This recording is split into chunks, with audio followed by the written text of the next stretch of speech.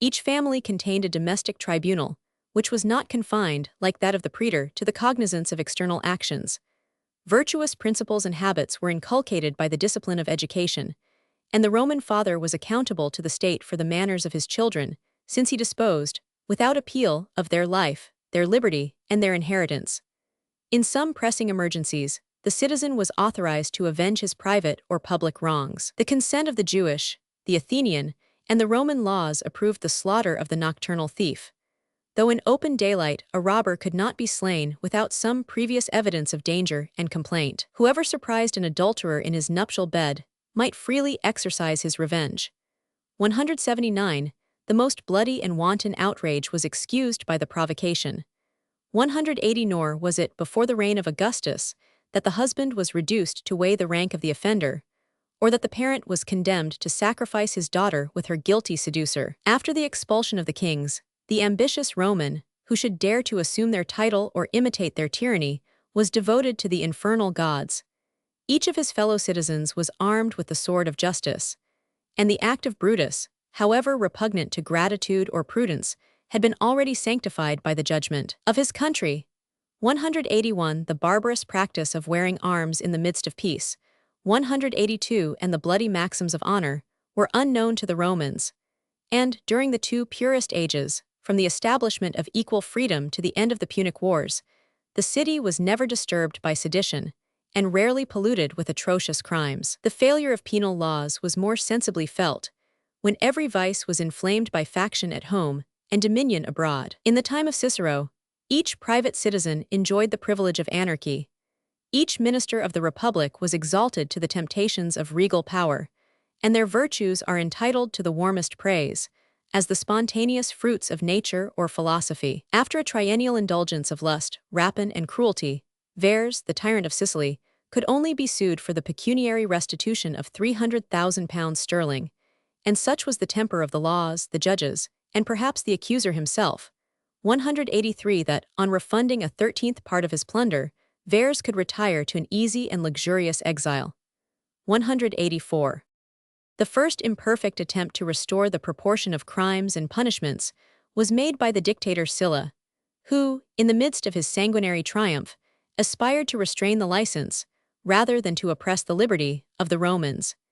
He gloried in the arbitrary proscription of 4,700 citizens. 185. But in the character of a legislator, he respected the prejudices of the times, and instead of pronouncing a sentence of death against the robber or assassin, the general who betrayed an army, or the magistrate who ruined a province, Sylla was content to aggravate the pecuniary damages by the penalty of exile, or, in more constitutional language, by the interdiction of fire and water. The Cornelian, and afterwards the Pompeian and Julian, laws introduced a new system of criminal jurisprudence. 186. And the emperors, from Augustus to Justinian, disguised their increasing rigor under the names of the original authors. But the invention and frequent use of extraordinary pains proceeded from the desire to extend and conceal the progress of despotism. In the condemnation of illustrious Romans, the Senate was always prepared to confound, at the will of their masters, the judicial and legislative powers. It was the duty of the governors to maintain the peace of their province by the arbitrary and rigid administration of justice. The freedom of the city evaporated in the extent of empire, and the Spanish malefactor, who claimed the privilege of a Roman, was elevated by the command of Galba on a fairer and more lofty cross. 187. Occasional rescripts issued from the throne to decide the questions which, by their novelty or importance, appeared to surpass the authority and discernment of a proconsul. Transportation and beheading were reserved for honorable persons. Meaner criminals were either hanged, or burnt, or buried in the mines, or exposed to the wild beasts of the amphitheater. Armed robbers were pursued and extirpated as the enemies of society. The driving away horses or cattle was made a capital offense. 188. But simple theft was uniformly considered as a mere civil and private injury. The degrees of guilt, and the modes of punishment, were too often determined by the discretion of the rulers, and the subject was left in ignorance of the legal danger which he might incur by every action of his life. A sin, a vice, a crime, are the objects of theology, ethics, and jurisprudence. Whenever their judgments agree, they corroborate each other, but as often as they differ, a prudent legislator appreciates the guilt and punishment according to the measure of social injury. On this principle, the most daring attack on the life and property of a private citizen is judged less atrocious than the crime of treason or rebellion, which invades the majesty of the republic. The obsequious civilians unanimously pronounced that the republic is contained in the person of its chief, and the edge of the Julian law was sharpened by the incessant diligence of the emperors. The licentious commerce of the sexes may be tolerated as an impulse of nature, or forbidden as a source of disorder and corruption, but the fame, the fortunes, the family of the husband are seriously injured by the adultery of the wife. The wisdom of Augustus, after curbing the freedom of revenge, applied to this domestic offense the animadversion of the laws, and the guilty parties, after the payment of heavy forfeitures and fines, were condemned to long or perpetual exile in 2 separate islands. 189 Religion pronounces an equal censure against the infidelity of the husband, but as it is not accompanied by the same civil effects, the wife was never permitted to vindicate her wrongs. 190 And the distinction of simple or double adultery, so familiar and so important in the canon law, is unknown to the jurisprudence of the Code and the Pandex. I touch with reluctance and dispatch with impatience a more odious vice, of which modesty rejects the name, and nature abominates the idea. The primitive Romans were infected by the example of the Etruscans 191 and Greeks 192, and in the mad abuse of prosperity and power, every pleasure that is innocent was deemed insipid. And the Scatinian law 193, which had been extorted by an act of violence, was insensibly abolished by the lapse of time and the multitude of criminals. By this law, the rape, perhaps the seduction, of an ingenuous youth was compensated as a personal injury by the poor damages of 10,000 sesterces or fourscore pounds. The ravisher might be slain by the resistance or revenge of chastity. And I wish to believe that at Rome, as in Athens, the voluntary and effeminate deserter of his sex was degraded from the honors and the rights of a citizen. 194. But the practice of vice was not discouraged by the severity of opinion. The indelible stain of manhood was confounded with the more venial transgressions of fornication and adultery, nor was the licentious lover exposed to the same dishonor which he impressed on the male or female partner of his guilt. From Catullus to Juvenal, 195, the poets accuse and celebrate the degeneracy of the times, and the reformation of manners was feebly attempted by the reason and authority of the civilians, till the most virtuous of the Caesars proscribed the sin against nature as a crime against society. 196. Chapter 44. Idea of the Roman Jurisprudence. Part 8. A new spirit of legislation, respectable even in its error, arose in the empire with the religion of Constantine. 197. The laws of Moses were received as the divine original of justice, and the Christian princes adapted their penal statutes to the degrees of moral and religious turpitude. Adultery was first declared to be a capital offense. The frailty of the sexes was assimilated to poison or assassination, to sorcery or parricide. The same penalties were inflicted on the passive and active guilt of pederasty, and all criminals of free or servile condition were either drowned or beheaded, or cast alive into the avenging flames. The adulterers were spared by the common sympathy of mankind, but the lovers of their own sex were pursued by general and pious indignation. The impure manners of Greece still prevailed in the cities of Asia, and every vice was fomented by the celibacy of the monks and clergy. Justinian relaxed the punishment at least of female infidelity. The guilty spouse was only condemned to solitude and penance, and at the end of 2 years, she might be recalled to the arms of a forgiving husband.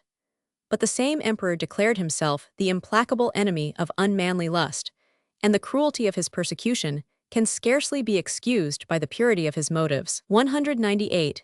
In defiance of every principle of justice, he stretched to past as well as future offenses the operations of his edicts, with the previous allowance of a short respite for confession and pardon. A painful death was inflicted by the amputation of the sinful instrument, or the insertion of sharp reeds into the pores and tubes of most exquisite sensibility. And Justinian defended the propriety of the execution, since the criminals would have lost their hands had they been convicted of sacrilege. In this state of disgrace and agony, 2 bishops, Isaiah of Rhodes and Alexander of Diospolis, were dragged through the streets of Constantinople, while their brethren were admonished, by the voice of a crier, to observe this awful lesson, and not to pollute the sanctity of their character. Perhaps these prelates were innocent. A sentence of death and infamy was often founded on the slight and suspicious evidence of a child or servant. The guilt of the Green faction, of the rich, and of the enemies of Theodora was presumed by the judges, and pederasty became the crime of those to whom no crime could be imputed. A French philosopher 199 has dared to remark that whatever is secret must be doubtful, and that our natural horror of vice may be abused as an engine of tyranny.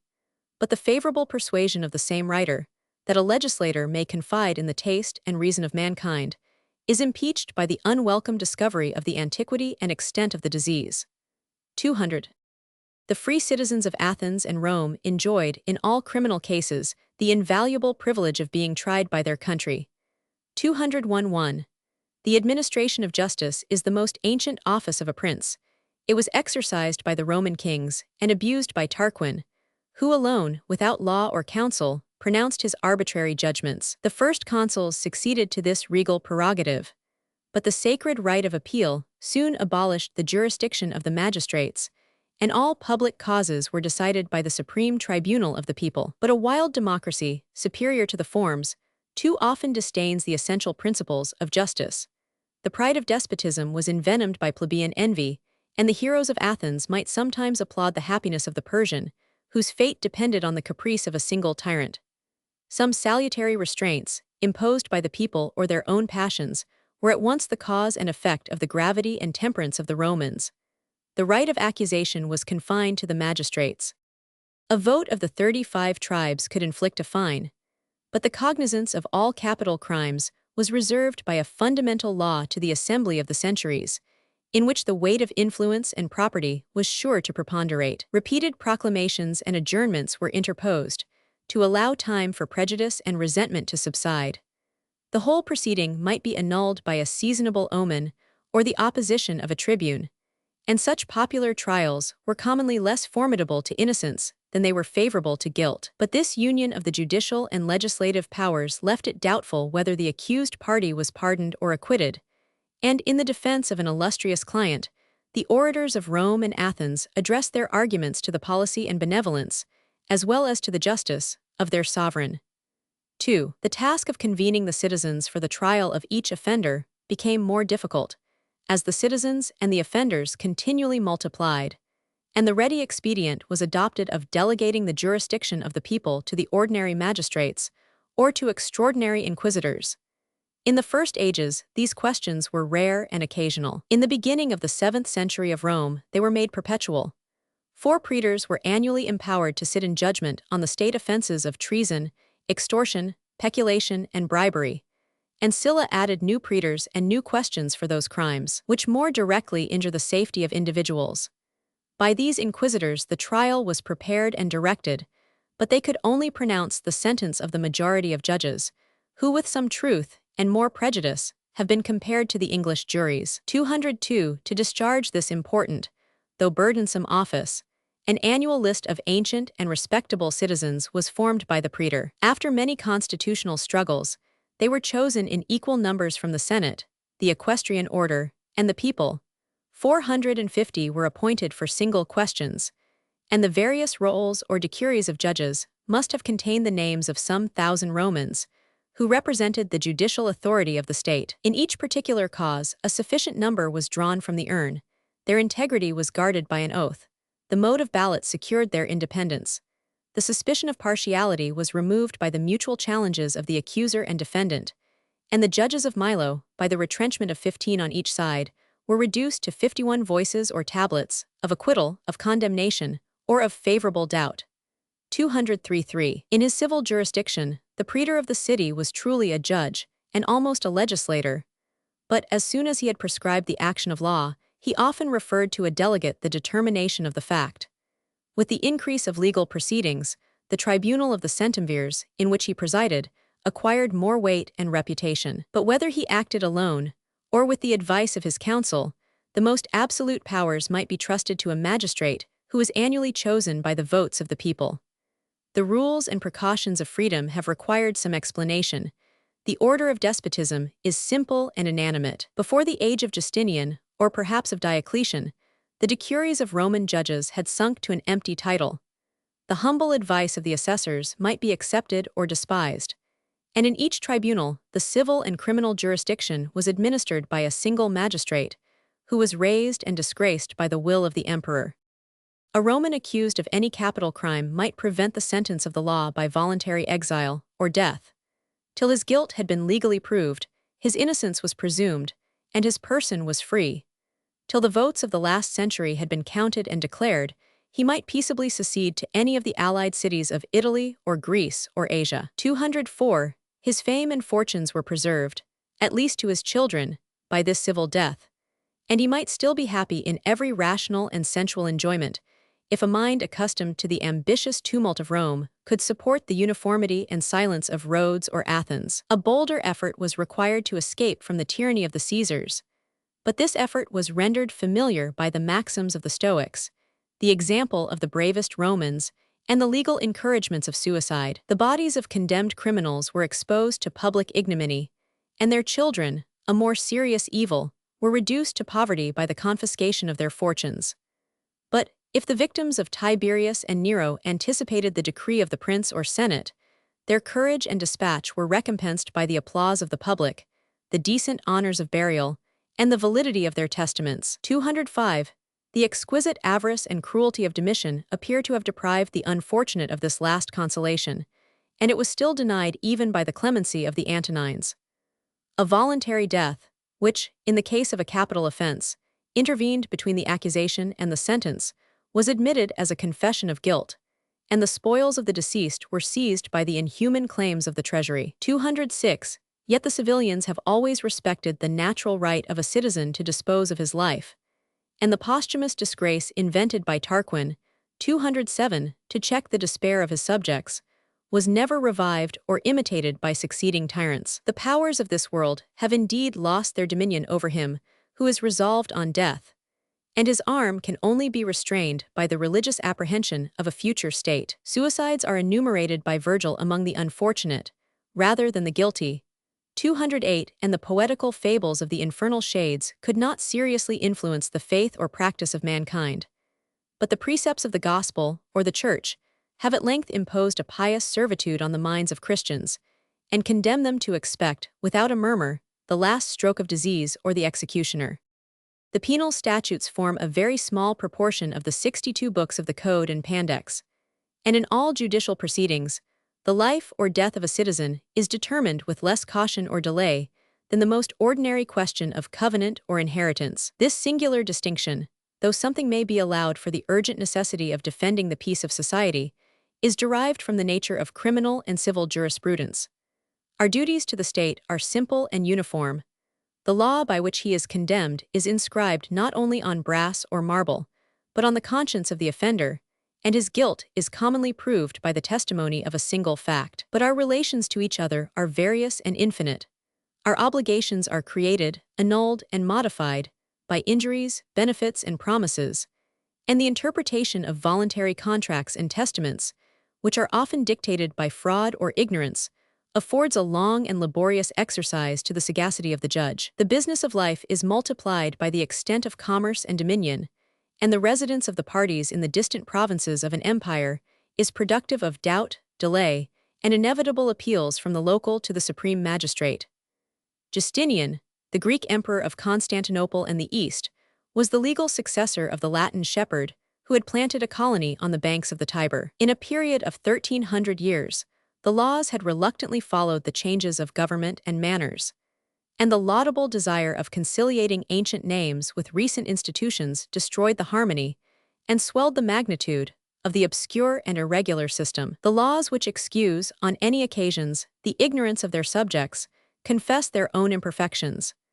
The civil jurisprudence, as it was abridged by Justinian, still continued a mysterious science and a profitable trade, and the innate perplexity of the study was involved in tenfold darkness by the private industry of the practitioners. The expense of the pursuit sometimes exceeded the value of the prize, and the fairest rights were abandoned by the poverty or prudence of the claimants. Such costly justice might tend to abate the spirit of litigation, but the unequal pressure serves only to increase the influence of the rich, and to aggravate the misery of the poor. By these dilatory and expensive proceedings, the wealthy pleader obtains a more certain advantage than he could hope from the accidental corruption of his judge.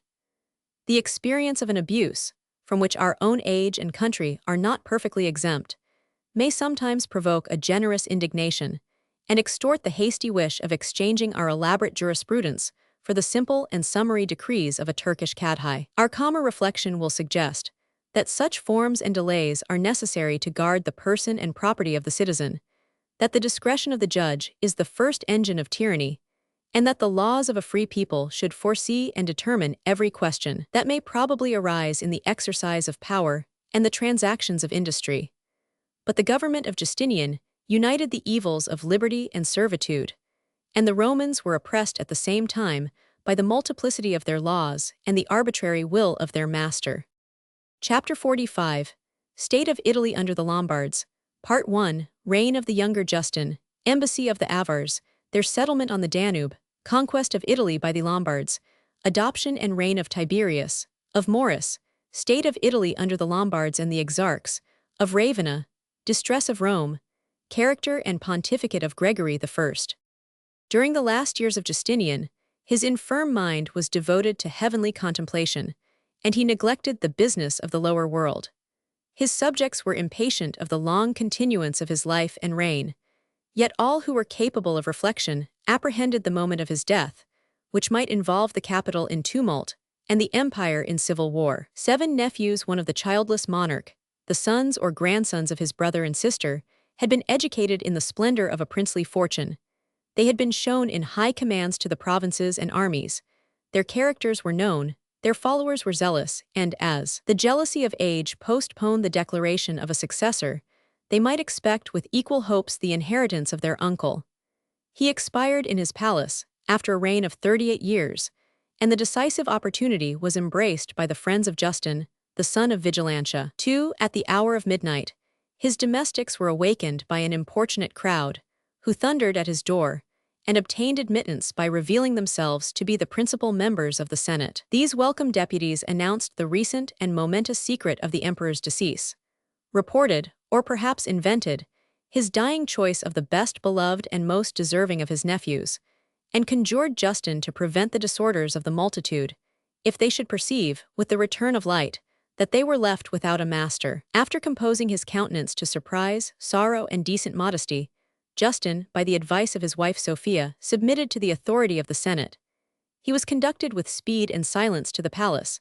The guards saluted their new sovereign, and the martial and religious rites of his coronation were diligently accomplished. By the hands of the proper officers, he was invested with the imperial garments, the red buskins, white tunic, and purple robe. A fortunate soldier, whom he instantly promoted to the rank of tribune, encircled his neck with a military collar. 4 robust youths exalted him on a shield. He stood firm and erect to receive the adoration of his subjects, and their choice was sanctified by the benediction of the patriarch, who imposed the diadem on the head of an orthodox prince.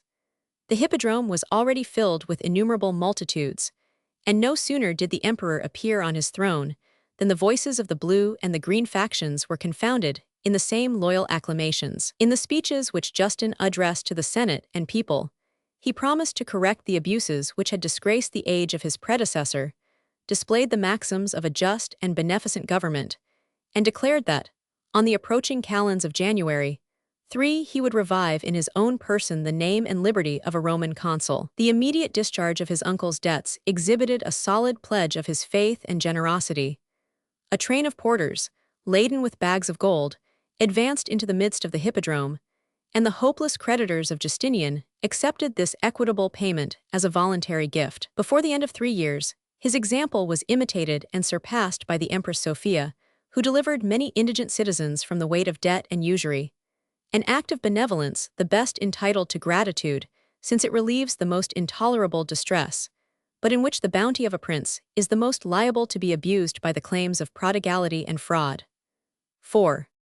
On the 7th day of his reign, Justin gave audience to the ambassadors of the Avars, and the scene was decorated to impress the barbarians with astonishment, veneration, and terror. From the palace gate, the spacious courts and long porticos were lined with the lofty crests and gilt bucklers of the guards, who presented their spears and axes with more confidence than they would have shown in a field of battle. The officers who exercised the power, or attended the person of the prince, were attired in their richest habits, and arranged according to the military and civil order of the hierarchy. When the veil of the sanctuary was withdrawn, the ambassadors beheld the emperor of the East on his throne, beneath a canopy, or dome, which was supported by 4 columns, and crowned with a winged figure of victory. In the first emotions of surprise, they submitted to the servile adoration of the Byzantine court.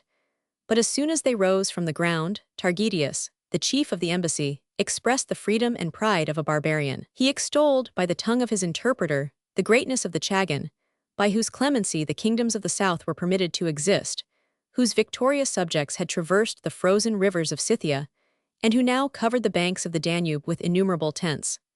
The late emperor had cultivated, with annual and costly gifts, the friendship of a grateful monarch, and the enemies of Rome had respected the allies of the Avars. The same prudence would instruct the nephew of Justinian to imitate the liberality of his uncle, and to purchase the blessings of peace from an invincible people, who delighted and excelled in the exercise of war.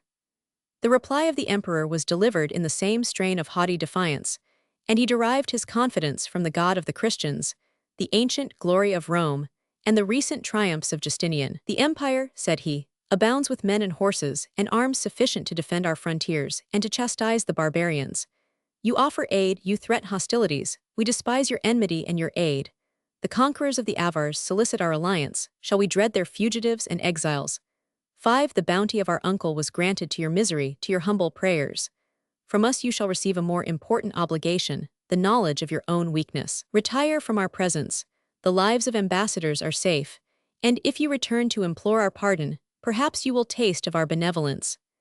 6. On the report of his ambassadors, the Chagan was awed by the apparent firmness of a Roman emperor of whose character and resources he was ignorant. Instead of executing his threats against the Eastern Empire, he marched into the poor and savage countries of Germany, which were subject to the dominion of the Franks. After 2 doubtful battles, he consented to retire, and the Austrasian king relieved the distress of his camp with an immediate supply of corn and cattle.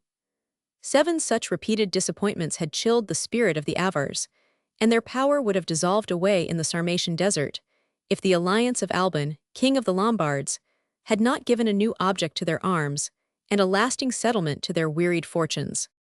While Alban served under his father's standard, he encountered in battle, and transpierced with his lance, the rival prince of the Gepidae. The Lombards, who applauded such early prowess, requested his father, with unanimous acclamations, that the heroic youth who had shared the dangers of the field might be admitted to the feast of victory. "You are not unmindful," replied the inflexible Audun, "of the wise customs of our ancestors.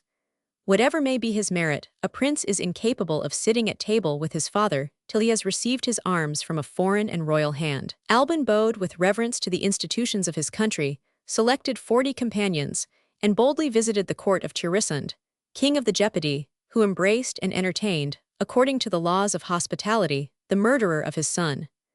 At the banquet, whilst Alban occupied the seat of the youth whom he had slain, a tender remembrance arose in the mind of Tirisund. "How dear is that place! How hateful is that person!" were the words that escaped with a sigh from the indignant father.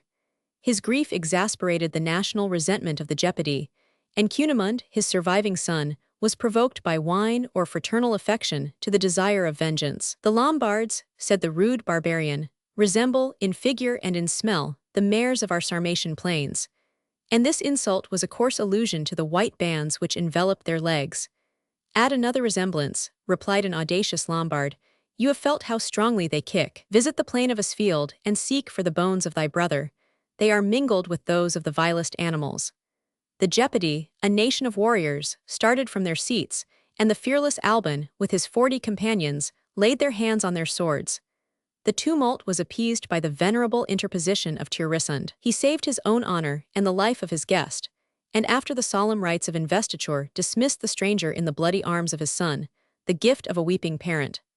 Alban returned in triumph, and the Lombards, who celebrated his matchless intrepidity, were compelled to praise the virtues of an enemy. 8. In this extraordinary visit, he had probably seen the daughter of Cunimund, who soon after ascended the throne of the Gepidae. Her name was Rosamund, an appellation expressive of female beauty, and which our own history or romance has consecrated to amorous tales. The king of the Lombards, the father of Alban, no longer lived, was contracted to the granddaughter of Clovis, but the restraints of faith and policy soon yielded to the hope of possessing the fair Rosamond and of insulting her family and nation. The arts of persuasion were tried without success, and the impatient lover, by force and stratagem, obtained the object of his desires. War was the consequence which he foresaw and solicited, but the Lombards could not long withstand the furious assault of the Gepidae, who were sustained by a Roman army. And as the offer of marriage was rejected with contempt, Alban was compelled to relinquish his prey, and to partake of the disgrace which he had inflicted on the house of Cunimund. 9. When a public quarrel is envenomed by private injuries, a blow that is not mortal or decisive can be productive only of a short truce, which allows the unsuccessful combatant to sharpen his arms for a new encounter. The strength of Alban had been found unequal to the gratification of his love, ambition, and revenge. He condescended to implore the formidable aid of the Chagan, and the arguments that he employed are expressive of the art and policy of the barbarians. In the attack of the Gepidae, he had been prompted by the just desire of extirpating a people whom their alliance with the Roman Empire had rendered the common enemies of the nations and the personal adversaries of the Chagan. If the forces of the Avars and the Lombards should unite in this glorious quarrel, the victory was secure, and the reward inestimable. The Danube, the Hebrus, Italy, and Constantinople would be exposed without a barrier to their invincible arms. But if they hesitated or delayed to prevent the malice of the Romans, the same spirit which had insulted would pursue the Avars to the extremity of the earth. These specious reasons were heard by the Chagan with coldness and disdain. He detained the Lombard ambassadors in his camp, protracted the negotiation, and by turns alleged his want of inclination, or his want of ability, to undertake this important enterprise. At length he signified the ultimate price of his alliance, that the Lombards should immediately present him with a tithe of their cattle, that the spoils and captives should be equally divided, but that the lands of the Gepidae should become the sole patrimony of the Avars. Such hard conditions were eagerly accepted by the passions of Alban, and, as the Romans were dissatisfied with the ingratitude and perfidy of the Gepidae, Justin abandoned that incorrigible people to their fate, and remained the tranquil spectator of this unequal conflict. The despair of Cunimund was active and dangerous. He was informed that the Avars had entered his confines, but on the strong assurance that, after the defeat of the Lombards, these foreign invaders would easily be repelled, he rushed forwards to encounter the implacable enemy of his name and family. But the courage of the Gepidae could secure them no more than an honorable death. The bravest of the nation fell in the field of battle. The king of the Lombards contemplated with delight the head of Cunimund, and his skull was fashioned into a cup to satiate the hatred of the conqueror, or, perhaps, to comply with the savage custom of his country. 10. After this victory, no further obstacle could impede the progress of the Confederates, and they faithfully executed the terms of their agreement. 11. The fair countries of Wallachia, Moldavia, Transylvania, and the other parts of Hungary beyond the Danube were occupied without resistance by a new colony of Scythians, and the Dacian Empire of the Chagans subsisted with splendor above 230 years. The nation of the Gepidae was dissolved.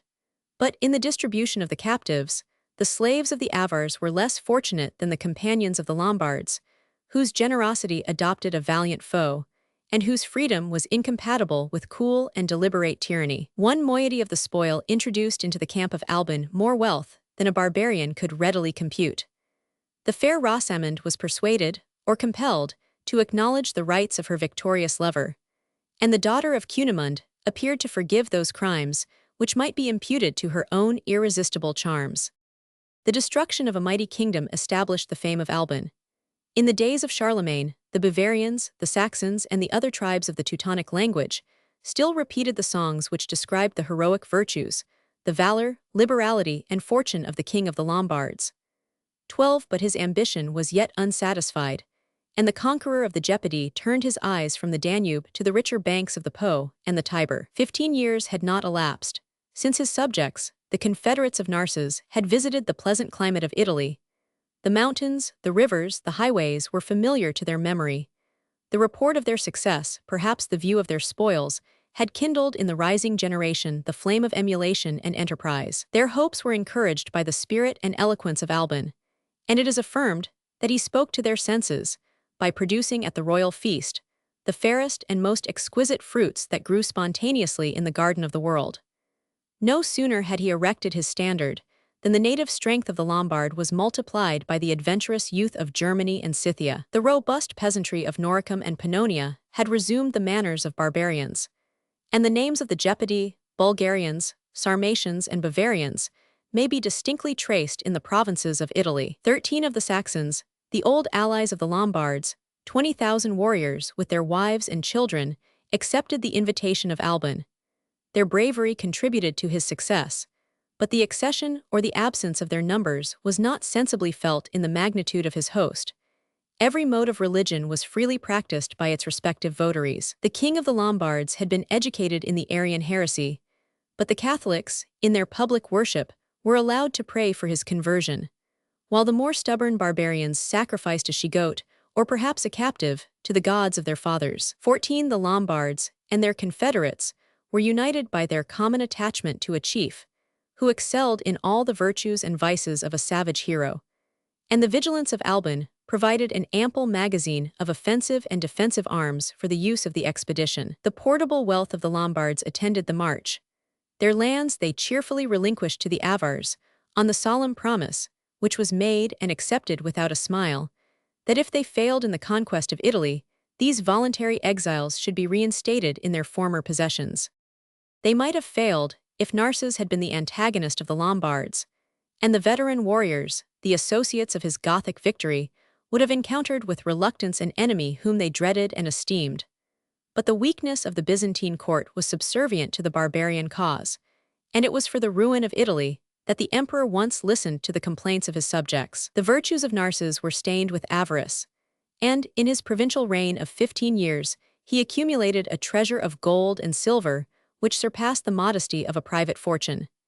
His government was oppressive or unpopular, and the general discontent was expressed with freedom by the deputies of Rome. Before the throne of Justinian, they boldly declared that their Gothic servitude had been more tolerable than the despotism of a Greek eunuch, and that, unless their tyrant were instantly removed, they would consult their own happiness in the choice of a master.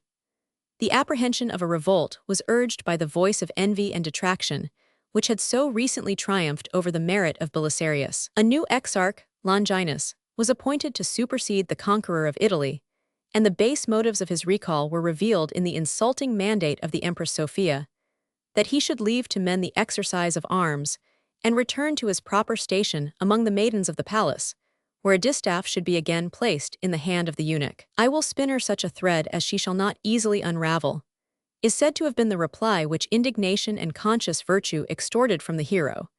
Instead of attending, a slave and a victim, at the gate of the Byzantine palace, he retired to Naples, from whence, if any credit is due to the belief of the times, Narses invited the Lombards to chastise the ingratitude of the prince and people. 15 But the passions of the people are furious and changeable, and the Romans soon recollected the merits, or dreaded the resentment, of their victorious general. By the mediation of the Pope, who undertook a special pilgrimage to Naples, their repentance was accepted, and Narses, assuming a milder aspect and a more dutiful language, consented to fix his residence in the capital. His death, 16 though in the extreme period of old age, was unseasonable and premature, since his genius alone could have repaired the last and fatal error of his life. The reality, or the suspicion, of a conspiracy disarmed and disunited the Italians. The soldiers resented the disgrace and bewailed the loss of their general. They were ignorant of their new exarch, and Longinus was himself ignorant of the state of the army and the province. In the preceding years, Italy had been desolated by pestilence and famine, and a disaffected people ascribed the calamities of nature to the guilt or folly of their rulers. 17. Whatever might be the grounds of his security, Alban neither expected nor encountered a Roman army in the field. He ascended the Julian Alps, and looked down with contempt and desire on the fruitful plains, to which his victory communicated the perpetual appellation of Lombardy. A faithful chieftain and a select band were stationed at Forum Julii, the modern Friuli, to guard the passes of the mountains. The Lombards respected the strength of Pavia, and listened to the prayers of the Trevisans. Their slow and heavy multitudes proceeded to occupy the palace and city of Verona, and Milan, now rising from her ashes, was invested by the powers of Alban 5 months after his departure from Pannonia. Terror preceded his march. He found everywhere, or he left, a dreary solitude, and the pusillanimous Italians presumed, without a trial, that the stranger was invincible. Escaping to lakes or rocks or morasses, the affrighted crowds concealed some fragments of their wealth and delayed the moment of their servitude. Paulinus, the patriarch of Aquileia, removed his treasures, sacred and profane, to the Isle of Grotto. 18 and his successors were adopted by the infant Republic of Venice, which was continually enriched by the public calamities.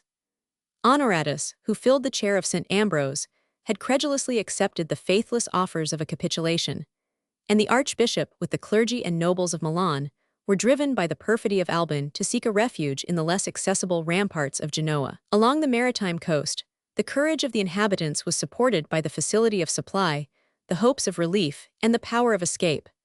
But from the Trentine hills to the gates of Ravenna and Rome, the inland regions of Italy became, without a battle or a siege, the lasting patrimony of the Lombards. The submission of the people invited the barbarian to assume the character of a lawful sovereign, and the helpless exarch was confined to the office of announcing to the Emperor Justin the rapid and irretrievable loss of his provinces and cities. 1901 city, which had been diligently fortified by the Goths, resisted the arms of a new invader, and while Italy was subdued by the flying detachments of the Lombards, the royal camp was fixed above 3 years before the western gate of Ticinum, or Pavia. The same courage which obtains the esteem of a civilized enemy provokes the fury of a savage, and the impatient besieger had bound himself by a tremendous oath that age and sex and dignity should be confounded in a general massacre.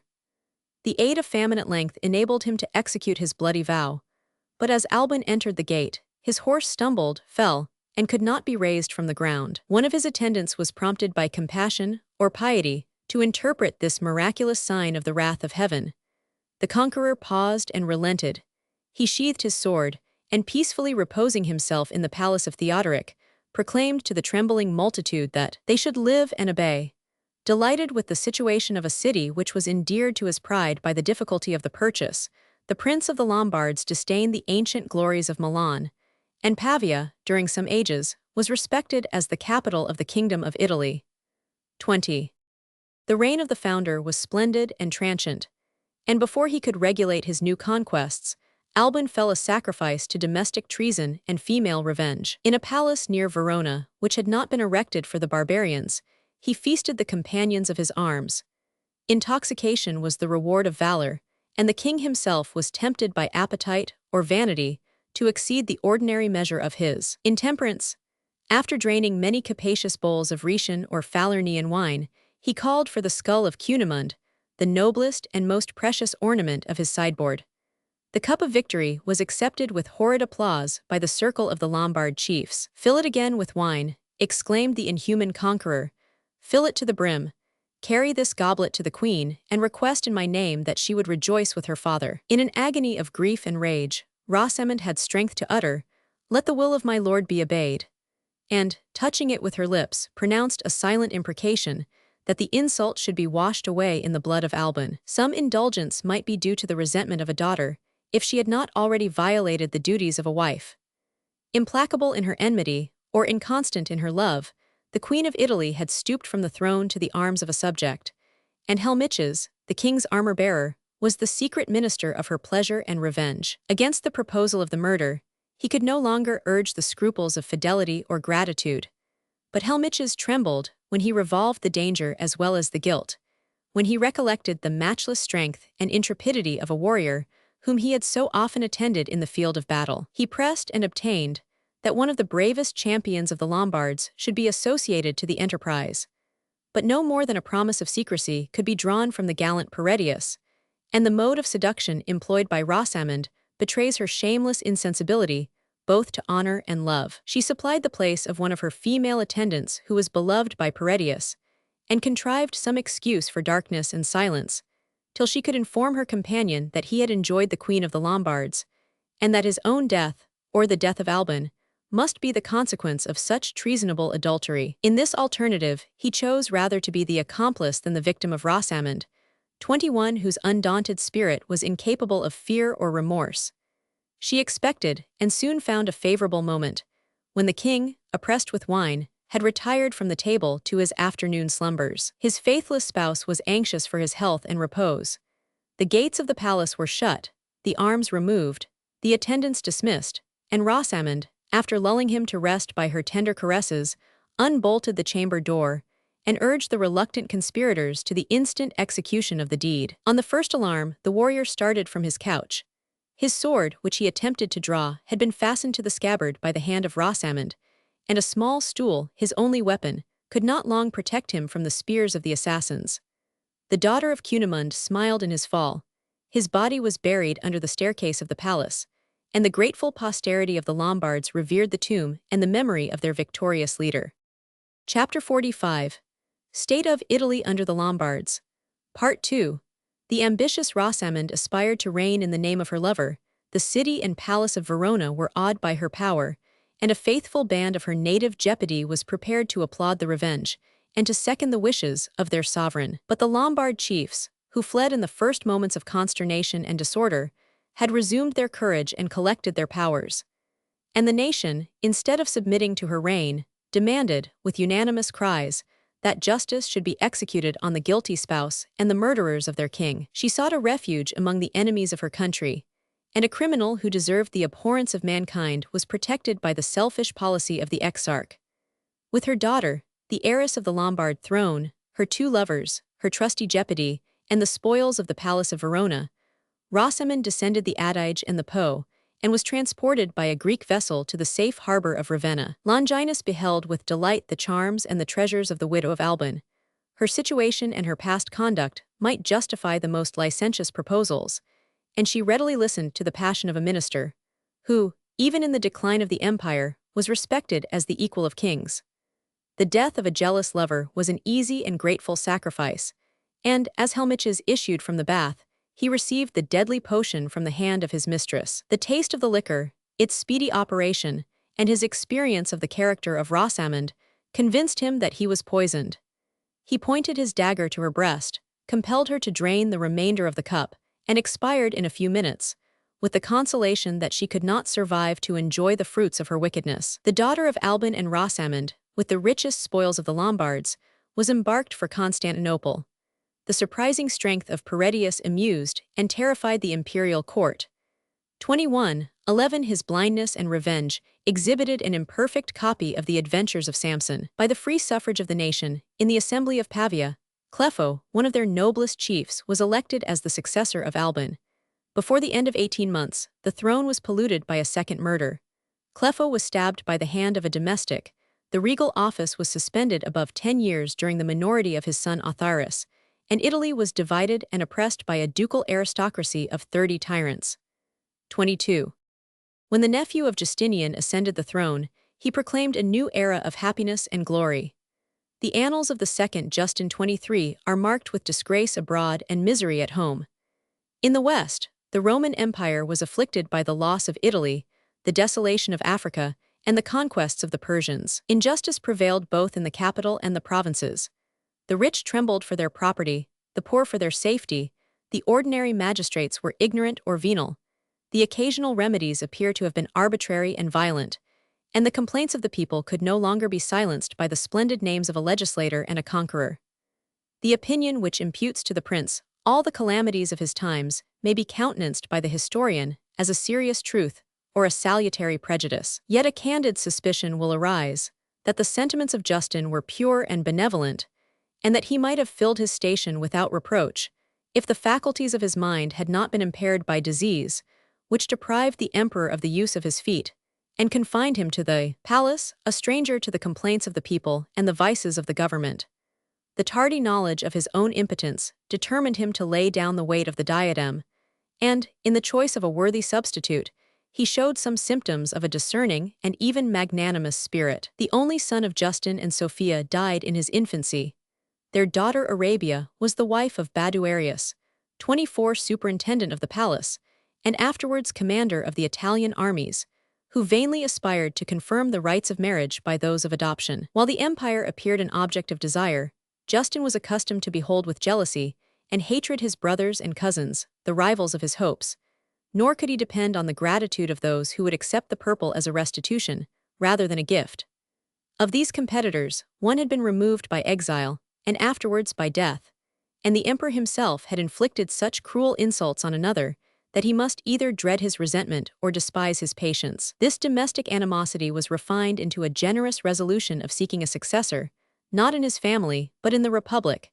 And the artful Sophia recommended Tiberius, 25, his faithful captain of the guards, whose virtues and fortune the emperor might cherish as the fruit of his judicious choice. The ceremony of his elevation to the rank of Caesar, or Augustus, was performed in the portico of the palace, in the presence of the Patriarch and the Senate. Justin collected the remaining strength of his mind and body, but the popular belief that his speech was inspired by the deity betrays a very humble opinion both of the man and of the times. 26. You behold, said the emperor, the ensigns of supreme power. You are about to receive them, not from my hand, but from the hand of God. Honor them, and from them you will derive honor. Respect the empress your mother. You are now her son, before you were her servant. Delight not in blood, abstain from revenge, avoid those actions by which I have incurred the public hatred, and consult the experience rather than the example of your predecessor. As a man I have sinned. As a sinner, even in this life I have been severely punished. But these servants, and he pointed to his ministers, who have abused my confidence and inflamed my passions, will appear with me before the tribunal of Christ. I have been dazzled by the splendor of the diadem. Be thou wise and modest. Remember what you have been, remember what you are. You see around us your slaves and your children, with the authority assume the tenderness of a parent.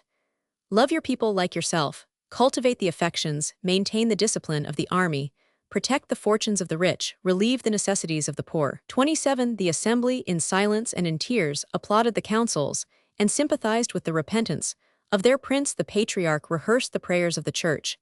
Tiberius received the diadem on his knees, and Justin, who in his abdication appeared most worthy to reign, addressed the new monarch in the following words. If you consent, I live. If you command, I die. May the God of heaven and earth infuse into your heart whatever I have neglected or forgotten. The 4 last years of the Emperor Justin were passed in tranquil obscurity.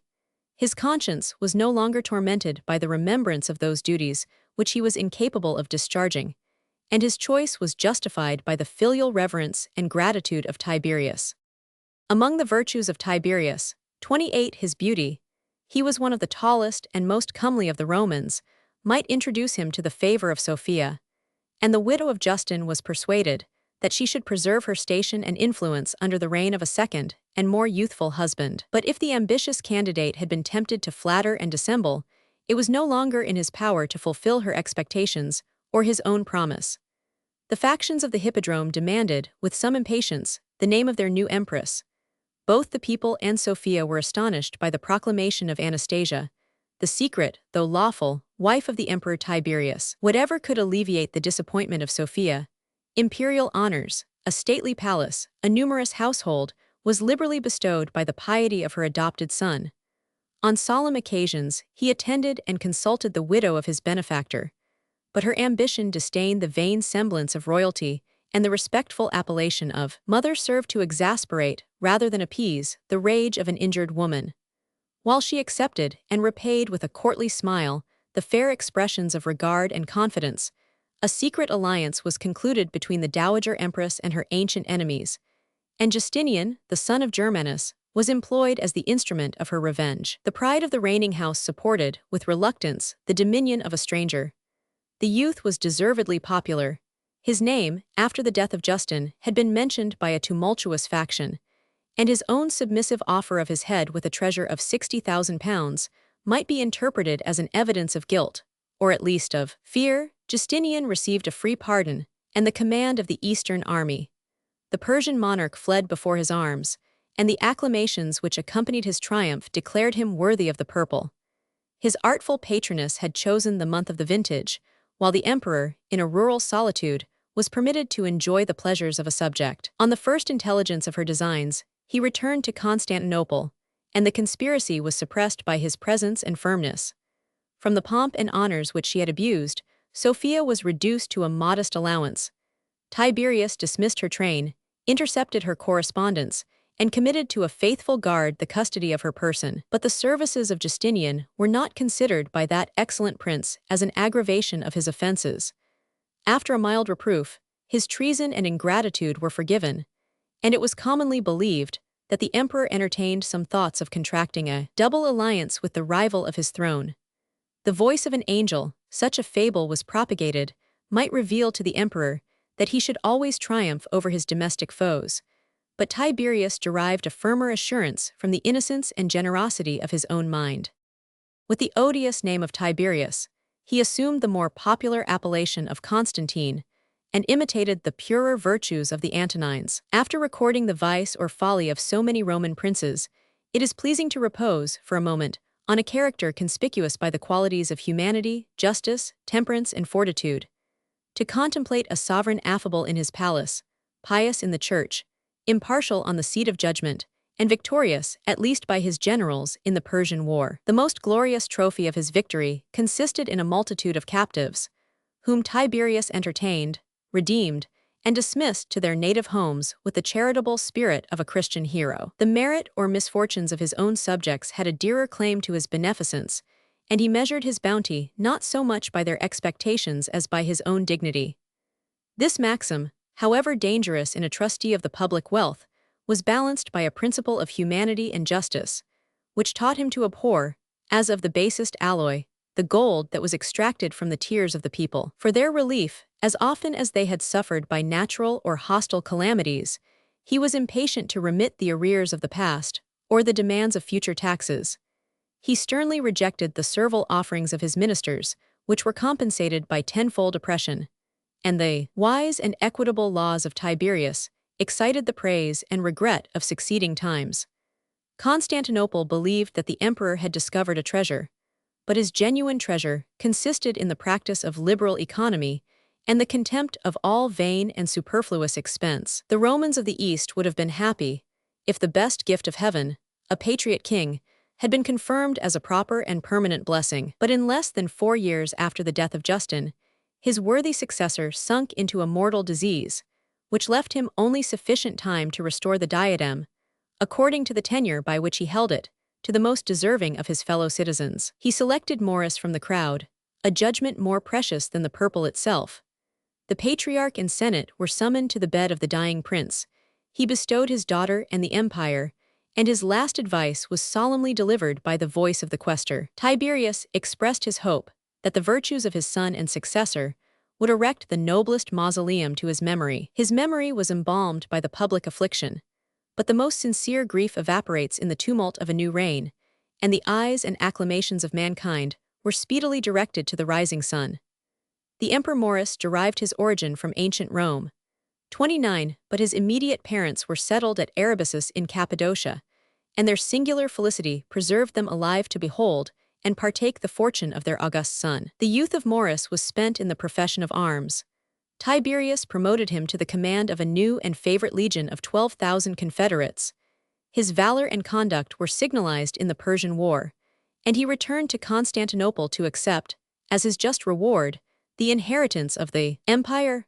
Maurus ascended the throne at the mature age of 43 years, and he reigned above 20 years over the East and over himself, 30 expelling from his mind the wild democracy of passions, and establishing, according to the quaint expression of Evagrius, a perfect aristocracy of reason and virtue. Some suspicion will degrade the testimony of a subject, though he protests that his secret praise should never reach the ear of his sovereign.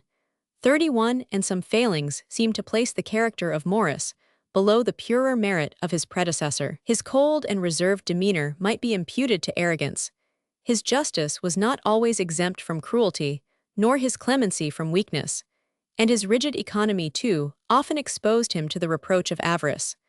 But the rational wishes of an absolute monarch must tend to the happiness of his people. Maurus was endowed with sense and courage to promote that happiness, and his administration was directed by the principles and example of Tiberius. Pusillanimity of the Greeks had introduced so complete a separation between the offices of king and of general, that a private soldier, who had deserved and obtained the purple, seldom or never appeared at the head of his armies. Yet the Emperor Maurus enjoyed the glory of restoring the Persian monarch to his throne. His lieutenants waged a doubtful war against the Avars of the Danube, and he cast an eye of pity, of ineffectual pity, on the abject and distressful state of his Italian provinces. From Italy, the emperors were incessantly tormented by tales of misery and demands of succor, which extorted the humiliating confession of their own weakness. The expiring dignity of Rome was only marked by the freedom and energy of her complaints. "If you are incapable," she said, "of delivering us from the sword of the Lombards, save us at least from the calamity of famine." Tiberius forgave the reproach and relieved the distress. A supply of corn was transported from Egypt to the Tiber, and the Roman people, invoking the name, not of Camillus, but of St. Peter, repulsed the barbarians from their walls. But the relief was accidental, the danger was perpetual and pressing, and the clergy and senate, collecting the remains of their ancient opulence, a sum of 3,000 pounds of gold, dispatched the patrician Pamphonius to lay their gifts and their complaints at the foot of the Byzantine throne. The attention of the court and the forces of the East were diverted by the Persian War. But the justice of Tiberius applied the subsidy to the defense of the city, and he dismissed the patrician with his best advice, either to bribe the Lombard chiefs or to purchase the aid of the kings of France. Notwithstanding this weak invention, Italy was still afflicted, Rome was again besieged, and the suburb of Classe, only 3 miles from Ravenna, was pillaged and occupied by the troops of a simple Duke of Spoleto. Maurice gave audience to a second deputation of priests and senators. The duties and the menaces of religion were forcibly urged in the letters of the Roman pontiff, and his nuncio, the deacon Gregory, was alike qualified to solicit the powers either of heaven or of the earth. The emperor adopted, with stronger effect, the measures of his predecessor. Some formidable chiefs were persuaded to embrace the friendship of the Romans, and one of them, a mild and faithful barbarian, lived and died in the service of the exarchs. The passes of the Alps were delivered to the Franks, and the Pope encouraged them to violate, without scruple, their oaths and engagements to the misbelievers. Childebert, the great-grandson of Clovis, was persuaded to invade Italy by the payment of 50,000 pieces. But, as he had viewed with delight some Byzantine coin of the weight of 1 pound of gold, the king of Austrasia might stipulate that the gift should be rendered more worthy of his acceptance by a proper mixture of these respectable metals. The dukes of the Lombards had provoked by frequent inroads their powerful neighbors of Gaul. As soon as they were apprehensive of a just retaliation, they renounced their feeble and disorderly independence. The advantages of real government, union, secrecy, and vigor were unanimously confessed, and Autharis, the son of Clefo, had already attained the strength and reputation of a warrior. Under the standard of their new king, the conquerors of Italy withstood 3 successive invasions, one of which was led by Childebert himself, the last of the Merovingian race who descended from the Alps. The first expedition was defeated by the jealous animosity of the Franks and Alemanni. In the second, they were vanquished in a bloody battle, with more loss and dishonor than they had sustained since the foundation of their monarchy. Impatient for revenge, they returned a third time with accumulated force, and Autharis yielded to the fury of the torrent. The troops and treasures of the Lombards were distributed in the walled towns between the Alps and the Apennine.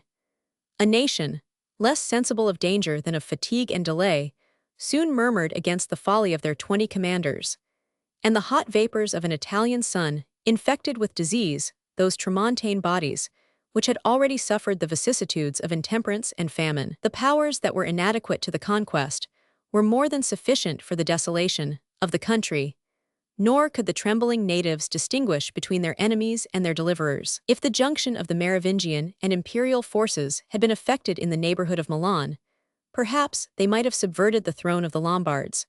But the Franks expected 6 days the signal of a flaming village, and the arms of the Greeks were idly employed in the reduction of Modena and Parma, which were torn from them after the retreat of their transalpine allies. The victorious Autharis asserted his claim to the dominion of Italy.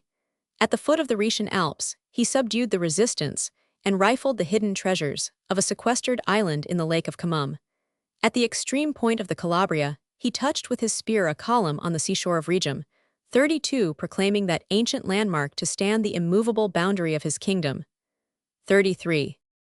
During a period of 200 years, Italy was unequally divided between the kingdom of the Lombards and the Exarchate of Ravenna. The offices and professions, which the jealousy of Constantine had separated, were united by the indulgence of Justinian, and 18 successive exarchs were invested, in the decline of the empire, with the full remains of civil, of military, and even of ecclesiastical power. Their immediate jurisdiction, which was afterwards consecrated as the patrimony of St. Peter, extended over the modern Romagna, the marshes or valleys of Ferrara and Camascio, 34 maritime cities from Rimini to Ancona, and a second inland Pentapolis, between the Adriatic coast and the hills of the Apennine. 3 subordinate provinces of Rome, of Venice, and of Naples, which were divided by hostile lands from the Palace of Ravenna, acknowledged, both in peace and war, the supremacy of the exarch.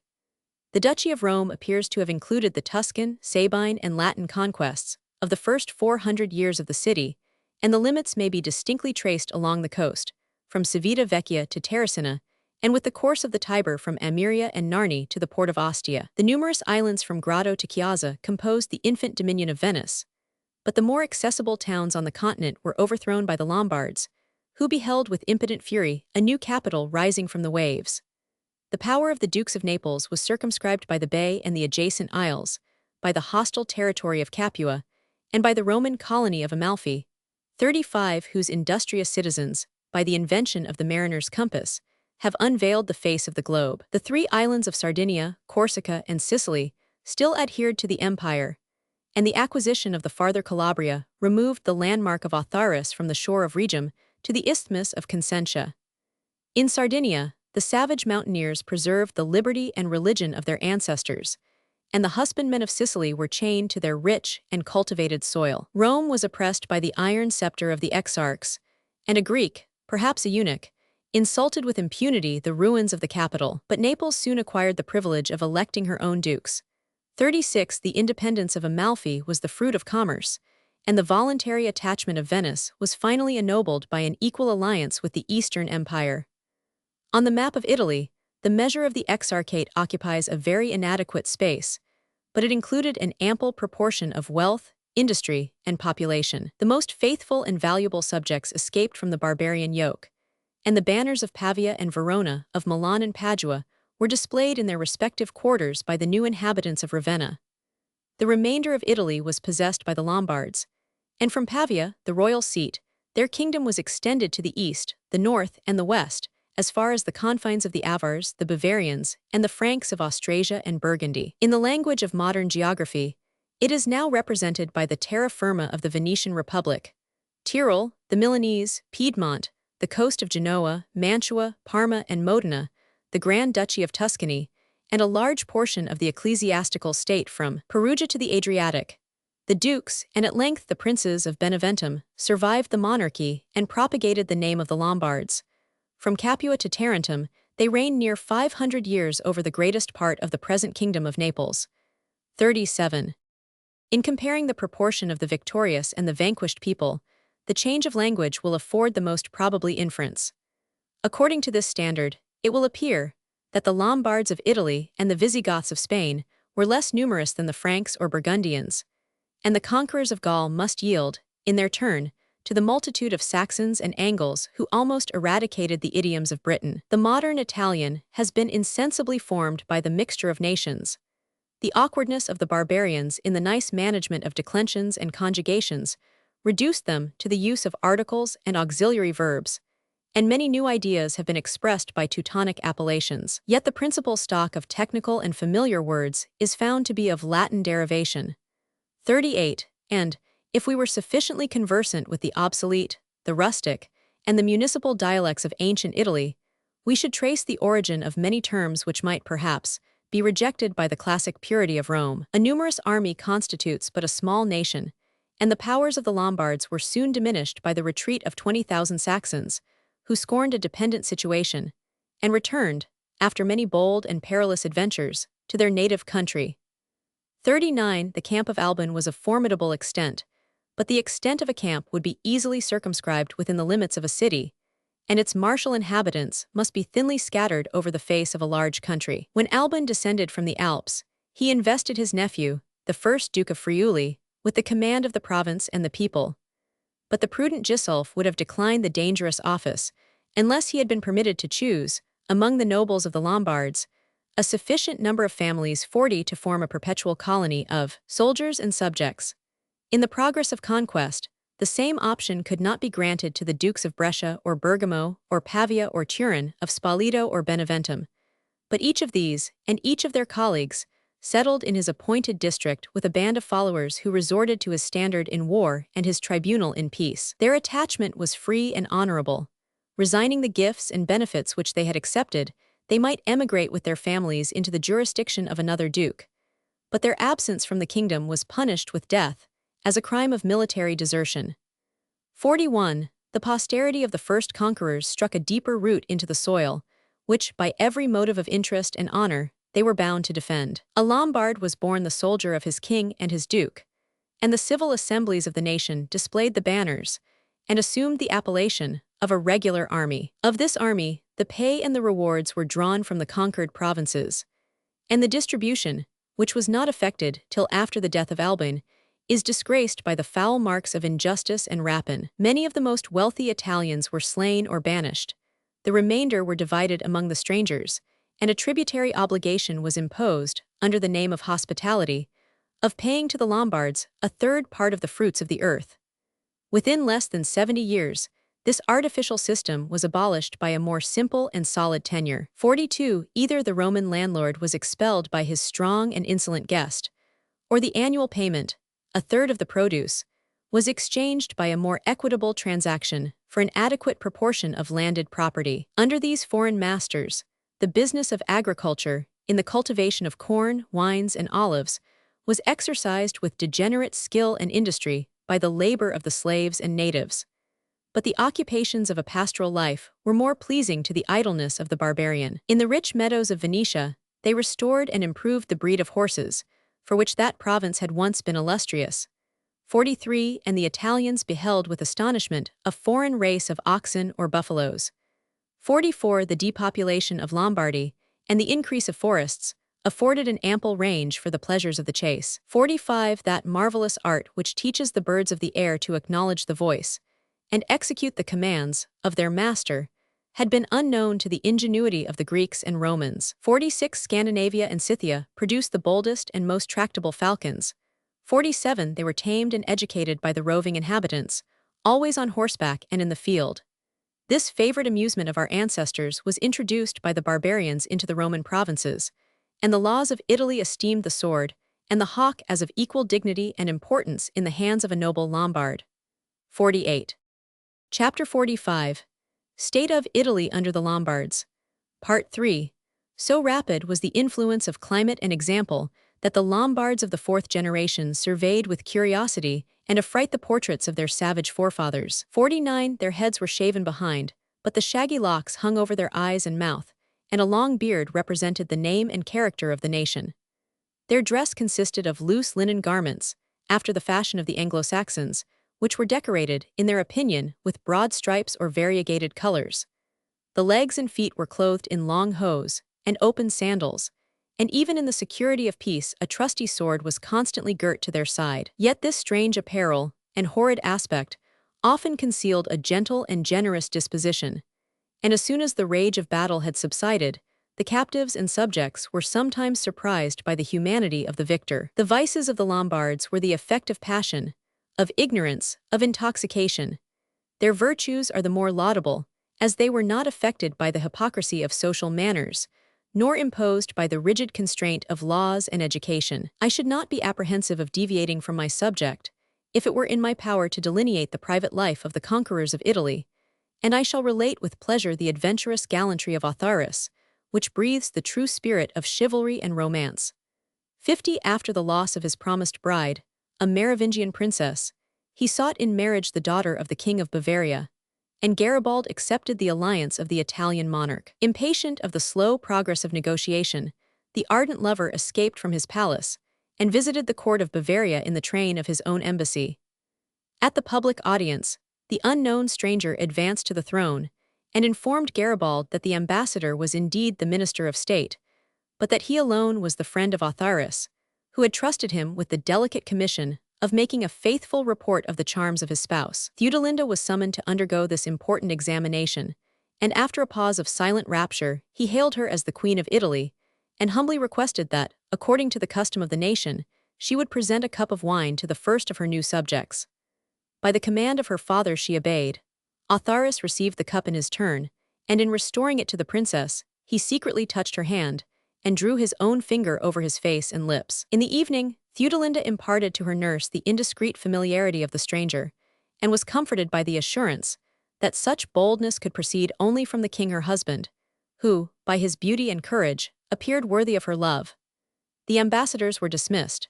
No sooner did they reach the confines of Italy than Autharis, raising himself on his horse, darted his battle-axe against a tree with incomparable strength and dexterity. "Such," said he to the astonished Bavarians, "such are the strokes of the king of the Lombards." On the approach of a French army, Garibald and his daughter took refuge in the dominions of their ally, and the marriage was consummated in the palace of Verona.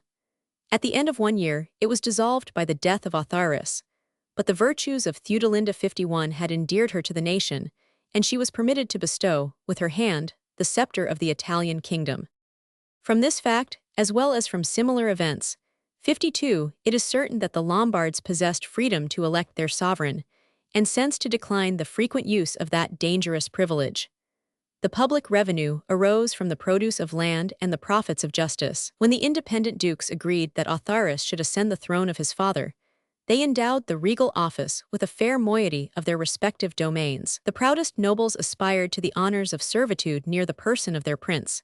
He rewarded the fidelity of his vassals by the precarious gift of pensions and benefices, and atoned for the injuries of war by the rich foundation of monasteries and churches. In peace a judge, a leader in war, he never usurped the powers of a sole and absolute legislator. The King of Italy convened the national assemblies in the palace, or more probably in the fields of Pavia.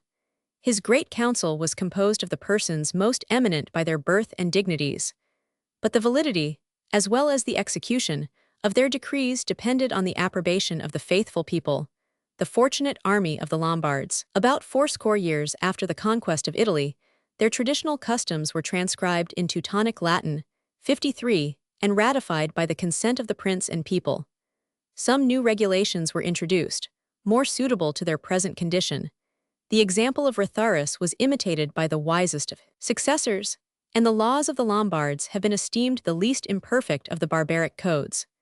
54. Secure by their courage in the possession of liberty, these rude and hasty legislators were incapable of balancing the powers of the Constitution, or of discussing the nice theory of political government. Such crimes as threatened the life of the sovereign, or the safety of the state, were adjudged worthy of death, but their attention was principally confined to the defense of the person and property of the subject. According to the strange jurisprudence of the times, the guilt of blood might be redeemed by a fine, yet the high price of 900 pieces of gold declares a just sense of the value of a simple citizen.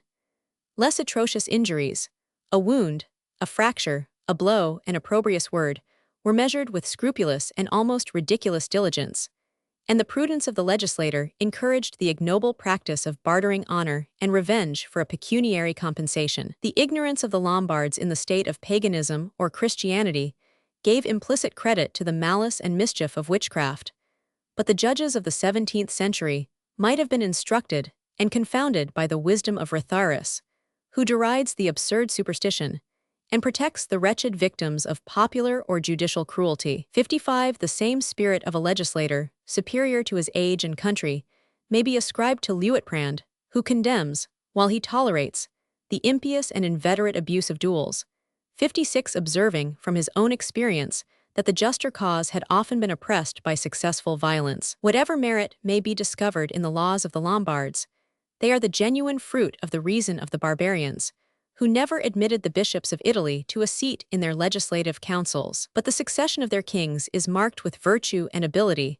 The troubled series of their annals is adorned with fair intervals of peace, order, and domestic happiness, and the Italians enjoyed a milder and more equitable government than any of the other kingdoms which had been founded on the ruins of the Western Empire.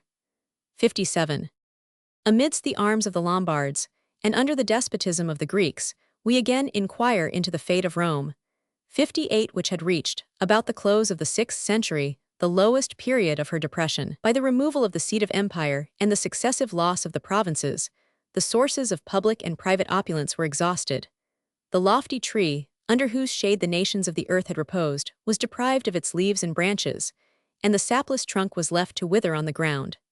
The ministers of command and the messengers of victory no longer met on the Appian or Flaminian way, and the hostile approach of the Lombards was often felt and continually feared. The inhabitants of a potent and peaceful capital, who visit without an anxious thought the garden of the adjacent country, will faintly picture in their fancy the distress of the Romans.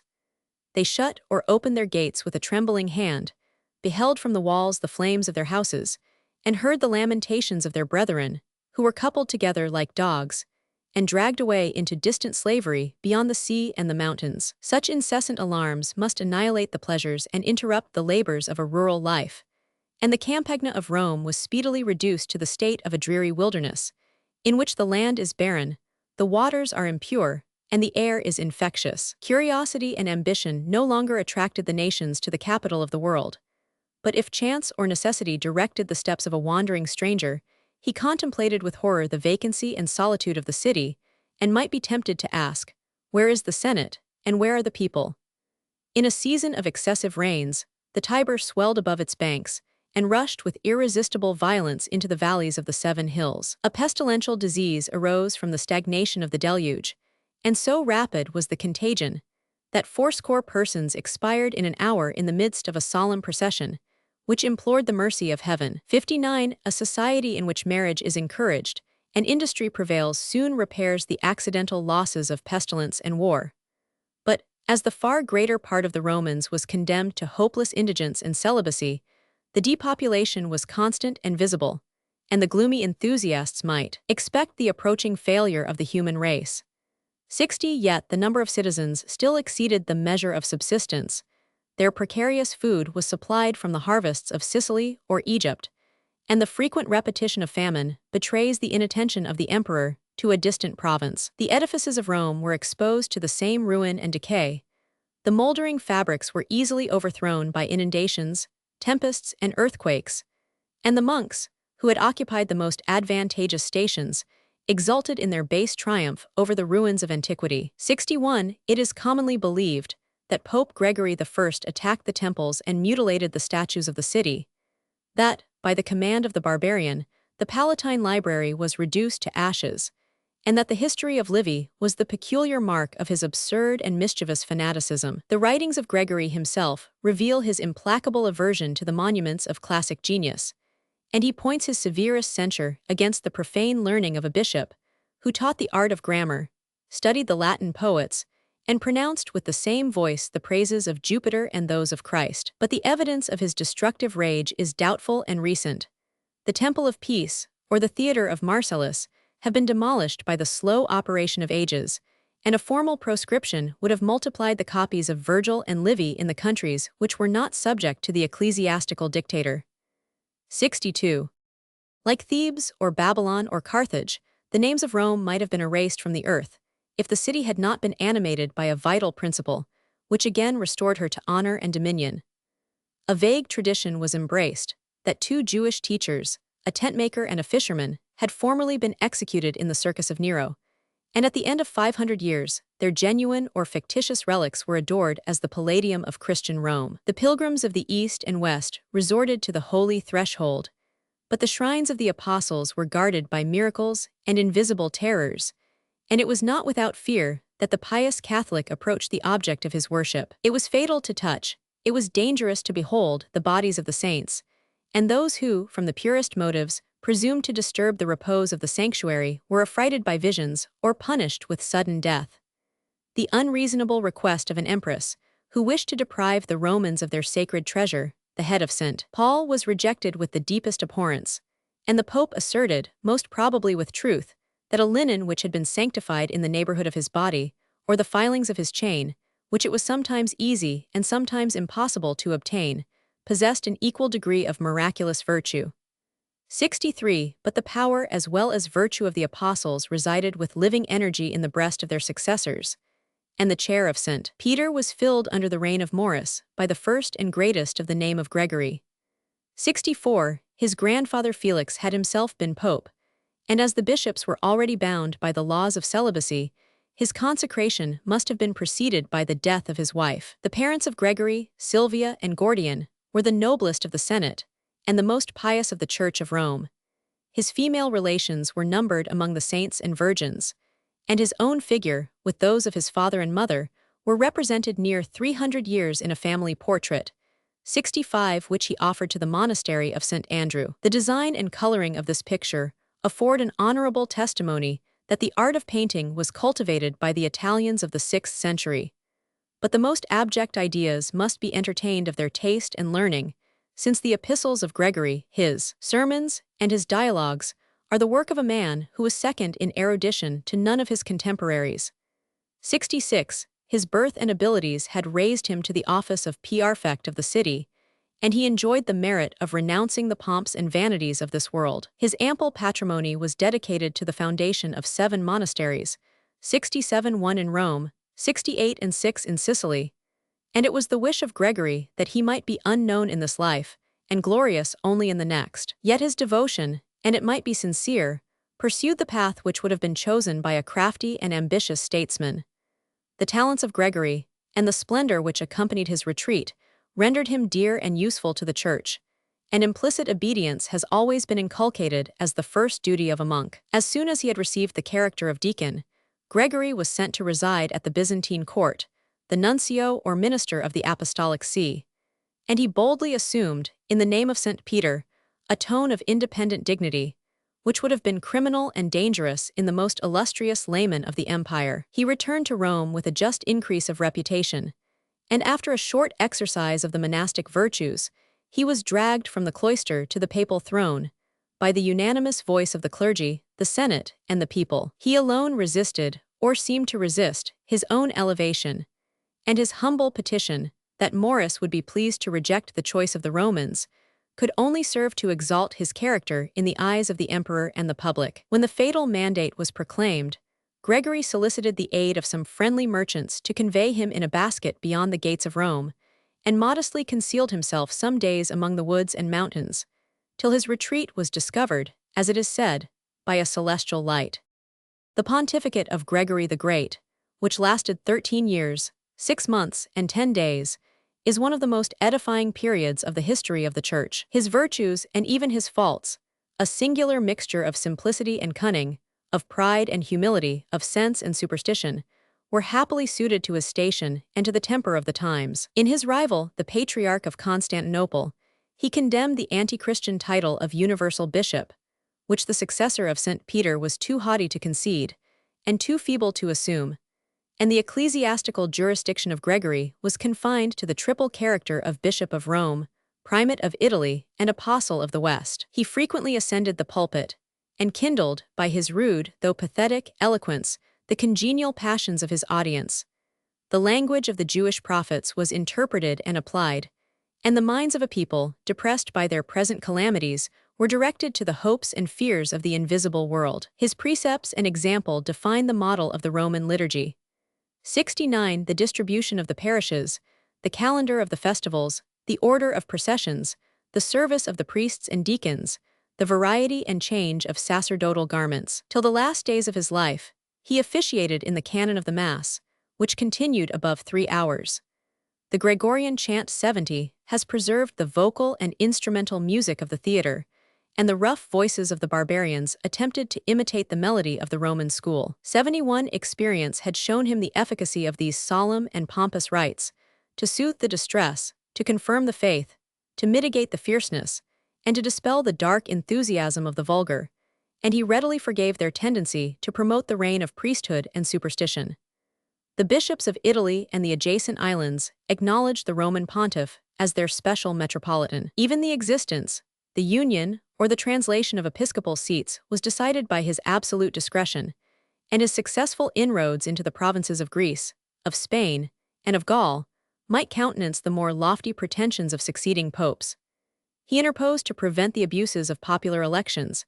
His jealous care maintained the purity of faith and discipline, and the apostolic shepherd assiduously watched over the faith and discipline of the subordinate pastors. Under his reign, the Arians of Italy and Spain were reconciled to the Catholic Church, and the conquest of Britain reflects less glory on the name of Caesar than on that of Gregory I. Instead of 6 legions, 40 monks were embarked for that distant island, and the pontiff lamented the austere duties which forbade him to partake the perils of their spiritual warfare. In less than 2 years, he could announce to the Archbishop of Alexandria that they had baptized the King of Kent with 10,000 of his Anglo-Saxons, and that the Roman missionaries, like those of the primitive church, were armed only with spiritual and supernatural powers. The credulity or the prudence of Gregory was always disposed to confirm the truths of religion by the evidence of ghosts, miracles, and resurrections. 72, and posterity has paid to his memory the same tribute which he freely granted to the virtue of his own, or the preceding generation. The celestial honors have been liberally bestowed by the authority of the popes, but Gregory is the last of their own order whom they have presumed to inscribe in the calendar of saints.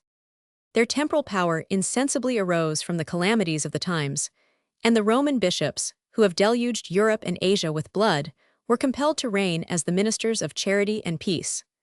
1. The Church of Rome, as it has been formerly observed, was endowed with ample possessions in Italy, Sicily, and the more distant provinces, and her agents, who were commonly subdeacons, had acquired a civil, and even criminal, jurisdiction over their tenants and husbandmen. The successor of St. Peter administered his patrimony with the temper of a vigilant and moderate landlord. 73, and the epistles of Gregory are filled with salutary instructions to abstain from doubtful or vexatious lawsuits, to preserve the integrity of weights and measures, to grant every reasonable delay, and to reduce the capitation of the slaves of the glebe, who purchased the right of marriage by the payment of an arbitrary fine. 74. The rent or the produce of these estates was transported to the mouth of the Tiber, at the risk and expense of the Pope. In the use of wealth he acted like a faithful steward of the church and the poor, and liberally applied to their wants the inexhaustible resources of abstinence and order. The voluminous account of his receipts and disbursements was kept above 300 years in the Lateran, as the model of Christian economy. On the 4 great festivals, he divided their quarterly allowance to the clergy, to his domestics, to the monasteries, the churches, the places of burial, the almshouses, and the hospitals of Rome, and the rest of the diocese. On the first day of every month he distributed to the poor, according to the season, their stated portion of corn, wine, cheese, vegetables, oil, fish, fresh provisions, clothes, and money, and his treasurers were continually summoned to satisfy, in his name, the extraordinary demands of indigence and merit. The instant distress of the sick and helpless, of strangers and pilgrims, was relieved by the bounty of each day and of every hour, nor would the pontiff indulge himself in a frugal repast till he had sent the dishes from his own table to some objects deserving of his compassion. The misery of the times had reduced the nobles and matrons of Rome to accept, without a blush, the benevolence of the Church. 3,000 virgins received their food and raiment from the hand of their benefactor, and many bishops of Italy escaped from the barbarians to the hospitable threshold of the Vatican. Gregory might justly be styled the father of his country, and such was the extreme sensibility of his conscience, that, for the death of a beggar who had perished in the streets, he interdicted himself during several days from the exercise of sacerdotal functions.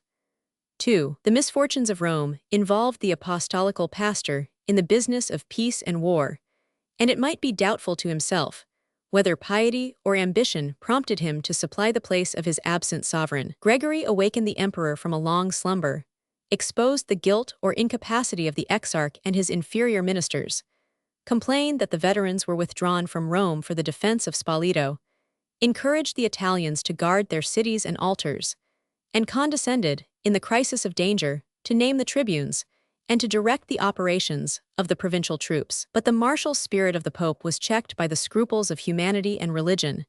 The imposition of tribute, though it was employed in the Italian war, he freely condemned as odious and oppressive, whilst he protected, against the imperial edicts, the pious cowardice of the soldiers who deserted a military for a monastic life.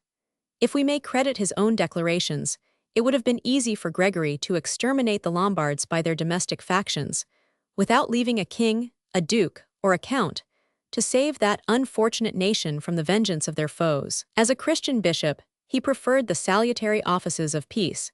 His mediation appeased the tumult of arms, but he was too conscious of the arts of the Greeks and the passions of the Lombards to engage his sacred promise for the observance of the truce. Disappointed in the hope of a general and lasting treaty, he presumed to save his country without the consent of the emperor or the exarch. The sword of the enemy was suspended over Rome.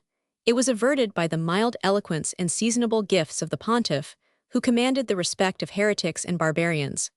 The merits of Gregory were treated by the Byzantine court with reproach and insult, but in the attachment of a grateful people, he found the purest reward of a citizen and the best right of a sovereign.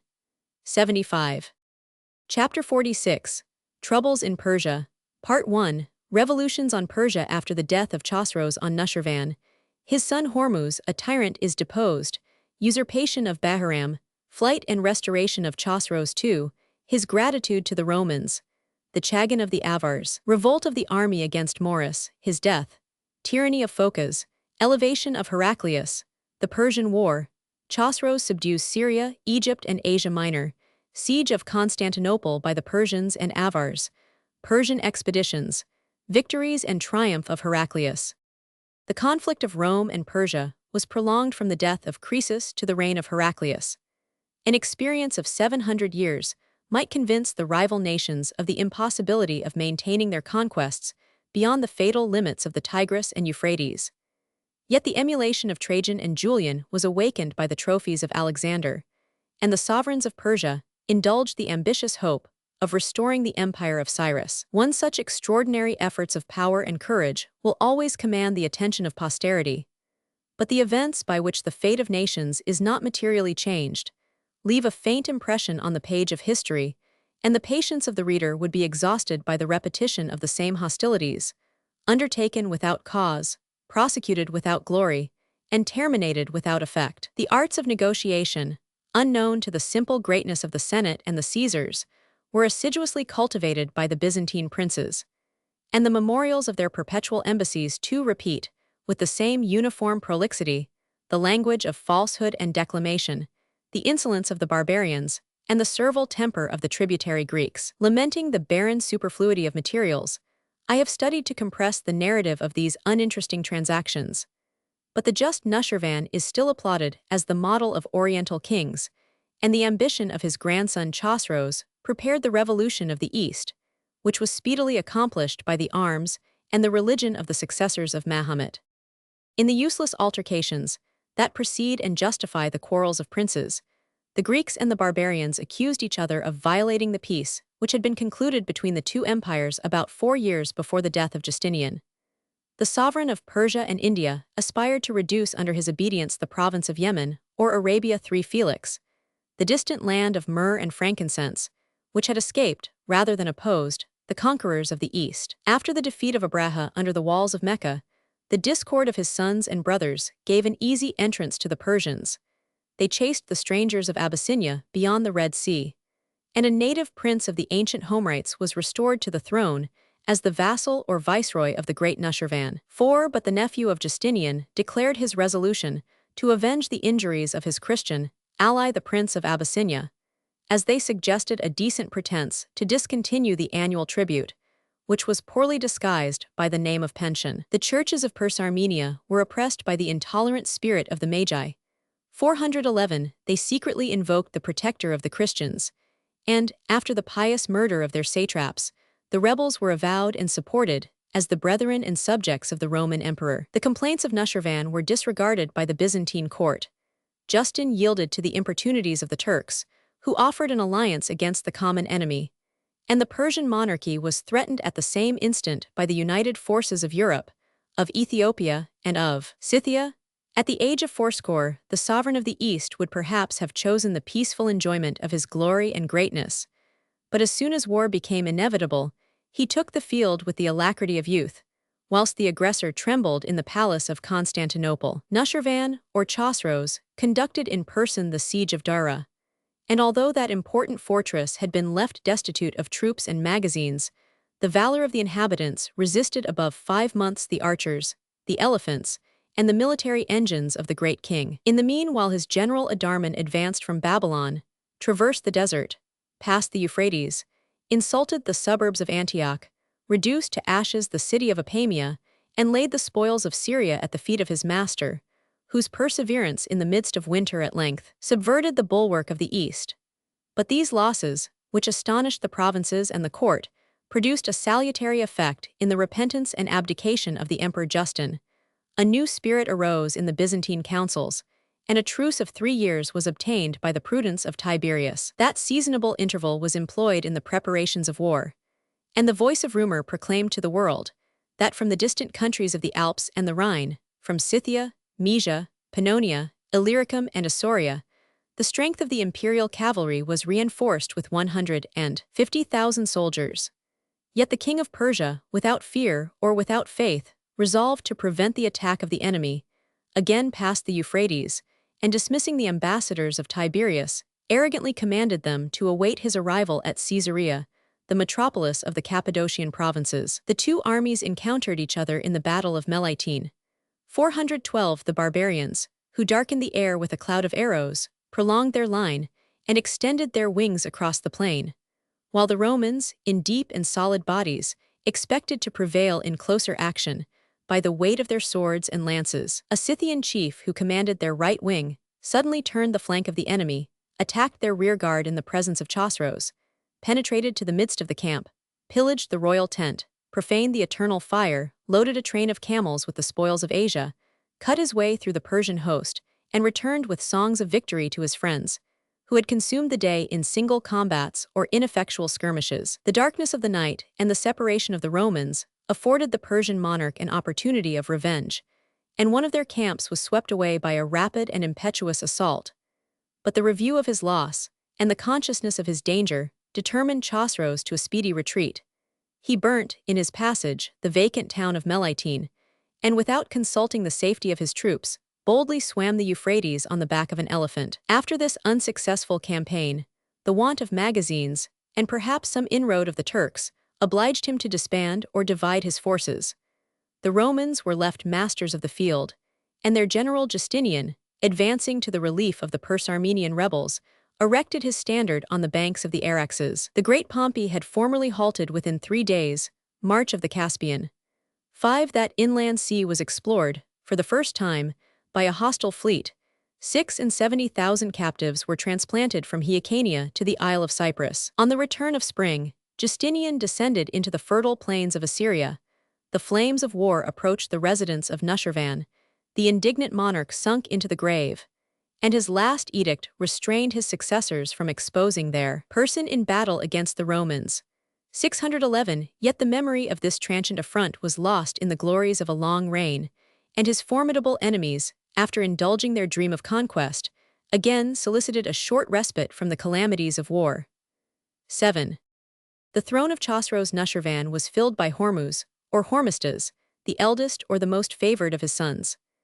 With the kingdoms of Persia and India, he inherited the reputation and example of his father, the service, in every rank, of his wise and valiant officers, and a general system of administration, harmonized by time and political wisdom to promote the happiness of the prince and people. But the royal youth enjoyed a still more valuable blessing, the friendship of a sage who had presided over his education, and who always preferred the honor to the interest of his pupil, his interest to his inclination. In a dispute with the Greek and Indian philosophers, Buserg VIII had once maintained that the most grievous misfortune of life is old age without the remembrance of virtue, and our candor will presume that the same principle compelled him, during 3 years, to direct the councils of the Persian Empire. His zeal was rewarded by the gratitude and docility of Hormuz, who acknowledged himself more indebted to his preceptor than to his parent. But when age and labor had impaired the strength, and perhaps the faculties of this prudent counselor, he retired from court, and abandoned the youthful monarch to his own passions and those of his favorites. By the fatal vicissitude of human affairs, the same scenes were renewed at Ctesiphon, which had been exhibited at Rome after the death of Marcus Antoninus. The ministers of flattery and corruption, who had been banished by his father, were recalled and cherished by the son. The disgrace and exile of the friends of Nushirvan established their tyranny, and virtue was driven by degrees from the mind of Hormuz, from his palace, and from the government of the state. The faithful agents, the eyes and ears of the king, informed him of the progress of disorder, that the provincial governors flew to their prey with the fierceness of lions and eagles, and that their rapine and injustice would teach the most loyal of his subjects to abhor the name and authority of their sovereign. The sincerity of this advice was punished with death. The murmurs of the cities were despised, their tumults were quelled by military execution. The intermediate powers between the throne and the people were abolished, and the childish vanity of Hormuz, who affected the daily use of the tiara, was fond of declaring that he alone would be the judge as well as the master of his kingdom. In every word, and in every action, the son of Nushirvan degenerated from the virtues of his father. His avarice defrauded the troops, his jealous caprice degraded the satraps.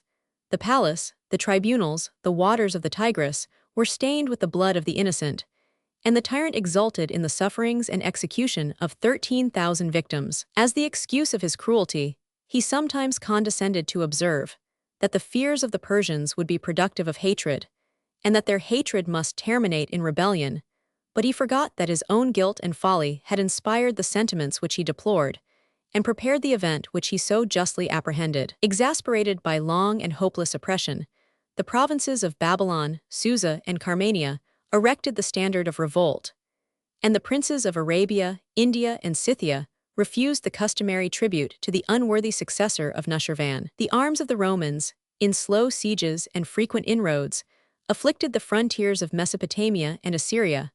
One of their generals professed himself the disciple of Scipio, and the soldiers were animated by a miraculous image of Christ, whose mild aspect should never have been displayed in the front of battle. 9. At the same time, the eastern provinces of Persia were invaded by the Great Khan, who passed the Oxus at the head of 300,000 or 400,000 Turks. The imprudent Hormuz accepted their perfidious and formidable aid. The cities of Khorasan or Bactriana were commanded to open their gates. The march of the barbarians towards the mountains of Hyrcania revealed the correspondence of the Turkish and Roman arms, and their union must have subverted the throne of the House of Sassan. Persia had been lost by a king.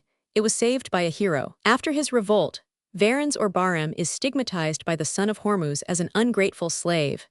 The proud and ambiguous reproach of despotism, since he was truly descended from the ancient princes of Ray. 10. One of the 7 families whose splendid, as well as substantial, prerogatives exalted them above the heads of the Persian nobility. 11. At the siege of Dara, the valor of Bahram was signalized under the eyes of Nushirvan, and both the father and son successively promoted him to the command of armies, the government of Media, and the superintendence of the palace. The popular prediction which marked him as the deliverer of Persia might be inspired by his past victories and extraordinary figure. The epithet Gibbon 1111 is expressive of the quality of dry wood.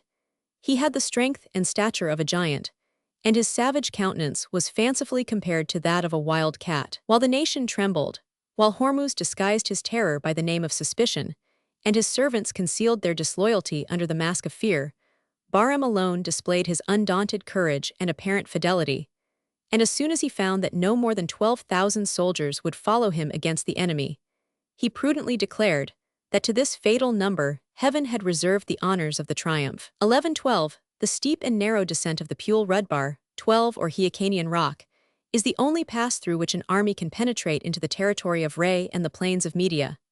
From the commanding heights, a band of resolute men might overwhelm with stones and darts the myriads of the Turkish host.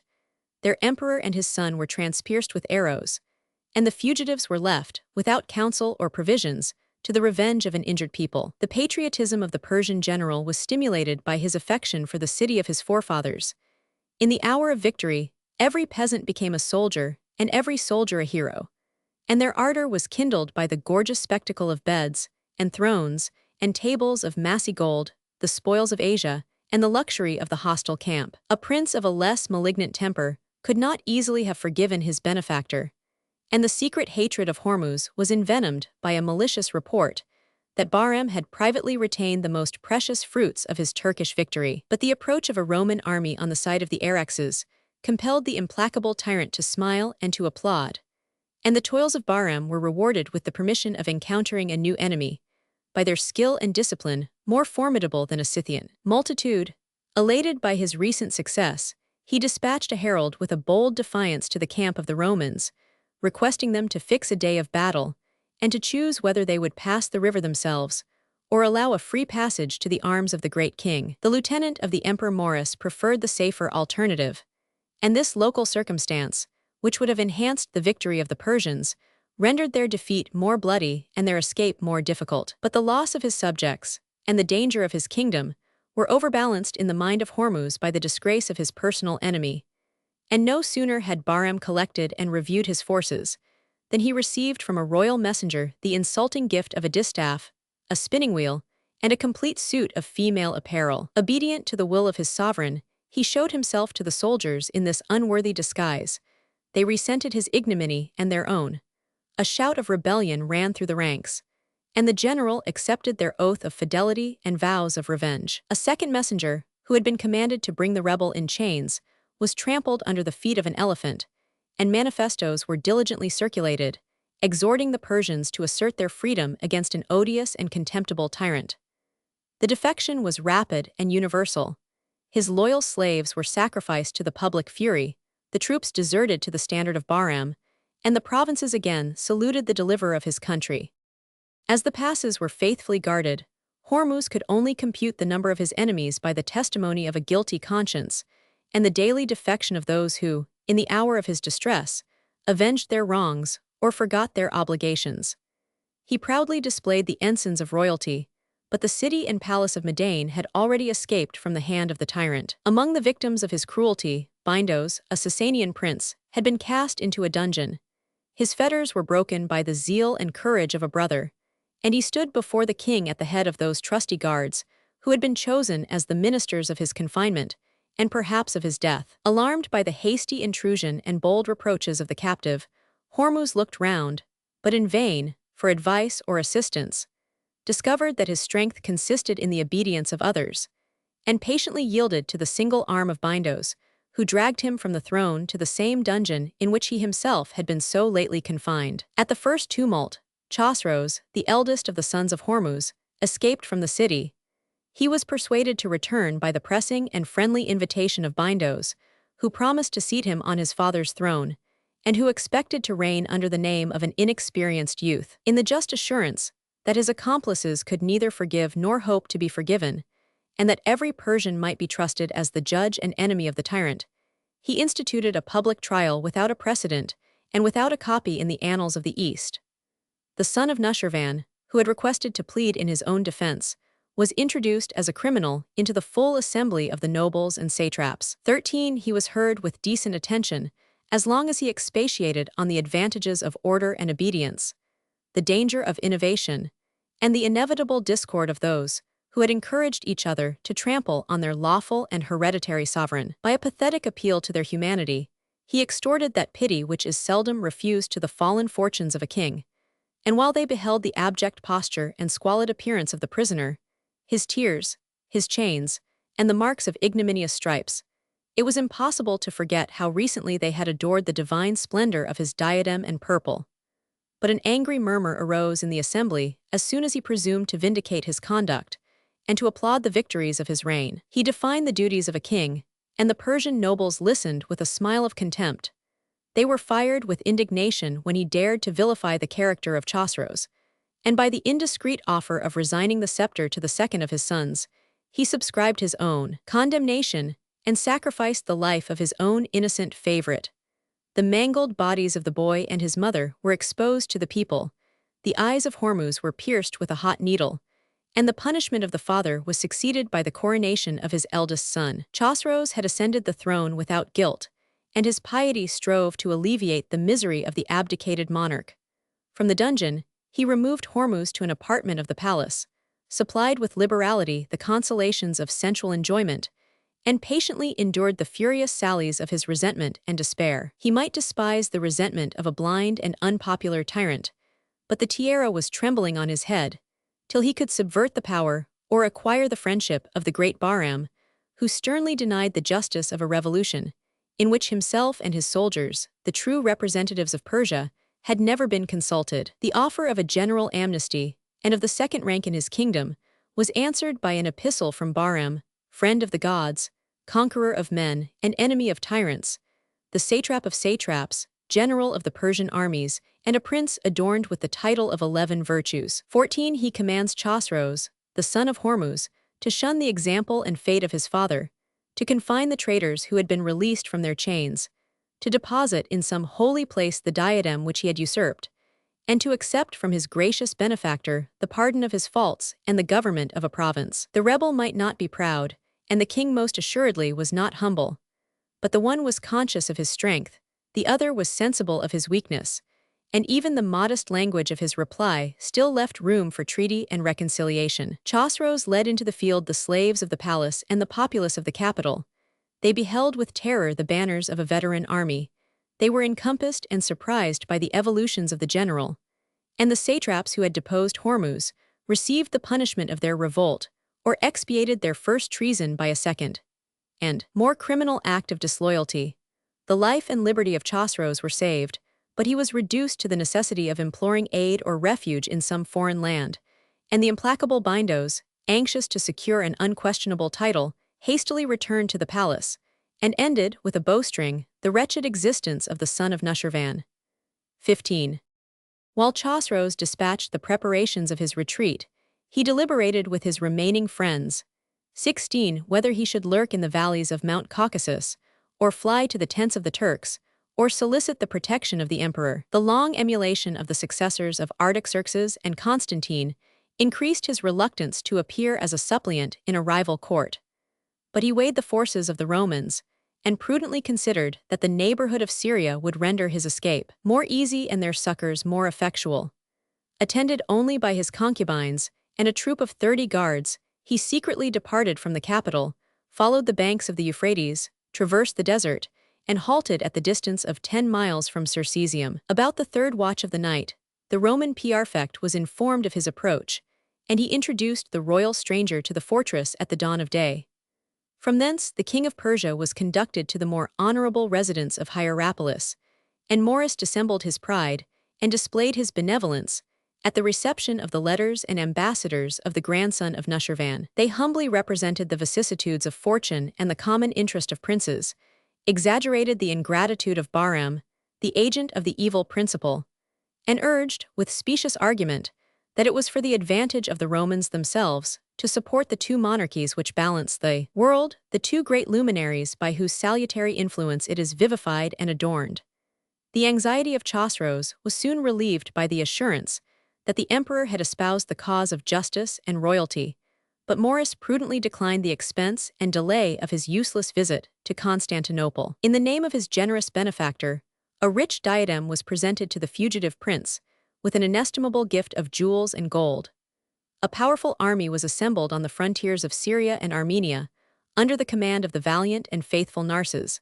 17. And this general, of his own nation and his own choice, was directed to pass the Tigris, and never to sheath his sword till he had restored Chosroes to the throne of his ancestors. 1711. The enterprise, however splendid, was less arduous than it might appear. Persia had already repented of her fatal rashness, which betrayed the heir of the house of Sassan to the ambition of a rebellious subject. And the bold refusal of the Magi to consecrate his usurpation compelled Bahram to assume the scepter, regardless of the laws and prejudices of the nation. The palace was soon distracted with conspiracy, the city with tumult, the provinces with insurrection, and the cruel execution of the guilty and the suspected served to irritate rather than subdue the public discontent. No sooner did the grandson of Nushirvan display his own and the Roman banners beyond the Tigris than he was joined, each day, by the increasing multitudes of the nobility and people.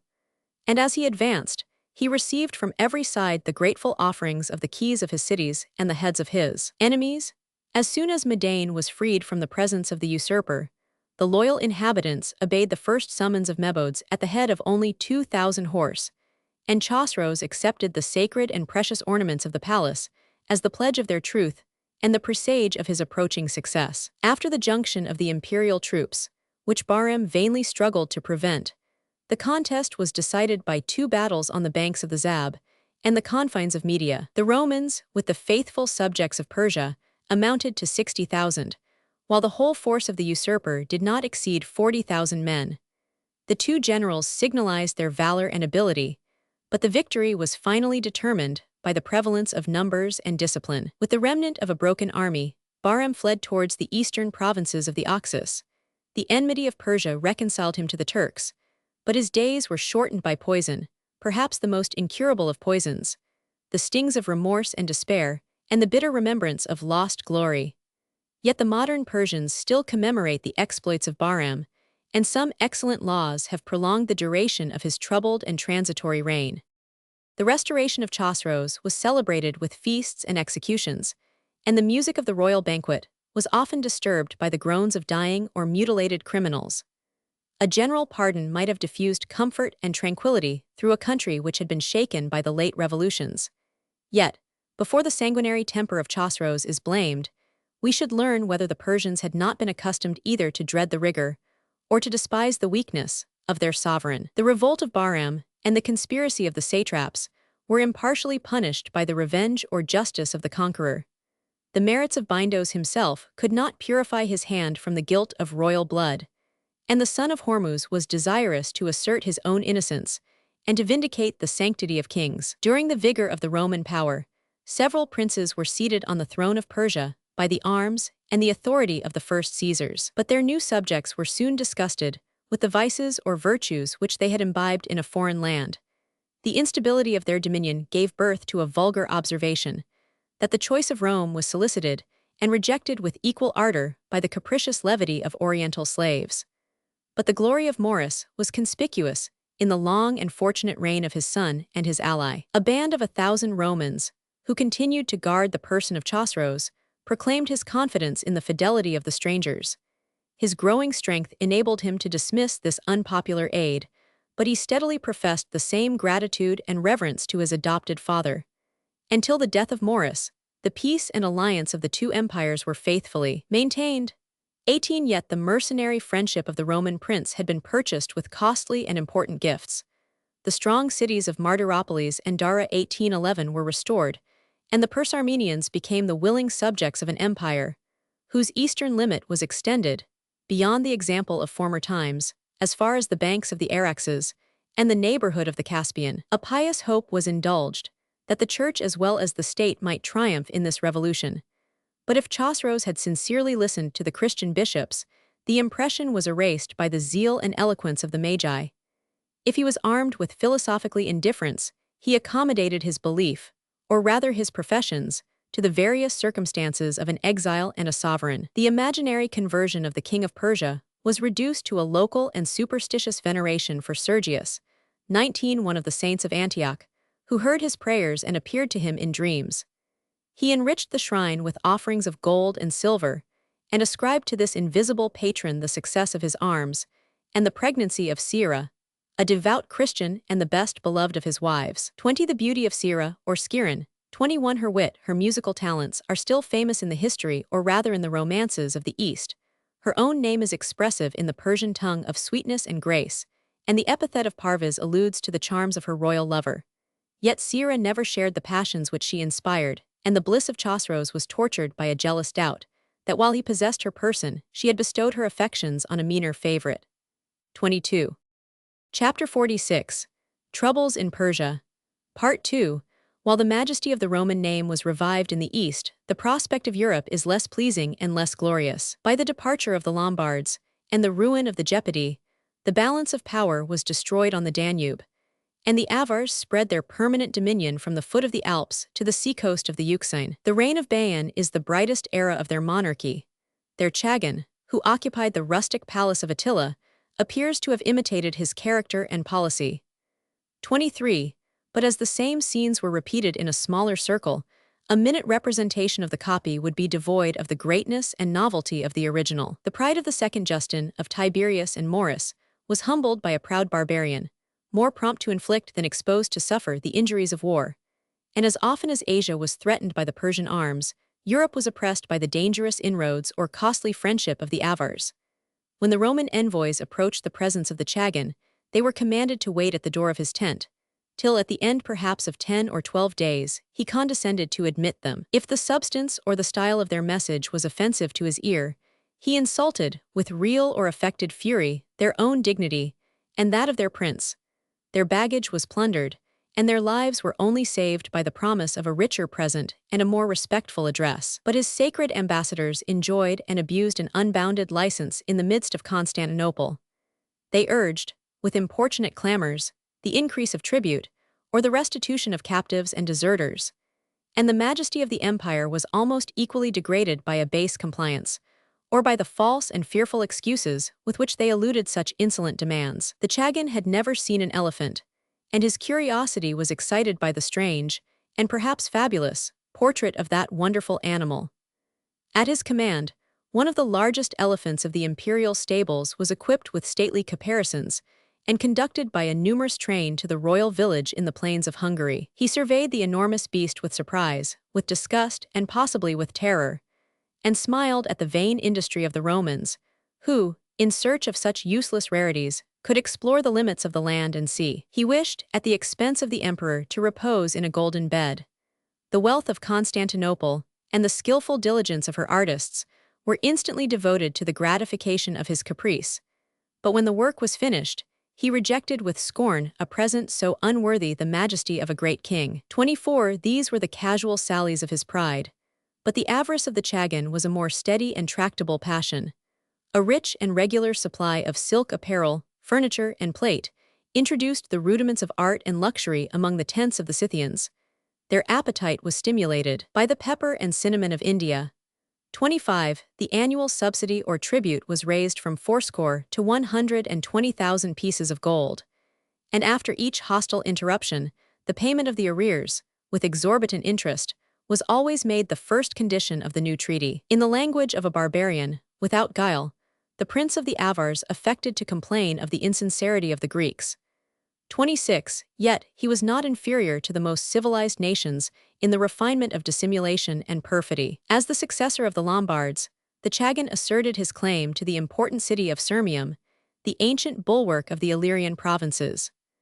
27. The plains of the Lower Hungary were covered with the Avar horse, and a fleet of large boats was built in the Hercynian wood, to descend the Danube, and to transport into the Save the materials of a bridge. But as the strong garrison of Singajunum, which commanded the conflux of the two rivers, might have stopped their passage and baffled his designs, he dispelled their apprehensions by a solemn oath that his views were not hostile to the empire.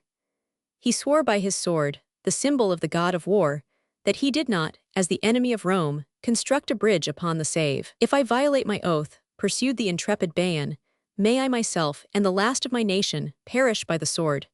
May the heavens and fire, the deity of the heavens, fall upon our heads. May the forests and mountains bury us in their ruins, and the Save returning, against the laws of nature to his source, overwhelm us in his angry waters. After this barbarous imprecation, he calmly inquired, what oath was most sacred and venerable among the Christians, what guilt or perjury it was most dangerous to incur. The bishop of Singajunum presented the gospel, which the Chagan received with devout reverence. I swear, said he, by the God who has spoken in this holy book, that I have neither falsehood on my tongue nor treachery in my heart. As soon as he rose from his knees, he accelerated the labor of the bridge, and dispatched an envoy to proclaim what he no longer wished to conceal. Inform the emperor, said the perfidious Bayan, that Sirmium is invested on every side. Advise his prudence to withdraw the citizens and their effects, and to resign a city which it is now impossible to relieve or defend. Without the hope of relief, the defense of Sirmium was prolonged above 3 years. The walls were still untouched, but famine was enclosed within the walls, till a merciful capitulation allowed the escape of the naked and hungry inhabitants. Singajunum, at the distance of 50 miles, experienced a more cruel fate. The buildings were razed, and the vanquished people was condemned to servitude and exile. Yet the ruins of Sirmium are no longer visible. The advantageous situation of Singajunum soon attracted a new colony of Sclavonians, and the conflux of the Save and Danube is still guarded by the fortifications of Belgrade, or the White City, so often and so obstinately disputed by the Christian and Turkish arms. 28. From Belgrade to the walls of Constantinople, a line may be measured of 600 miles. That line was marked with flames and with blood. The horses of the Avars were alternately bathed in the Euxine and the Adriatic. And the Roman pontiff, alarmed by the approach of a more savage enemy, 29 was reduced to cherish the Lombards as the protectors of Italy. The despair of a captive, whom his country refused to ransom, disclosed to the Avars the invention and practice of military engines. 30. But in the first attempts they were rudely framed and awkwardly managed, and the resistance of Diocletianopolis and Berea, of Philippopolis and Adrianople, soon exhausted the skill and patience of the besiegers. The warfare of Bayan was that of a Tartar, yet his mind was susceptible of a humane and generous sentiment. He spared Anchialus, whose salutary waters had restored the health of the best beloved of his wives, and the Romans confessed that their starving army was fed and dismissed by the liberality of a foe. His empire extended over Hungary, Poland, and Prussia, from the mouth of the Danube to that of the Oder. 31 and his new subjects were divided and transplanted by the jealous policy of the conqueror. 32 The eastern regions of Germany, which had been left vacant by the emigration of the Vandals, were replenished with Sclavonian colonists. The same tribes are discovered in the neighborhood of the Adriatic and of the Baltic, And with the name of Bayan himself, the Illyrian cities of Nace and Lissa are again found in the heart of Silesia. In the disposition both of his troops and provinces, the Chagan exposed the vassals, whose lives he disregarded, 33 to the first assault, and the swords of the enemy were blunted before they encountered the native valor of the Avars. The Persian alliance restored the troops of the East to the defense of Europe, and Maurice, who had supported 10 years the insolence of the Chagan, declared his resolution to march in person against the barbarians. In the space of 2 centuries, none of the successors of Theodosius had appeared in the field. Their lives were supinely spent in the palace of Constantinople, and the Greeks could no longer understand that the name of emperor, in its primitive sense, denoted the chief of the armies of the Republic. The martial ardor of Maurice was opposed by the grave flattery of the Senate, the timid superstition of the Patriarch, and the tears of the Empress Constantina, and they all conjured him to devolve on some meaner general the fatigues and perils of a Scythian campaign. Deaf to their advice and entreaty, the emperor boldly advanced 7 miles from the capital. The sacred ensign of the cross was displayed in the front, and Maurice reviewed, with conscious pride, the arms and numbers of the veterans who had fought and conquered beyond the Tigris. Anchialus was the last term of his progress by sea and land. He solicited, without success, a miraculous answer to his nocturnal prayers.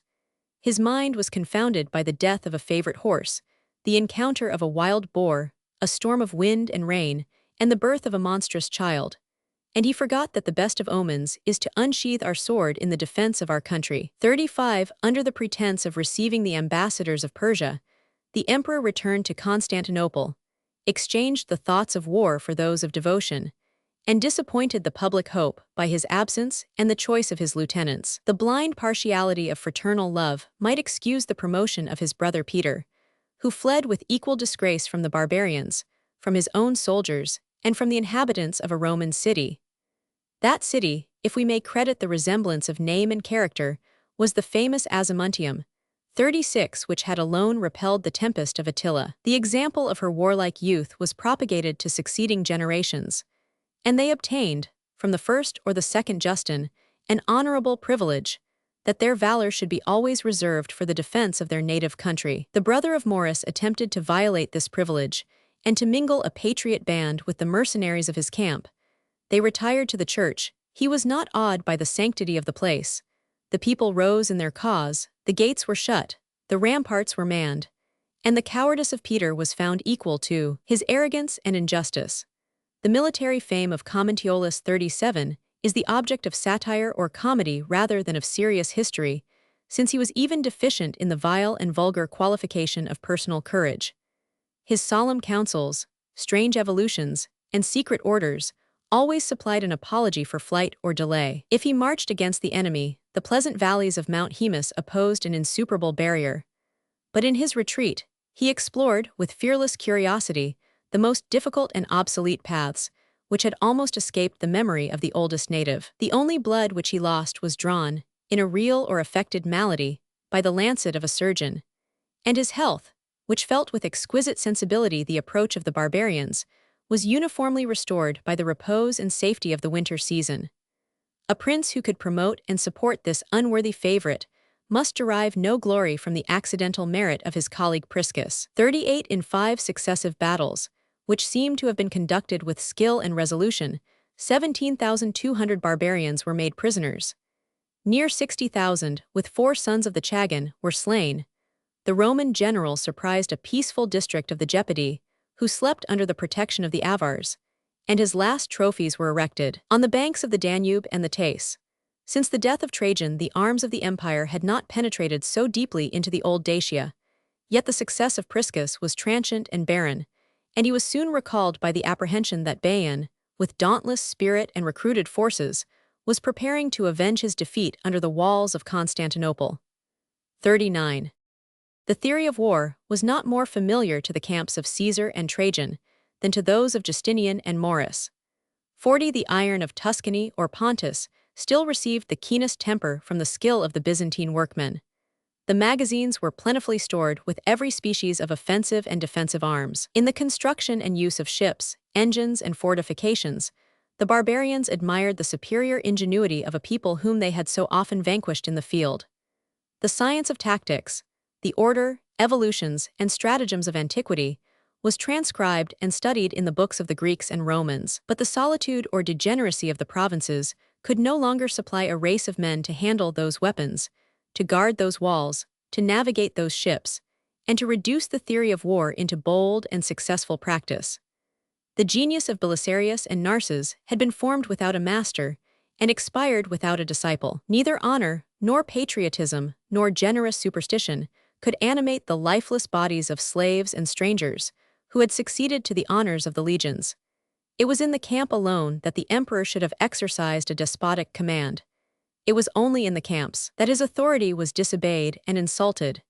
He appeased and inflamed with gold the licentiousness of the troops.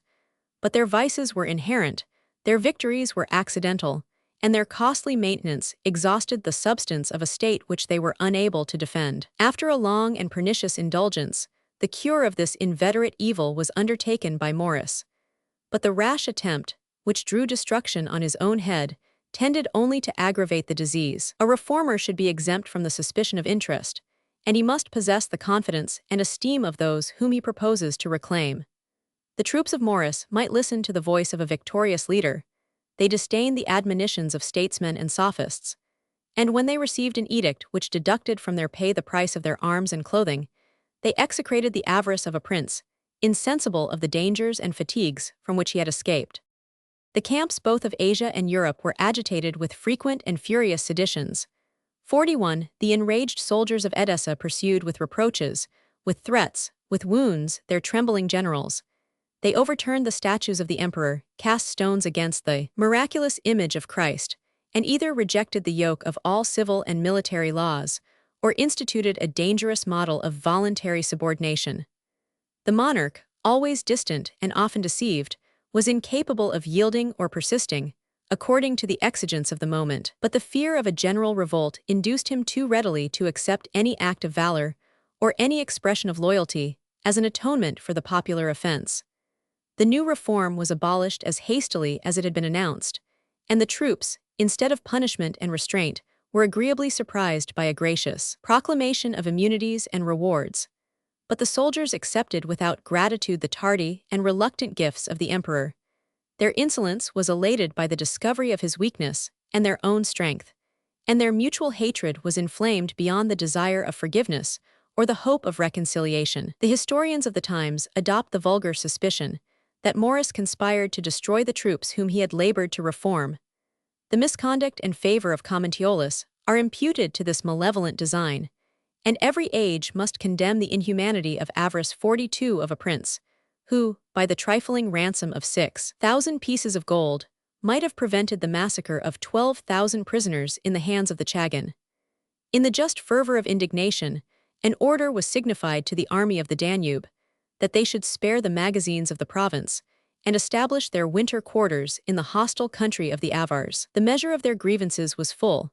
They pronounced Maurice unworthy to reign, expelled or slaughtered his faithful adherents, and under the command of Phocas, a simple centurion, returned by hasty marches to the neighborhood of Constantinople. After a long series of legal succession, the military disorders of the 3rd century were again revived. Yet such was the novelty of the enterprise that the insurgents were awed by their own rashness. They hesitated to invest their favorite with the vacant purple, and, while they rejected all treaty with Maurice himself, they held a friendly correspondence with his son Theodosius, and with Germanus, the father-in-law of the royal youth. So obscure had been the former condition of Phocas, that the emperor was ignorant of the name and character of his rival. But as soon as he learned that the centurion, though bold in sedition, was timid in the face of danger, "Alas!" cried the desponding prince, "if he is a coward, he will surely be a murderer." Yet if Constantinople had been firm and faithful, the murderer might have spent his fury against the walls, and the rebel army would have been gradually consumed or reconciled by the prudence of the emperor. In the games of the circus, which he repeated with unusual pomp, Maurice disguised, with smiles of confidence, the anxiety of his heart, condescended to solicit the applause of the factions, and flattered their pride by accepting from their respective tribunes a list of 900 blues and 1,500 greens, whom he affected to esteem as the solid pillars of his throne. Their treacherous or languid support betrayed his weakness, and hastened his fall. The green faction were the secret accomplices of the rebels, and the blues recommended lenity and moderation in a contest with their Roman brethren. The rigid and parsimonious virtues of Maurice had long since alienated the hearts of his subjects. As he walked barefoot in a religious procession, he was rudely assaulted with stones, and his guards were compelled to present their iron maces in the defense of his person. A fanatic monk ran through the streets with a drawn sword, denouncing against him the wrath and the sentence of God. And a vile plebeian, who represented his countenance and apparel, was seated on an ass, and pursued by the imprecations of the multitude. 43. The emperor suspected the popularity of Germanus with the soldiers and citizens. He feared, he threatened, but he delayed to strike. The patrician fled to the sanctuary of the church. The people rose in his defense, the walls were deserted by the guards, and the lawless city was abandoned to the flames and rapine of a nocturnal tumult. In a small bark, the unfortunate Maurice, with his wife and 9 children, escaped to the Asiatic shore. But the violence of the wind compelled him to land at the church of St. Autonomus, 44 near Chalcedon, from whence he dispatched Theodosius, his eldest son, to implore the gratitude and friendship of the Persian monarch. For himself, he refused to fly. His body was tortured with sciatic pains. 45. His mind was enfeebled by superstition. He patiently awaited the event of the revolution, and addressed a fervent and public prayer to the Almighty, that the punishment of his sins might be inflicted in this world rather than in a future life. After the abdication of Maurice, the 2 factions disputed the choice of an emperor. But the favorite of the blues was rejected by the jealousy of their antagonists, and Germanus himself was hurried along by the crowds who rushed to the palace of Hebdomon, 7 miles from the city, to adore the majesty of Phocas the centurion. A modest wish of resigning the purple to the rank and merit of Germanus was opposed by his resolution, more obstinate and equally sincere. The Senate and clergy obeyed his summons, and as soon as the patriarch was assured of his orthodox belief, he consecrated the successful usurper in the church of St. John the Baptist. On the 3rd day, amidst the acclamations of a thoughtless people, Phocas made his public entry in a chariot drawn by 4 white horses. The revolt of the troops was rewarded by a lavish donative, and the new sovereign, after visiting the palace, beheld from his throne the games of the Hippodrome. In a dispute of precedency between the 2 factions, his partial judgment inclined in favor of the Greens. "Remember that Maurice is still alive," resounded from the opposite side, and the indiscreet clamor of the blues admonished and stimulated the cruelty of the tyrant. The ministers of death were dispatched to Chalcedon. They dragged the emperor from his sanctuary, and the 5 sons of Maurice were successively murdered before the eyes of their agonizing parent. At each stroke, which he felt in his heart, he found strength to rehearse a pious ejaculation. "Thou art just, O Lord, and thy judgments are righteous." And such, in the last moments, was his rigid attachment to truth and justice, that he revealed to the soldiers the pious falsehood of a nurse who presented her own child in the place of a royal infant. 46. The tragic scene was finally closed by the execution of the emperor himself, in the 20th year of his reign, and the 63rd of his age. The bodies of the father and his 5 sons were cast into the sea. Their heads were exposed at Constantinople to the insults or pity of the multitude, and it was not till some signs of putrefaction had appeared that Phocas connived at the private burial of these venerable remains. In that grave the faults and errors of Maurice were kindly interred. His fate alone was remembered, and at the end of 20 years, in the recital of the history of Theophylact, the mournful tale was interrupted by the tears of the audience. 47. Such tears must have flowed in secret, and such compassion would have been criminal, under the reign of Phocas, who was peaceably acknowledged in the provinces of the East and West. The images of the emperor and his wife Leontia were exposed in the Lateran to the veneration of the clergy and senate of Rome, and afterwards deposited in the palace of the Caesars, between those of Constantine and Theodosius. As a subject and a Christian, it was the duty of Gregory to acquiesce in the established government, but the joyful applause with which he salutes the fortune of the assassin has sullied, with indelible disgrace, the character of the saint. The successor of the apostles might have inculcated with decent firmness the guilt of blood and the necessity of repentance. He is content to celebrate the deliverance of the people and the fall of the oppressor, to rejoice that the piety and benignity of Phocas have been raised by Providence to the imperial throne, to pray that his hands may be strengthened against all his enemies, and to express a wish, perhaps a prophecy, that after a long and triumphant reign, he may be transferred from a temporal to an everlasting kingdom. 48. I have already traced the steps of a revolution so pleasing, in Gregory's opinion, both to heaven and earth, and Phocas does not appear less hateful in the exercise than in the acquisition of power. The pencil of an impartial historian has delineated the portrait of a monster.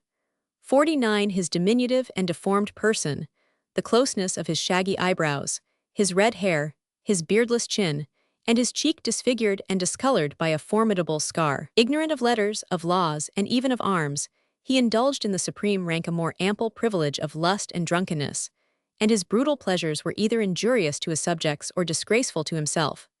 Without assuming the office of a prince, he renounced the profession of a soldier, and the reign of Phocas afflicted Europe with ignominious peace, and Asia with desolating war. His savage temper was inflamed by passion, hardened by fear, and exasperated by resistance or reproach. The flight of Theodosius to the Persian court had been intercepted by a rapid pursuit or a deceitful message. He was beheaded at Nice, and the last hours of the young prince were soothed by the comforts of religion and the consciousness of innocence. Yet his phantom disturbed the repose of the usurper. A whisper was circulated through the East that the son of Maurice was still alive. The people expected their avenger, and the widow and daughters of the late emperor would have adopted as their son and brother the vilest of mankind. In the massacre of the imperial family, 50 the mercy, or rather the discretion, of Phocas had spared these unhappy females, and they were decently confined to a private house. But the spirit of the Empress Constantina, still mindful of her father, her husband, and her sons, aspired to freedom and revenge. At the dead of night, she escaped to the sanctuary of St. Sophia, but her tears and the gold of her associate Germanus were insufficient to provoke an insurrection. Her life was forfeited to revenge and even to justice, but the patriarch obtained and pledged an oath for her safety. A monastery was allotted for her prison, and the widow of Maurice accepted and abused the lenity of his assassin. The discovery or the suspicion of a second conspiracy dissolved the engagements and rekindled the fury of Phocas. A matron who commanded the respect and pity of mankind, the daughter, wife, and mother of emperors, was tortured like the vilest malefactor, to force a confession of her designs and associates, and the Empress Constantina, with her 3 innocent daughters, was beheaded at Chalcedon, on the same ground which had been stained with the blood of her husband and 5 sons. After such an example, it would be superfluous to enumerate the names and sufferings of meaner victims. Their condemnation was seldom preceded by the forms of trial, and their punishment was embittered by the refinements of cruelty. Their eyes were pierced, their tongues were torn from the root, the hands and feet were amputated. Some expired under the lash, others in the flames, others again were transfixed with arrows, and a simple speedy death was mercy which they could rarely obtain. The hippodrome, the sacred asylum of the pleasures and the liberty of the Romans, was polluted with heads and limbs and mangled bodies, and the companions of Phocas were the most sensible, that neither his favor nor their services could protect them from a tyrant, the worthy rival of the Caligulas and Domitians of the first age of the empire. 51. Chapter 46. Troubles in Persia. Part 3. A daughter of Phocas, his only child, was given in marriage to the patrician Crispus. 52. And the royal images of the bride and bridegroom were indiscreetly placed in the circus, by the side of the emperor. The father must desire that his posterity should inherit the fruit of his crimes, but the monarch was offended by this premature and popular association. The tribunes of the Green faction, who accused the officious error of their sculptors, were condemned to instant death. Their lives were granted to the prayers of the people, but Crispus might reasonably doubt whether a jealous usurper could forget and pardon his involuntary competition. The Green faction was alienated by the ingratitude of Phocas and the loss of their privileges. Every province of the empire was ripe for rebellion, and Heraclius, exarch of Africa, persisted above 2 years in refusing all tribute and obedience to the centurion who disgraced the throne of Constantinople. By the secret emissaries of Crispus and the Senate, the independent exarch was solicited to save and to govern his country, but his ambition was chilled by age, and he resigned the dangerous enterprise to his son Heraclius, and to Nistas, the son of Gregory, his friend and lieutenant. The powers of Africa were armed by the 2 adventurous youths. They agreed that the one should navigate the fleet from Carthage to Constantinople, that the other should lead an army through Egypt and Asia, and that the imperial purple should be the reward of diligence and success. A faint rumor of their undertaking was conveyed to the ears of Phocas, and the wife and mother of the younger Heraclius were secured as the hostages of his faith. But the treacherous heart of Crispus extenuated the distant peril, the means of defense were neglected or delayed, and the tyrant supinely slept till the African navy cast anchor in the Hellespont. Their standard was joined at Abydos by the fugitives and exiles who thirsted for revenge. The ships of Heraclius, whose lofty masts were adorned with the holy symbols of religion, 53 steered their triumphant course through the Propontis, and Phocas beheld from the windows of the palace his approaching and inevitable fate. The Green faction was tempted, by gifts and promises, to oppose a feeble and fruitless resistance to the landing of the Africans. But the people, and even the guards, were determined by the well-timed defection of Crispus, and the tyrant was seized by a private enemy, who boldly invaded the solitude of the palace. Stripped of the diadem and purple, clothed in a vile habit, and loaded with chains, he was transported in a small boat to the imperial galley of Heraclius, who reproached him with the crimes of his abominable reign. "Wilt thou govern better?" were the last words of the despair of Phocas. After suffering each variety of insult and torture, his head was severed from his body, the mangled trunk was cast into the flames, and the same treatment was inflicted on the statues of the vain usurper and the seditious banner of the Green faction. The voice of the clergy, the Senate, and the people invited Heraclius to ascend the throne which he had purified from guilt and ignominy. After some graceful hesitation, he yielded to their entreaties. His coronation was accompanied by that of his wife Eudoxia, and their posterity, till the 4th generation, continued to reign over the empire of the East. The voyage of Heraclius had been easy and prosperous. The tedious march of Nistes was not accomplished before the decision of the contest, but he submitted without a murmur to the fortune of his friend, and his laudable intentions were rewarded with an equestrian statue and a daughter of the emperor. It was more difficult to trust the fidelity of Crispus, whose recent services were recompensed by the command of the Cappadocian army. His arrogance soon provoked, and seemed to excuse, the ingratitude of his new sovereign. In the presence of the Senate, the son-in-law of Phocas was condemned to embrace the monastic life, and the sentence was justified by the weighty observation of Heraclius that the man who had betrayed his father could never be faithful to his friend. 54. Even after his death, the Republic was afflicted by the crimes of Phocas, which armed with a pious cause the most formidable of her enemies. According to the friendly and equal forms of the Byzantine and Persian courts, he announced his exaltation to the throne, and his ambassador Lilius, who had presented him with the heads of Maurus and his sons, was the best qualified to describe the circumstances of the tragic scene.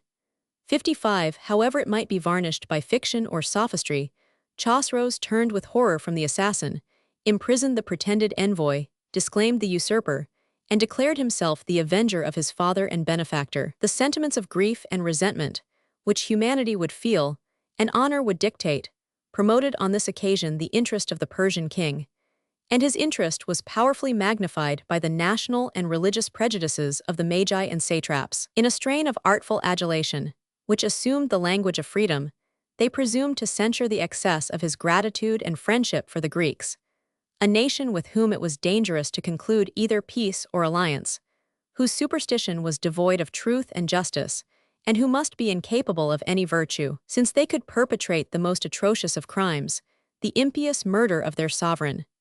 56. For the crime of an ambitious centurion, the nation which he oppressed was chastised with the calamities of war, and the same calamities, at the end of 20 years, were retaliated and redoubled on the heads of the Persians. 57. The general who had restored Chosroes to the throne still commanded in the east, and the name of Narses was the formidable sound with which the Assyrian mothers were accustomed to terrify their infants.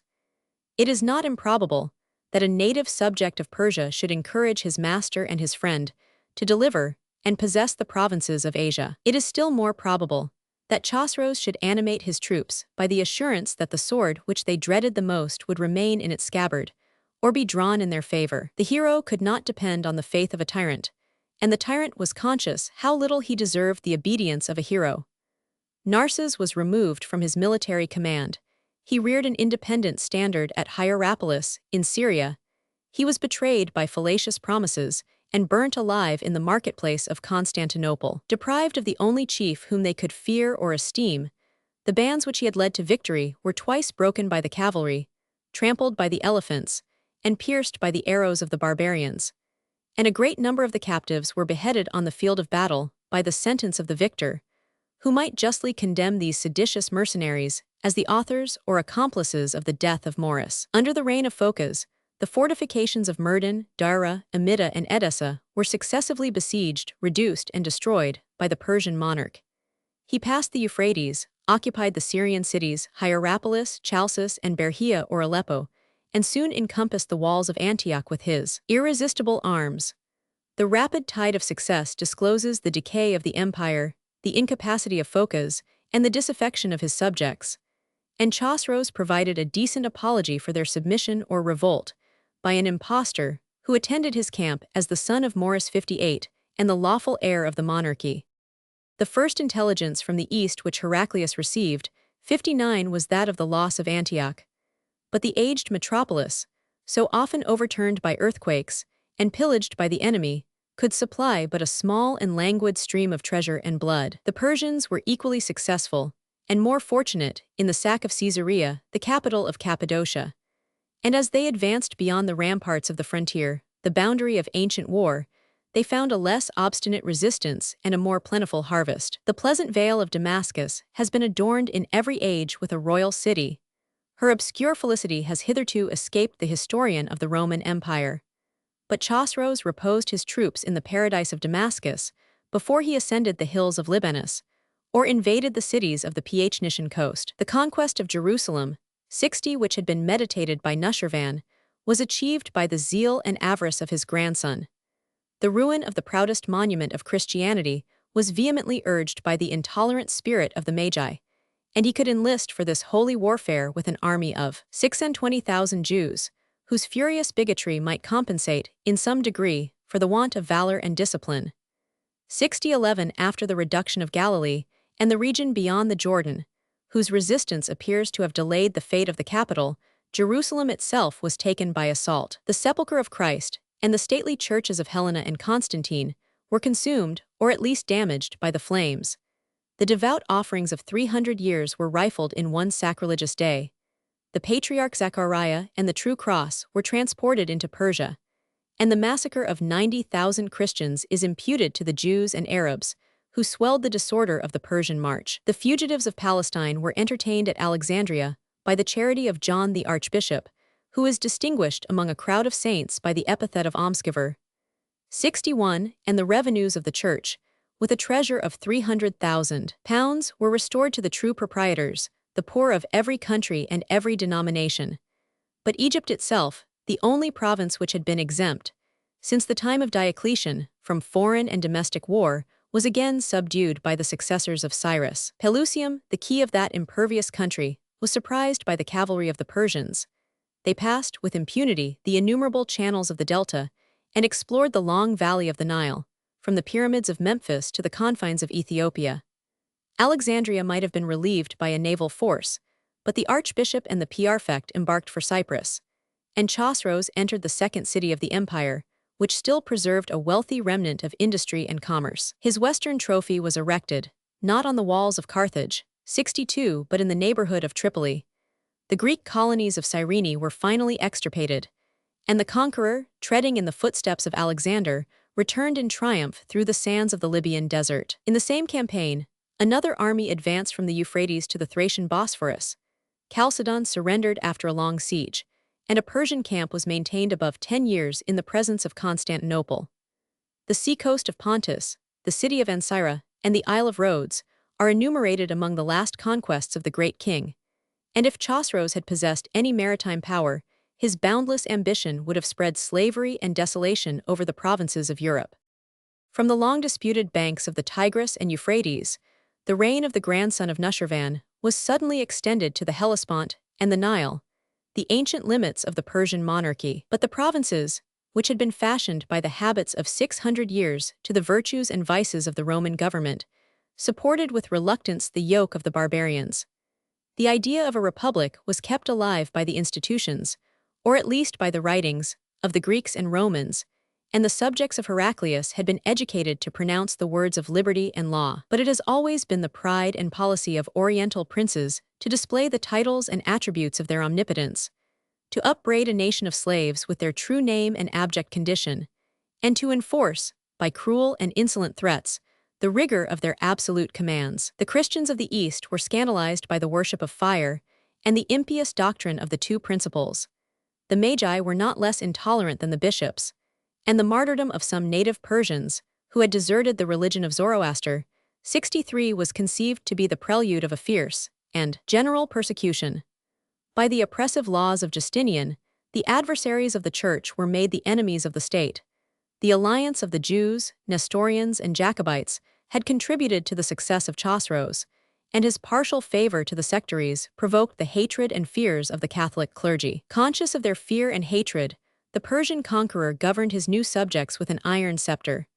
And as if he suspected the stability of his dominion, he exhausted their wealth by exorbitant tributes and licentious rapine, despoiled or demolished the temples of the East, and transported to his hereditary realms the gold, the silver, the precious marbles, the arts, and the artists of the Asiatic cities.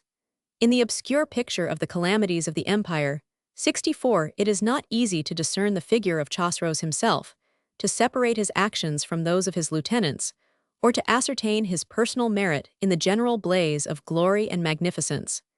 He enjoyed with ostentation the fruits of victory, and frequently retired from the hardships of war to the luxury of the palace. But in the space of 24 years, he was deterred by superstition or resentment from approaching the gates of Ctesiphon, and his favorite residence of Artemida, or Dastagerd, was situate beyond the Tigris, about 60 miles to the north of the capital. 65, the adjacent pastures were covered with flocks and herds.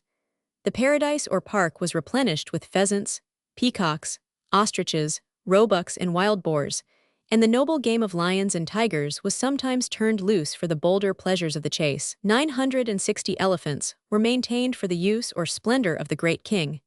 His tents and baggage were carried into the field by 12,000 great camels and 8,000 of a smaller size. 66, and the royal stables were filled with 6,000 mules and horses, among whom the names of Shebdis and Barid are renowned for their speed or beauty.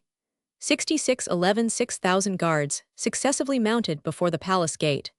The service of the interior apartments was performed by 12,000 slaves, and in the number of 3,000 virgins, the fairest of Asia, some happy concubine might console her master for the age or the indifference of Sierra. The various treasures of gold, silver, gems, silks, and aromatics were deposited in 100 subterraneous vaults, and the chamber badivered denoted the accidental gift of the winds, which had wafted the spoils of Heraclius into one of the Syrian harbors of his rival. The vice of flattery, and perhaps of fiction, is not ashamed to compute the 30,000 rich hangings that adorned the walls, the 40,000 columns of silver, or more probably of marble, and plated wood, that supported the roof, and the 1,000 globes of gold suspended in the dome, to imitate the motions of the planets and the constellations of the zodiac. 67, while the Persian monarch contemplated the wonders of his art and power, he received an epistle from an obscure citizen of Mecca, inviting him to acknowledge Mahomet as the apostle of God. He rejected the invitation and tore the epistle. "It is thus," exclaimed the Arabian prophet, "that God will tear the kingdom and reject the supplications of Chosroes." 68-11 Placed on the verge of the two great empires of the East, Mahomet observed with secret joy the progress of their mutual destruction, and in the midst of the Persian triumphs, he ventured to foretell that before many years should elapse, victory should again return to the banners of the Romans. 69. At the time when this prediction is said to have been delivered, no prophecy could be more distant from its accomplishment, since the first 12 years of Heraclius announced the approaching dissolution of the empire.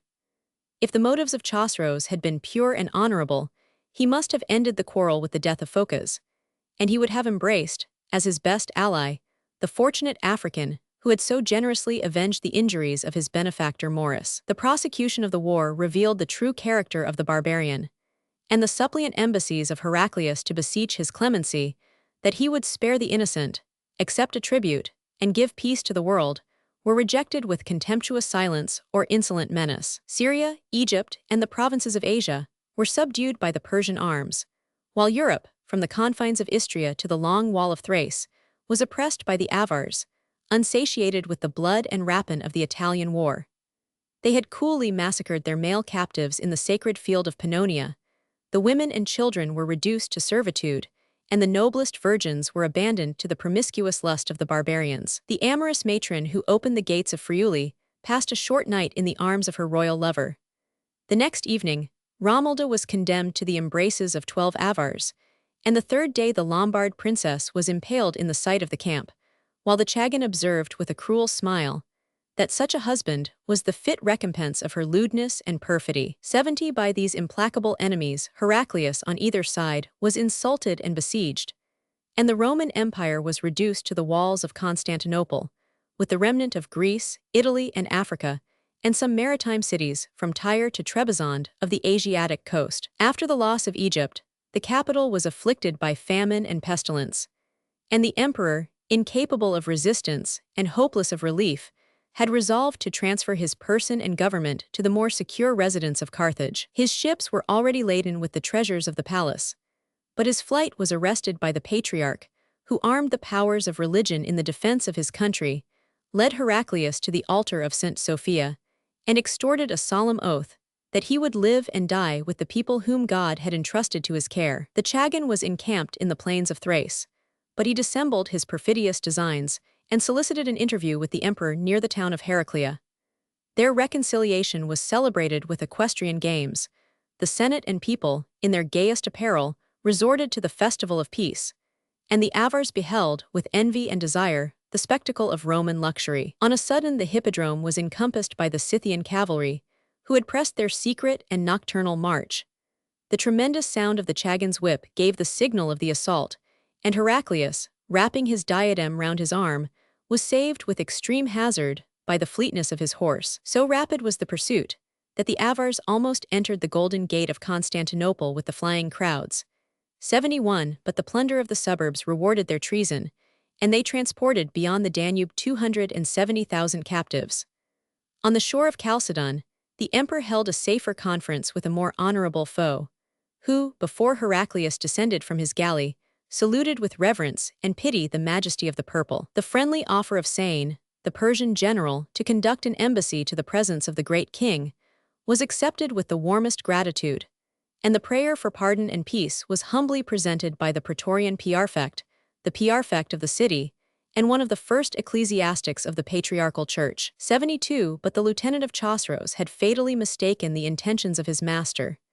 It was not an embassy, said the tyrant of Asia, it was the person of Heraclius, bound in chains, that he should have brought to the foot of my throne.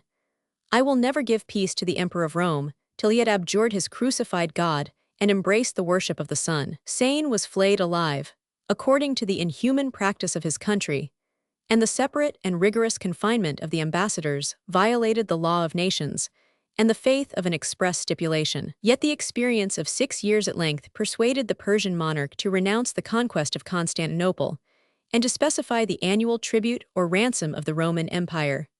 1,000 talents of gold, 1,000 talents of silver, 1,000 silk robes, 1,000 horses, and 1,000 virgins. Heraclius subscribed these ignominious terms, but the time and space which he obtained to collect such treasures from the poverty of the East was industriously employed in the preparations of a bold and desperate attack. Of the characters conspicuous in history, that of Heraclius is one of the most extraordinary and inconsistent. In the first and last years of a long reign, the emperor appears to be the slave of sloth, of pleasure, or of superstition, the careless and impotent spectator of the public calamities. But the languid mists of the morning and evening are separated by the brightness of the meridian sun. The Arcadius of the palace arose the Caesar of the camp, and the honor of Rome and Heraclius was gloriously retrieved by the exploits and trophies of 6 adventurous campaigns.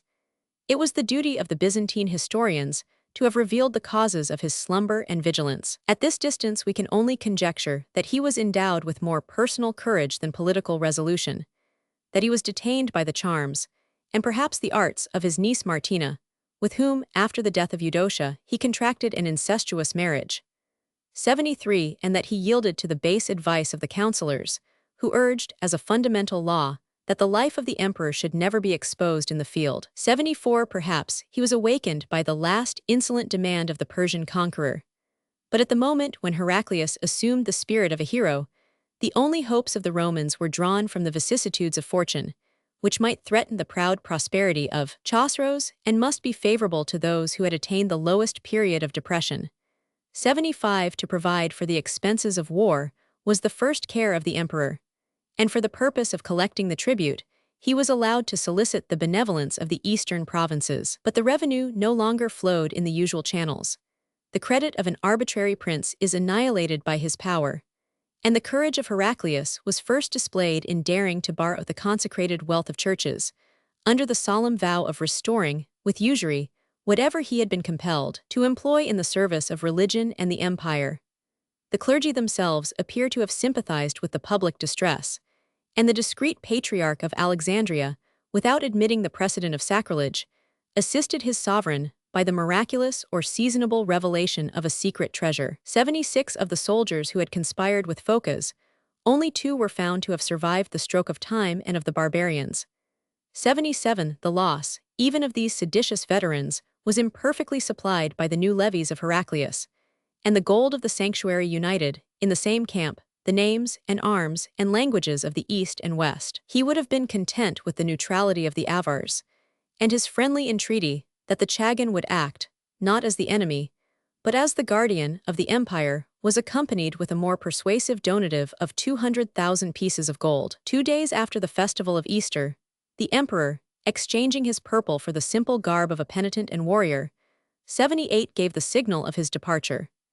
To the faith of the people Heraclius recommended his children. The civil and military powers were vested in the most deserving hands, and the discretion of the patriarch and senate was authorized to save or surrender the city, if they should be oppressed in his absence by the superior forces of the enemy. The neighboring heights of Chalcedon were covered with tents and arms, but if the new levies of Heraclius had been rashly led to the attack, the victory of the Persians in the site of Constantinople might have been the last day of the Roman Empire. As imprudent would it have been to advance into the provinces of Asia, leaving their innumerable cavalry to intercept his convoys, and continually to hang on the lassitude and disorder of his rear. But the Greeks were still masters of the sea. A fleet of galleys, transports, and storeships was assembled in the harbor. The barbarians consented to embark. A steady wind carried them through the Hellespont. The western and southern coast of Asia Minor lay on their left hand.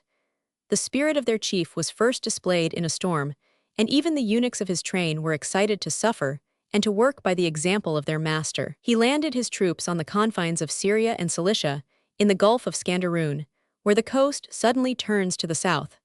79, and his discernment was expressed in the choice of this important post. 80 From all sides, the scattered garrisons of the maritime cities and the mountains might repair with speed and safety to his imperial standard.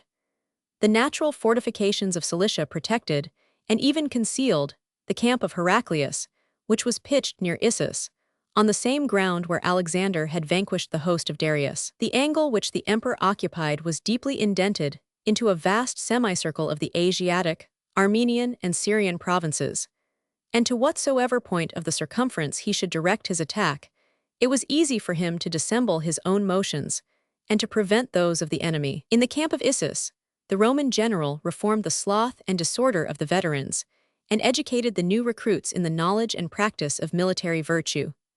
Unfolding the miraculous image of Christ, he urged them to revenge the holy altars which had been profaned by the worshippers of fire. Addressing them by the endearing appellations of sons and brethren, he deplored the public and private wrongs of the republic. The subjects of a monarch were persuaded that they fought in the cause of freedom, and a similar enthusiasm was communicated to the foreign mercenaries, who must have viewed with equal indifference the interest of Rome and of Persia.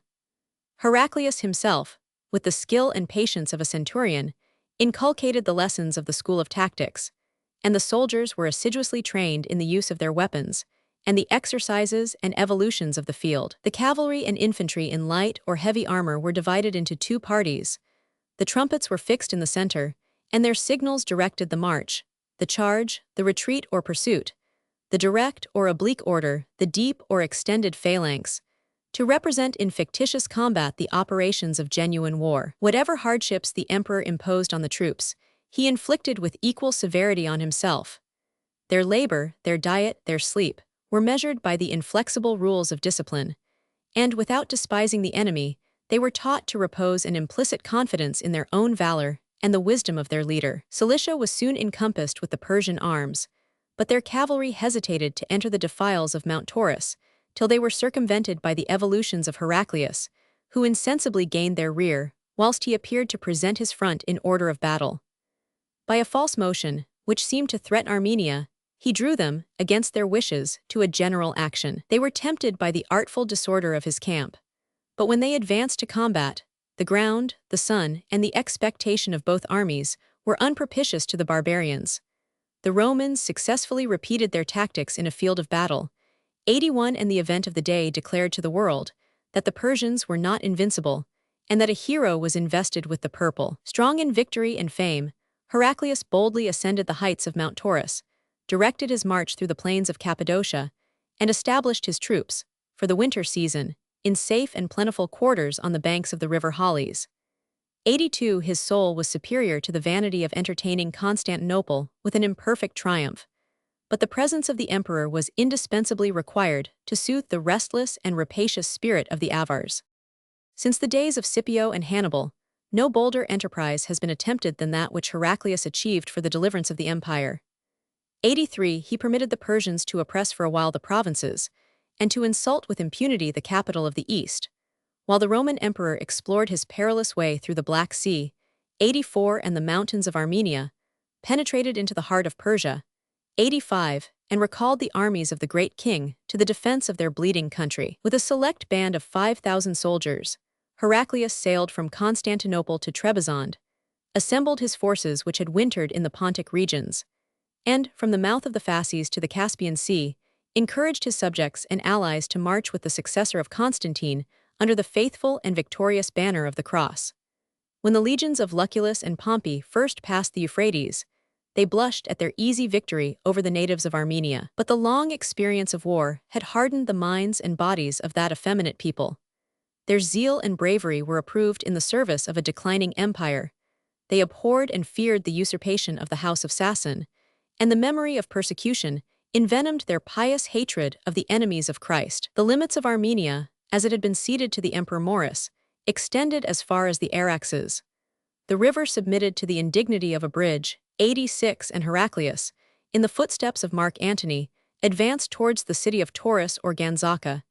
87 The ancient and modern capital of one of the provinces of Media. At the head of 40,000 men, Chosroes himself had returned from some distant expedition to oppose the progress of the Roman arms, but he retreated on the approach of Heraclius, declining the generous alternative of peace or of battle. Instead of 500,000 of inhabitants, which have been ascribed to Taurus under the reign of the Sophies, the city contained no more than 3,000 houses, but the value of the royal treasures was enhanced by a tradition that they were the spoils of Croesus, which had been transported by Cyrus from the citadel of Sardes. The rapid conquests of Heraclius were suspended only by the winter season.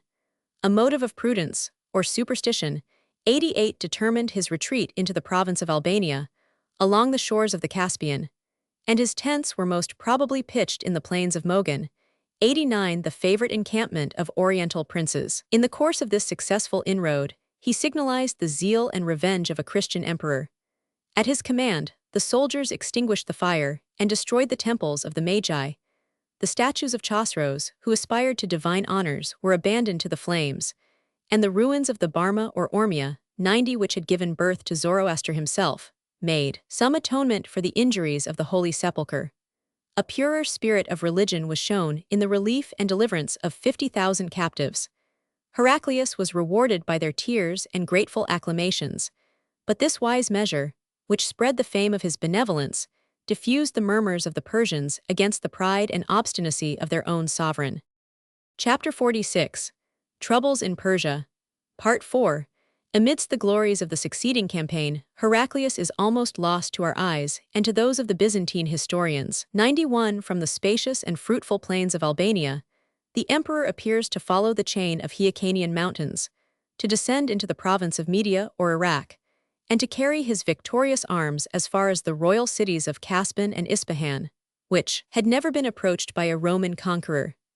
Alarmed by the danger of his kingdom, the powers of Chosroes were already recalled from the Nile and the Bosphorus, and 3 formidable armies surrounded, in a distant and hostile land, the camp of the emperor. The Colchian allies prepared to desert his standard, and the fears of the bravest veterans were expressed, rather than concealed, by their desponding silence. "Be not terrified," said the intrepid Heraclius, "by the multitude of your foes. With the aid of heaven, one Roman may triumph over 1,000 barbarians. But if we devote our lives for the salvation of our brethren, we shall obtain the crown of martyrdom, and our immortal reward will be liberally paid by God and posterity." These magnanimous sentiments were supported by the vigor of his actions. He repelled the threefold attack of the Persians, improved the divisions of their chiefs, and by a well-concerted train of marches, retreats, and successful actions, finally chased them from the field into the fortified cities of Media and Assyria. In the severity of the winter season, Sarbaraza deemed himself secure in the walls of Salban. He was surprised by the activity of Heraclius, who divided his troops, and performed a laborious march in the silence of the night. The flat roofs of the houses were defended with useless valor against the darts and torches of the Romans. The satraps and nobles of Persia, with their wives and children, and the flower of their martial youth, were either slain or made prisoners. The general escaped by a precipitate flight, but his golden armor was the prize of the conqueror, and the soldiers of Heraclius enjoyed the wealth and repose which they had so nobly deserved. On the return of spring, the emperor traversed in 7 days the mountains of Kurdistan, and passed without resistance the rapid stream of the Tigris. Oppressed by the weight of their spoils and captives, the Roman army halted under the walls of Amida, and Heraclius informed the Senate of Constantinople of his safety and success, which they had already felt by the retreat of the besiegers. The bridges of the Euphrates were destroyed by the Persians, but as soon as the emperor had discovered a ford, they hastily retired to defend the banks of the Saras, 92 in Cilicia. That river, an impetuous torrent, was about 300 feet broad. The bridge was fortified with strong turrets, and the banks were lined with barbarian archers. After a bloody conflict, which continued till the evening, the Romans prevailed in the assault, and a Persian of gigantic size was slain and thrown into the Saras by the hand of the emperor himself. The enemies were dispersed and dismayed. Heraclius pursued his march to Sebast in Cappadocia, and at the expiration of 3 years, the same coast of the Euxine applauded his return from a long and victorious expedition. 93. Instead of skirmishing on the frontier, the two monarchs who disputed the empire of the East aimed their desperate strokes at the heart of their rival. The military force of Persia was wasted by the marches and combats of 20 years, and many of the veterans, who had survived the perils of the sword and the climate, were still detained in the fortresses of Egypt and Syria. But the revenge and ambition of Chosroes exhausted his kingdom, and the new levies of subjects, strangers and slaves, were divided into 3 formidable bodies. 94. The first army of 50,000 men, illustrious by the ornament and title of the Golden Spears, was destined to march against Heraclius. The second was stationed to prevent his junction with the troops of his brother Theodorus, and the third was commanded to besiege Constantinople, and to second the operations of the Chagan, with whom the Persian king had ratified a treaty of alliance and partition. Sarbar, the general of the Third Army, penetrated through the provinces of Asia to the well-known camp of Chalcedon, and amused himself with the destruction of the sacred and profane buildings of the Asiatic suburbs, while he impatiently waited the arrival of his Scythian friends on the opposite side of the Bosphorus. On the 29th of June, 30,000 barbarians, the vanguard of the Avars, forced the Long Wall, and drove into the capital a promiscuous crowd of peasants, citizens, and soldiers. 4,095 of his native subjects, and of the vassal tribes of Gepidae, Russians, Bulgarians, and Sclavonians, advanced under the standard of the Chagan. A month was spent in marches and negotiations, but the whole city was invested on the 31st of July, from the suburbs of Pira and Galata to the Blasharni and Seven Towers, and the inhabitants descried with terror the flaming signals of the European and Asiatic shores. In the meanwhile, the magistrates of Constantinople repeatedly strove to purchase the retreat of the Chagan, but their deputies were rejected and insulted, and he suffered the patricians to stand before his throne, while the Persian envoys, in silk robes, were seated by his side. "You see," said the haughty barbarian, "the proofs of my perfect union with the great king, and his lieutenant is ready to send into my camp a select band of 3,000 warriors. Presume no longer to tempt your master with a partial and inadequate ransom. Your wealth and your city are the only presents worthy of my acceptance. For yourselves, I shall permit you to depart, each with an undergarment and a shirt, and at my entreaty, my friend Sarbar will not refuse a passage through his lines. Your absent prince, even now a captive or a fugitive, has left Constantinople to its fate. Nor can you escape the arms of the Avars and Persians, unless you could soar into the air like birds, unless like fishes you could dive into the waves. 96 During 10 successive days, the capital was assaulted by the Avars, who had made some progress in the science of attack. They advanced to sap or batter the wall, under the cover of the impenetrable tortoise. Their engines discharged a perpetual volley of stones and darts, and 12 lofty towers of wood exalted the combatants to the height of the neighboring ramparts. But the Senate and people were animated by the spirit of Heraclius, who had detached to their relief a body of 12,000 cuirassiers. The powers of fire and mechanics were used with superior art and success in the defense of Constantinople. And the galleys, with 2 and 3 ranks of oars, commanded the Bosphorus, and rendered the Persians the idle spectators of the defeat of their allies. The Avars were repulsed. A fleet of Sclavonian canoes was destroyed in the harbor. The vassals of the Chagan threatened to desert. His provisions were exhausted, and after burning his engines, he gave the signal of a slow and formidable retreat. The devotion of the Romans ascribed this signal deliverance to the Virgin Mary, but the Mother of Christ would surely have condemned their inhuman murder of the Persian envoys, who were entitled to the rights of humanity, if they were not protected by the laws of nations. 97. After the division of his army, Heraclius prudently retired to the banks of the Phasis, from whence he maintained a defensive war against the 50,000 gold spears of Persia. His anxiety was relieved by the deliverance of Constantinople. His hopes were confirmed by a victory of his brother Theodorus.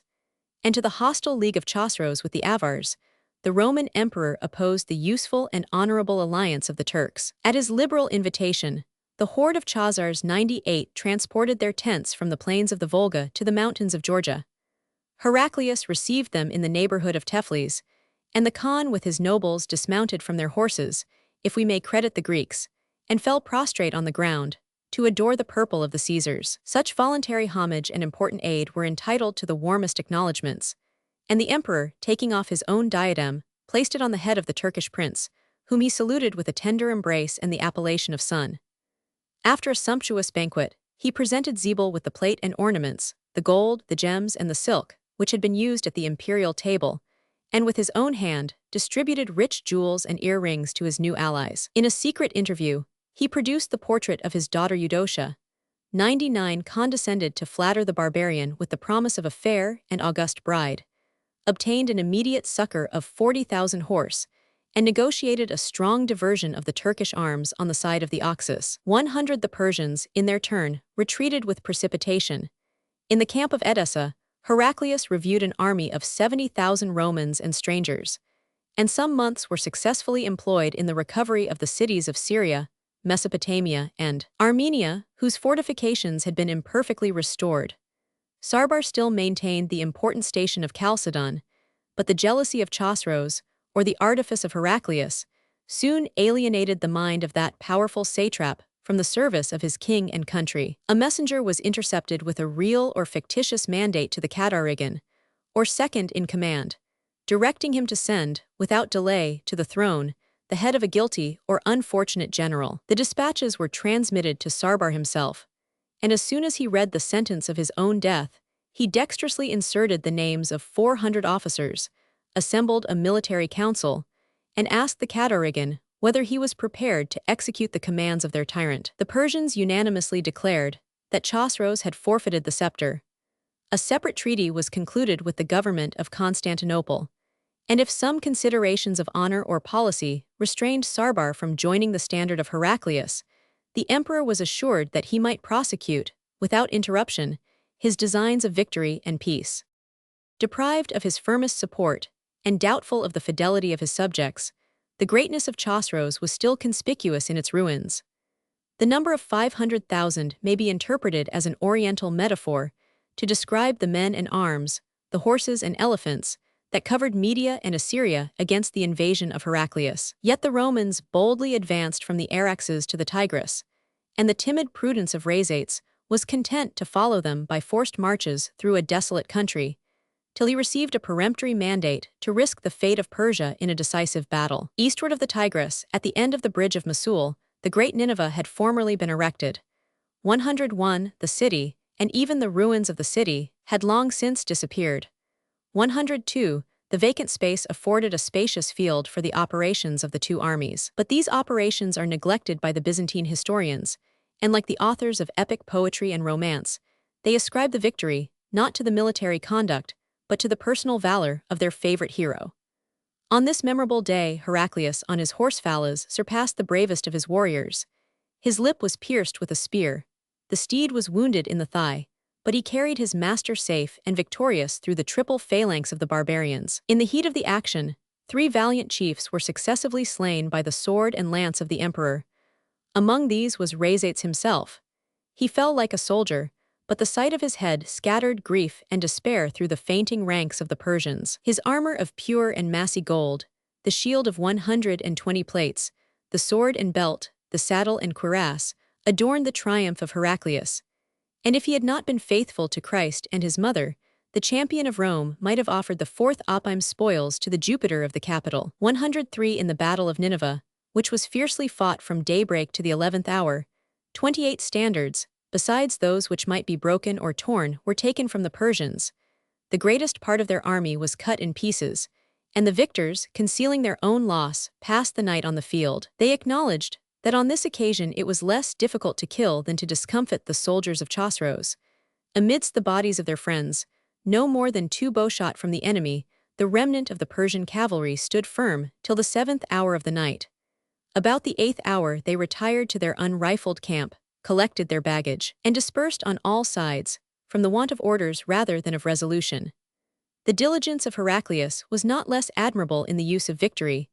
By a march of 48 miles in 24 hours, his vanguard occupied the bridges of the Great and the Lesser Zab, and the cities and palaces of Assyria were open for the first time to the Romans. By a just gradation of magnificent scenes, they penetrated to the royal seat of Dastagerd, 1031, and though much of the treasure had been removed, and much had been expended, the remaining wealth appears to have exceeded their hopes, and even to have satiated their avarice. Whatever could not be easily transported, they consumed with fire, that Chosroes might feel the anguish of those wounds which he had so often inflicted on the provinces of the empire.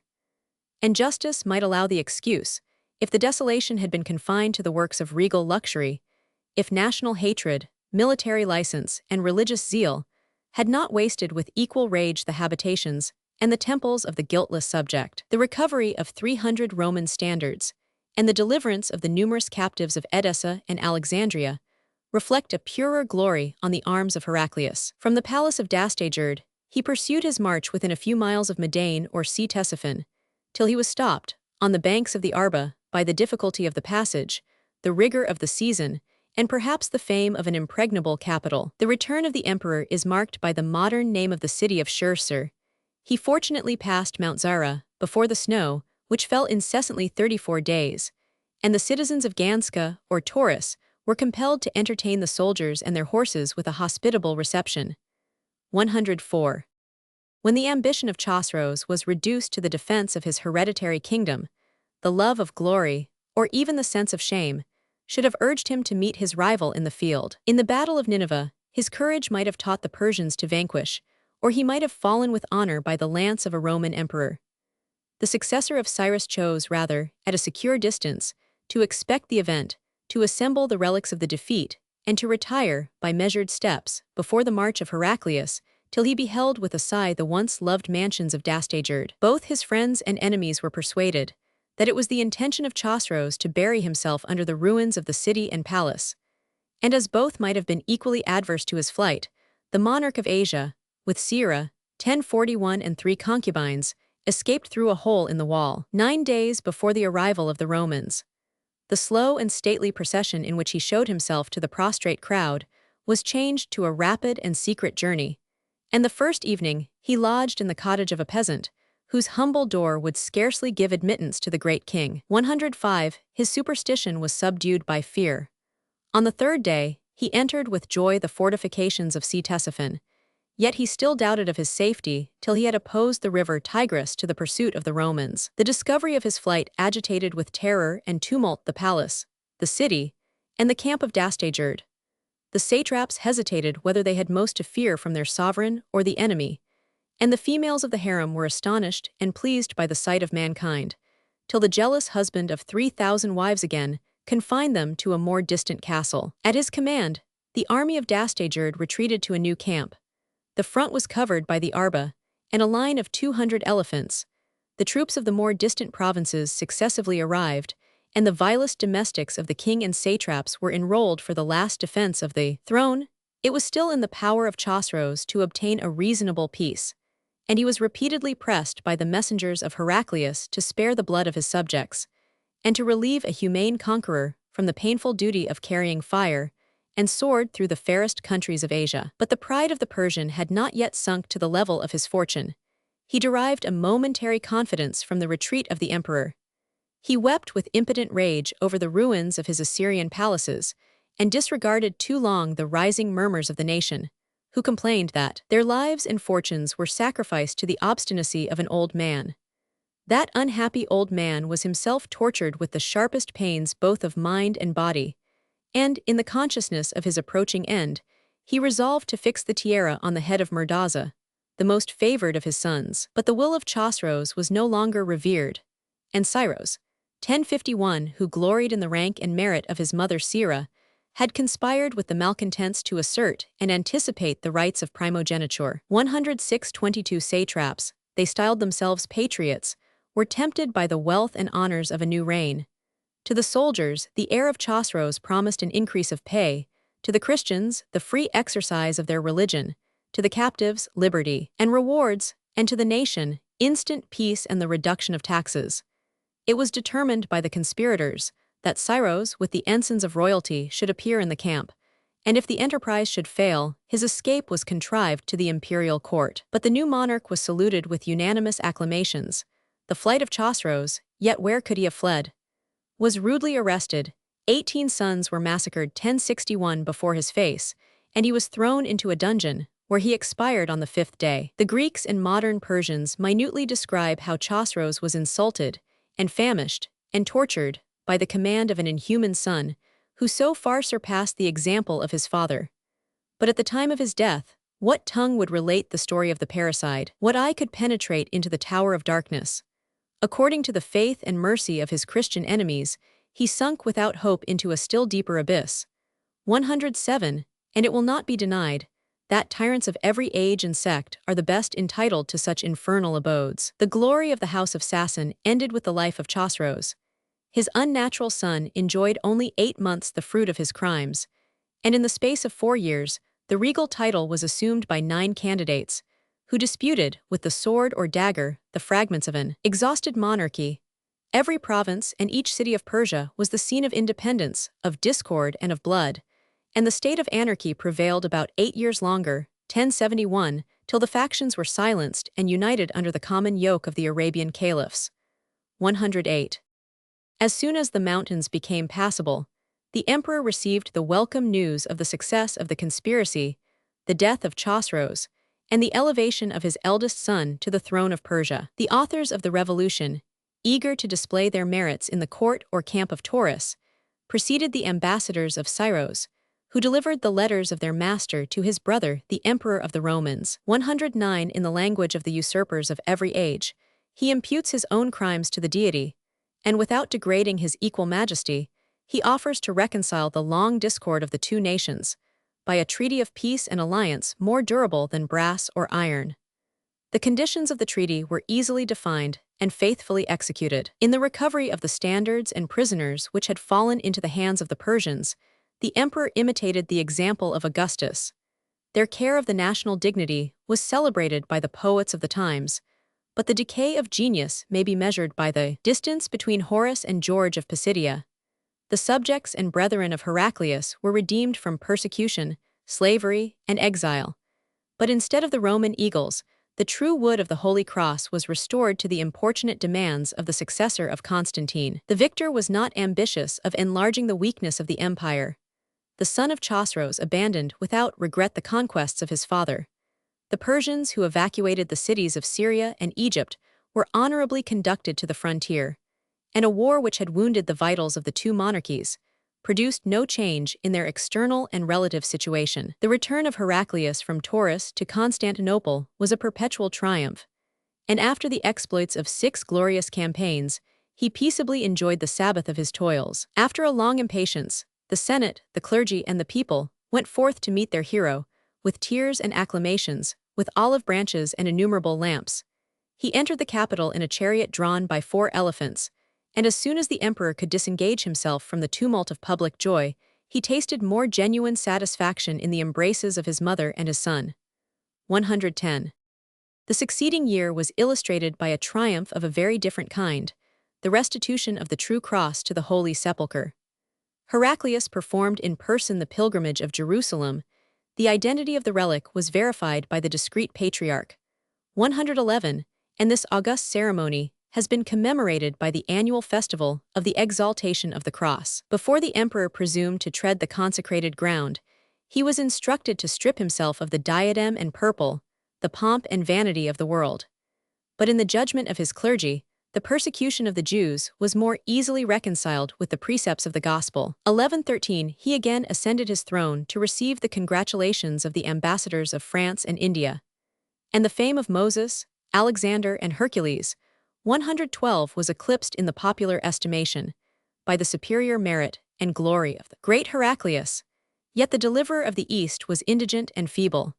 Of the Persian spoils, the most valuable portion had been expended in the war, distributed to the soldiers, or buried, by an unlucky tempest, in the waves of the Euxine. The conscience of the emperor was oppressed by the obligation of restoring the wealth of the clergy, which he had borrowed for their own defense. A perpetual fund was required to satisfy these inexorable creditors.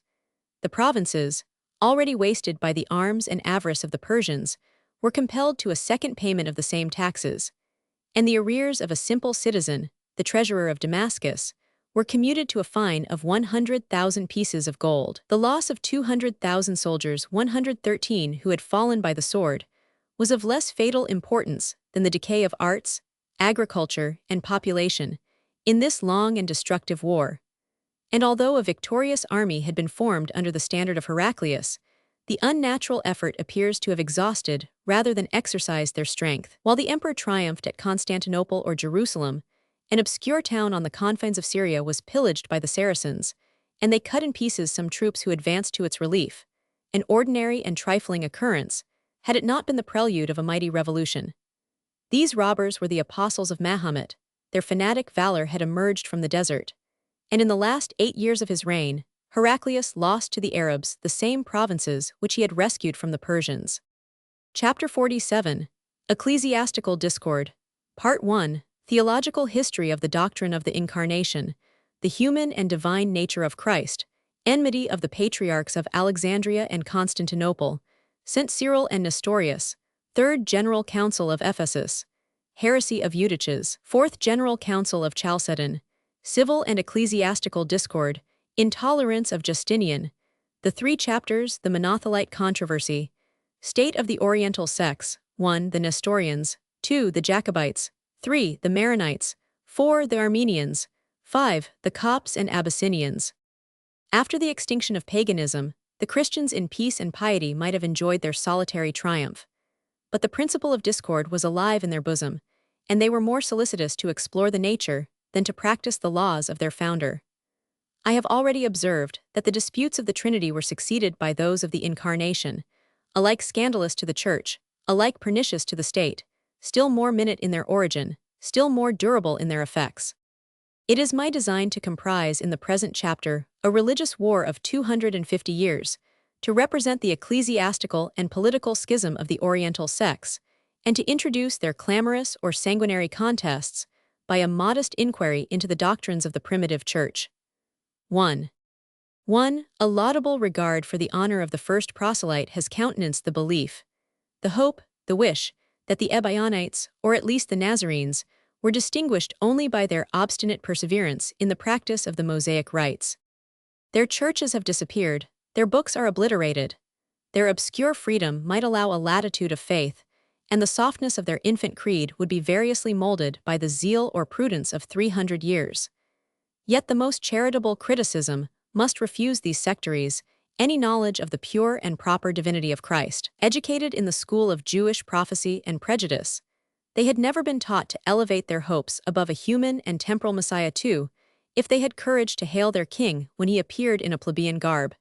Their grosser apprehensions were incapable of discerning their God, who had studiously disguised his celestial character under the name and person of a mortal. 3. The familiar companions of Jesus of Nazareth conversed with their friend and countryman, who, in all the actions of rational and animal life, appeared of the same species with themselves. His progress from infancy to youth and manhood was marked by a regular increase in stature and wisdom, and after a painful agony of mind and body, he expired on the cross. He lived and died for the service of mankind. But the life and death of Socrates had likewise been devoted to the cause of religion and justice. And although the Stoic or the hero may disdain the humble virtues of Jesus, the tears which he shed over his friend and country may be esteemed the purest evidence of his humanity. The miracles of the gospel could not astonish a people who held with intrepid faith the more splendid prodigies of the Mosaic law. The prophets of ancient days had cured diseases, raised the dead, divided the sea, stopped the sun, and ascended to heaven in a fiery chariot. And the metaphorical style of the Hebrews might ascribe to a saint and martyr the adoptive title of Son of God. Yet in the insufficient creed of the Nazarenes and the Ebionites, a distinction is faintly noticed between the heretics, who confounded the generation of Christ in the common order of nature, and the less guilty schismatics, who revered the virginity of his mother and excluded the aid of an earthly father. The incredulity of the former was countenanced by the visible circumstances of his birth, the legal marriage of the reputed parents, Joseph and Mary, and his lineal claim to the kingdom of David and the inheritance of Judah. But the secret and authentic history has been recorded in several copies of the Gospel, according to St. Matthew, 4 which these sectaries long preserved in the original Hebrew, 5 as the sole evidence of their faith. The natural suspicions of the husband, conscious of his own chastity, were dispelled by the assurance, in a dream, that his wife was pregnant of the Holy Ghost. And as this distant and domestic prodigy could not fall under the personal observation of the historian, he must have listened to the same voice which dictated to Isaiah the future conception of a virgin. The son of a virgin, generated by the ineffable operation of the Holy Spirit, was a creature without example or resemblance, superior in every attribute of mind and body to the children of Adam. Since the introduction of the Greek or Chaldean philosophy, 6 the Jews 7 were persuaded of the pre-existence, transmigration, and immortality of souls, and providence was justified by a supposition that they were confined in their earthly prisons to expiate the stains which they had contracted in a former state. 8 But the degrees of purity and corruption are almost immeasurable. It might be fairly presumed that the most sublime and virtuous of human spirits was infused into the offspring of Mary and the Holy Ghost.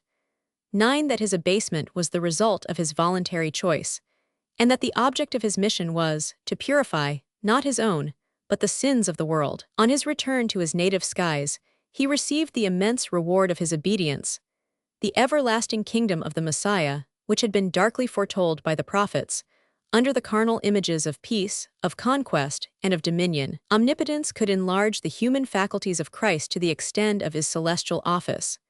In the language of antiquity, the title of God has not been severely confined to the first parent, and his incomparable minister, his only begotten Son, might claim, without presumption, the religious, though secondary, worship of a subject world. 2. The seeds of the faith, which had slowly arisen in the rocky and ungrateful soil of Judea, were transplanted, in full maturity, to the happier climes of the Gentiles, and the strangers of Rome or Asia, who never beheld the manhood, were the more readily disposed to embrace the divinity of Christ. The polytheist and the philosopher, the Greek and the barbarian, were alike accustomed to conceive a long succession, an infinite chain of angels or demons or deities or eons or emanations, issuing from the throne of light. Nor could it seem strange or incredible that the first of these eons, the Logos or Word of God of the same substance with the Father, should descend upon earth, to deliver the human race from vice and error, and to conduct them in the paths of life and immortality.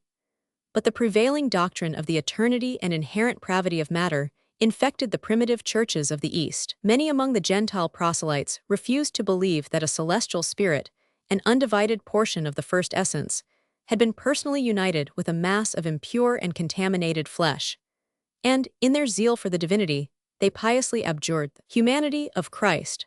While his blood was still recent on Mount Calvary, the Docetes, a numerous and learned sect of Asiatics, invented the fantastic system, which was afterwards propagated by the Marcionites, the Manichaeans, and the various names of the Gnostic heresy. 11. They denied the truth and authenticity of the Gospels, as far as they relate the conception of Mary, the birth of Christ, and the 30 years that preceded the exercise of his ministry. He first appeared on the banks of the Jordan in the form of perfect manhood, but it was a form only, and not a substance, a human figure created by the hand of omnipotence to imitate the faculties and actions of a man, and to impose a perpetual illusion on the senses of his friends and enemies.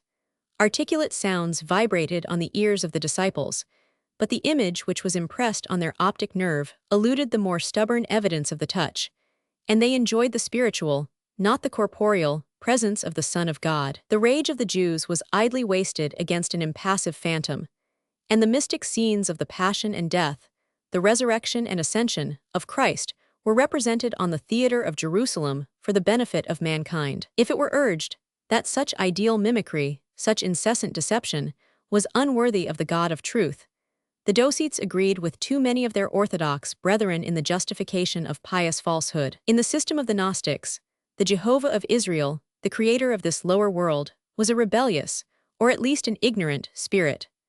The Son of God descended upon earth to abolish his temple and his law, and for the accomplishment of this salutary end, he dexterously transferred to his own person the hope and prediction of a temporal Messiah.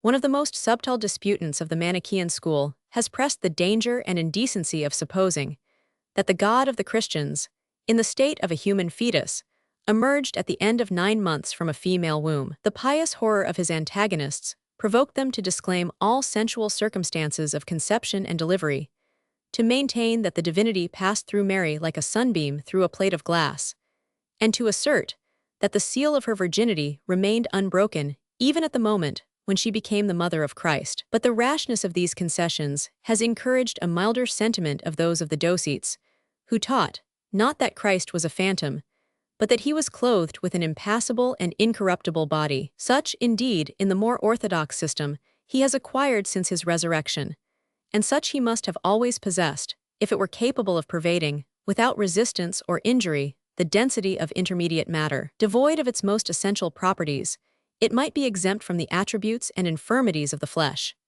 A fetus that could increase from an invisible point to its full maturity, a child that could attain the stature of perfect manhood without deriving any nourishment from the ordinary sources, might continue to exist without repairing a daily waste by a daily supply of external matter. Jesus might share the repasts of his disciples without being subject to the calls of thirst or hunger, and his virgin purity was never sullied by the involuntary stains of sensual concupiscence.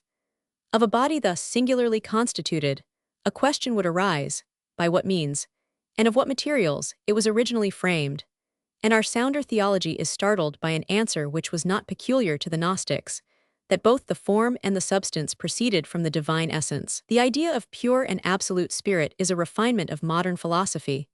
The incorporeal essence, ascribed by the ancients to human souls, celestial beings, and even the deity himself, does not exclude the notion of extended space, and their imagination was satisfied with a subtle nature of air or fire or ether, incomparably more perfect than the grossness of the material world. If we define the place, we must describe the figure of the deity. Our experience, perhaps our vanity, represents the powers of reason and virtue under a human form. The anthropomorphites, who swarmed among the monks of Egypt and the Catholics of Africa, could produce the express declaration of Scripture that man was made after the image of his Creator. 12. The venerable Serapion, one of the saints of the Nitrian deserts, relinquished with many a tear his darling prejudice, and bewailed like an infant his unlucky conversion which had stolen away his God, and left his mind without any visible object of faith or devotion. 13. 3. Such were the fleeting shadows of the Docetes.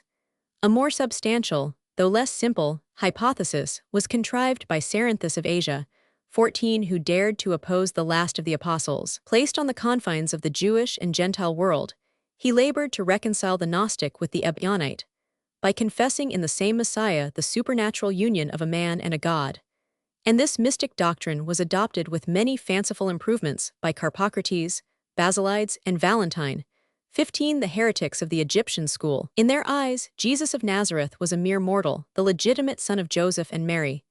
But he was the best and wisest of the human race, selected as the worthy instrument to restore upon earth the worship of the true and supreme deity. When he was baptized in the Jordan, the Christ, the first of the eons, the Son of God himself, descended on Jesus in the form of a dove, to inhabit his mind and direct his actions during the allotted period of his ministry. When the Messiah was delivered into the hands of the Jews, the Christ, an immortal and impassible being, forsook his earthly tabernacle, flew back to the pleroma or world of spirits, and left the solitary Jesus to suffer, to complain, and to expire. But the justice and generosity of such a desertion are strongly questionable, and the fate of an innocent martyr, at first impelled, and at length abandoned, by his divine companion, might provoke the pity and indignation of the profane. Their murmurs were variously silenced by the sectaries who espoused and modified the double system of Cerinthus. It was alleged that when Jesus was nailed to the cross, he was endowed with a miraculous apathy of mind and body, which rendered him insensible of his apparent sufferings. It was affirmed that these momentary, though real, pangs would be abundantly repaid by the temporal reign of 1,000 years, reserved for the Messiah in his kingdom of the New Jerusalem.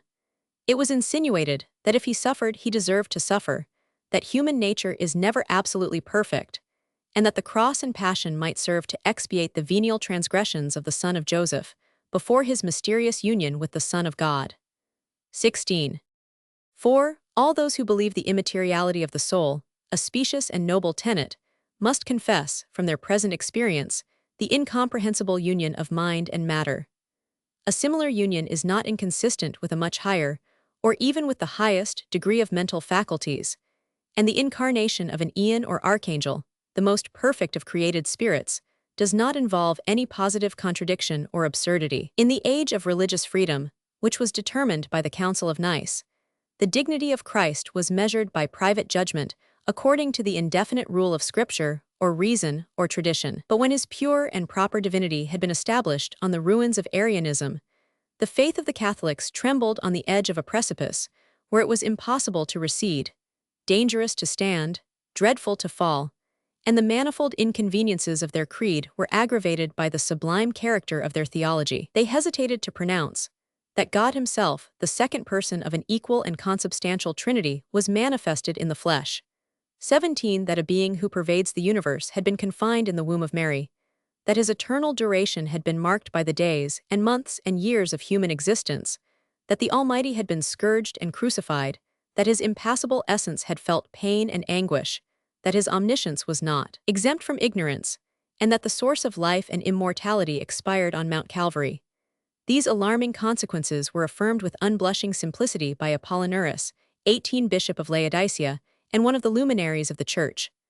The son of a learned grammarian, he was skilled in all the sciences of Greece, eloquence, erudition, and philosophy, conspicuous in the volumes of Apollinaris, were humbly devoted to the service of religion. The worthy friend of Athanasius, the worthy antagonist of Julian, he bravely wrestled with the Arians and polytheists, and though he affected the rigor of geometrical demonstration, his commentaries revealed the literal and allegorical sense of the Scriptures. A mystery which had long floated in the looseness of popular belief was defined by his perverse diligence in a technical form, and he first proclaimed the memorable words, "One incarnate nature of Christ," which are still reached with hostile clamors in the churches of Asia, Egypt, and Ethiopia. He taught that the Godhead was united or mingled with the body of a man, and that the Logos, the eternal wisdom, supplied in the flesh the place and office of a human soul. Yet as the profound doctor had been terrified at his own rashness, Apollinaris was heard to mutter some faint accents of excuse and explanation.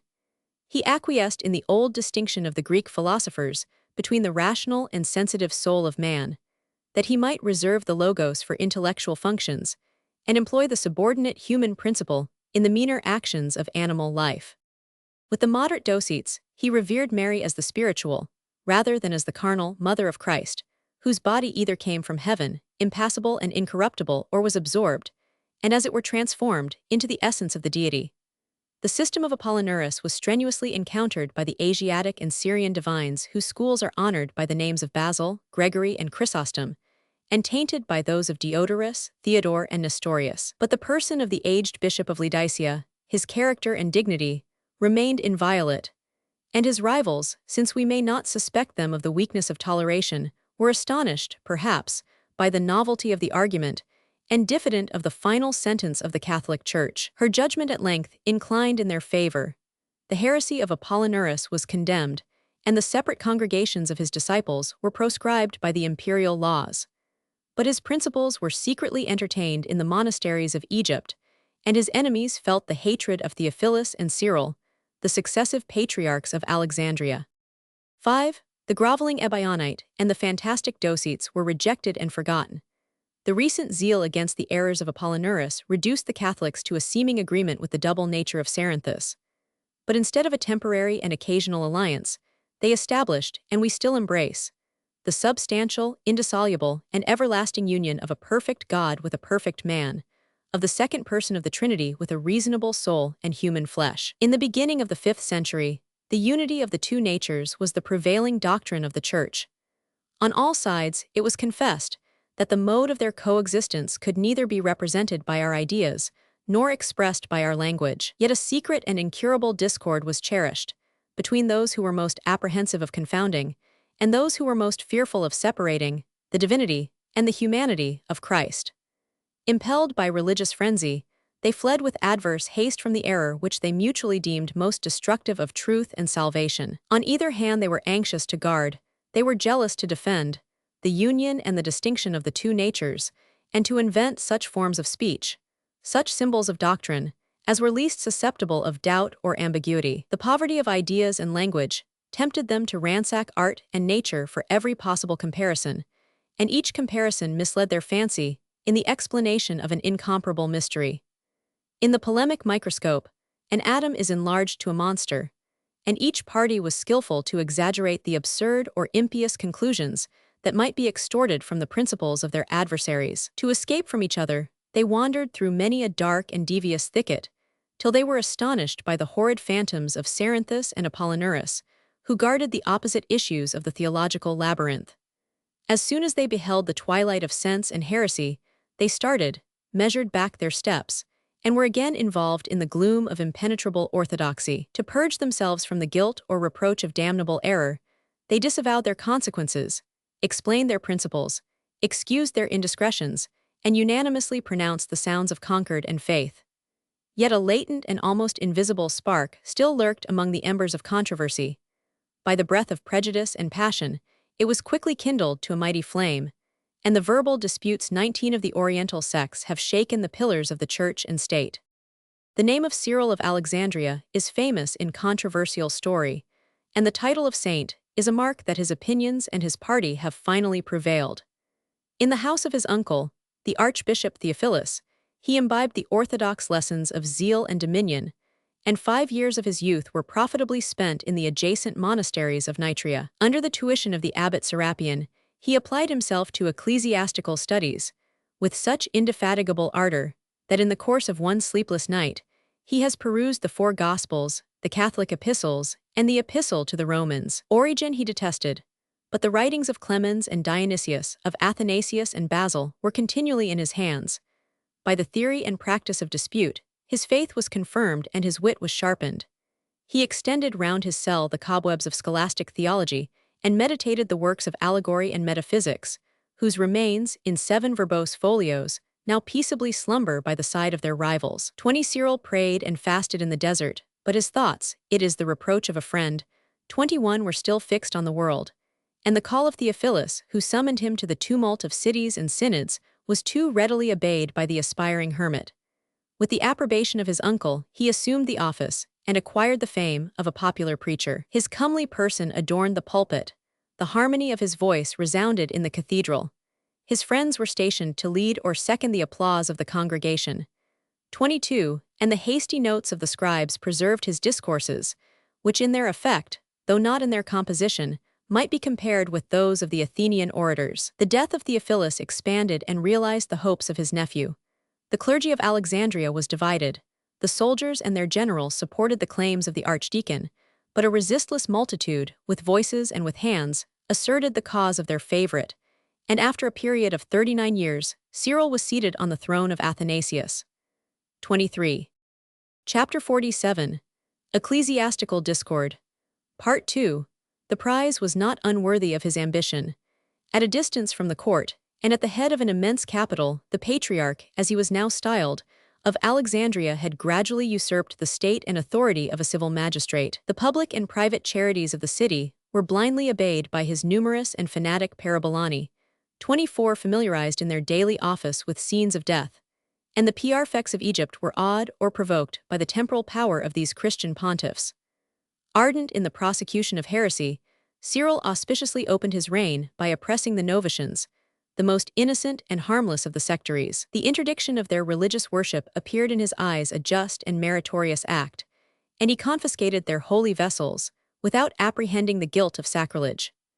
The toleration, and even the privileges of the Jews, who had multiplied to the number of 40,000, were secured by the laws of the Caesars and Ptolemies, and a long prescription of 700 years since the foundation of Alexandria. Without any legal sentence, without any royal mandate, the Patriarch, at the dawn of day, led a seditious multitude to the attack of the synagogues. Unarmed and unprepared, the Jews were incapable of resistance.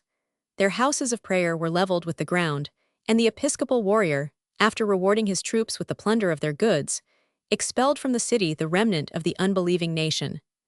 Perhaps he might plead the insolence of their prosperity and their deadly hatred of the Christians, whose blood they had recently shed in a malicious or accidental tumult. Such crimes would have deserved the animadversion of the magistrate, but in this promiscuous outrage, the innocent were confounded with the guilty, and Alexandria was impoverished by the loss of a wealthy and industrious colony. The zeal of Cyril exposed him to the penalties of the Julian law, but in a feeble government and a superstitious age, he was secure of impunity and even of praise. Orestes complained, but his just complaints were too quickly forgotten by the ministers of Theodosius, and too deeply remembered by a priest who affected to pardon, and continued to hate, the prefect of Egypt. As he passed through the streets, his chariot was assaulted by a band of 500 of the Nitrian monks. His guards fled from the wild beasts of the desert. His protestations that he was a Christian and a Catholic were answered by a volley of stones, and the face of Orestes was covered with blood. The loyal citizens of Alexandria hastened to his rescue. He instantly satisfied his justice and revenge against the monk, by whose hand he had been wounded, and Ammonius expired under the rod of the lictor. At the command of Cyril, his body was raised from the ground, and transported, in solemn procession, to the cathedral.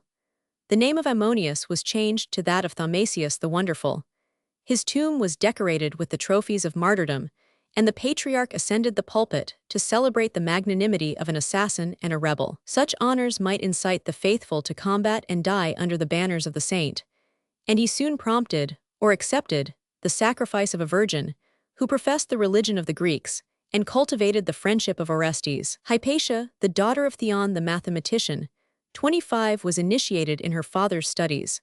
Her learned comments have elucidated the geometry of Apollonius and Diophantus, and she publicly taught, both at Athens and Alexandria, the philosophy of Plato and Aristotle. In the bloom of beauty, and in the maturity of wisdom, the modest maid refused her lovers and instructed her disciples. The persons most illustrious for their rank or merit were impatient to visit the female philosopher, and Cyril beheld, with a jealous eye, the gorgeous train of horses and slaves who crowded the door of her academy. A rumor was spread among the Christians that the daughter of Theon was the only obstacle to the reconciliation of the prefect and the archbishop, and that obstacle was speedily removed. On a fatal day in the holy season of Lent, Hypatia was torn from her chariot, stripped naked, dragged to the church, and inhumanly butchered by the hands of Peter the Reader, and a troop of savage and merciless fanatics. Her flesh was scraped from her bones with sharp sister shells, 26, and her quivering limbs were delivered to the flames. The just progress of inquiry and punishment was stopped by seasonable gifts, but the murder of Hypatia has imprinted an indelible stain on the character and religion of Cyril of Alexandria. 27. Superstition, perhaps, would more gently expiate the blood of a virgin than the banishment of a saint, and Cyril had accompanied his uncle to the iniquitous Synod of the Oak. When the memory of Chrysostom was restored and consecrated, the nephew of Theophilus, at the head of a dying faction, still maintained the justice of his sentence. nor was it till after a tedious delay and an obstinate resistance that he yielded to the consent of the Catholic world. 28. His enmity to the Byzantine pontiffs. 29 was a sense of interest, not a sally of passion. He envied their fortunate station in the sunshine of the imperial court, and he dreaded their upstart ambition, which oppressed the metropolitans of Europe and Asia, invaded the provinces of Antioch and Alexandria, and measured their dioceses by the limits of the empire. The long moderation of Atticus, the mild usurper of the throne of Chrysostom, suspended the animosities of the Eastern patriarchs, but Cyril was at length awakened by the exaltation of a rival more worthy of his esteem and hatred. After the short and troubled reign of Sicinius, Bishop of Constantinople, the factions of the clergy and people were appeased by the choice of the emperor, who, on this occasion, consulted the voice of fame and invited the merit of a stranger. Nestorius, 30, native of Germanicia, and a monk of Antioch, was recommended by the austerity of his life and the eloquence of his sermons, but the first homily which he preached before the devout Theodosius betrayed the acrimony and impatience of his zeal. "Give me, O Caesar," he exclaimed, "give me the earth purged of heretics, and I will give you in exchange the kingdom of heaven. Exterminate with me the heretics, and with you I will exterminate the Persians." On the 5th day, as if the treaty had been already signed, the Patriarch of Constantinople discovered, surprised, and attacked a secret conventicle of the Arians.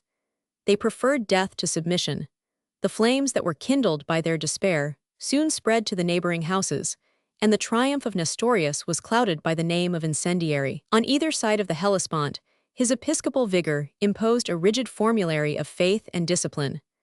A chronological error concerning the festival of Easter was punished as an offense against the church and state. Lydia and Caria, Sardes and Miletus, were purified with the blood of the obstinate Quartodecimans, and the edict of the emperor, or rather of the patriarch, enumerates 23 degrees and denominations in the guilt and punishment of heresy. 31. But the sword of persecution which Nestorius so furiously wielded was soon turned against his own breast. Religion was the pretense, but in the judgment of a contemporary saint, ambition was the genuine motive of episcopal warfare. 32. In the Syrian school, Nestorius had been taught to abhor the confusion of the two natures, and nicely to discriminate the humanity of his master, Christ, from the divinity of the Lord Jesus. 33. The Blessed Virgin he revered as the Mother of Christ, but his ears were offended with the rash and recent title of Mother of God.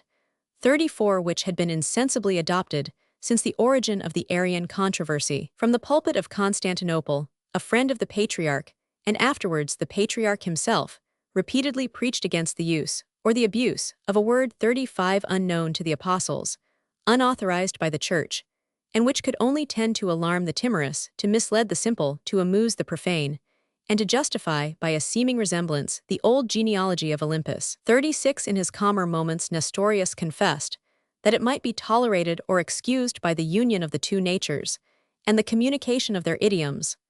37. But he was exasperated by contradiction, to disclaim the worship of a newborn, an infant, deity, to draw his inadequate similes from the conjugal or civil partnerships of life, and to describe the manhood of Christ as the robe, the instrument, the tabernacle of his Godhead. At these blasphemous sounds, the pillars of the sanctuary were shaken. The unsuccessful competitors of Nestorius indulged their pious or personal resentment. The Byzantine clergy was secretly displeased with the intrusion of a stranger.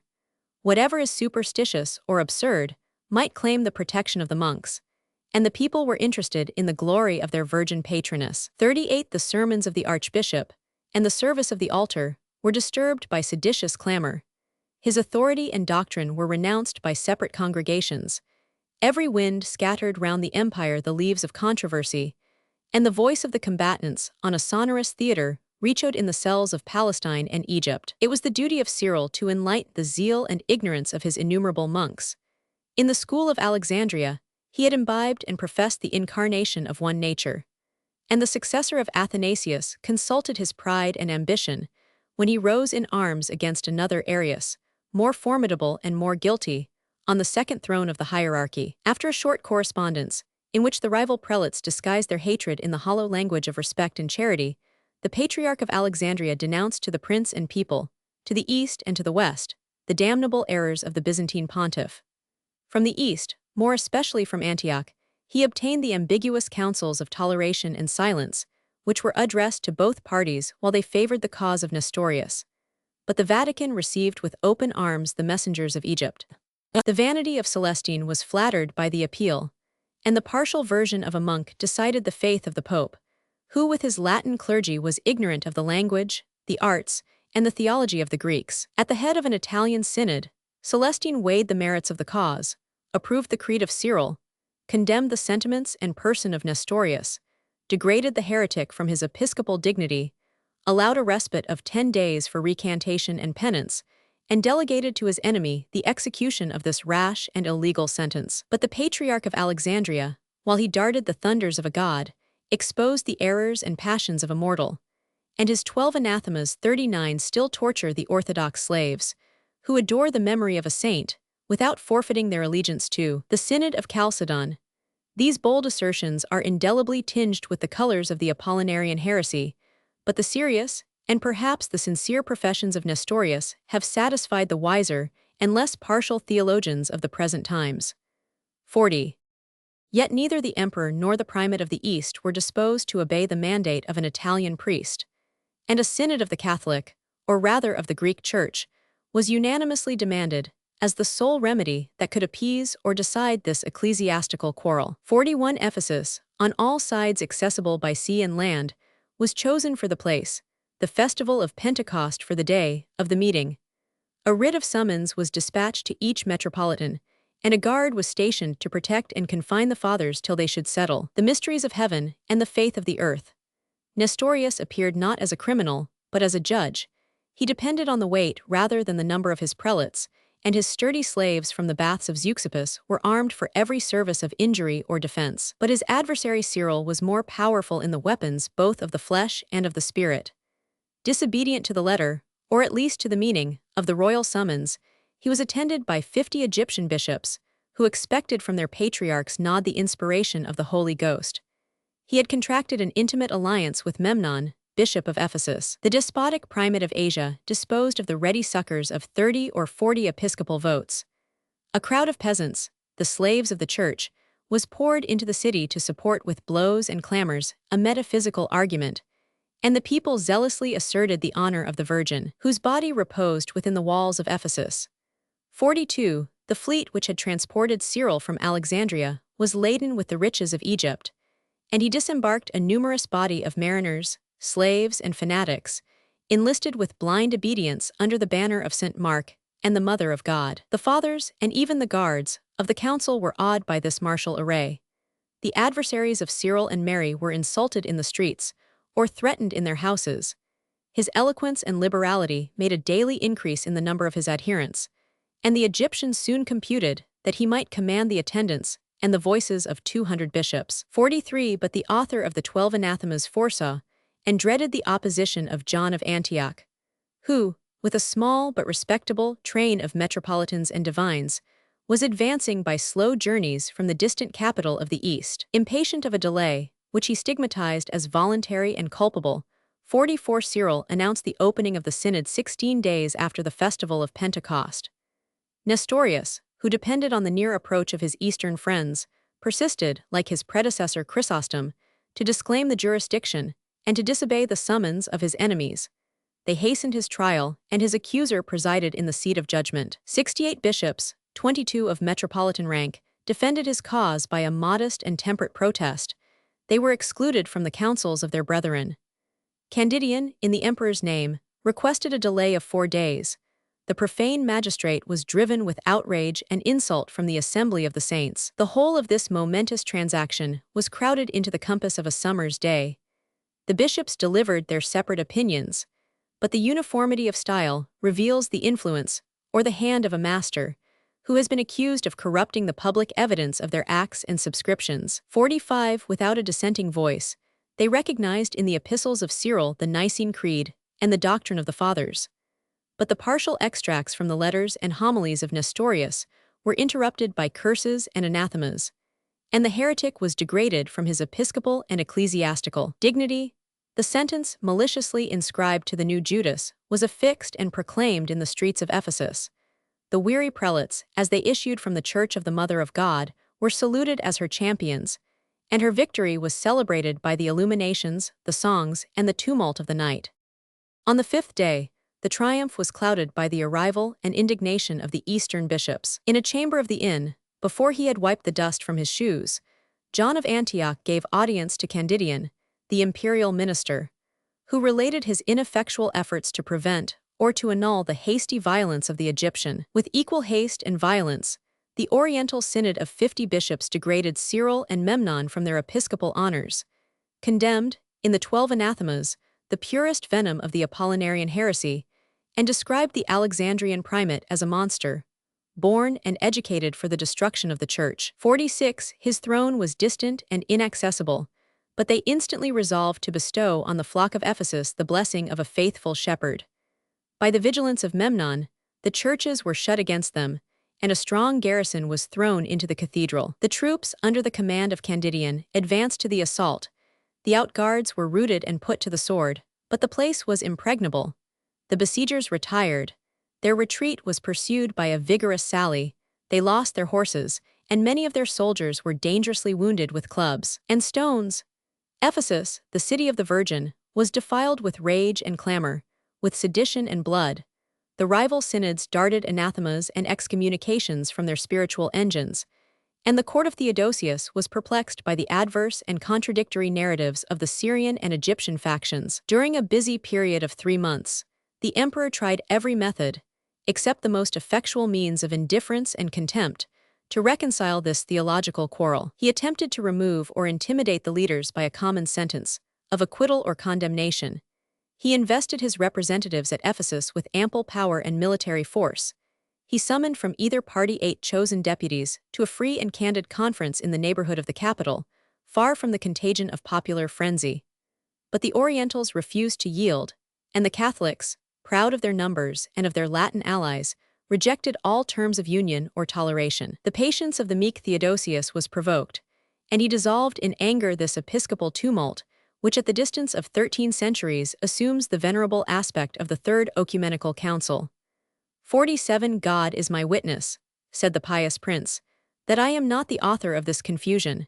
His providence will discern and punish the guilty. Return to your provinces, and may your private virtues repair the mischief and scandal of your meeting. They returned to their provinces, but the same passions which had distracted the Synod of Ephesus were diffused over the Eastern world. After 3 obstinate and equal campaigns, John of Antioch and Cyril of Alexandria condescended to explain and embrace. But their seeming reunion must be imputed rather to prudence than to reason, to the mutual lassitude rather than to the Christian charity of the patriarchs.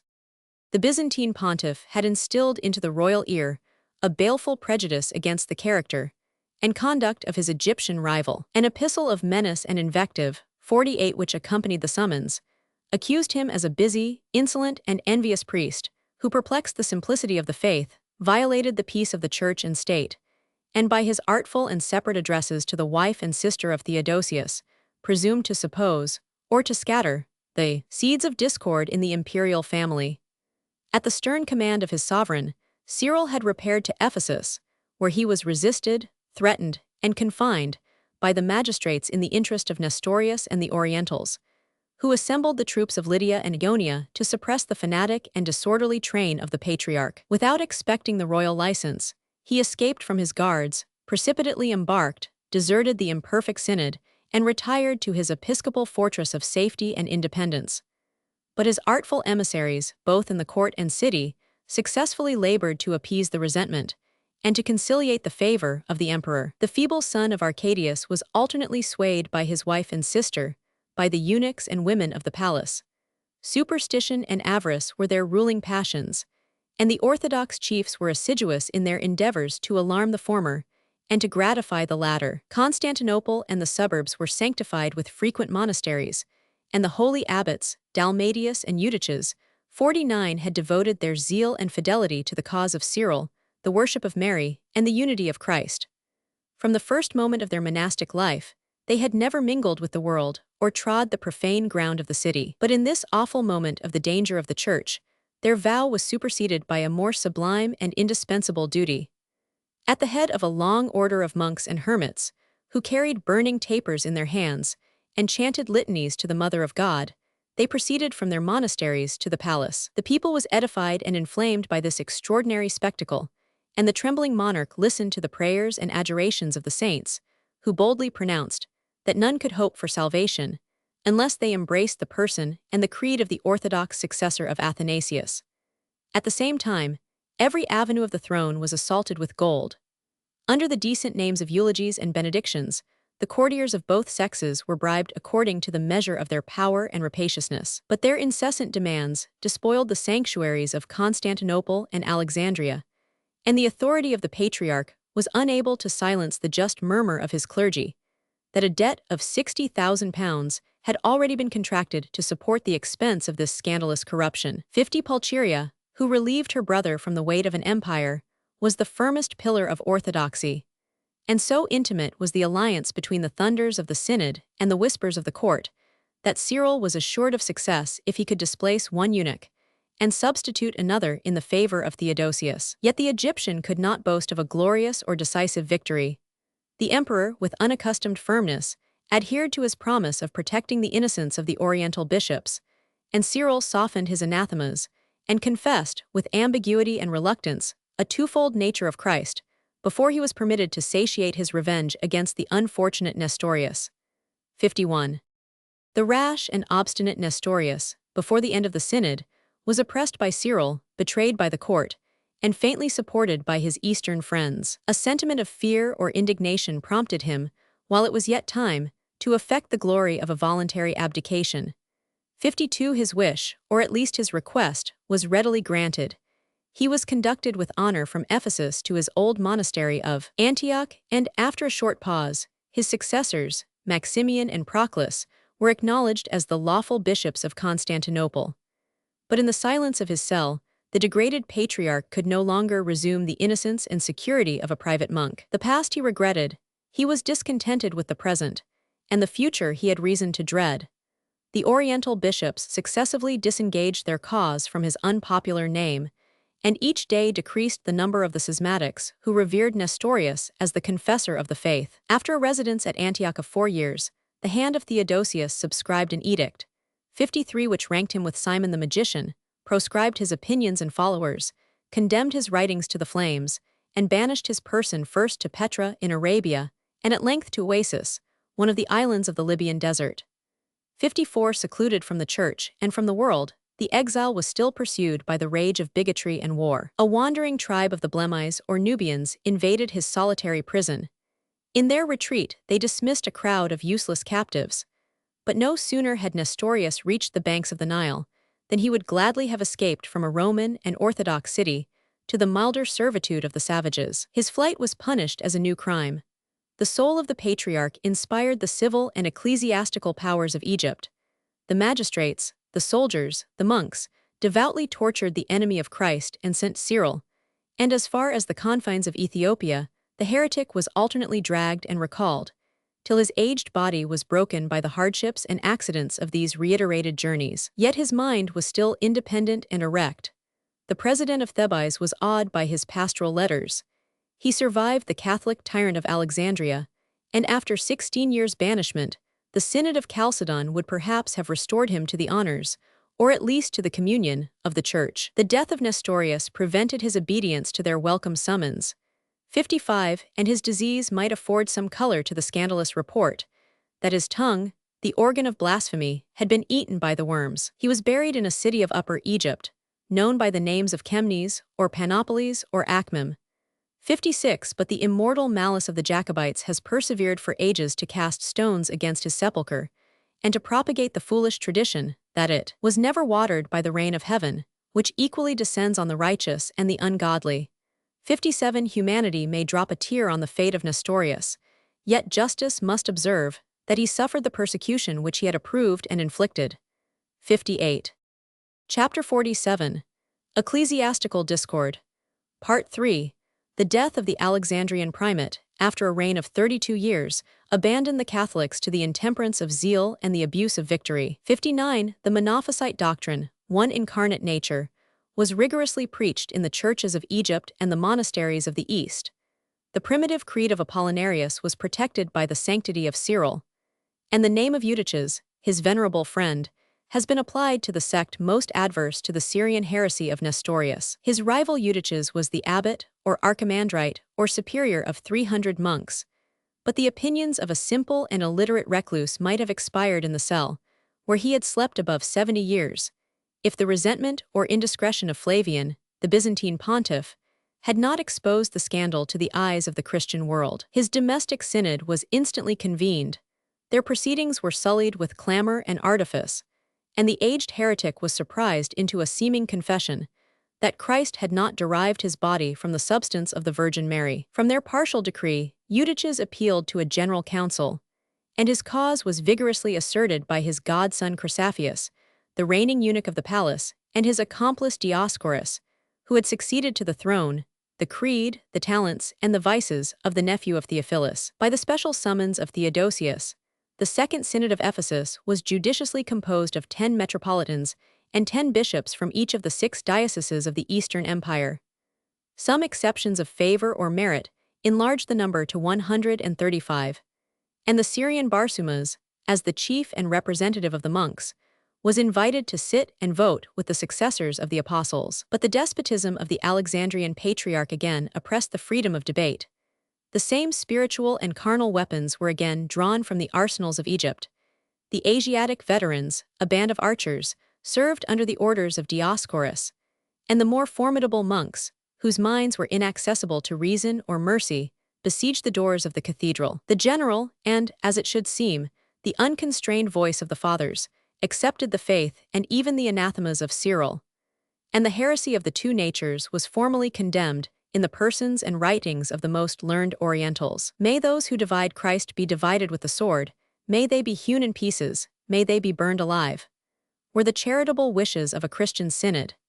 60. The innocence and sanctity of Eutyches were acknowledged without hesitation, but the prelates, more especially those of Thrace and Asia, were unwilling to depose their patriarch for the use, or even the abuse of his lawful jurisdiction. They embraced the knees of Dioscorus, as he stood with a threatening aspect on the footstool of his throne, and conjured him to forgive the offenses and to respect the dignity of his brother. "Do you mean to raise a sedition?" exclaimed the relentless tyrant. "Where are the officers?" At these words, a furious multitude of monks and soldiers, with staves and swords and chains, burst into the church. The trembling bishops hid themselves behind the altar or under the benches, and as they were not inspired with the zeal of martyrdom, they successively subscribed a blank paper, which was afterwards filled with the condemnation of the Byzantine pontiff. Flavian was instantly delivered to the wild beasts of this spiritual amphitheater. The monks were stimulated by the voice and example of Barsumas to avenge the injuries of Christ. It is said that the Patriarch of Alexandria reviled, and buffeted, and kicked, and trampled his brother of Constantinople. 61. It is certain that the victim, before he could reach the place of his exile, expired on the 3rd day of the wounds and bruises which he had received at Ephesus. This second synod has been justly branded as a gang of robbers and assassins, yet the accusers of Dioscorus would magnify his violence to alleviate the cowardice and inconstancy of their own behavior.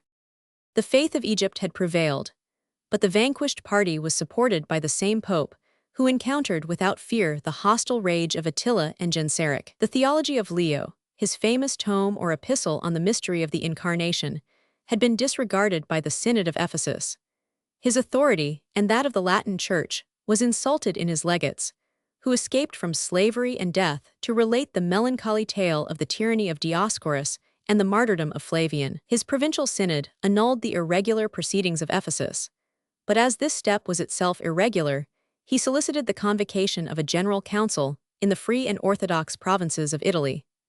From his independent throne, the Roman bishop spoke and acted without danger as the head of the Christians, and his dictates were obsequiously transcribed by Placidia and her son Valentinian, who addressed their Eastern colleague to restore the peace and unity of the Church. But the pageant of Oriental royalty was moved with equal dexterity by the hand of the eunuch, and Theodosius could pronounce, without hesitation, that the Church was already peaceful and triumphant, and that the recent flame had been extinguished by the just punishment of the Nestorians. Perhaps the Greeks would be still involved in the heresy of the Monophysites if the emperor's horse had not fortunately stumbled. Theodosius expired, His Orthodox sister Pulcheria, with a nominal husband, succeeded to the throne. Chrysaphius was burnt, Dioscorus was disgraced, the exiles were recalled, and the tome of Leo was subscribed by the Oriental bishops. Yet the Pope was disappointed in his favorite project of a Latin council. He disdained to preside in the Greek synod, which was speedily assembled at Nice in Bithynia. His legates required in a peremptory tone the presence of the emperor, and the weary fathers were transported to Chalcedon under the immediate eye of Marcian and the Senate of Constantinople. A quarter of a mile from the Thracian Bosphorus, the church of St. Euphemia was built on the summit of a gentle though lofty ascent.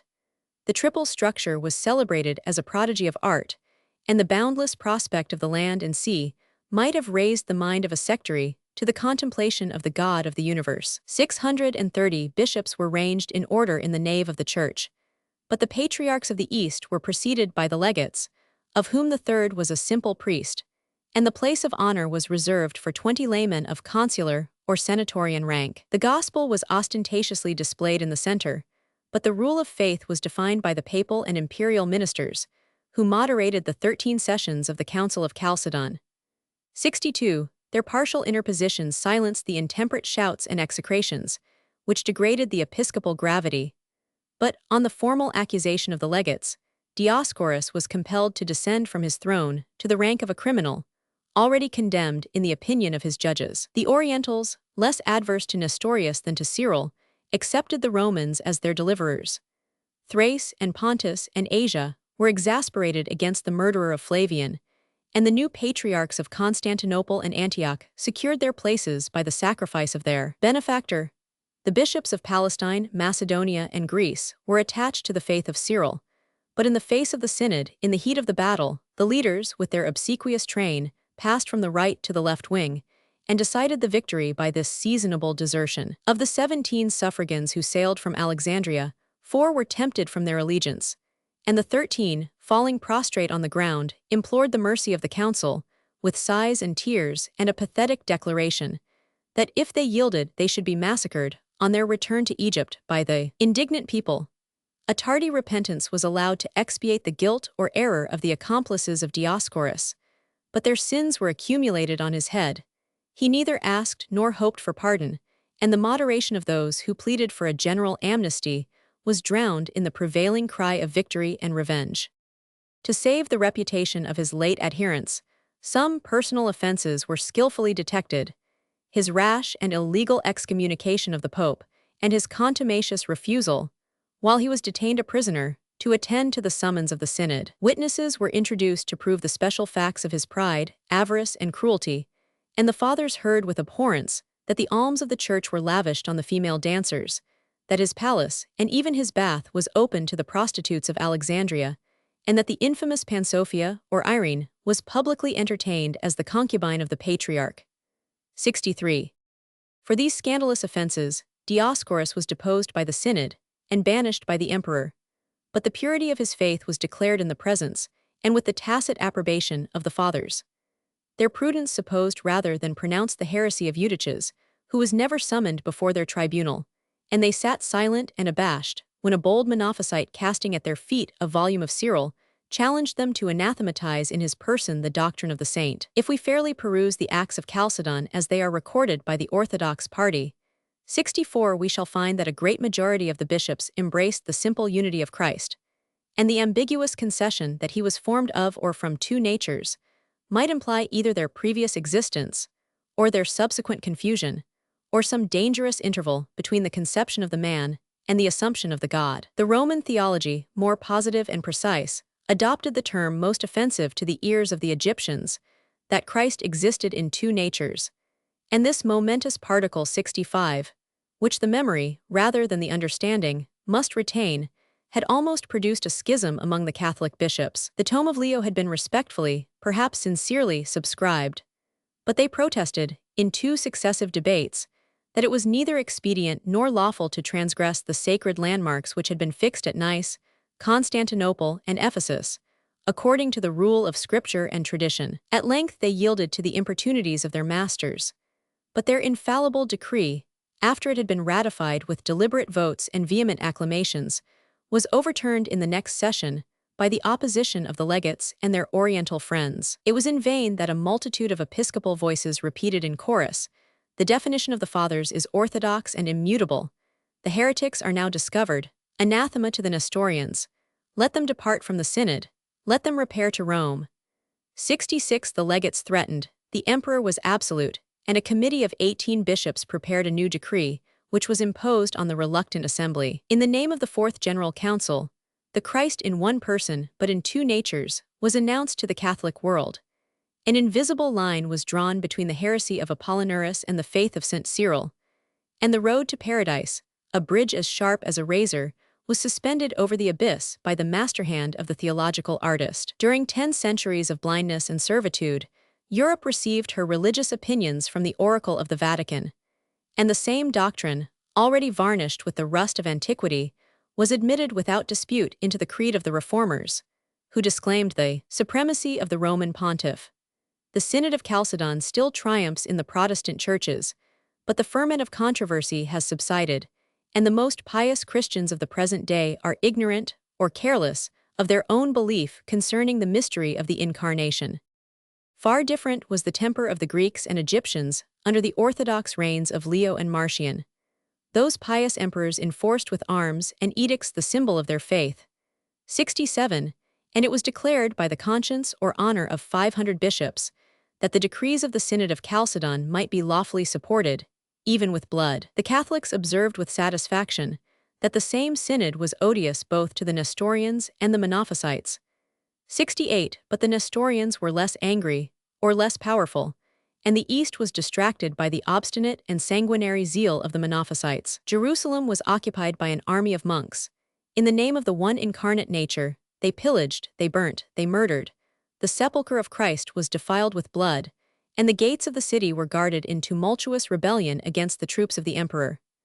After the disgrace and exile of Dioscorus, the Egyptians still regretted their spiritual father, and detested the usurpation of his successor, who was introduced by the fathers of Chalcedon. The throne of Proterius was supported by a guard of 2,000 soldiers.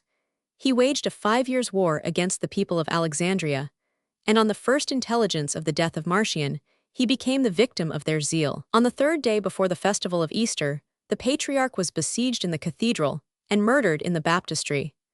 The remains of his mangled corpse were delivered to the flames, and his ashes to the wind, and the deed was inspired by the vision of a pretended angel, an ambitious monk, who, under the name of Timothy the Cat, 69 succeeded to the place and opinions of Dioscorus. This deadly superstition was inflamed, on either side, by the principle and the practice of retaliation. In the pursuit of a metaphysical quarrel, many thousands 70 were slain, and the Christians of every degree were deprived of the substantial enjoyments of social life, and of the invisible gifts of baptism and the Holy Communion. Perhaps an extravagant fable of the times may conceal an allegorical picture of these fanatics, who tortured each other and themselves. Under the consulship of Venantius and Celer, says a grave bishop, the people of Alexandria and all Egypt were seized with a strange and diabolical frenzy. Great and small, slaves and freedmen, monks and clergy, the natives of the land who opposed the Synod of Chalcedon, lost their speech and reason, barked like dogs, and tore with their own teeth the flesh from their hands and arms.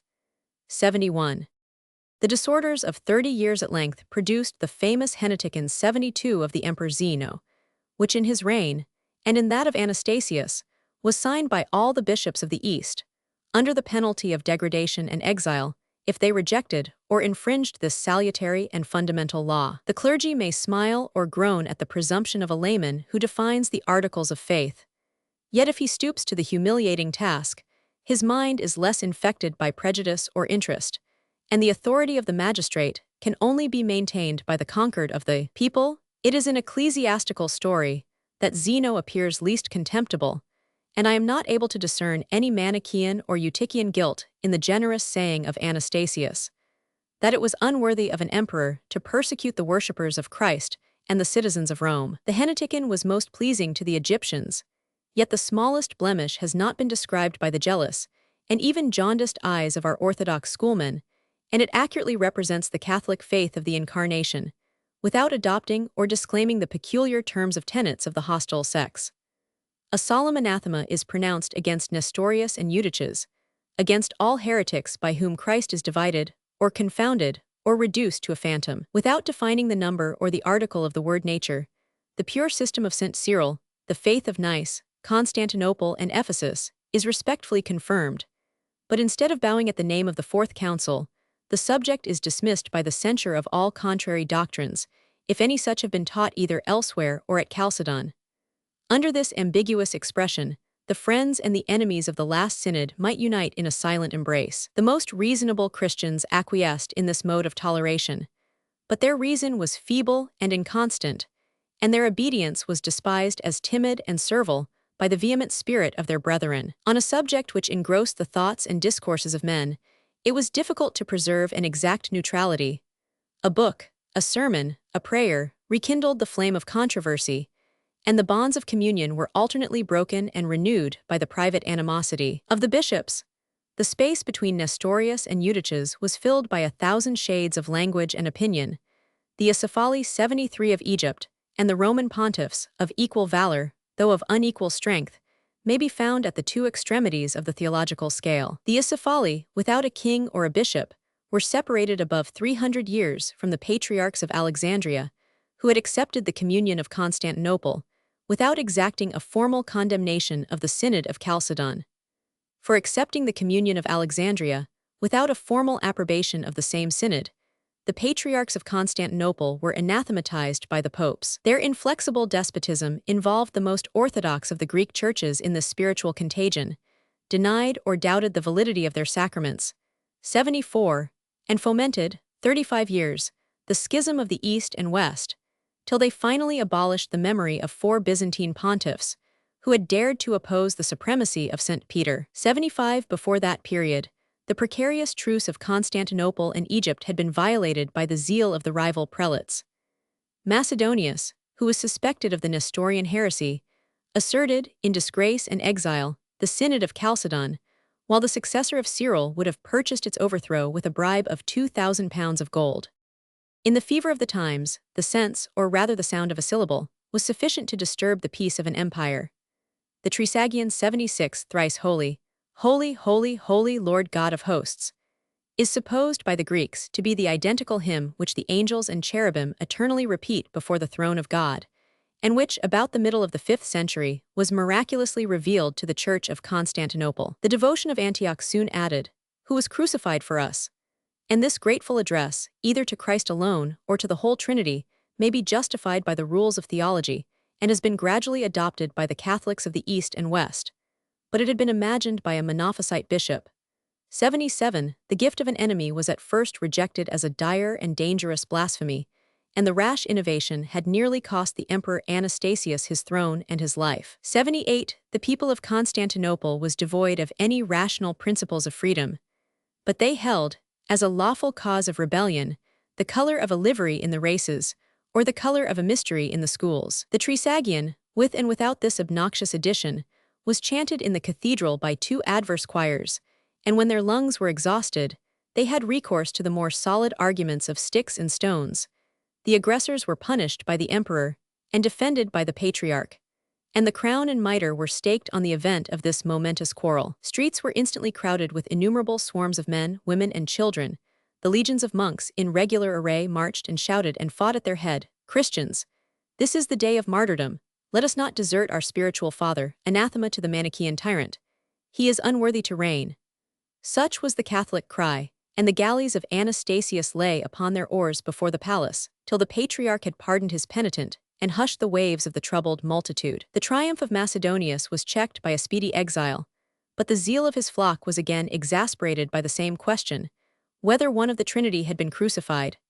On this momentous occasion, the blue and green factions of Constantinople suspended their discord, and the civil and military powers were annihilated in their presence. The keys of the city, and the standards of the guards, were deposited in the Forum of Constantine, the principal station and camp of the faithful. Day and night they were incessantly busied either in singing hymns to the honor of their god, or in pillaging and murdering the servants of their prince. The head of his favorite monk, the friend, as they styled him, of the enemy of the Holy Trinity, was borne aloft on a spear, and the firebrands, which had been darted against heretical structures, diffused the undistinguishing flames over the most orthodox buildings. The statues of the emperor were broken, and his person was concealed in a suburb, till at the end of 3 days he dared to implore the mercy of his subjects. Without his diadem, and in the posture of a suppliant, Anastasius appeared on the throne of the circus. The Catholics before his face rehearsed their genuine Trisagion. They exulted in the offer which he proclaimed by the voice of a herald of abdicating the purple.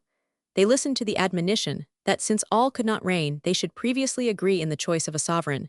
And they accepted the blood of 2 unpopular ministers, whom their master, without hesitation, condemned to the lions. These furious but transient seditions were encouraged by the success of Vitalian, who, with an army of Huns and Bulgarians, for the most part idolaters, declared himself the champion of the Catholic faith. In this pious rebellion he depopulated Thrace, besieged Constantinople, exterminated 65,000 of his fellow Christians, till he obtained the recall of the bishops, the satisfaction of the Pope, and the establishment of the Council of Chalcedon, an orthodox treaty, reluctantly signed by the dying Anastasius, and more faithfully performed by the uncle of Justinian. And such was the event of the first of the religious wars, which have been waged in the name and by the disciples of the God of peace. 79. Chapter 47. Ecclesiastical Discord. Part 4. Justinian has been already seen in the various lights of a prince, a conqueror, and a lawgiver. The theologian 80 still remains, and it affords an unfavorable prejudice that his theology should form a very prominent feature of his portrait. The sovereign sympathized with his subjects in their superstitious reverence for living and departed saints. His code, and more especially his novels, confirm and enlarge the privileges of the clergy.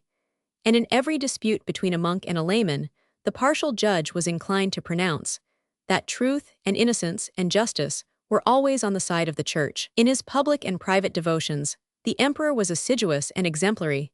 His prayers, vigils, and fasts displayed the austere penance of a monk.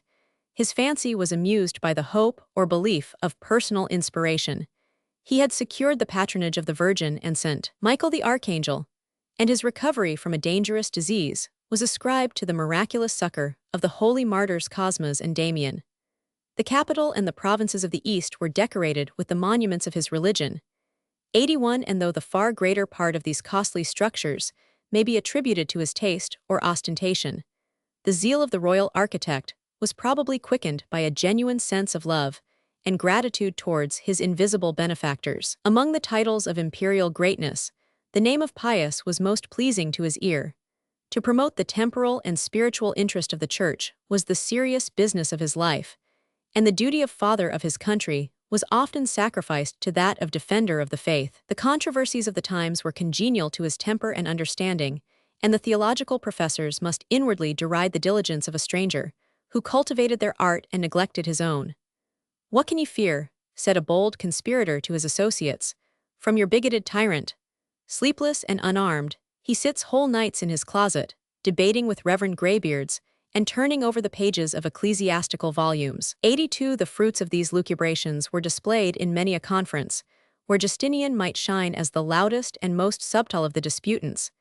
In many a sermon, which, under the name of edicts and epistles, proclaimed to the empire the theology of their master. While the barbarians invaded the provinces, while the victorious legion marched under the banners of Belisarius and Narses, the successor of Trajan, unknown to the camp, was content to vanquish at the head of a synod. Had he invited to these synods a disinterested and rational spectator, Justinian might have learned that religious controversy is the offspring of arrogance and folly, that true piety is most laudably expressed by silence and submission. That man, ignorant of his own nature, should not presume to scrutinize the nature of his God, and that it is sufficient for us to know that power and benevolence are the perfect attributes of the deity. 83. Toleration was not the virtue of the times, and indulgence to rebels has seldom been the virtue of princes. But when the prince descends to the narrow and peevish character of a disputant, he is easily provoked to supply the defect of argument by the plenitude of power, and to chastise without mercy the perverse blindness of those who willfully shut their eyes against the light of demonstration. The reign of Justinian was a uniform yet various scene of persecution, and he appears to have surpassed his indolent predecessors, both in the contrivance of his laws and the rigor of their execution. The insufficient term of 3 months was assigned for the conversion or exile of all heretics. 84. And if he still connived at their precarious stay, they were deprived, under his iron yoke, not only of the benefits of society, but of the common birthright of men and Christians. At the end of 400 years, the Montanists of Phrygia 85 still breathed the wild enthusiasm of perfection and prophecy which they had imbibed from their male and female apostles, the special organs of the Paraclete. On the approach of the Catholic priests and soldiers, they grasped with alacrity the crown of martyrdom, the conventicle, and the congregation perished in the flames. But these primitive fanatics were not extinguished 300 years after the death of their tyrant. Under the protection of their Gothic confederates, the Church of the Arians at Constantinople had braved the severity of the laws. Their clergy equaled the wealth and magnificence of the Senate, and the gold and silver which were seized by the rapacious hand of Justinian might perhaps be claimed as the spoils of the provinces and the trophies of the barbarians. A secret remnant of pagans, who still lurked in the most refined and most rustic conditions of mankind, excited the indignation of the Christians, who were perhaps unwilling that any strangers should be the witnesses of their intestine quarrels. A bishop was named as the inquisitor of the faith, and his diligence soon discovered, in the court and city, the magistrates, lawyers, physicians, and sophists, who still cherished the superstition of the Greeks. They were sternly informed that they must choose without delay between the displeasure of Jupiter or Justinian, and that their aversion to the gospel could no longer be distinguished under the scandalous mask of indifference or impiety. The patrician Photius, perhaps, alone was resolved to live and to die like his ancestors. He enfranchised himself with the stroke of a dagger, and left his tyrant the poor consolation of exposing with ignominy the lifeless corpse of the fugitive. His weaker brethren submitted to their earthly monarch, underwent the ceremony of baptism, and labored, by their extraordinary zeal, to erase the suspicion, or to expiate the guilt of idolatry. The native country of Homer and the theater of the Trojan War still retained the last sparks of his mythology. By the care of the same bishop, 70,000 pagans were detected and converted in Asia, Phrygia, Lydia, and Caria. 96 churches were built for the new proselytes, and linen vestments, Bibles and liturgies, and vases of gold and silver were supplied by the pious munificence of Justinian. 86 The Jews, who had been gradually stripped of their immunities, were oppressed by a vexatious law, which compelled them to observe the festival of Easter the same day on which it was celebrated by the Christians. 87 And they might complain with the more reason, since the Catholics themselves did not agree with the astronomical calculations of their sovereign. The people of Constantinople delayed the beginning of their Lent a whole week after it had been ordained by authority, and they had the pleasure of fasting 7 days, while meat was exposed for sale by the command of the emperor. The Samaritans of Palestine 88 were a motley race, an ambiguous sect, rejected as Jews by the pagans, by the Jews as schismatics, and by the Christians as idolaters. The abomination of the cross had already been planted on their holy mount of Garizim, 89, but the persecution of Justinian offered only the alternative of baptism or rebellion. They chose the latter. Under the standard of a desperate leader, they rose in arms and retaliated their wrongs on the lives, the property, and the temples of a defenseless people. The Samaritans were finally subdued by the regular forces of the East. 20,000 were slain, 20,000 were sold by the Arabs to the infidels of Persia and India, and the remains of that unhappy nation atoned for the crime of treason by the sin of hypocrisy. It has been computed that 100,000 Roman subjects were extirpated in the Samaritan War, 90 which converted the once fruitful province into a desolate and smoking wilderness. But in the creed of Justinian, the guilt of murder could not be applied to the slaughter of unbelievers, and he piously labored to establish with fire and sword the unity of the Christian faith. 91. With these sentiments, it was incumbent on him, at least, to be always in the right. In the first years of his administration, he signalized his zeal as the disciple and patron of orthodoxy. The reconciliation of the Greeks and Latins established the tome of St. Leo as the creed of the emperor and the empire. The Nestorians and Eutychians were exposed, on either side, to the double edge of persecution, and the 4 synods of Nice, Constantinople, Ephesus, and Chalcedon were ratified by the code of a Catholic lawgiver. 92 But while Justinian strove to maintain the uniformity of faith and worship, his wife Theodora, whose vices were not incompatible with devotion, had listened to the Monophysite teachers, and the open or clandestine enemies of the Church revived and multiplied at the smile of their gracious patroness.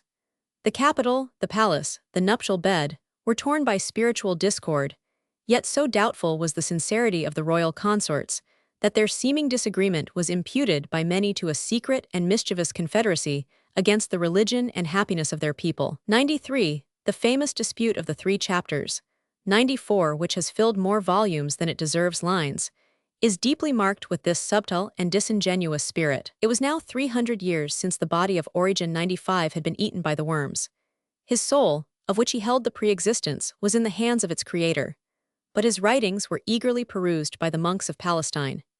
In these writings, the piercing eye of Justinian descried more than 10 metaphysical errors, and the primitive doctor, in the company of Pythagoras and Plato, was devoted by the clergy to the eternity of hellfire, which he had presumed to deny. Under the cover of this precedent, a treacherous blow was aimed at the Council of Chalcedon.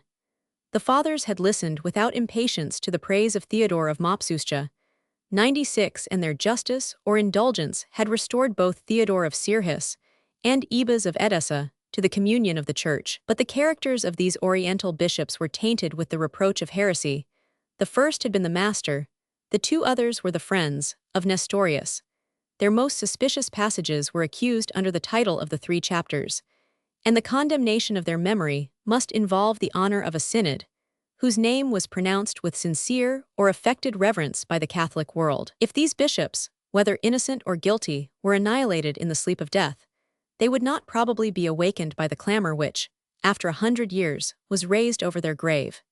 If they were already in the fangs of the demon, their torments could neither be aggravated nor assuaged by human industry.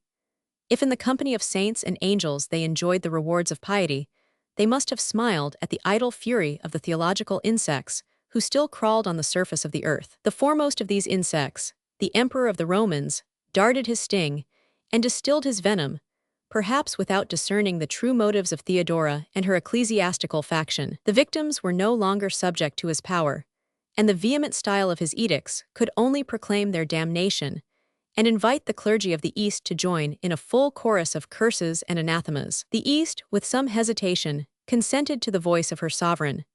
The Fifth General Council, of 3 patriarchs and 165 bishops, was held at Constantinople, and the authors, as well as the defenders, of the 3 chapters were separated from the communion of the saints and solemnly delivered to the Prince of Darkness. But the Latin churches were more jealous of the honor of Leo and the Synod of Chalcedon, and if they had fought as they usually did under the standard of Rome, they might have prevailed in the cause of reason and humanity. But their chief was a prisoner in the hands of the enemy. The throne of St. Peter, which had been disgraced by the simony, was betrayed by the cowardice of Vigilius, who yielded, after a long and inconsistent struggle, to the despotism of Justinian and the sophistry of the Greeks. His apostasy provoked the indignation of the Latins, and no more than 2 bishops could be found who would impose their hands on his deacon and successor Pelagius. Yet the perseverance of the popes insensibly transferred to their adversaries the appellation of schismatics. The Illyrian, African, and Italian churches were oppressed by the civil and ecclesiastical powers, not without some effort of military force. 97.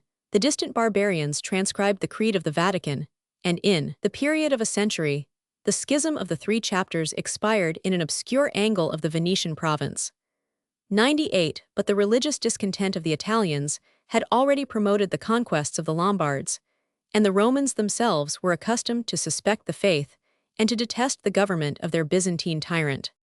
Justinian was neither steady nor consistent in the nice process of fixing his volatile opinions and those of his subjects. In his youth he was offended by the slightest deviation from the orthodox line. In his old age he transgressed the measure of temperate heresy, and the Jacobites, not less than the Catholics, were scandalized by his declaration that the body of Christ was incorruptible and that his manhood was never subject to any wants and infirmities, the inheritance of our mortal flesh. This fantastic opinion was announced in the last edicts of Justinian, and at the moment of his seasonable departure, the clergy had refused to subscribe, the prince was prepared to persecute, and the people were resolved to suffer or resist. A bishop of Treves, secure beyond the limits of his power, addressed the monarch of the East in the language of authority and affection. Most gracious Justinian, remember your baptism and your creed. Let not your gray hairs be defiled with heresy. Recall your fathers from exile and your followers from perdition. You cannot be ignorant that Italy and Gaul, Spain and Africa already deplore your fall and anathematize your name, unless, without delay, you destroy what you have taught. Unless you exclaim with a loud voice, I have erred, I have sinned, anathema to Nestorius, anathema to Eutyches, you deliver your soul to the same flames in which they will eternally burn. He died and made no sign. 99 His death restored in some degree the peace of the Church, and the reigns of his 4 successors, Justin, Tiberius, Maurus, and Phocas, are distinguished by a rare, though fortunate, vacancy in the ecclesiastical history of the East. 100. The faculties of sense and reason are least capable of acting on themselves. The eye is most inaccessible to the sight, the soul to the thought. Yet we think, and even feel, that one will, a sole principle of action, is essential to a rational and conscious being. When Heraclius returned from the Persian War, the orthodox hero consulted his bishops, whether the Christ whom he adored, of one person, but of 2 natures, was actuated by a single or a double will. They replied in the singular, and the emperor was encouraged to hope that the Jacobites of Egypt and Syria might be reconciled by the profession of a doctrine, most certainly harmless, and most probably true, since it was taught even by the Nestorians themselves. 101. The experiment was tried without effect, and the timid or vehement Catholics condemned even the semblance of a retreat in the presence of a subtle and audacious enemy. The Orthodox, the prevailing party, devised new modes of speech, and argument, and interpretation. To either nature of Christ they speciously applied a proper and distinct energy, but the difference was no longer visible when they allowed that the human and the divine will were invariably the same. 102. The disease was attended with the customary symptoms, but the Greek clergy, as if satiated with the endless controversy of the Incarnation, instilled a healing counsel into the ear of the prince and people. They declared themselves monothelites, assertors of the unity of will, but they treated the words as new, the questions as superfluous, and recommended a religious silence as the most agreeable to the prudence and charity of the gospel. This law of silence was successively imposed by the ekthesis or exposition of Heraclius, the type or model of his grandson Constans. 103. And the imperial edicts were subscribed with alacrity or reluctance by the 4 patriarchs of Rome, Constantinople, Alexandria, and Antioch. But the bishop and monks of Jerusalem sounded the alarm.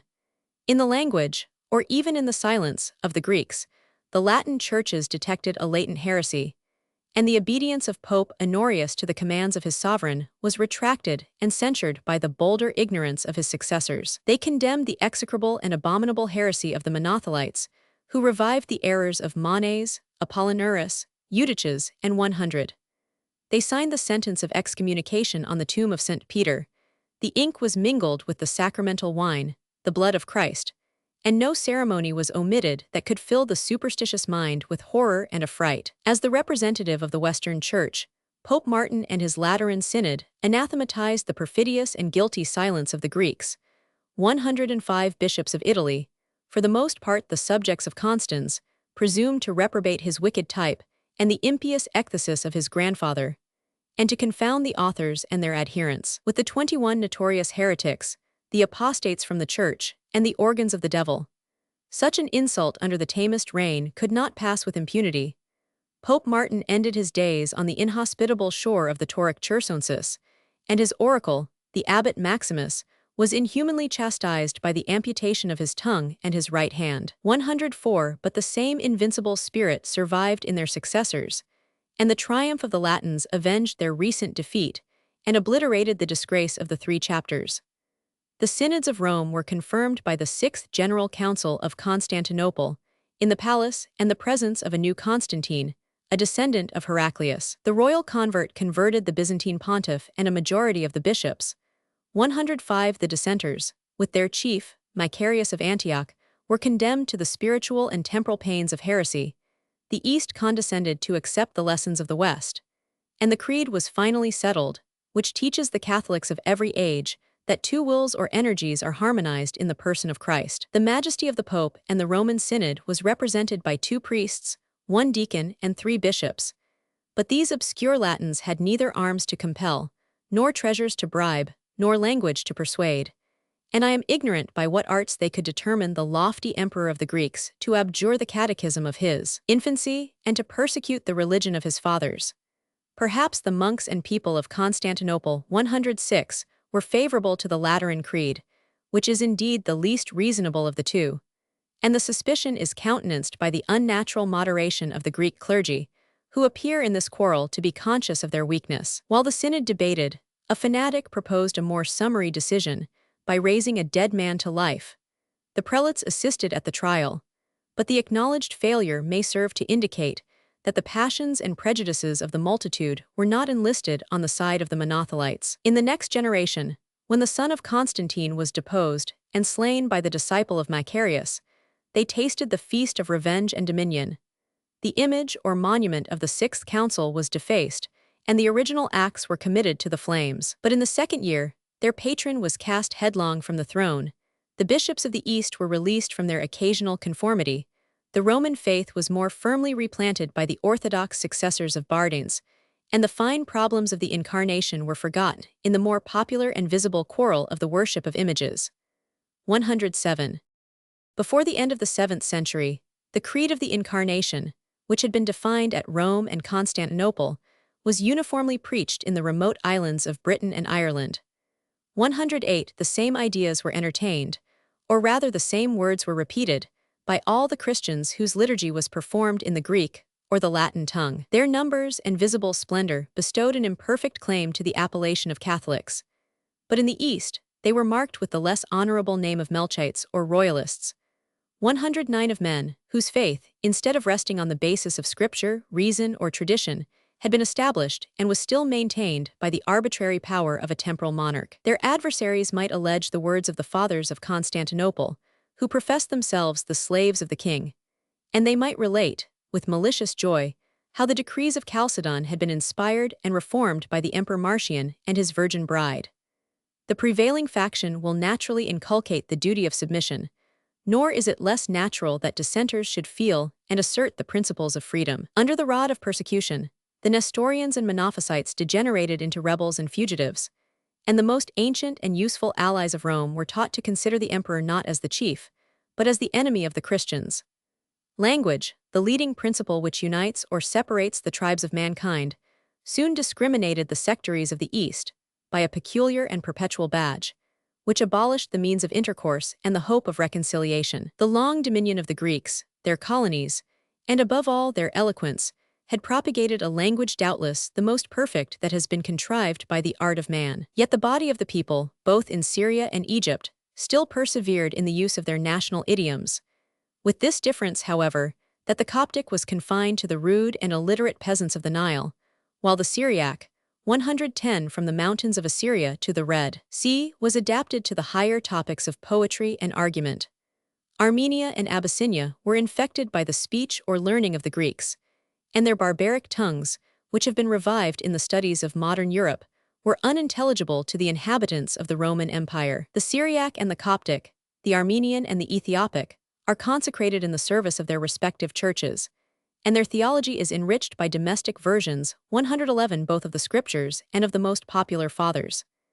After a period of 1360 years, the spark of controversy, first kindled by a sermon of Nestorius, still burns in the bosom of the East, and the hostile communions still maintain the faith and discipline of their founders. In the most abject state of ignorance, poverty, and servitude, the Nestorians and Monophysites reject the spiritual supremacy of Rome and cherish the toleration of their Turkish masters, which allows them to anathematize, on the one hand, St. Cyril and the Synod of Ephesus, on the other, Pope Leo and the Council of Chalcedon. The weight which they cast into the downfall of the Eastern Empire demands our notice, and the reader may be amused with the various prospect of 1. The Nestorians, 2. The Jacobites, 112-3. The Maronites, 4. The Armenians, 5. The Copts, and 6. The Abyssinians. To the three former, the Syriac is common, but of the latter, each is discriminated by the use of a national idiom. Yet the modern natives of Armenia and Abyssinia would be incapable of conversing with their ancestors, and the Christians of Egypt and Syria, who reject the religion, have adopted the language of the Arabians. The lapse of time has seconded the sacerdotal arts, and in the East, as well as in the West, the deity is addressed in an obsolete tongue, unknown to the majority of the congregation. Chapter 47. Ecclesiastical Discord. Part 5:1. Both in his native and his episcopal province, the heresy of the unfortunate Nestorius was speedily obliterated. The Oriental bishops, who at Ephesus had resisted to his face the arrogance of Cyril, were mollified by his tardy concessions. The same prelates, or their successors, subscribed, not without a murmur, the decrees of Chalcedon. The power of the Monophysites reconciled them with the Catholics in the conformity of passion, of interest, and insensibly of belief, and their last reluctant sigh was breathed in the defense of the 3 chapters. Their dissenting brethren, less moderate or more sincere, were crushed by the penal laws, and as early as the reign of Justinian, it became difficult to find a church of Nestorians within the limits of the Roman Empire. Beyond those limits, they had discovered a new world, in which they might hope for liberty and aspire to conquest. In Persia, notwithstanding the resistance of the Magi, Christianity had struck a deep root, and the nations of the East reposed under its salutary shade. The Catholic or primate resided in the capital. In his synods, and in their dioceses, his metropolitans, bishops, and clergy represented the pomp and order of a regular hierarchy. They rejoiced in the increase of proselytes, who were converted from the Zendavesta to the gospel, from the secular to the monastic life, and their zeal was stimulated by the presence of an artful and formidable enemy. The Persian church had been founded by the missionaries of Syria, and their language, discipline, and doctrine were closely interwoven with its original frame. The Catholics were elected and ordained by their own suffragans, but their filial dependence on the patriarchs of Antioch is attested by the canons of the Oriental Church. 113 in the Persian school of Edessa, 114 the rising generations of the faithful imbibed their theological idiom. They studied in the Syriac version the 10,000 volumes of Theodore of Mopsuestia, and they revered the apostolic faith and holy martyrdom of his disciple Nestorius, whose person and language were equally unknown to the nations beyond the Tigris. The first indelible lesson of Ebas, bishop of Edessa, taught them to execrate the Egyptians, who, in the Synod of Ephesus, had impiously confounded the 2 natures of Christ. The flight of the masters and scholars, who were twice expelled from the Athens of Syria, dispersed a crowd of missionaries inflamed by the double zeal of religion and revenge. And the rigid unity of the Monophysites, who, under the reigns of Zeno and Anastasius, had invaded the thrones of the East, provoked their antagonists, in a land of freedom, to avow a moral rather than a physical union of the 2 persons of Christ. Since the first preaching of the gospel, the Sasanian kings beheld with an eye of suspicion a race of aliens and apostates, who had embraced the religion, and who might favor the cause of the hereditary foes of their country. The royal edicts had often prohibited their dangerous correspondence with the Syrian clergy. The progress of the schism was grateful to the jealous pride of Peroses, and he listened to the eloquence of an artful prelate, who painted Nestorius as the friend of Persia, and urged him to secure the fidelity of his Christian subjects, by granting a just preference to the victims and enemies of the Roman tyrant. The Nestorians composed a large majority of the clergy and people. They were encouraged by the smile, and armed with the sword, of despotism. Yet many of their weaker brethren were startled at the thought of breaking loose from the communion of the Christian world, and the blood of 7,700 Monophysites, or Catholics, confirmed the uniformity of faith and discipline in the churches of Persia. 115 Their ecclesiastical institutions are distinguished by a liberal principle of reason, or at least of policy. The austerity of the cloister was relaxed and gradually forgotten. Houses of charity were endowed for the education of orphans and foundlings. The law of celibacy, so forcibly recommended to the Greeks and Latins, was disregarded by the Persian clergy, and the number of the elect was multiplied by the public and reiterated nuptials of the priests, the bishops, and even the patriarch himself. To this standard of natural and religious freedom, myriads of fugitives resorted from all the provinces of the Eastern Empire. The narrow bigotry of Justinian was punished by the emigration of his most industrious subjects. They transported into Persia the arts both of peace and war, and those who deserved the favor were promoted in the service of a discerning monarch. The arms of Nushirvan and his fiercer grandson were assisted with advice and money and troops by the desperate sectaries who still lurked in their native cities of the East. Their zeal was rewarded with the gift of the Catholic churches. But when those cities and churches were recovered by Heraclius, their open profession of treason and heresy compelled them to seek a refuge in the realm of their foreign ally. But the seeming tranquility of the Nestorians was often endangered, and sometimes overthrown. They were involved in the common evils of Oriental despotism. Their enmity to Rome could not always atone for their attachment to the gospel, and a colony of 300,000 Jacobites, the captives of Apamea and Antioch, was permitted to erect a hostile altar in the face of the Catholic, and in the sunshine of the court.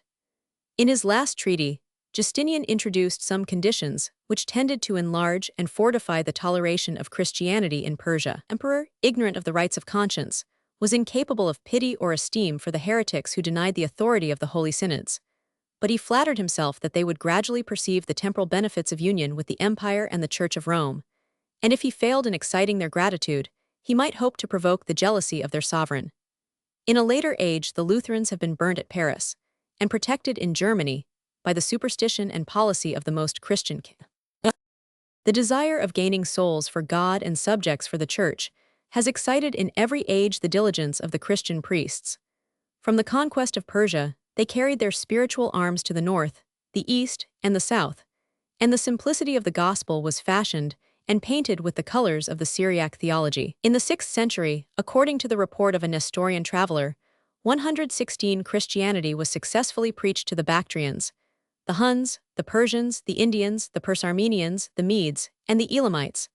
The barbaric churches, from the Gulf of Persia to the Caspian Sea, were almost infinite, and their recent faith was conspicuous in the number and sanctity of their monks and martyrs. The Pepper Coast of Malabar and the Isles of the Ocean, Socotora and Ceylon, were peopled with an increasing multitude of Christians, and the bishops and clergy of those sequestered regions derived their ordination from the Catholic of Babylon.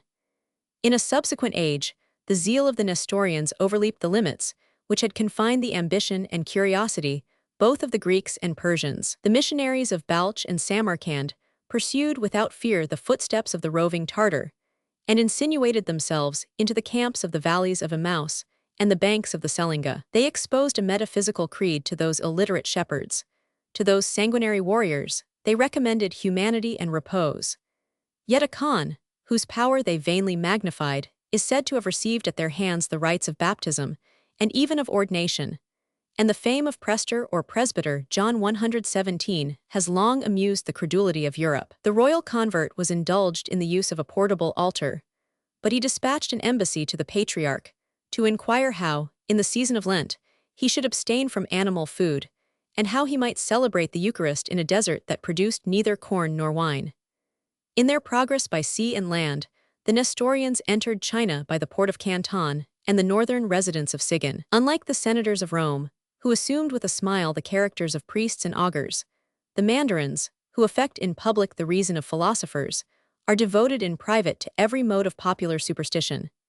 They cherished and they confounded the gods of Palestine and of India, but the propagation of Christianity awakened the jealousy of the state, and after a short vicissitude of favor and persecution, the foreign sect expired in ignorance and oblivion. 118 Under the reign of the caliphs, the Nestorian church was diffused from China to Jerusalem and Cyrus, and their numbers, with those of the Jacobites, were computed to surpass the Greek and Latin communions. 125 metropolitans or archbishops composed their hierarchy, but several of these were dispensed, by the distance and danger of the way, from the duty of personal attendance, on the easy condition that every 6 years they should testify their faith and obedience to the Catholic or Patriarch of Babylon, a vague appellation which has been successively applied to the royal seats of Seleucia, Ctesiphon, and Baghdad. These remote branches are long since withered, and the old patriarchal trunk 120 is now divided by the Elijahs of Mosul, the representatives almost on lineal descent of the genuine and primitive succession,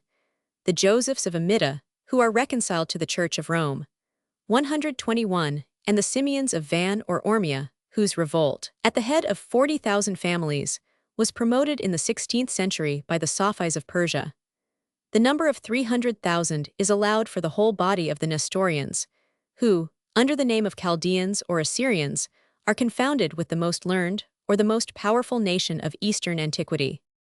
According to the legend of antiquity, the Gospel was preached in India by St. Thomas. 122, at the end of the 9th century, his shrine, perhaps in the neighborhood of Madras, was devoutly visited by the ambassadors of Alfred, and their return with a cargo of pearls and spices rewarded the zeal of the English monarch, who entertained the largest projects of trade and discovery.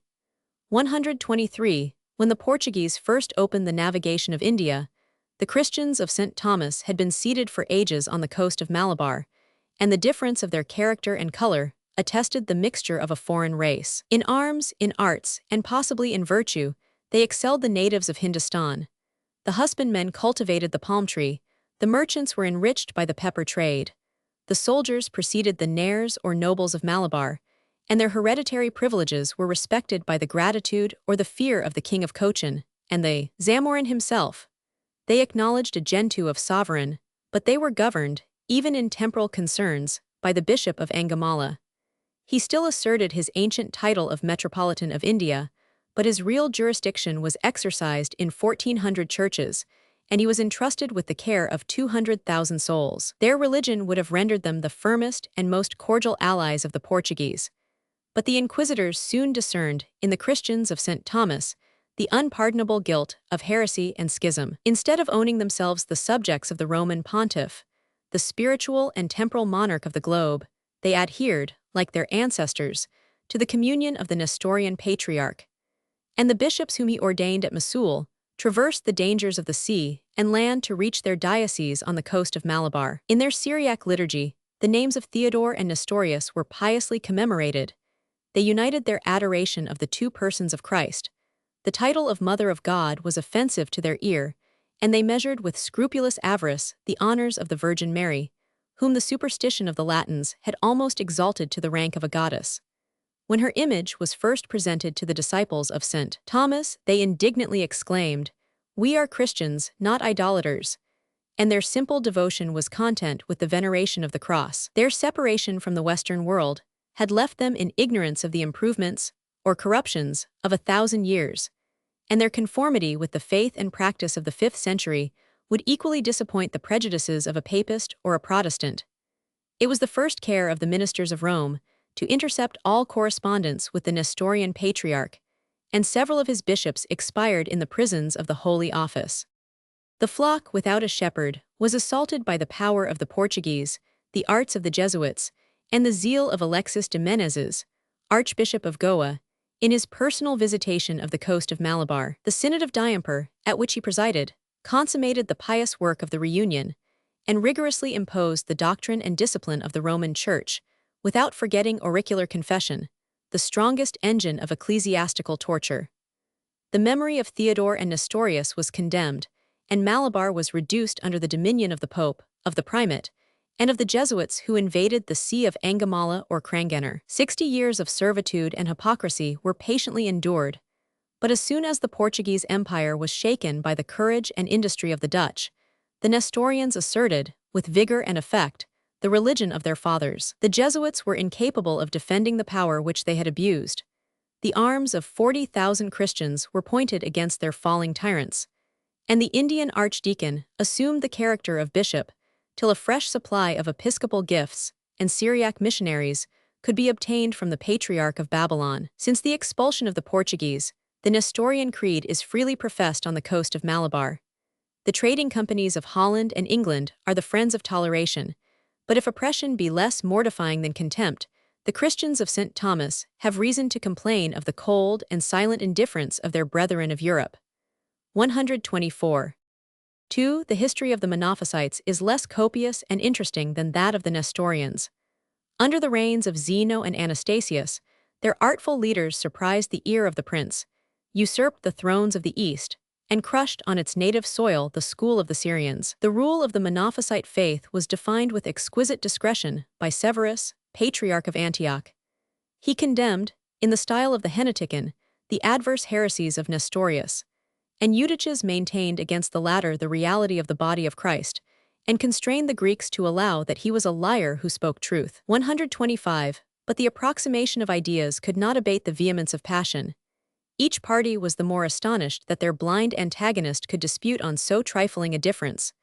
The tyrant of Syria enforced the belief of his creed, and his reign was polluted with the blood of 350 monks, who were slain, not perhaps without provocation or resistance, under the walls of Apamea. 126. The successor of Anastasius replanted the Orthodox standard in the East. Severus fled into Egypt, and his friend, the eloquent Xenias, 127, who had escaped from the Nestorians of Persia, was suffocated in his exile by the Melchites of Paphlagonia. 54 bishops were swept from their thrones, 800 ecclesiastics were cast into prison, 128, and notwithstanding the ambiguous favor of Theodora, the Oriental flocks, deprived of their shepherds, must insensibly have been either famished or poisoned. In this spiritual distress, the expiring faction was revived, and united and perpetuated by the labors of a monk. And the name of James Baradius 129 has been preserved in the appellation of Jacobites, a familiar sound which may startle the ear of an English reader. From the holy confessors in their prison of Constantinople, he received the powers of Bishop of Edessa and Apostle of the East, and the ordination of 80,000 bishops, priests, and deacons is derived from the same inexhaustible source. The speed of the zealous missionary was promoted by the fleetest dromedaries of a devout chief of the Arabs. The doctrine and discipline of the Jacobites were secretly established in the dominions of Justinian, and each Jacobite was compelled to violate the laws and to hate the Roman legislator. The successors of Severus, while they lurked in convents or villages, while they sheltered their proscribed heads in the caverns of hermits, or the tents of the Saracens, still asserted, as they now assert, their indefeasible right to the title, the rank, and the prerogatives of Patriarch of Antioch. Under the milder yoke of the infidels, they reside about a league from Murden, in the pleasant monastery of Zapharan, which they have embellished with cells, aqueducts, and plantations. The secondary, though honorable, place is filled by the Maphrian, who, in his station at Mosul itself, defies the Nestorian Catholic with whom he contests the primacy of the East. Under the Patriarch and the Maphrian, 150 archbishops and bishops have been counted in the different ages of the Jacobite Church. But the order of the hierarchy is relaxed or dissolved, and the greater part of their dioceses is confined to the neighborhood of the Euphrates and the Tigris. The cities of Aleppo and Amida, which are often visited by the Patriarch, contain some wealthy merchants and industrious mechanics, but the multitude derive their scanty sustenance from their daily labor, and poverty, as well as superstition, may impose their excessive fasts. 5 annual Lents, during which both the clergy and laity abstain not only from flesh or eggs, but even from the taste of wine, of oil, and of fish. Their present numbers are esteemed from 50 to 80,000 souls, the remnant of a populous church, which was gradually decreased under the impression of 12 centuries. Yet in that long period, some strangers of merit have been converted to the Monophysite faith, and a Jew was the father of a Bulpharagius, 130 primate of the East, so truly eminent both in his life and death. In his life he was an elegant writer of the Syriac and Arabic tongues, a poet, physician, and historian, a subtle philosopher, and a moderate divine. In his death, his funeral was attended by his rival, the Nestorian Patriarch, with a train of Greeks and Armenians, who forgot their disputes, and mingled their tears over the grave of an enemy. The sect which was honored by the virtues of a Bulpharagius appears, however, to sink below the level of their Nestorian brethren. The superstition of the Jacobites is more abject, their fasts more rigid, 131 their intestine divisions are more numerous, and their doctors, as far as I can measure the degrees of nonsense, are more remote from the precincts of reason. Something may possibly be allowed for the rigor of the Monophysite theology, much more for the superior influence of the monastic order. In Syria, in Egypt, in Ethiopia, the Jacobite monks have ever been distinguished by the austerity of their penance and the absurdity of their legends. Alive or dead, they are worshipped as the favorites of the deity. The crozier of bishop and patriarch is reserved for their venerable hands, and they assume the government of men, while they are yet reeking with the habits and prejudices of the cloister. 132. 3. In the style of the Oriental Christians, the monothelites of every age are described under the appellation of Maronites. 133, a name which has been insensibly transferred from a hermit to a monastery, from a monastery to a nation. Maron, a saint or savage of the 5th century, displayed his religious madness in Syria. The rival cities of Apamea and Emesa disputed his relics. A stately church was erected on his tomb, and 600 of his disciples united their solitary cells on the banks of the Orontes. In the controversies of the Incarnation, they nicely threaded the orthodox line between the sects of Nestorians and Eutyches, but the unfortunate question of one will or operation in the two natures of Christ was generated by their curious leisure. Their proselyte, the Emperor Heraclius, was rejected as a Maronite from the walls of Emesa. He found a refuge in the monastery of his brethren, and their theological lessons were repaid with the gift, a spacious and wealthy domain. The name and doctrine of this venerable school were propagated among the Greeks and Syrians, and their zeal is expressed by Macarius, Patriarch of Antioch, who declared before the Synod of Constantinople that sooner than subscribe the two wills of Christ, he would submit to be hewn piecemeal and cast into the sea. 134. A similar or a less cruel mode of persecution soon converted the unresisting subjects of the plain, while the glorious title of Mardates, 135 or rebels, was bravely maintained by the hardy natives of Mount Libanus. John Maron, one of the most learned and popular of the monks, assumed the character of Patriarch of Antioch. His nephew, Abraham, at the head of the Maronites, defended their civil and religious freedom against the tyrants of the East. The son of the Orthodox Constantine pursued with pious hatred a people of soldiers, who might have stood the bulwark of his empire against the common foes of Christ and of Rome. An army of Greeks invaded Syria. The monastery of St. Maron was destroyed with fire. The bravest chieftains were betrayed and murdered, and 12,000 of their followers were transplanted to the distant frontiers of Armenia and Thrace. Yet the humble nation of the Maronites had survived the empire of Constantinople, and they still enjoy, under their Turkish masters, a free religion and a mitigated servitude. Their domestic governors are chosen among the ancient nobility. The Patriarch, in his monastery of Canabin, still fancies himself on the throne of Antioch.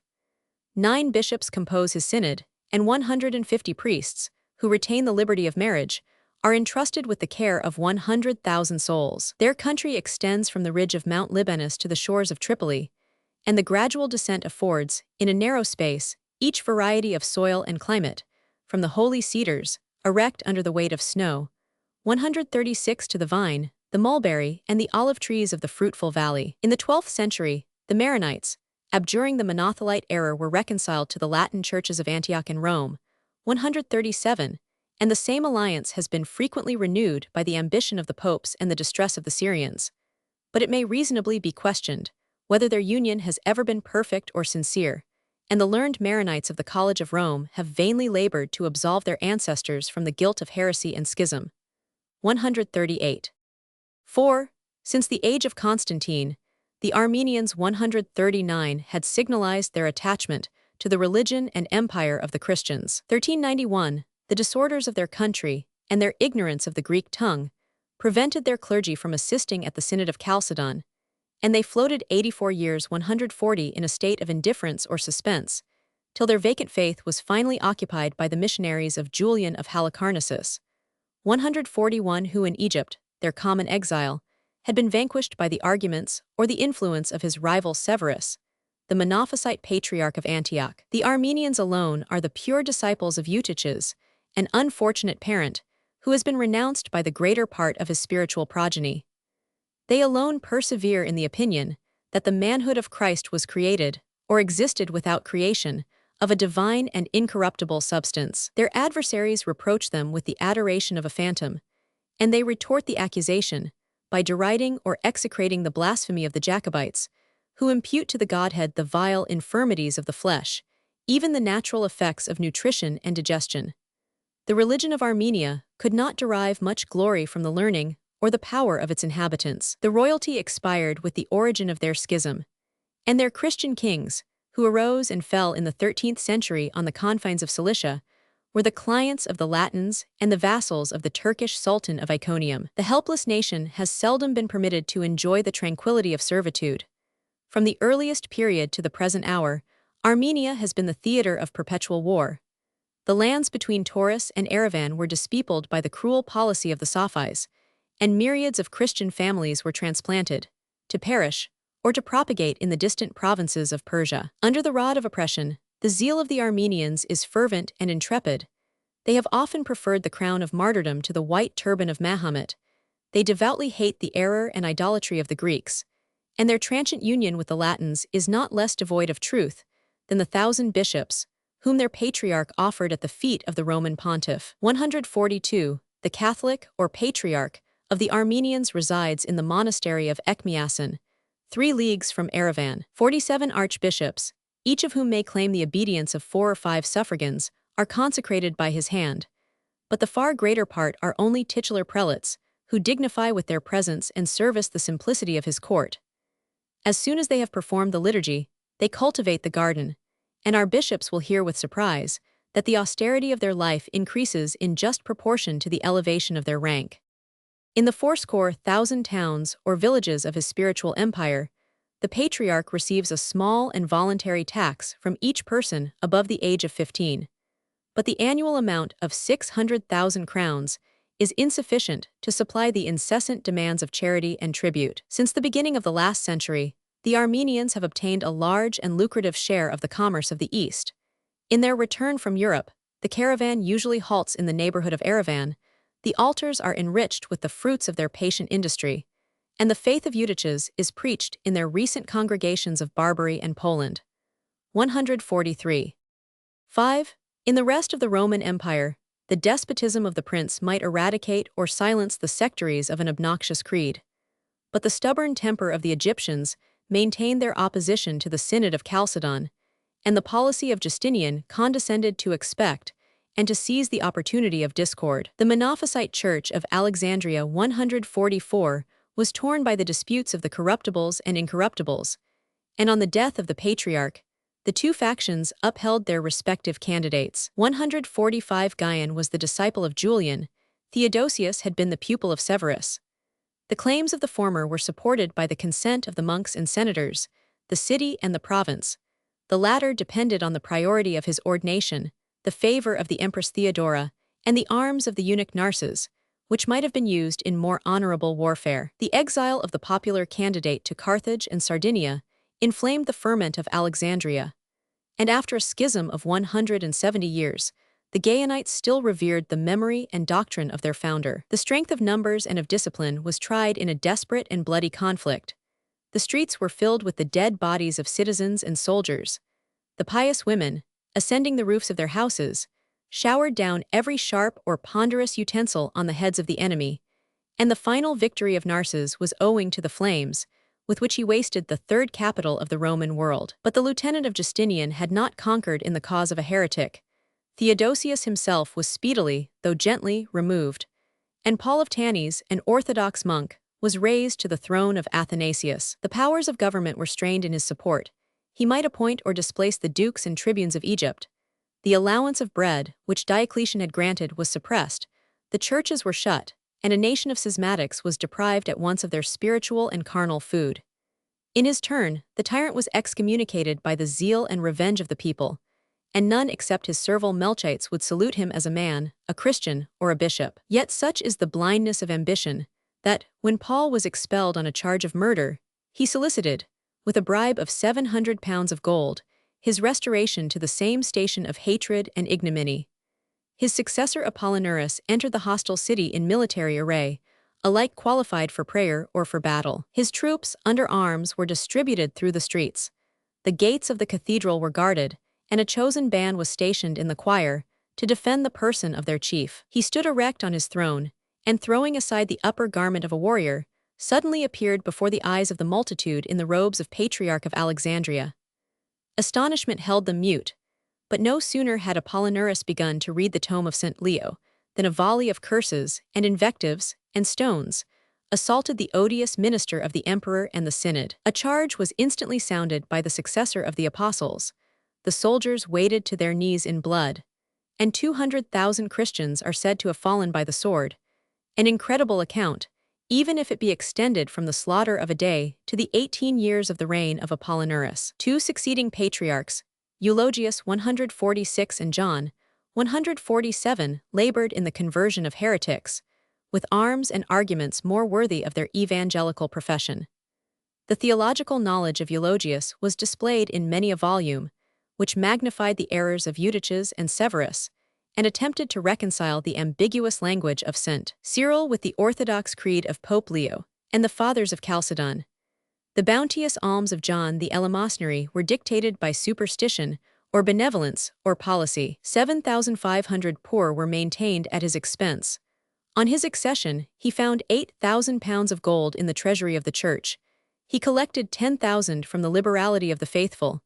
Yet the primate could boast in his testament that he left behind him no more than the third part of the smallest of the silver coins. The churches of Alexandria were delivered to the Catholics, the religion of the Monophysites was proscribed in Egypt, and a law was revived which excluded the natives from the honors and emoluments of the state. Chapter 47. Ecclesiastical Discord. Part 6. A more important conquest still remained of the patriarch, the oracle and leader of the Egyptian church. Theodosius had resisted the threats and promises of Justinian with the spirit of an apostle or an enthusiast. Such, replied the patriarch, were the offers of the tempter when he showed the kingdoms of the earth. But my soul is far dearer to me than life or dominion. The churches are in the hands of a prince who can kill the body. But my conscience is my own, and in exile, poverty, or chains, I will steadfastly adhere to the faith of my holy predecessors, Athanasius, Cyril, and Dioscorus. Anathema to the tome of Leo and the synod of Chalcedon. Anathema to all who embrace their creed. Anathema to them now and forevermore. Naked came I out of my mother's womb, naked shall I descend into the grave. Let those who love God follow me and seek their salvation. After comforting his brethren, he embarked for Constantinople, and sustained, in 6 successive interviews, the almost irresistible weight of the royal presence. His opinions were favorably entertained in the palace and the city. The influence of Theodora assured him a safe conduct and honorable dismission, and he ended his days, though not on the throne, yet in the bosom of his native country. On the news of his death, Apollinaris indecently feasted the nobles and the clergy, but his joy was checked by the intelligence of a new election. And while he enjoyed the wealth of Alexandria, his rivals reigned in the monasteries of Thebes, and were maintained by the voluntary oblations of the people. A perpetual succession of patriarchs arose from the ashes of Theodosius, and the Monophysite churches of Syria and Egypt were united by the name of Jacobites and the communion of the faith. But the same faith, which has been confined to a narrow sect of the Syrians, was diffused over the mass of the Egyptian or Coptic nation, who, almost unanimously, rejected the decrees of the Synod of Chalcedon. 1,000 years were now elapsed since Egypt had ceased to be a kingdom, since the conquerors of Asia and Europe had trampled on the ready necks of a people, whose ancient wisdom and power ascend beyond the records of history. The conflict of zeal and persecution rekindled some sparks of their national spirit. They abjured with a foreign heresy the manners and language of the Greeks. Every Melchite in their eyes was a stranger, every Jacobite a citizen. The alliance of marriage, the offices of humanity, were condemned as a deadly sin. The natives renounced all allegiance to the emperor, and his orders, at a distance from Alexandria, were obeyed only under the pressure of military force. A generous effort might have redeemed the religion and liberty of Egypt, and her 600 monasteries might have poured forth their myriads of holy warriors, for whom death should have no terrors, since life had no comfort or delight. But experience has proved the distinction of active and passive courage. The fanatic who endures without a groan the torture of the rack or the stake would tremble and fly before the face of an armed enemy. The pusillanimous temper of the Egyptians could only hope for a change of masters. The arms of Chosroes depopulated the land, yet under his reign, the Jacobites enjoyed a short and precarious respite. The victory of Heraclius renewed and aggravated the persecution, and the patriarch again escaped from Alexandria to the desert. In his flight, Benjamin was encouraged by a voice, which bade him expect, at the end of 10 years, the aid of a foreign nation, marked, like the Egyptians themselves, with the ancient rite of circumcision. The character of these deliverers, and the nature of the deliverance, will be hereafter explained, and I shall step over the interval of 11 centuries to observe the present misery of the Jacobites of Egypt. The populous city of Cairo affords a residence, or rather a shelter, for their indigent patriarch and a remnant of 10 bishops. 40 monasteries have survived the inroads of the Arabs, and the progress of servitude and apostasy has reduced the Coptic nation to the despicable number of 25 or 30,000 families, 148 a race of illiterate beggars, whose only consolation is derived from the superior wretchedness of the Greek patriarch and his diminutive congregation. 149. 6. The Coptic patriarch, a rebel to the Caesars, or a slave to the caliphs, still gloried in the filial obedience of the kings of Nubia and Ethiopia. He repaid their homage by magnifying their greatness, and it was boldly asserted that they could bring into the field 100,000 horse, with an equal number of camels, 150 that their hand could pour out or restrain the waters of the Nile, 151, and the peace and plenty of Egypt was obtained, even in this world, by the intercession of the patriarch. In exile at Constantinople, Theodosius recommended to his patroness the conversion of the black nations of Nubia, from the Tropic of Cancer to the confines of Abyssinia. 152, her design was suspected and emulated by the more orthodox emperor. The rival missionaries, a Melchite and a Jacobite, embarked at the same time. But the empress, from a motive of love or fear, was more effectually obeyed, and the Catholic priest was detained by the president of Thebes, while the king of Nubia and his court were hastily baptized in the faith of Dioscorus. The tardy envoy of Justinian was received and dismissed with honor. But when he accused the heresy and treason of the Egyptians, the Negro convert was instructed to reply that he would never abandon his brethren, the true believers, to the persecuting ministers of the Synod of Chalcedon. 153 During several ages, the bishops of Nubia were named and consecrated by the Jacobite Patriarch of Alexandria. As late as the 12th century, Christianity prevailed, and some rites, some ruins, are still visible in the savage towns of Sennar and Dongola. 154 But the Nubians at length executed their threats of returning to the worship of idols.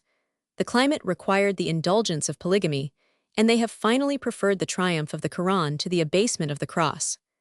A metaphysical religion may appear too refined for the capacity of the Negro race, yet a black or a parrot might be taught to repeat the words of the Chalcedonian or Monophysite creed.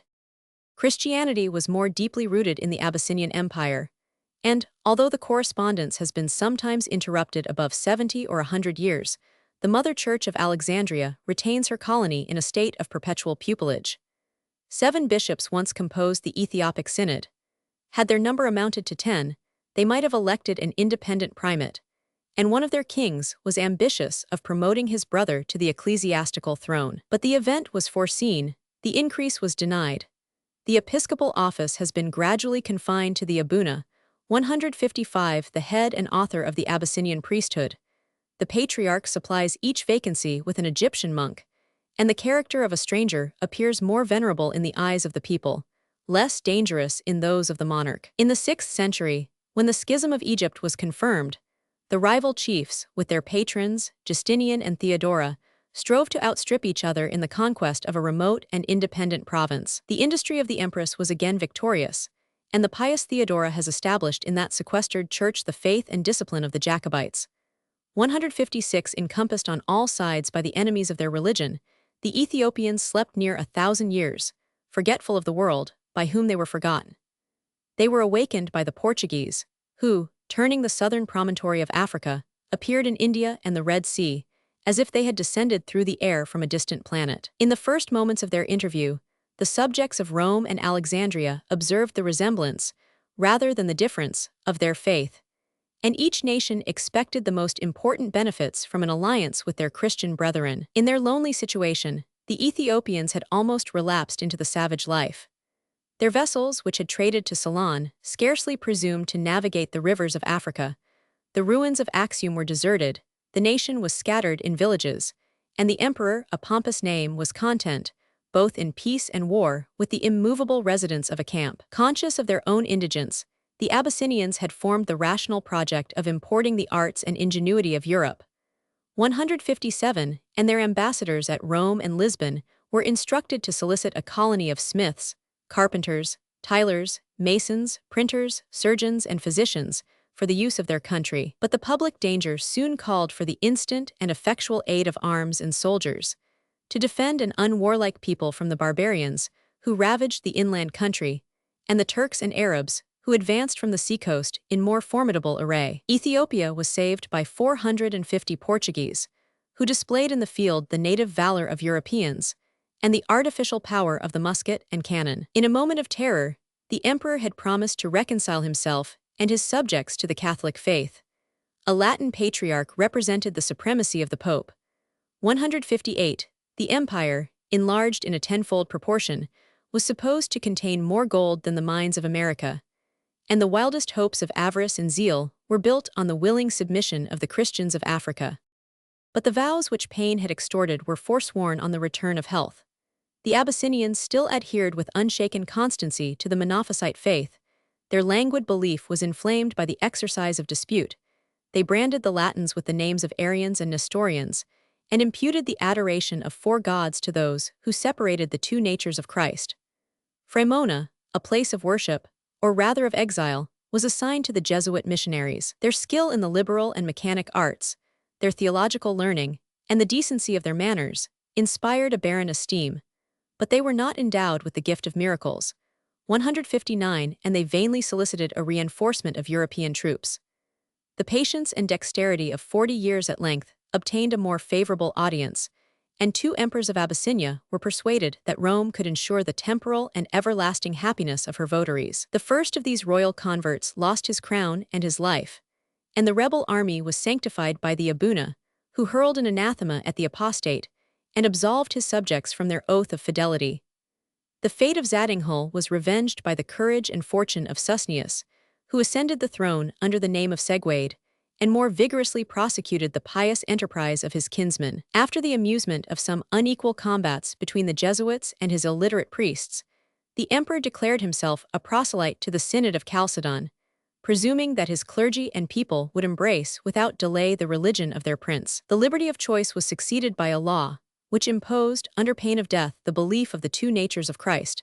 The Abyssinians were enjoined to work and to play on the Sabbath, and Segwade, in the face of Europe and Africa, renounced his connection with the Alexandrian Church. A Jesuit, Alfonso Mendez, the Catholic Patriarch of Ethiopia, accepted, in the name of Urban VIII, the homage and abjuration of the penitent. "I confess," said the emperor on his knees, "I confess that the Pope is the vicar of Christ, the successor of St. Peter, and the sovereign of the world. To him I swear true obedience, and at his feet I offer my person and kingdom." A similar oath was repeated by his son, his brother, the clergy, the nobles, and even the ladies of the court. The Latin patriarch was invested with honors and wealth, and his missionaries erected their churches or citadels in the most convenient stations of the empire. The Jesuits themselves deplore the fatal indiscretion of their chief, who forgot the mildness of the gospel and the policy of his order, to introduce with hasty violence the liturgy of Rome and the Inquisition of Portugal.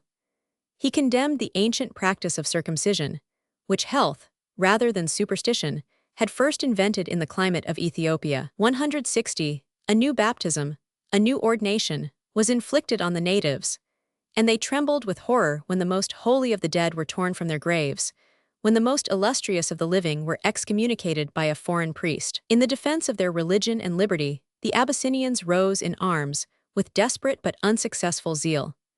5 rebellions were extinguished in the blood of the insurgents.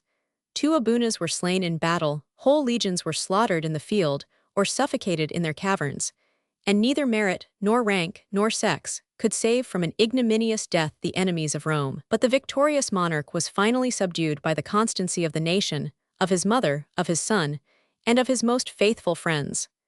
Segwade listened to the voice of pity, of reason, perhaps of fear, and his edict of liberty of conscience instantly revealed the tyranny and weakness of the Jesuits. On the death of his father, Basilides expelled the Latin patriarch and restored to the wishes of the nation the faith and the discipline of Egypt. The Monophysite churches resounded with a song of triumph, that the sheep of Ethiopia were now delivered from the hyenas of the West, and the gates of that solitary realm were forever shut against the arts, the science, and the fanaticism of Europe. 161. Chapter 48. Succession and Characters of the Greek Emperors. Part 1. Plan of the 2 last volumes. Succession and Characters of the Greek Emperors of Constantinople from the time of Heraclius to the Latin conquest. I have now deduced from Trajan to Constantine, from Constantine to Heraclius, the regular series of the Roman emperors, and faithfully exposed the prosperous and adverse fortunes of their reigns. 5 centuries of the decline and fall of the empire have already elapsed, but a period of more than 800 years still separates me from the term of my labors, the taking of Constantinople by the Turks. Should I persevere in the same course, should I observe the same measure, a prolix and slender thread would be spun through many a volume, nor would the patient reader find an adequate reward of instruction or amusement. At every step, as we sink deeper in the decline and fall of the Eastern Empire, the annals of each succeeding reign would impose a more ungrateful and melancholy task. These annals must continue to repeat a tedious and uniform tale of weakness and misery. The natural connection of causes and events would be broken by frequent and hasty transitions, and a minute accumulation of circumstances must destroy the light and effect of those general pictures, which compose the use and ornament of a remote history. From the time of Heraclius, the Byzantine theater is contracted and darkened.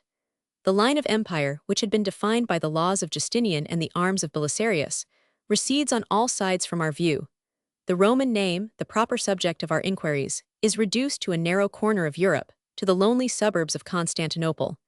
And the fate of the Greek Empire has been compared to that of the Rhine, which loses itself in the sands, before its waters can mingle with the ocean. The scale of dominion is diminished to our view by the distance of time and place, nor is the loss of external splendor compensated by the nobler gifts of virtue and genius. In the last moments of her decay, Constantinople was doubtless more opulent and populous than Athens at her most flourishing era, when a scanty sum of 6,000 talents, or £1,200,000 sterling, was possessed by 21,000 male citizens of an adult age.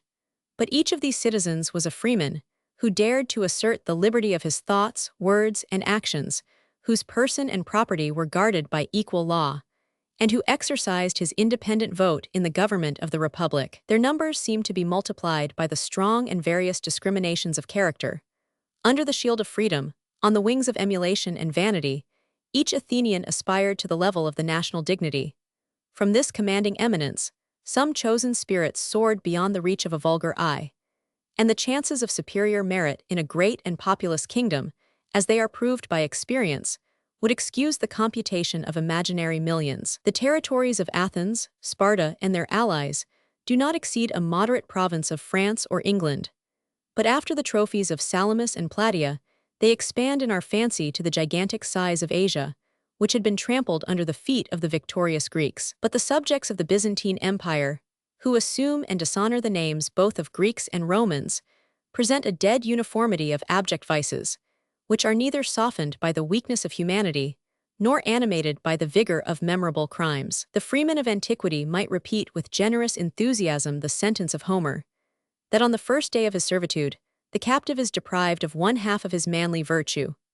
But the poet had only seen the effects of civil or domestic slavery, nor could he foretell that the second moiety of manhood must be annihilated by the spiritual despotism, which shackles not only the actions, but even the thoughts, of the prostrate votary. By this double yoke, the Greeks were oppressed under the successors of Heraclius. The tyrant, a law of eternal justice, was degraded by the vices of his subjects. And on the throne, in the camp, in the schools, we search, perhaps with fruitless diligence, the names and characters that may deserve to be rescued from oblivion.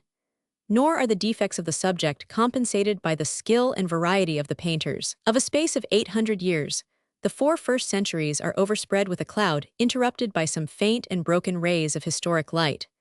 In the lives of the emperors, from Maurus to Alexius, Basil the Macedonian has alone been the theme of a separate work, and the absence, or loss, or imperfection of contemporary evidence must be poorly supplied by the doubtful authority of more recent compilers. The 4 last centuries are exempt from the reproach of penury, and with the Comnenian family, the historic muse of Constantinople again revives, but her apparel is gaudy, her motions are without elegance or grace. A succession of priests or courtiers treads in each other's footsteps in the same path of servitude and superstition. Their views are narrow, their judgment is feeble or corrupt, and we close the volume of copious barrenness, still ignorant of the causes of events, the characters of the actors, and the manners of the times which they celebrate or deplore. The observation which has been applied to a man may be extended to a whole people, that the energy of the sword is communicated to the pen, and it will be found by experience that the tone of history will rise or fall with the spirit of the age. From these considerations, I should have abandoned without regret the Greek slaves and their servile historians, had I not reflected that the fate of the Byzantine monarchy is passively connected with the most splendid and important revolutions which have changed the state of the world. The space of the lost provinces was immediately replenished with new colonies and rising kingdoms.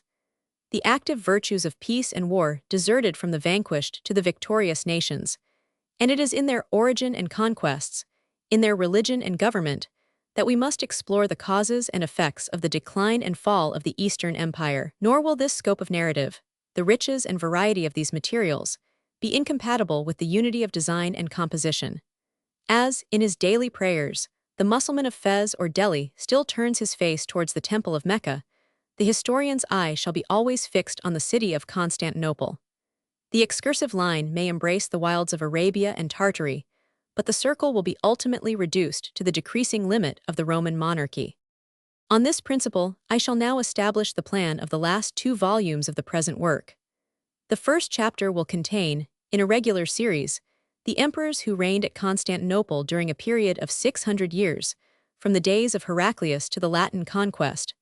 A rapid abstract, which may be supported by a general appeal to the order and text of the original historians. In this introduction, I shall confine myself to the revolutions of the throne, the succession of families, the personal characters of the Greek princes, the mode of their life and death, the maxims and influence of their domestic government, and the tendency of their reign to accelerate or suspend the downfall of the Eastern Empire. Such a chronological review will serve to illustrate the various argument of the subsequent chapters, and each circumstance of the eventful story of the barbarians will adapt itself in a proper place to the Byzantine annals. The internal state of the empire and the dangerous heresy of the Paulicians, which shook the East and enlightened the West, will be the subject of 2 separate chapters. But these inquiries must be postponed till our further progress shall have opened the view of the world in the 9th and 10th centuries of the Christian era. After this foundation of Byzantine history, the following nations will pass before our eyes, and each will occupy the space to which it may be entitled by greatness or merit, or the degree of connection with the Roman world and the present age. 1. The Franks, a general appellation which includes all the barbarians of France, Italy, and Germany, who were united by the sword and scepter of Charlemagne. The persecution of images and their votaries separated Rome and Italy from the Byzantine throne and prepared the restoration of the Roman Empire in the West. 2. The Arabs or Saracens. 3 ample chapters will be devoted to this curious and interesting object. In the first, after a picture of the country and its inhabitants, I shall investigate the character of Mahomet, the character, religion, and success of the prophet. In the second, I shall lead the Arabs to the conquest of Syria, Egypt, and Africa, the provinces of the Roman Empire, nor can I check their victorious career till they have overthrown the monarchies of Persia and Spain. In the third, I shall inquire how Constantinople and Europe were saved by the luxury and arts, the division and decay of the empire of the caliphs. A single chapter will include 3. The Bulgarians, 4. Hungarians, and 5. Russians who assaulted by sea or by land the provinces and the capital. But the last of these, so important in their present greatness, will excite some curiosity in their origin and infancy.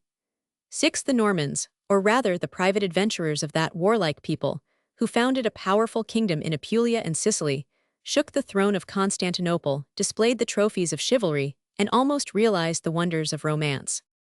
7. The Latins, the subjects of the Pope, the nations of the West, who enlisted under the banner of the cross for the recovery or relief of the Holy Sepulchre. The Greek emperors were terrified and preserved by the myriads of pilgrims who marched to Jerusalem with Godfrey of Bouillon and the peers of Christendom. The Second and Third Crusades trod in the footsteps of the first. Asia and Europe were mingled in a sacred war of 200 years, and the Christian powers were bravely resisted and finally expelled by Saladin and the Mamelukes of Egypt. In these memorable crusades, a fleet and army of French and Venetians were diverted from Syria to the Thracian Bosphorus. They assaulted the capital, they subverted the Greek monarchy, and a dynasty of Latin princes was seated near 60 years on the throne of Constantine. 7. The Greeks themselves, during this period of captivity and exile, must be considered as a foreign nation, the enemies, and again the sovereigns of Constantinople. Misfortune had rekindled a spark of national virtue, and the imperial series may be continued with some dignity from their restoration to the Turkish conquest. 9. The Moguls and Tartars. By the arms of Zingis and his descendants, the globe was shaken from China to Poland and Greece. The sultans were overthrown, the caliphs fell, and the Caesars trembled on their throne. The victories of Timur suspended above 50 years the final ruin of the Byzantine Empire. 10. I have already noticed the first appearance of the Turks, and the names of the fathers, of Seljuk and Othman, discriminate the 2 successive dynasties of the nation, which emerged in the 11th century from the Scythian wilderness. The former established a splendid and potent kingdom from the banks of the Oxus to Antioch and Nice, and the First Crusade was provoked by the violation of Jerusalem and the danger of Constantinople. From an humble origin, the Ottomans arose, the scourge and terror of Christendom. Constantinople was besieged and taken by Mahomet II, and his triumph annihilates the remnant, the image, the title of the Roman Empire in the East. The schism of the Greeks will be connected with their last calamities and the restoration of learning in the Western world. I shall return from the captivity of the new to the ruins of ancient Rome, and the venerable name, the interesting theme, will shed a ray of glory on the conclusion of my labors. The Emperor Heraclius had punished a tyrant and ascended his throne, and the memory of his reign is perpetuated by the transient conquest and irreparable loss of the eastern provinces. After the death of Eudocia, his first wife, he disobeyed the patriarch and violated the laws by his second marriage with his niece Martina, and the superstition of the Greeks beheld the judgment of heaven in the diseases of the father and the deformity of his offspring. But the opinion of an illegitimate birth is sufficient to distract the choice and loosen the obedience of the people. The ambition of Martina was quickened by maternal love, and perhaps by the envy of a stepmother, and the aged husband was too feeble to withstand the arts of conjugal allurements.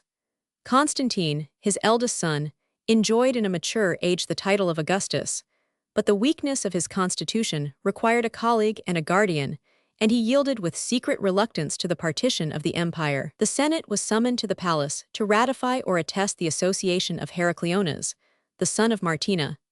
The imposition of the diadem was consecrated by the prayer and blessing of the patriarch. The senators and patricians adored the majesty of the great emperor and the partners of his reign, and as soon as the doors were thrown open, they were hailed by the tumultuary but important voice of the soldiers. After an interval of 5 months, the pompous ceremonies which formed the essence of the Byzantine state were celebrated in the cathedral and the hippodrome. The concord of the royal brothers was affectedly displayed by the younger leaning on the arm of the elder, and the name of Martina was mingled in the reluctant or venal acclamations of the people. Heraclius survived this association about 2 years.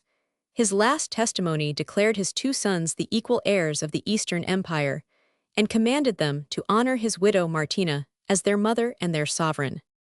When Martina first appeared on the throne with the name and attributes of royalty, she was checked by a firm, though respectful, opposition, and the dying embers of freedom were kindled by the breath of superstitious prejudice. "We reverence," exclaimed the voice of a citizen, "we reverence the mother of our princes, but to those princes alone our obedience is due, and Constantine, the elder emperor, is of an age to sustain, in his own hands, the weight of the scepter. Your sex is excluded by nature from the toils of government. How could you combat, how could you answer, the barbarians, who, with hostile or friendly intentions, may approach the royal city? May heaven avert from the Roman Republic this national disgrace, which would provoke the patience of the slaves of Persia." Martina descended from the throne with indignation, and sought a refuge in the female apartment of the palace. The reign of Constantine III lasted only 103 days. He expired in the 30th year of his age, and although his life had been a long malady, a belief was entertained that poison had been the means, and his cruel stepmother the author, of his untimely fate. Martina reaped indeed the harvest of his death, and assumed the government in the name of the surviving emperor. But the incestuous widow of Heraclius was universally abhorred, the jealousy of the people was awakened, and the 2 orphans whom Constantine had left became the objects of the public care. It was in vain that the son of Martina, who was no more than 15 years of age, was taught to declare himself the guardian of his nephews, one of whom he had presented at the baptismal font. It was in vain that he swore on the wood of the true cross to defend them against all their enemies. On his deathbed, the late emperor had dispatched a trusty servant to arm the troops and provinces of the East in the defense of his helpless children.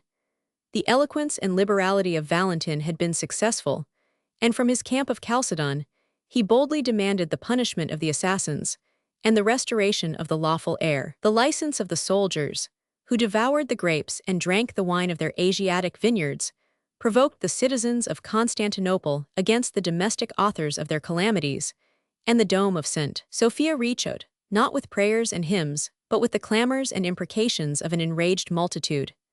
At their imperious command, Heracleonas appeared in the pulpit with the eldest of the royal orphans.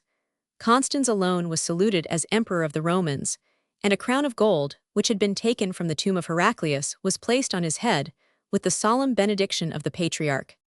But in the tumult of joy and indignation, the church was pillaged, the sanctuary was polluted by a promiscuous crowd of Jews and barbarians, and the Monothelite Pyrrhus, a creature of the empress, after dropping a protestation on the altar, escaped by a prudent flight from the zeal of the Catholics. A more serious and bloody task was reserved for the Senate, who derived a temporary strength from the consent of the soldiers and people. The spirit of Roman freedom revived the ancient and awful examples of the judgment of tyrants, and the imperial culprits were deposed and condemned as the authors of the death of Constantine. But the severity of the conscript fathers was stained by the indiscriminate punishment of the innocent and the guilty. Martina and Heracleonas were sentenced to the amputation, the former of her tongue, the latter of his nose. And after this cruel execution, they consumed the remainder of their days in exile and oblivion. The Greeks who were capable of reflection might find some consolation for their servitude by observing the abuse of power when it was lodged for a moment in the hands of an aristocracy. We shall imagine ourselves transported 500 years backwards to the age of the Antonines, if we listen to the oration which Constans II pronounced in the 12th year of his age before the Byzantine Senate, after returning his thanks for the just punishment of the assassins, who had intercepted the fairest hopes of his father's reign. By the divine providence, said the young emperor, and by your righteous decree, Martina and her incestuous progeny have been cast headlong from the throne. Your majesty and wisdom have prevented the Roman state from degenerating into lawless tyranny. I therefore exhort and beseech you to stand forth as the counselors and judges of the common safety. The senators were gratified by the respectful address and liberal donative of their sovereign. But these servile Greeks were unworthy and regardless of freedom, and in his mind, the lesson of an hour was quickly erased by the prejudices of the age and the habits of despotism. He retained only a jealous fear lest the Senate or people should one day invade the right of primogeniture and seat his brother Theodosius on an equal throne. By the imposition of holy orders, the grandson of Heraclius was disqualified for the purple. But this ceremony, which seemed to profane the sacraments of the Church, was insufficient to appease the suspicions of the tyrant, and the death of the deacon Theodosius could alone expiate the crime of his royal birth. 1111 His murder was avenged by the imprecations of the people, and the assassin, in the fullness of power, was driven from his capital into voluntary and perpetual exile. Constans embarked for Greece, and as if he meant to retort the abhorrence which he deserved, he is said, from the imperial galley, to have spit against the walls of his native city. After passing the winter at Athens, he sailed to Tarentum in Italy, visited Rome, 1112, and concluded a long pilgrimage of disgrace and sacrilegious rapine by fixing his residence at Syracuse. But if Constans could fly from his people, he could not fly from himself. The remorse of his conscience created a phantom who pursued him by land and sea, by day and by night.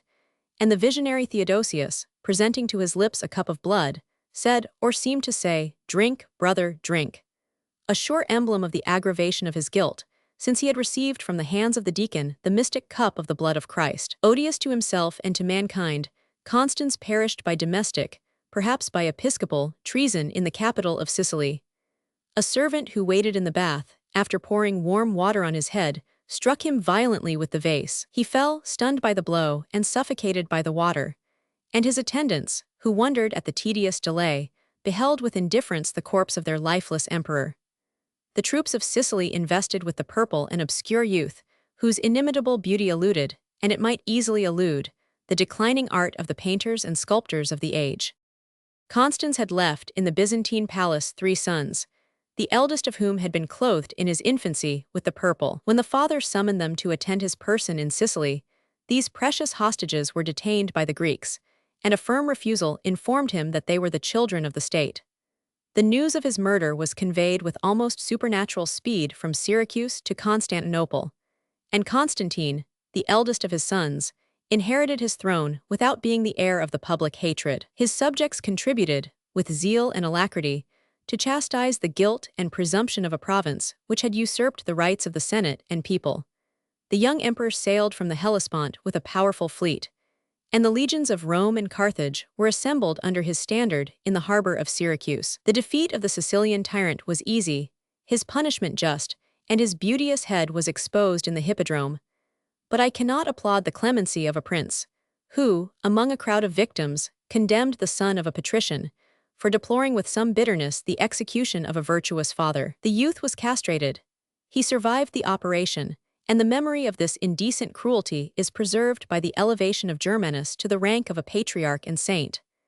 After pouring this bloody libation on his father's tomb, Constantine returned to his capital, and the growth of his young beard during the Sicilian voyage was announced, by the familiar surname of Pogonatus, to the Grecian world. But his reign, like that of his predecessor, was stained with fraternal discord. On his 2 brothers, Heraclius and Tiberius, He had bestowed the title of Augustus, an empty title, for they continued to languish without trust or power in the solitude of the palace. At their secret instigation, the troops of the Anatolian theme or province approached the city on the Asiatic side, demanded for the royal brothers the partition or exercise of sovereignty, and supported their seditious claim by a theological argument. They were Christians, they cried, and Orthodox Catholics, the sincere votaries of the holy and undivided Trinity. Since there are 3 equal persons in heaven, it is reasonable there should be 3 equal persons upon earth. The emperor invited these learned divines to a friendly conference, in which they might propose their arguments to the Senate.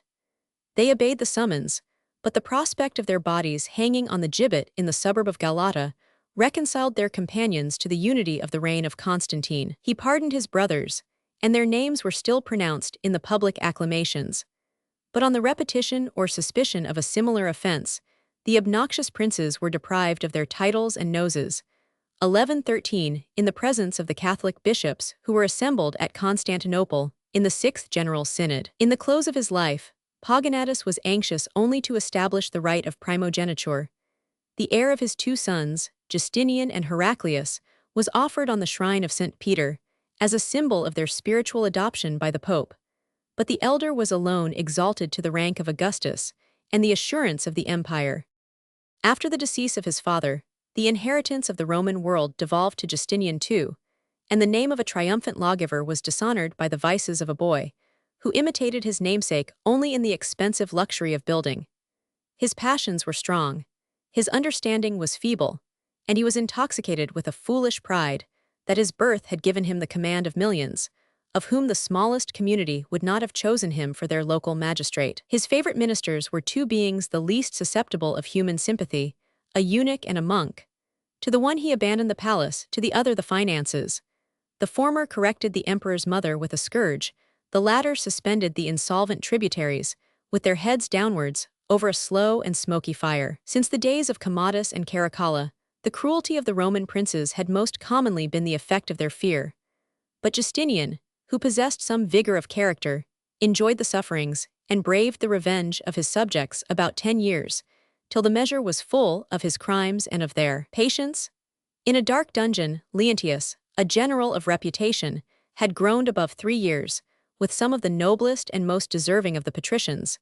He was suddenly drawn forth to assume the government of Greece, and this promotion of an injured man was a mark of the contempt rather than of the confidence of his prince. As he was followed to the port by the kind offices of his friends, Leontius observed, with a sigh, that he was a victim adorned for sacrifice, and that inevitable death would pursue his footsteps. They ventured to reply that glory and empire might be the recompense of a generous resolution, that every order of men abhorred the reign of a monster, and that the hands of 200,000 patriots expected only the voice of a leader. The night was chosen for their deliverance, and in the first effort of the conspirators, the prefect was slain, and the prisons were forced open. The emissaries of Leontius proclaimed in every street, Christians to St. Sophia, and the seasonable text of the Patriarch, "This is the day of the Lord," was the prelude of an inflammatory sermon. From the church the people adjourned to the hippodrome. Justinian, in whose cause not a sword had been drawn, was dragged before these tumultuary judges, and their clamors demanded the instant death of the tyrant. But Leontius, who was already clothed with the purple, cast an eye of pity on the prostrate son of his own benefactor and of so many emperors. The life of Justinian was spared. The amputation of his nose, perhaps of his tongue, was imperfectly performed. The happy flexibility of the Greek language could impose the name of Rhinotmetis, and the mutilated tyrant was banished to Chersony in Crim Tartary, a lonely settlement where corn, wine, and oil were imported as foreign luxuries. On the edge of the Scythian wilderness, Justinian still cherished the pride of his birth and the hope of his restoration. After 3 years' exile, he received the pleasing intelligence that his injury was avenged by a second revolution, and that Leontius in his turn had been dethroned and mutilated by the rebel Apsimer, who assumed the more respectable name of Tiberius. But the claim of lineal succession was still formidable to a plebeian usurper, and his jealousy was stimulated by the complaints and charges of the Chersonites, who beheld the vices of the tyrant in the spirit of the exile. With a band of followers, attached to his person by common hope or common despair, Justinian fled from the inhospitable shore to the horde of the Chazars, who pitched their tents between the Tanais and Borysthenes. The Khan entertained with pity and respect the royal suppliant. Phanagoria, once an opulent city on the Asiatic side of the Lake Moeotis, was assigned for his residence, and every Roman prejudice was stifled in his marriage with the sister of the barbarian, who seems, however, from the name of Theodora, to have received the sacrament of baptism. But the faithless Chazar was soon tempted by the gold of Constantinople, and had not the design been revealed by the conjugal love of Theodora, her husband must have been assassinated or betrayed into the power of his enemies. After strangling with his own hands the two emissaries of the Khan, Justinian sent back his wife to her brother, and embarked on the Euxine in search of new and more faithful allies. His vessel was assaulted by a violent tempest, and one of his pious companions advised him to deserve the mercy of God by a vow of general forgiveness, if he should be restored to the throne. "Of forgiveness," replied the intrepid tyrant, "may I perish this instant, may the Almighty whelm me in the waves, if I consent to spare a single head of my enemies." He survived this impious menace, sailed into the mouth of the Danube, trusted his person in the royal village of the Bulgarians, and purchased the aid of Turbiles, a pagan conqueror, by the promise of his daughter and a fair partition of the treasures of the empire. The Bulgarian kingdom extended to the confines of Thrace, and the two princes besieged Constantinople at the head of 15,000 horse. Apsimer was dismayed by the sudden and hostile apparition of his rival, whose head had been promised by the Chazar, and of whose evasion he was yet ignorant. After an absence of 10 years, the crimes of Justinian were faintly remembered, and the birth and misfortunes of their hereditary sovereign excited the pity of the multitude, ever discontented with the ruling powers. And by the active diligence of his adherents, he was introduced into the city and palace of Constantine. Chapter 48. Succession and Characters of the Greek Emperors. Part 2. In rewarding his allies and recalling his wife, Justinian displayed some sense of honor and gratitude. 1114 and Turbiles retired, after sweeping away a heap of gold coin, which he measured with his Scythian whip. But never was vow more religiously performed than the sacred oath of revenge, which he had sworn amidst the storms of the Euxine. The two usurpers, for I must reserve the name of tyrant for the conqueror, were dragged into the hippodrome, the one from his prison, the other from his palace. Before their execution, Leontius and Apsimer were cast prostrate in chains beneath the throne of the emperor, and Justinian, planting a foot on each of their necks, contemplated above an hour the chariotrace, while the inconstant people shouted in the words of the psalmist, "Thou shalt trample on the asp and basilisk, and on the lion and dragon shalt thou set thy foot." The universal defection which he had once experienced might provoke him to repeat the wish of Caligula, that the Roman people had but one head. Yet I shall presume to observe that such a wish is unworthy of an ingenious tyrant, since his revenge and cruelty would have been extinguished by a single blow, instead of the slow variety of tortures which Justinian inflicted on the victims of his anger. His pleasures were inexhaustible. Neither private virtue nor public service could expiate the guilt of active, or even passive, obedience to an established government, and during the 6 years of his new reign, he considered the axe, the cord, and the rack as the only instruments of royalty. But his most implacable hatred was pointed against the Chersonites, who had insulted his exile and violated the laws of hospitality.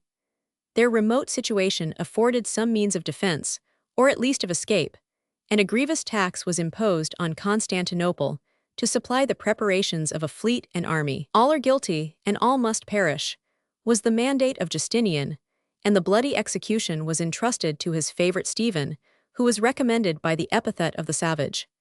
Yet even the savage Stephen imperfectly accomplished the intentions of his sovereign. The slowness of his attack allowed the greater part of the inhabitants to withdraw into the country, and the minister of vengeance contented himself with reducing the youth of both sexes to a state of servitude, with roasting alive 7 of the principal citizens, with drowning 20 in the sea, and with reserving 42 in chains to receive their doom from the mouth of the emperor.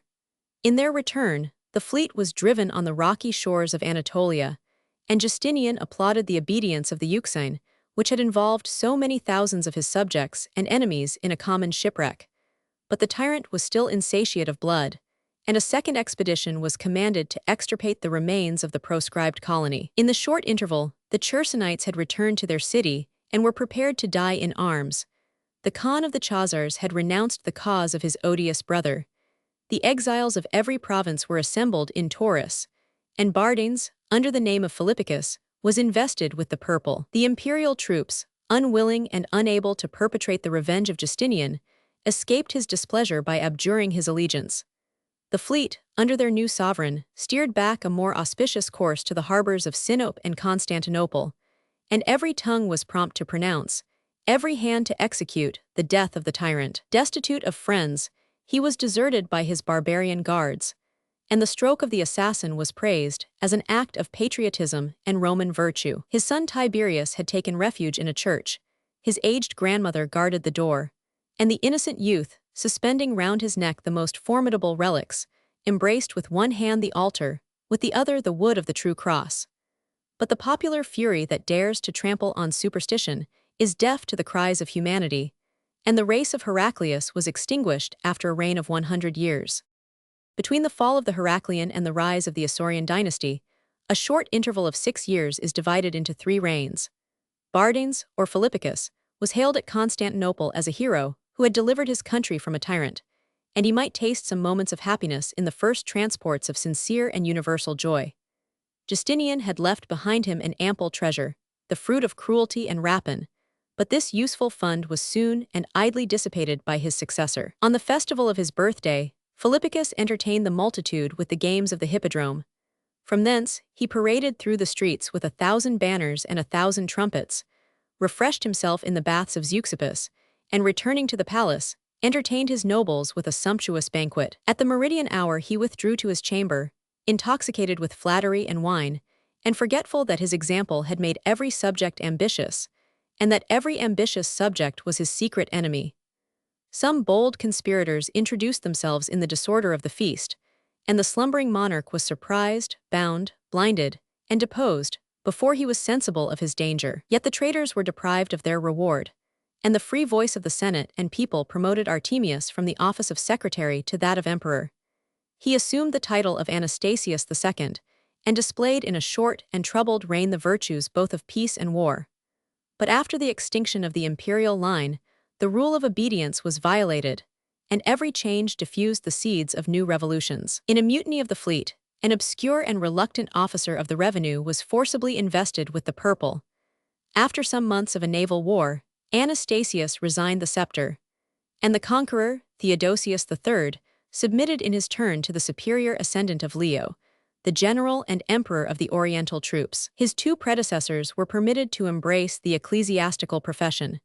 The restless impatience of Anastasius tempted him to risk, and to lose his life in a treasonable enterprise. But the last days of Theodosius were honorable and secure. The single sublime word, health, which he inscribed on his tomb, expresses the confidence of philosophy or religion, and the fame of his miracles was long preserved among the people of Ephesus. This convenient shelter of the church might sometimes impose a lesson of clemency, but it may be questioned whether it is for the public interest to diminish the perils of unsuccessful ambition. I have dwelt on the fall of a tyrant. I shall briefly represent the founder of a new dynasty, who is known to posterity by the invectives of his enemies, and whose public and private life is involved in the ecclesiastical story of the iconoclasts. Yet in spite of the clamors of superstition, a favorable prejudice for the character of Leo the Isaurian may be reasonably drawn from the obscurity of his birth and the duration of his reign. 1.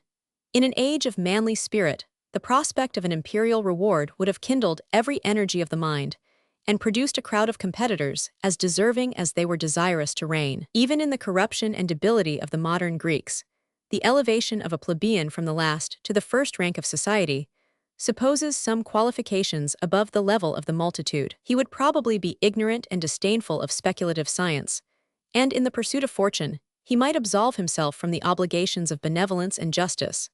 But to his character, we may ascribe the useful virtues of prudence and fortitude, the knowledge of mankind, and the important art of gaining their confidence and directing their passions.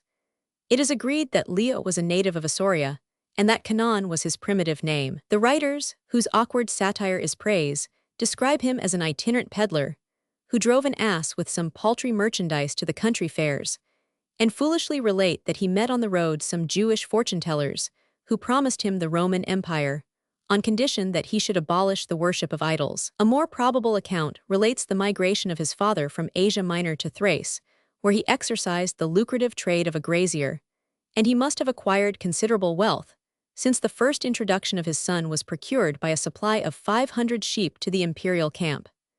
His first service was in the guards of Justinian, where he soon attracted the notice, and by degrees the jealousy, of the tyrant. His valor and dexterity were conspicuous in the Colchian War. From Anastasius, he received the command of the Anatolian legions, and by the suffrage of the soldiers, he was raised to the empire with the general applause of the Roman world. 2. In this dangerous elevation, Leo III supported himself against the envy of his equals, the discontent of a powerful faction, and the assaults of his foreign and domestic enemies. The Catholics, who accuse his religious innovations, are obliged to confess that they were undertaken with temper and conducted with firmness. Their silence respects the wisdom of his administration and the purity of his manners.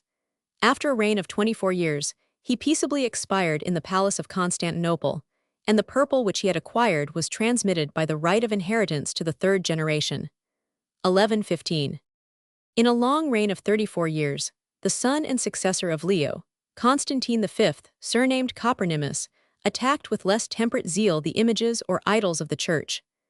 Their votaries have exhausted the bitterness of religious gall in their portrait of this spotted panther, this Antichrist, this flying dragon of the serpent's seed, who surpassed the vices of Elagabalus and Nero. His reign was a long butchery of whatever was most noble, or holy, or innocent in his empire. In person, the emperor assisted at the execution of his victims, surveyed their agonies, listened to their groans, and indulged, without satiating, his appetite for blood.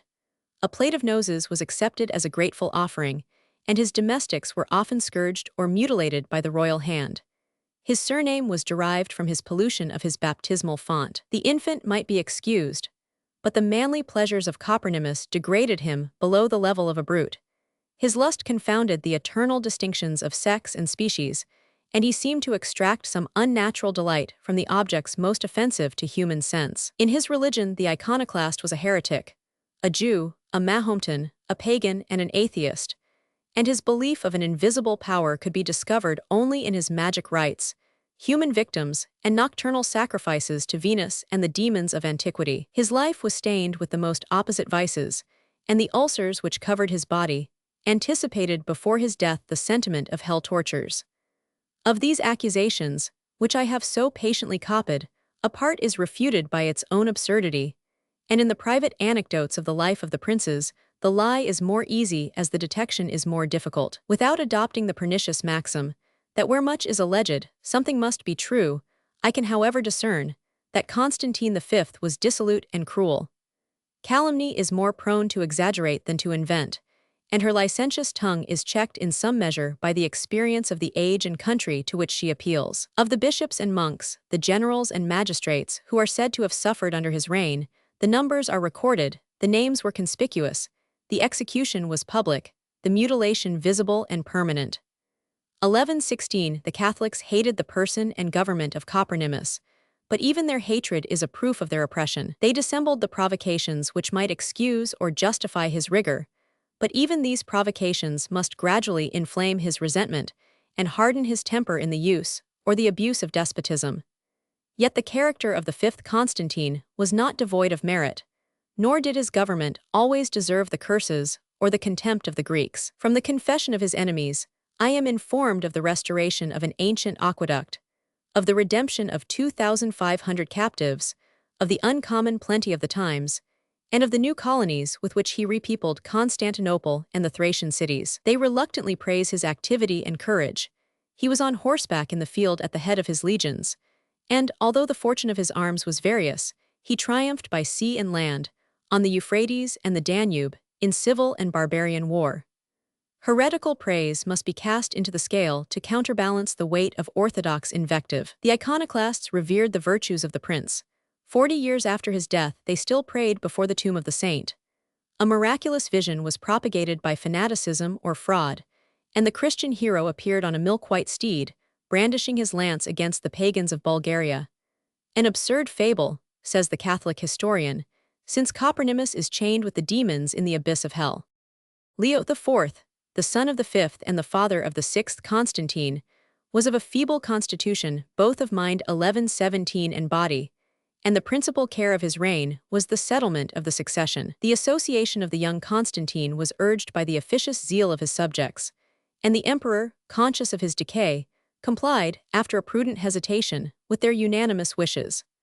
The royal infant, at the age of 5 years, was crowned with his mother Irene, and the national consent was ratified by every circumstance of pomp and solemnity that could dazzle the eyes or bind the conscience of the Greeks. An oath of fidelity was administered in the palace, the church, and the hippodrome to the several orders of the state, who adjured the holy names of the Son and Mother of God. Be witness, O Christ, that we will watch over the safety of Constantine the son of Leo, expose our lives in his service, and bear true allegiance to his person and posterity. They pledged their faith on the wood of the true cross, and the act of their engagement was deposited on the altar of St. Sophia. The first to swear, and the first to violate their oath, were the 5 sons of Copronymus by a second marriage, and the story of these princes is singular and tragic. The right of primogeniture excluded them from the throne. The injustice of their elder brother defrauded them of a legacy of about 2 million sterling. Some vain titles were not deemed a sufficient compensation for wealth and power, and they repeatedly conspired against their nephew, before and after the death of his father. Their first attempt was pardoned. For the second offense, 1118, they were condemned to the ecclesiastical state, and for the third treason, Nicephorus, the eldest and most guilty, was deprived of his eyes, and his 4 brothers, Christopher, Nicetas, Anthemius, and Eudoxus, were punished, as a milder sentence, by the amputation of their tongues. After 5 years' confinement, they escaped to the church of St. Sophia, and displayed a pathetic spectacle to the people. "Countrymen and Christians," cried Nicephorus for himself and his mute brethren, "behold the sons of your emperor, if you can still recognize our features in this miserable state. A life, an imperfect life, is all that the malice of our enemies has spared. It is now threatened, and we now throw ourselves on your compassion." The rising murmur might have produced a revolution, had it not been checked by the presence of a minister, who soothed the unhappy princes with flattery and hope, and gently drew them from the sanctuary to the palace. They were speedily embarked for Greece, and Athens was allotted for the place of their exile. In this calm retreat, and in their helpless condition, Nicephorus and his brothers were tormented by the thirst of power, and tempted by a Sclavonian chief, who offered to break their prison, and to lead them in arms and in the purple to the gates of Constantinople. But the Athenian people, ever zealous in the cause of Irene, prevented her justice or cruelty, and the 5 sons of Copronymus were plunged in eternal darkness and oblivion. For himself, that emperor had chosen a barbarian wife, the daughter of the Khan of the Chazars. But in the marriage of his heir, he preferred an Athenian virgin, an orphan, 17 years old, whose sole fortune must have consisted in her personal accomplishments. The nuptials of Leo and Irene were celebrated with royal pomp. She soon acquired the love and confidence of a feeble husband, and in his testament, he declared the empress guardian of the Roman world, and of their son Constantine VI, who was no more than 10 years of age. During his childhood, Irene most ably and assiduously discharged, in her public administration, the duties of a faithful mother, and her zeal in the restoration of images has deserved the name and honors of a saint, which she still occupies in the Greek calendar. But the emperor attained the maturity of youth. The maternal yoke became more grievous, and he listened to the favorites of his own age, who shared his pleasures, and were ambitious of sharing his power. Their reasons convinced him of his right, their praises of his ability to reign, and he consented to reward the services of Irene by a perpetual banishment to the Isle of Sicily. But her vigilance and penetration easily disconcerted their rash projects. A similar, or more severe, punishment was retaliated on themselves and their advisers, and Irene inflicted on the ungrateful prince the chastisement of a boy. After this contest, the mother and the son were at the head of 2 domestic factions, and instead of mild influence and voluntary obedience, she held in chains a captive and an enemy. The empress was overthrown by the abuse of victory.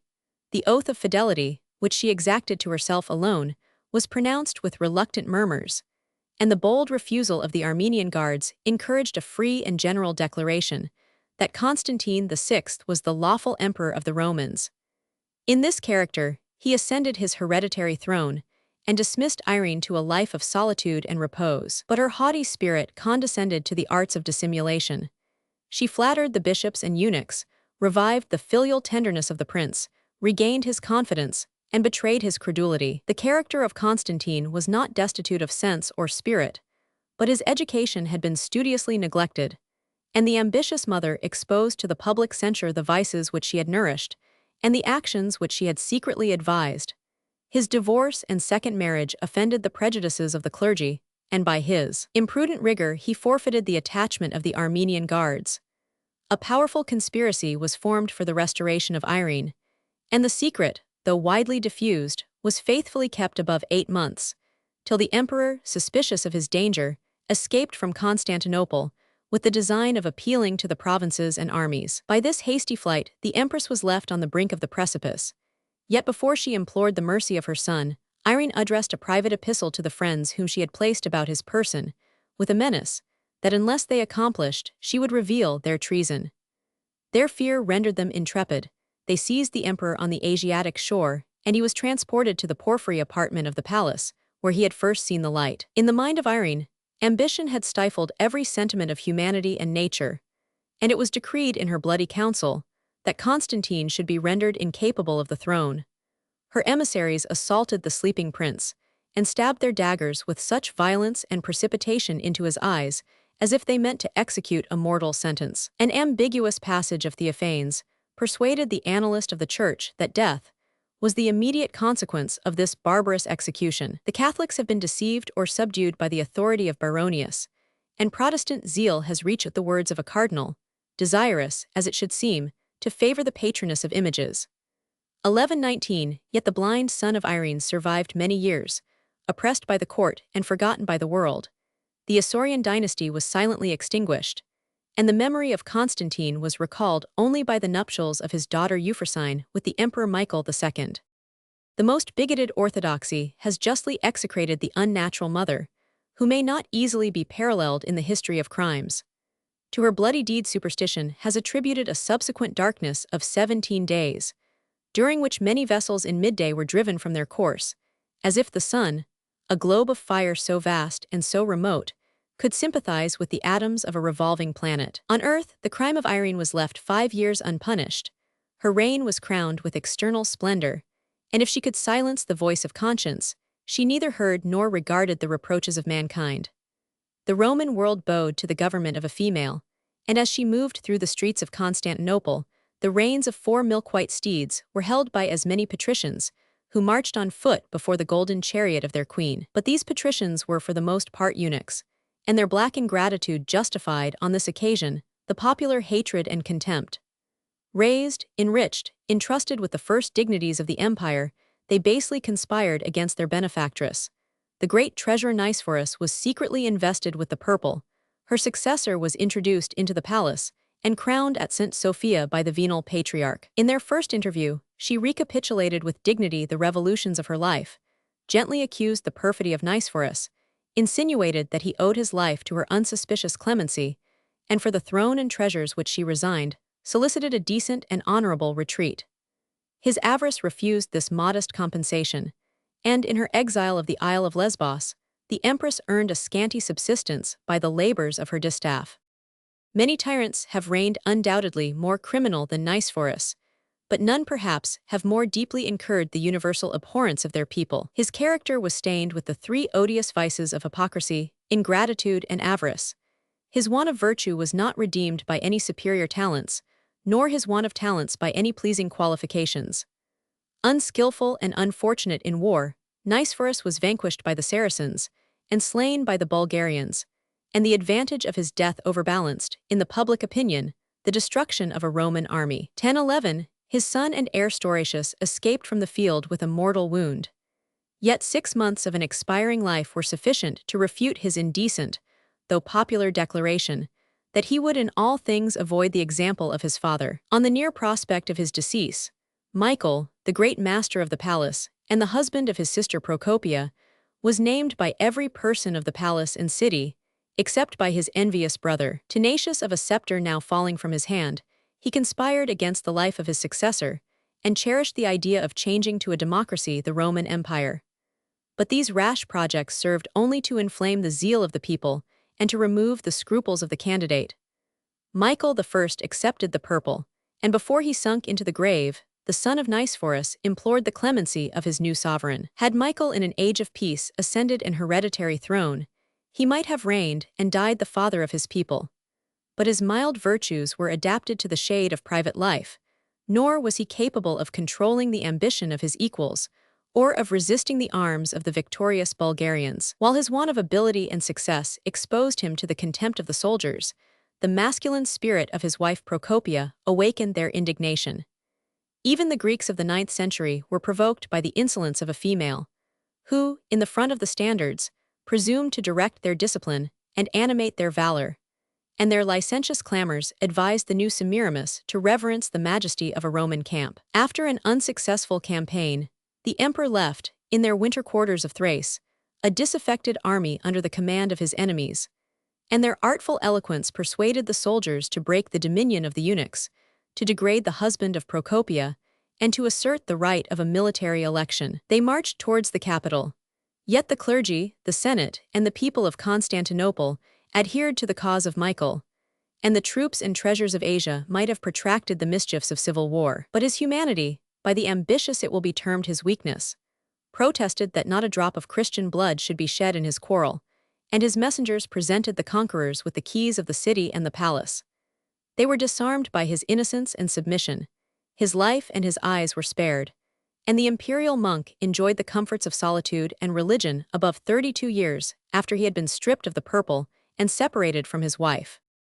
A rebel in the time of Nicephorus, the famous and unfortunate Bardines, had once the curiosity to consult an Asiatic prophet, who, after prognosticating his fall, announced the fortunes of his three principal officers, Leo the Armenian, Michael the Phrygian, and Thomas the Cappadocian, the successive reigns of the two former, the fruitless and fatal enterprise of the third. This prediction was verified, or rather was produced, by the event. 10 years afterwards, when the Thracian camp rejected the husband of Procopia, the crown was presented to the same Leo, the first in military rank and the secret author of the mutiny. As he affected to hesitate, "With this sword," said his companion Michael, "I will open the gates of Constantinople to your imperial sway, or instantly plunge it into your bosom if you obstinately resist the just desires of your fellow soldiers." The compliance of the Armenian was rewarded with the empire, and he reigned 7 years and a half under the name of Leo V. Educated in a camp, and ignorant both of laws and letters, he introduced into his civil government the rigor and even cruelty of military discipline. But if his severity was sometimes dangerous to the innocent, it was always formidable to the guilty. His religious inconstancy was taxed by the epithet of chameleon, but the Catholics have acknowledged by the voice of a saint and confessors that the life of the iconoclast was useful to the Republic. The zeal of his companion Michael was repaid with riches, honors, and military command, and his subordinate talents were beneficially employed in the public service. Yet the Phrygian was dissatisfied at receiving as a favor a scanty portion of the imperial prize which he had bestowed on his equal, and his discontent, which sometimes evaporated in hasty discourse, at length assumed a more threatening and hostile aspect against a prince whom he represented as a cruel tyrant. That tyrant, however, repeatedly detected, warned, and dismissed the old companion of his arms, till fear and resentment prevailed over gratitude, and Michael, after a scrutiny into his actions and designs, was convicted of treason, and sentenced to be burnt alive in the furnace of the private baths. The devout humanity of the Empress Theophano was fatal to her husband and family. A solemn day, the 25th of December, had been fixed for the execution. She urged that the anniversary of the Saviour's birth would be profaned by this inhuman spectacle, and Leo consented with reluctance to a decent respite. But on the vigil of the feast, his sleepless anxiety prompted him to visit at the dead of night the chamber in which his enemy was confined. He beheld him released from his chain, and stretched on his jailer's bed in a profound slumber. Leo was alarmed at these signs of security and intelligence, but though he retired with silent steps, his entrance and departure were noticed by a slave who lay concealed in a corner of the prison. Under the pretense of requesting the spiritual aid of a confessor, Michael informed the conspirators that their lives depended on his discretion, and that a few hours were left to assure their own safety by the deliverance of their friend and country. On the great festivals, a chosen band of priests and chanters was admitted into the palace by a private gate to sing matins in the chapel, and Leo, who regulated with the same strictness the discipline of the choir and of the camp, was seldom absent from these early devotions. In the ecclesiastical habit, but with their swords under their robes, the conspirators mingled with the procession, lurked in the angles of the chapel, and expected, as the signal of murder, the intonation of the first psalm by the emperor himself. The imperfect light and the uniformity of dress might have favored his escape, whilst their assault was pointed against a harmless priest. But they soon discovered their mistake, and encompassed on all sides the royal victim. Without a weapon and without a friend, he grasped a weighty cross and stood at bay against the hunters of his life. But as he asked for mercy, "This is the hour not of mercy but of vengeance," was the inexorable reply. The stroke of a well-aimed sword separated from his body the right arm and the cross, and Leo the Armenian was slain at the foot of the altar. A memorable reverse of fortune was displayed in Michael II, who from a defect in his speech was surnamed the Stammerer. He was snatched from the fiery furnace to the sovereignty of an empire, and as in the tumult a smith could not readily be found, the fetters remained on his legs several hours after he was seated on the throne of the Caesars. The royal blood, which had been the price of his elevation, was unprofitably spent. In the purple he retained the ignoble vices of his origin, and Michael lost his provinces with as supine indifference as if they had been the inheritance of his fathers. His title was disputed by Thomas, the last of the military triumvirate, who transported into Europe fourscore thousand barbarians from the banks of the Tigris and the shores of the Caspian. He formed the siege of Constantinople, but the capital was defended with spiritual and carnal weapons. A Bulgarian king assaulted the camp of the Orientals, and Thomas had the misfortune, or the weakness, to fall alive into the power of the conqueror. The hands and feet of the rebel were amputated. He was placed on an ass, and amidst the insults of the people, was led through the streets, which he sprinkled with his blood. The deprivation of manners, as savage as they were corrupt, is marked by the presence of the emperor himself. Deaf to the lamentation of a fellow soldier, he incessantly pressed the discovery of more accomplices, till his curiosity was checked by the question of an honest or guilty minister. Would you give credit to an enemy against the most faithful of your friends? After the death of his first wife, the emperor, at the request of the Senate, drew from her monastery Euphrosyne, the daughter of Constantine VI. Her august birth might justify a stipulation in the marriage contract that her children should equally share the empire with their elder brother. But the nuptials of Michael and Euphrosyne were barren, and she was content with the title of mother of Theophilus, his son and successor. The character of Theophilus is a rare example in which religious zeal has allowed, and perhaps magnified, the virtues of a heretic and a persecutor. His valor was often felt by the enemies, and his justice by the subjects of the monarchy, but the valor of Theophilus was rash and fruitless, and his justice arbitrary and cruel. He displayed the banner of the cross against the Saracens, but his 5 expeditions were concluded by a signal overthrow. Amorium, the native city of his ancestors, was leveled with the ground, and from his military toils he derived only the surname of the unfortunate. The wisdom of a sovereign is comprised in the institution of laws and the choice of magistrates, and while he seems without action, his civil government revolves round his center with the silence and order of the planetary system. But the justice of Theophilus was fashioned on the model of the Oriental despots, who, in personal and irregular acts of authority, consult the reason or passion of the moment, without measuring the sentence by the law or the penalty by the offense. A poor woman threw herself at the emperor's feet to complain of a powerful neighbor, the brother of the empress, who had raised his palace wall to such an inconvenient height that her humble dwelling was excluded from light and air. On the proof of the fact, instead of granting, like an ordinary judge, sufficient or ample damages to the plaintiff, the sovereign adjudged to her use and benefit the palace and the ground. Nor was Theophilus content with this extravagant satisfaction. His zeal converted a civil trespass into a criminal act, and the unfortunate patrician was stripped and scourged in the public place of Constantinople. For some venial offenses, some defect of equity or vigilance, the principal ministers, a prefect, a quaestor, a captain of the guards, were banished or mutilated, or scalded with boiling pitch, or burnt alive in the hippodrome. And as these dreadful examples might be the effects of error or caprice, they must have alienated from his service the best and wisest of the citizens. But the pride of the monarch was flattered in the exercise of power, or, as he thought, of virtue. And the people, safe in their obscurity, applauded the danger and debasement of their superiors. This extraordinary rigor was justified, in some measure, by its salutary consequences.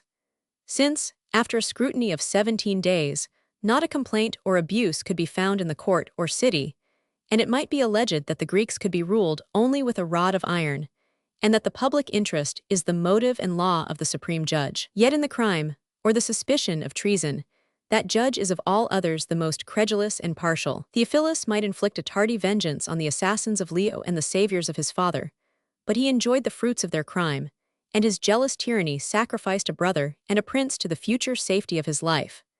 A Persian of the race of the Sassanids died in poverty and exile at Constantinople, leaving an only son, the issue of a plebeian marriage.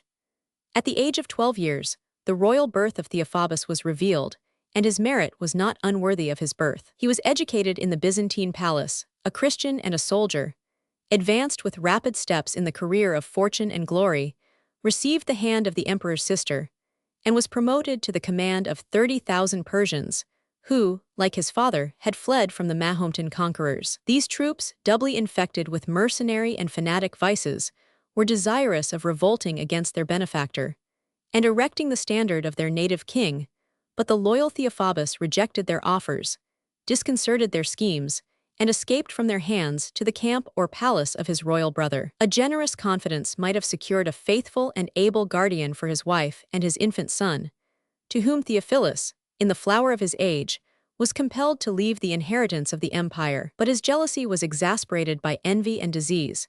He feared the dangerous virtues which might either support or oppress their infancy and weakness, and the dying emperor demanded the head of the Persian prince. With savage delight, he recognized the familiar features of his brother.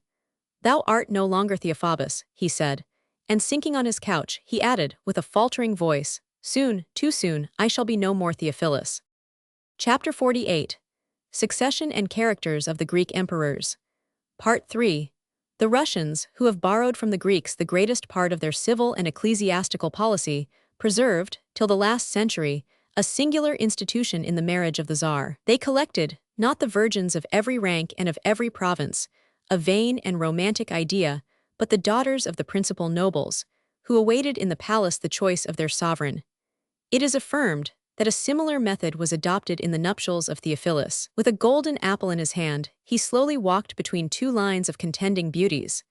His eye was detained by the charms of Icasia, and in the awkwardness of a first declaration, the prince could only observe that in this world women had been the cause of much evil. "And surely, sir," she pertly replied, "they have likewise been the occasion of much good." This affectation of unseasonable wit displeased the imperial lover. He turned aside in disgust. Icasia concealed her mortification in a convent, and the modest silence of Theodora was rewarded with the golden apple. She deserved the love, but did not escape the severity, of her lord. From the palace garden he beheld a vessel deeply laden, and steering into the port. On the discovery that the precious cargo of Syrian luxury was the property of his wife, he condemned the ship to the flames, with a sharp reproach that her avarice had degraded the character of an empress into that of a merchant. Yet his last choice entrusted her with the guardianship of the empire and her son Michael, who was left an orphan in the 5th year of his age. The restoration of images, and the final extirpation of the iconoclasts, has endeared her name to the devotion of the Greeks. But in the fervor of religious zeal, Theodora entertained a grateful regard for the memory and salvation of her husband. After 13 years of a prudent and frugal administration, she perceived the decline of her influence, but the second Irene imitated only the virtues of her predecessor. Instead of conspiring against the life or government of her son, she retired, without a struggle, though not without a murmur, to the solitude of private life, deploring the ingratitude, the vices, and the inevitable ruin of the worthless youth. Among the successors of Nero and Elagabalus, we have not hitherto found the imitation of their vices, the character of a Roman prince who considered pleasure as the object of life, and virtue as the enemy of pleasure.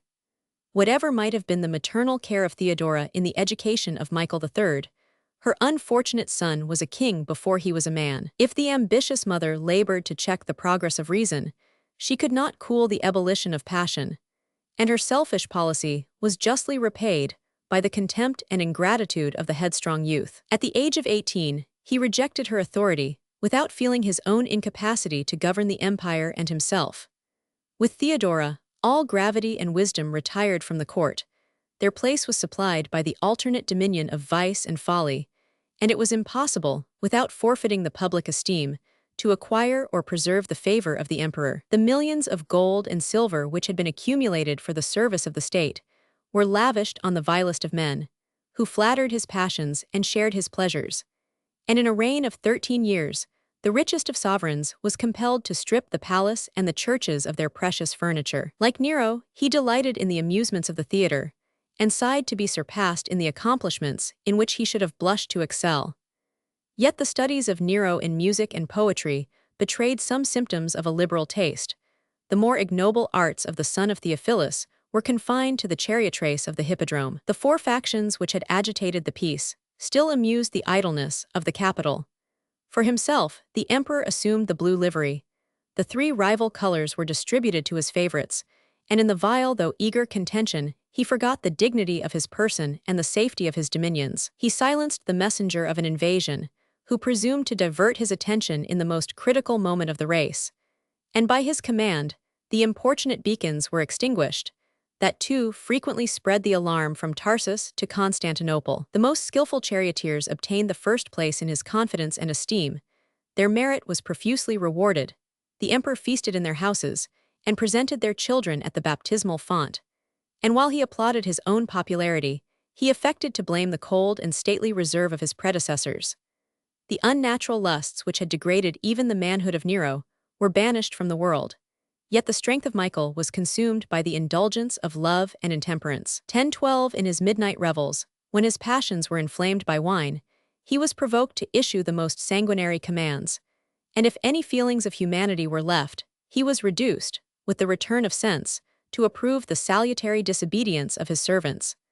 But the most extraordinary feature in the character of Michael is the profane mockery of the religion of his country. The superstition of the Greeks might indeed excite the smile of a philosopher, but his smile would have been rational and temperate, and he must have condemned the ignorant folly of a youth who insulted the objects of public veneration. A buffoon of the court was invested in the robes of the patriarch.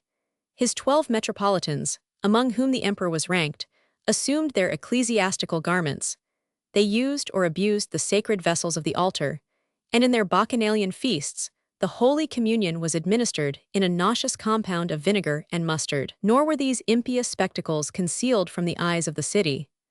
On the day of a solemn festival, the emperor, with his bishops or buffoons, rode on asses through the streets, encountered the true patriarch at the head of his clergy, and by their licentious shouts and obscene gestures, disordered the gravity of the Christian procession. The devotion of Michael appeared only in some offense to reason or piety. He received his theatrical crowns from the statue of the Virgin, and an imperial tomb was violated for the sake of burning the bones of Constantine the iconoclast. By this extravagant conduct, the son of Theophilus became as contemptible as he was odious.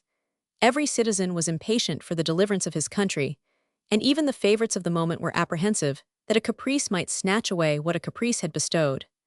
In the 30th year of his age, and in the hour of intoxication and sleep, Michael III was murdered in his chamber by the founder of a new dynasty, whom the emperor had raised to an equality of rank and power. The genealogy of Basil the Macedonian, if it be not the spurious offspring of pride and flattery, exhibits a genuine picture of the revolution of the most illustrious families. The Arsacides, the rivals of Rome, possessed the scepter of the East near 400 years. A younger branch of these Parthian kings continued to reign in Armenia, and their royal descendants survived the partition and servitude of that ancient monarchy. Two of these, Artabanus and Clenes, escaped or retired to the court of Leo I. His bounty seated them in a safe and hospitable exile in the province of Macedonia. Adrianople was their final settlement. During several generations, they maintained the dignity of their birth, and their Roman patriotism rejected the tempting offers of the Persian and Arabian powers, who recalled them to their native country. But their splendor was insensibly clouded by time and poverty, and the father of Basil was reduced to a small farm, which he cultivated with his own hands.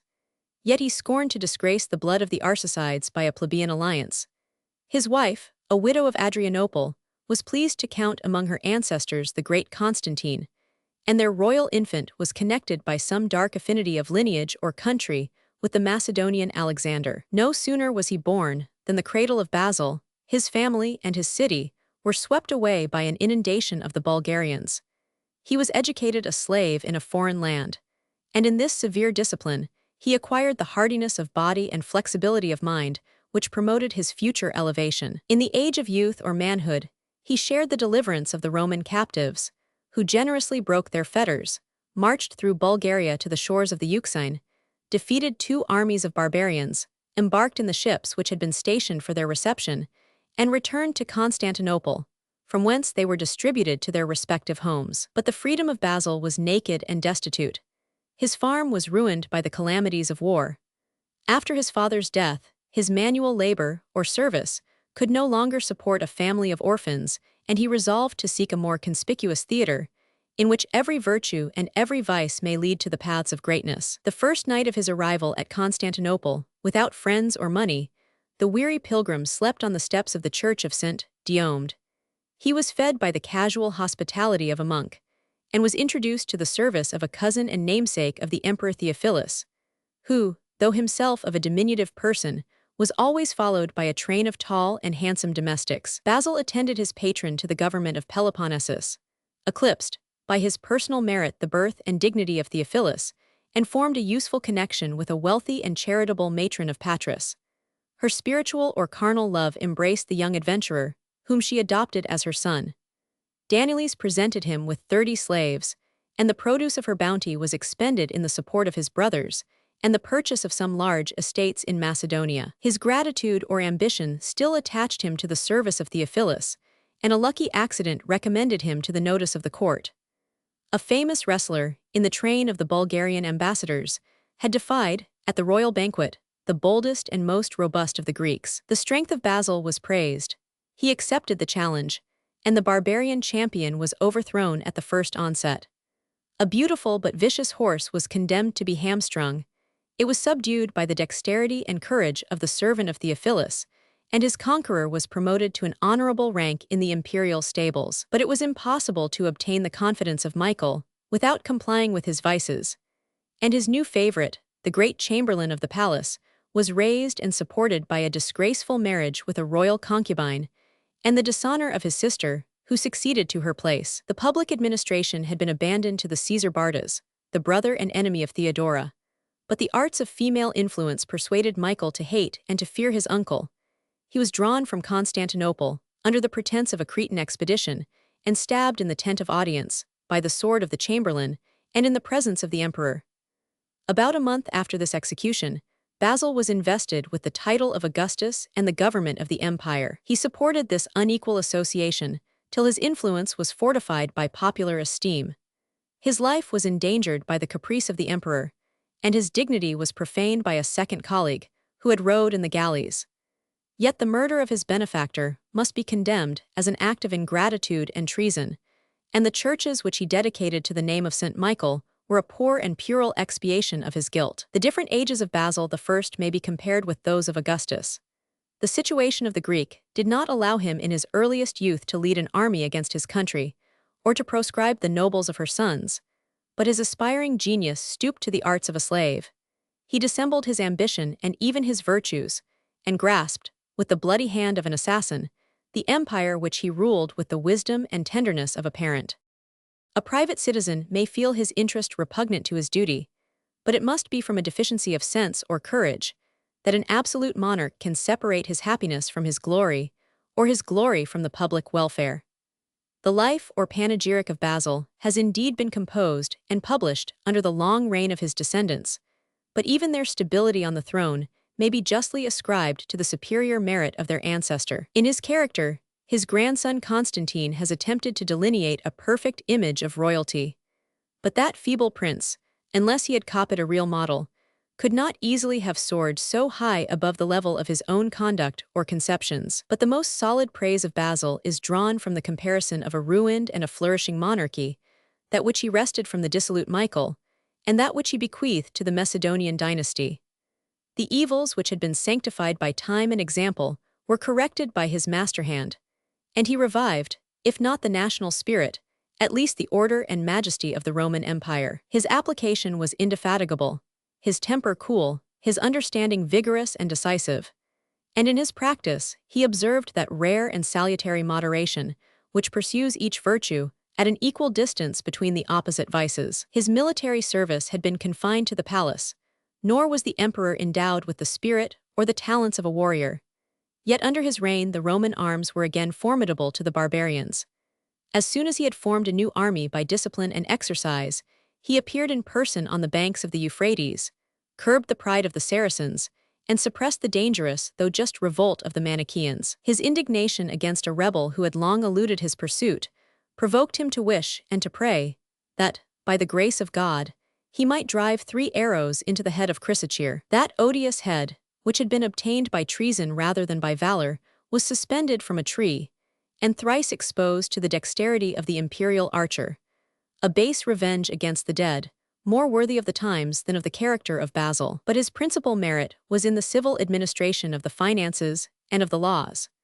To replenish an exhausted treasury, it was proposed to resume the lavish and ill-placed gifts of his predecessor. His prudence abated 1 moiety of the restitution, and a sum of £1,200,000 was instantly procured to answer the most pressing demands, and to allow some space for the mature operations of economy. Among the various schemes for the improvement of the revenue, a new mode was suggested of capitation, or tribute, which would have too much depended on the arbitrary discretion of the assessors. A sufficient list of honest and able agents was instantly produced by the minister, but on the more careful scrutiny of Basil himself, only 2 could be found, who might be safely entrusted with such dangerous powers, but they justified his esteem by declining his confidence. But the serious and successful diligence of the emperor established by degrees the equitable balance of property and payment, of receipt and expenditure. A peculiar fund was appropriated to each service, and a public method secured the interest of the prince and the property of the people. After reforming the luxury, he assigned 2 patrimonial estates to supply the decent plenty of the imperial table. The contributions of the subject were reserved for his defense, and the residue was employed in the embellishment of the capital and provinces. A taste for building, however costly, may deserve some praise and much excuse. From thence industry is fed, art is encouraged, and some object is attained of public emolument or pleasure. The use of a road, an aqueduct, or a hospital is obvious and solid, and the 100 churches that arose by the command of Basil were consecrated to the devotion of the age. In the character of a judge he was assiduous and impartial, desirous to save, but not afraid to strike. The oppressors of the people were severely chastised, but his personal foes, whom it might be unsafe to pardon, were condemned, after the loss of their eyes, to a life of solitude and repentance. The change of language and manners demanded a revision of the obsolete jurisprudence of Justinian. The voluminous body of his institutes, Pandex, Code, and Novels, was digested under 40 titles, in the Greek idiom, and the basilics, which were improved and completed by his son and grandson, must be referred to the original genius of the founder of their race. This glorious reign was terminated by an accident in the chase. A furious stag entangled his horns in the belt of Basil, and raised him from his horse. He was rescued by an attendant, who cut the belt and slew the animal. But the fall, or the fever, exhausted the strength of the aged monarch, and he expired in the palace amidst the tears of his family and people. If he struck off the head of the faithful servant for presuming to draw his sword against his sovereign, the pride of despotism, which had lain dormant in his life, revived in the last moments of despair, when he no longer wanted or valued the opinion of mankind. Of the 4 sons of the emperor, Constantine died before his father, whose grief and credulity were amused by a flattering impostor and a vain apparition. Stephen, the youngest, was content with the honors of a patriarch and a saint. Both Leo and Alexander were alike invested with the purple, but the powers of government were solely exercised by the elder brother. The name of Leo VI has been dignified with the title of philosopher, and the union of the prince and the sage, of the active and speculative virtues, would indeed constitute the perfection of human nature. But the claims of Leo are far short of this ideal excellence. Did he reduce his passions and appetites under the dominion of reason? His life was spent in the pomp of the palace, in the society of his wives and concubines, and even the clemency which he showed, and the peace which he strove to preserve, must be imputed to the softness and indolence of his character. Did he subdue his prejudices and those of his subjects? His mind was tinged with the most puerile superstition. The influence of the clergy and the errors of the people were consecrated by his laws, and the oracles of Leo, which reveal, in prophetic style, the fates of the empire, are founded on the arts of astrology and divination. If we still inquire the reason of his sage appellation, it can only be replied that the son of Basil was less ignorant than the greater part of his contemporaries in church and state, that his education had been directed by the learned Photius, and that several books of profane and ecclesiastical science were composed by the pen, or in the name, of the imperial philosopher. But the reputation of his philosophy and religion was overthrown by a domestic vice, the repetition of his nuptials. The primitive ideas of the merit and holiness of celibacy were preached by the monks and entertained by the Greeks. Marriage was allowed as a necessary means for the propagation of mankind. After the death of either party, the survivor might satisfy, by a second union, the weakness or the strength of the flesh. But a third marriage was censured as a state of legal fornication, and a fourth was a sin or scandal as yet unknown to the Christians of the East. In the beginning of his reign, Leo himself had abolished the state of concubines and condemned, without annulling, third marriages. But his patriotism and love soon compelled him to violate his own laws and to incur the penance, which in a similar case he had imposed on his subjects. In his three first alliances, his nuptial bed was unfruitful. The emperor required a female companion, and the empire a legitimate heir. The beautiful Zoe was introduced into the palace as a concubine, and after a trial of her fecundity and the birth of Constantine, her lover declared his intention of legitimating the mother and the child by the celebration of his fourth nuptials. But the patriarch Nicholas refused his blessing. The imperial baptism of the young prince was obtained by a promise of separation, and the contumacious husband of Zoe was excluded from the communion of the faithful.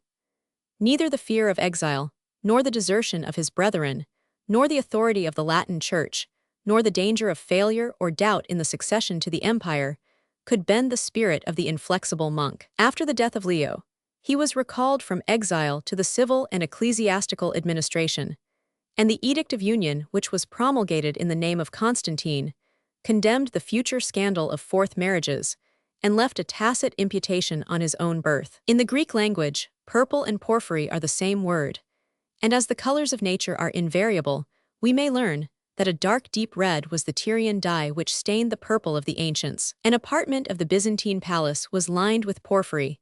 It was reserved for the use of the pregnant empresses, and the royal birth of their children was expressed by the appellation of porphyrogenites, or born in the purple. Several of the Roman princes had been blessed with an heir, but this peculiar surname was first applied to Constantine VII. His life and titular reign were of equal duration, but of 54 years, 6 had elapsed before his father's death, and the son of Leo was ever the voluntary or reluctant subject of those who oppressed his weakness or abused his confidence. His uncle Alexander, who had long been invested with the title of Augustus, was the first colleague and governor of the young prince.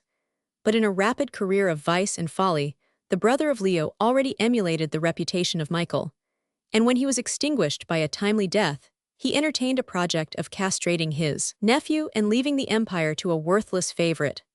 The succeeding years of the minority of Constantine were occupied by his mother Zoe, and a succession or council of 7 regents, who pursued their interest, gratified their passions, abandoned the republic, supplanted each other, and finally vanished in the presence of a soldier. From an obscure origin, Romanus Lecapnus had raised himself to the command of the naval armies, and in the anarchy of the times, had deserved, or at least had obtained, the national esteem. With a victorious and affectionate fleet, he sailed from the mouth of the Danube into the harbor of Constantinople, and was hailed as the deliverer of the people and the guardian of the prince. His supreme office was at first defined by the new appellation of Father of the Emperor, but Romanus soon disdained the subordinate powers of a minister, and assumed with the titles of Caesar and Augustus the full independence of royalty, which he held near 25 years. His 3 sons, Christopher, Stephen, and Constantine, were successively adorned with the same honors, and the lawful emperor was degraded from the 1st to the 5th rank in this college of princes. Yet, in the preservation of his life and crown, he might still applaud his own fortune and the clemency of the usurper. The examples of ancient and modern history would have excused the ambition of Romanus. The powers and the laws of the empire were in his hand. The spurious birth of Constantine would have justified his exclusion, and the grave, or the monastery, was open to receive the son of the concubine. But Lecapnus does not appear to have possessed either the virtues or the vices of a tyrant. The spirit and activity of his private life dissolved away in the sunshine of the throne, and in his licentious pleasures, he forgot the safety both of the republic and of his family. Of a mild and religious character, he respected the sanctity of oaths, the innocence of the youth, the memory of his parents, and the attachment of the people. The studious temper and retirement of Constantine disarmed the jealousy of power. His books and music, his pen and his pencil, were a constant source of amusement, and if he could improve a scanty allowance by the sale of his pictures, if their price was not enhanced by the name of the artist, he was endowed with a personal talent, which few princes could employ in the hour of adversity. The fall of Romanus was occasioned by his own vices and those of his children. After the decease of Christopher, his eldest son, the two surviving brothers quarreled with each other and conspired against their father. At the hour of noon, when all strangers were regularly excluded from the palace, they entered his apartment with an armed force, and conveyed him, in the habit of a monk, to a small island in the Propontis, which was peopled by a religious community. The rumor of this domestic revolution excited a tumult in the city, but Porphyrogenitus alone, the true and lawful emperor, was the object of the public care, and the sons of Lecapnus were taught, by tardy experience, that they had achieved a guilty and perilous enterprise for the benefit of their rival. Their sister Helena, the wife of Constantine, revealed, or supposed, their treacherous design of assassinating her husband at the royal banquet. His loyal adherents were alarmed, and the two usurpers were prevented, seized, degraded from the purple, and embarked for the same island and monastery where their father had been so lately confined. Old Romanus met them on the beach with a sarcastic smile, and after a just reproach of their folly and ingratitude, presented his imperial colleagues with an equal share of his water and vegetable diet. In the 40th year of his reign, Constantine VII obtained the possession of the Eastern world, which he ruled or seemed to rule, near 15 years. But he was devoid of that energy of character which could emerge into a life of action and glory, and the studies, which had amused and dignified his leisure, were incompatible with the serious duties of a sovereign. The emperor neglected the practice to instruct his son Romanus in the theory of government. While he indulged the habits of intemperance and sloth, he dropped the reins of the administration into the hands of Helena his wife. And, in the shifting scene of her favor and caprice, each minister was regretted in the promotion of a more worthless successor. Yet the birth and misfortunes of Constantine had endeared him to the Greeks. They excused his failings. They respected his learning, his innocence and charity, his love of justice. And the ceremony of his funeral was mourned with the unfeigned tears of his subjects. The body, according to ancient custom, lay in state in the vestibule of the palace, and the civil and military officers, the patricians, the senate, and the clergy approached in due order to adore and kiss the inanimate corpse of their sovereign. Before the procession moved towards the imperial sepulchre, a herald proclaimed this awful admonition: "Arise, O King of the world, and obey the summons of the King of Kings." The death of Constantine was imputed to poison, and his son Romanus, who derived that name from his maternal grandfather, ascended the throne of Constantinople. A prince who, at the age of 20, could be suspected of anticipating his inheritance, must have been already lost in the public esteem. Yet Romanus was rather weak than wicked, and the largest share of the guilt was transferred to his wife, Theophano, a woman of base origin, masculine spirit, and flagitious manners. The sense of personal glory and public happiness, the true pleasures of royalty, were unknown to the son of Constantine. And while the two brothers, Nicephorus and Leo, triumphed over the Saracens, the hours which the emperor owed to his people were consumed in strenuous idleness. In the morning he visited the circus.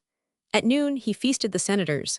The greater part of the afternoon he spent in the sphoeristerium, or tennis court, the only theater of his victories.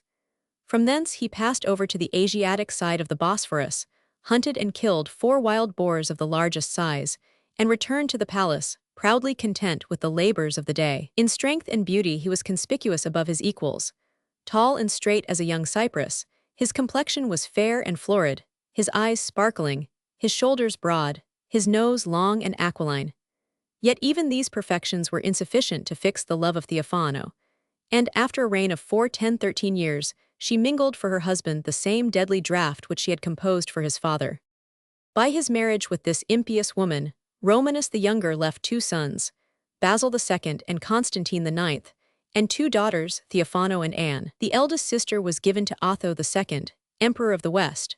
The younger became the wife of Wolodomir, Great Duke and Apostle of Russia, and by the marriage of her granddaughter with Henry I, King of France, the blood of the Macedonians, and perhaps of the Arsacides, still flows in the veins. The Bourbon line. After the death of her husband, The empress aspired to reign in the name of her sons, the elder of whom was 5, and the younger only 2 years of age. But she soon felt the instability of a throne which was supported by a female who could not be esteemed, and 2 infants who could not be feared. Theophano looked around for a protector, and threw herself into the arms of the bravest soldier. Her heart was capacious, but the deformity of the new favorite rendered it more than probable that interest was the motive and excuse of her love. Nicephorus' focus united, in the popular opinion, the double merit of a hero and a saint. In the former character, his qualifications were genuine and splendid. The descendant of a race illustrious by their military exploits, he had displayed in every station and in every province the courage of a soldier and the conduct of a chief, and Nicephorus was crowned with recent laurels from the important conquest of the Isle of Crete.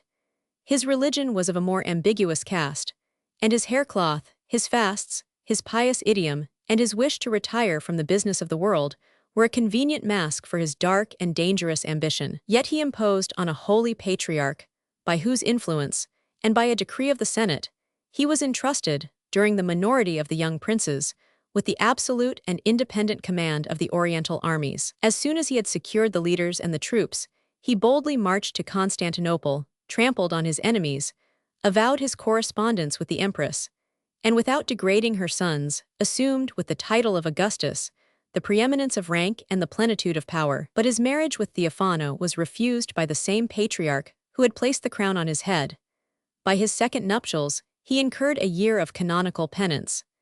1014, a bar of spiritual affinity was opposed to their celebration, and some evasion and perjury were required to silence the scruples of the clergy and people. The popularity of the emperor was lost in the purple. In a reign of 6 years, he provoked the hatred of strangers and subjects, and the hypocrisy and avarice of the first Nicephorus were revived in his successor. Hypocrisy I shall never justify or palliate, but I will dare to observe that the odious vice of avarice is of all others most hastily arraigned and most unmercifully condemned. In a private citizen, our judgment seldom expects an accurate scrutiny into his fortune and expense, and in a steward of the public treasure, frugality is always a virtue, and the increase of taxes too often an indispensable duty. In the use of his patrimony, the generous temper of Nicephorus had been proved, and the revenue was strictly applied to the service of the state. Each spring the emperor marched in person against the Saracens, and every Roman might compute the employment of his taxes in triumphs, conquests, and the security of the eastern barrier. 1015. Chapter 48. Succession and Characters of the Greek Emperors. Part 4. Among the warriors who promoted his elevation and served under his standard, a noble and valiant Armenian had deserved and obtained the most eminent rewards. The stature of John Zimisces was below the ordinary standard, but this diminutive body was endowed with strength, beauty, and the soul of a hero. By the jealousy of the emperor's brother, he was degraded from the office of general of the East to that of director of the posts, and his murmurs were chastised with disgrace and exile. But Zimisces was ranked among the numerous lovers of the empress.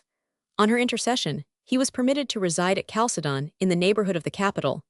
Her bounty was repaid in his clandestine and amorous visits to the palace, and Theophano consented, with alacrity, to the death of an ugly and penurious husband. Some bold and trusty conspirators were concealed in her most private chambers.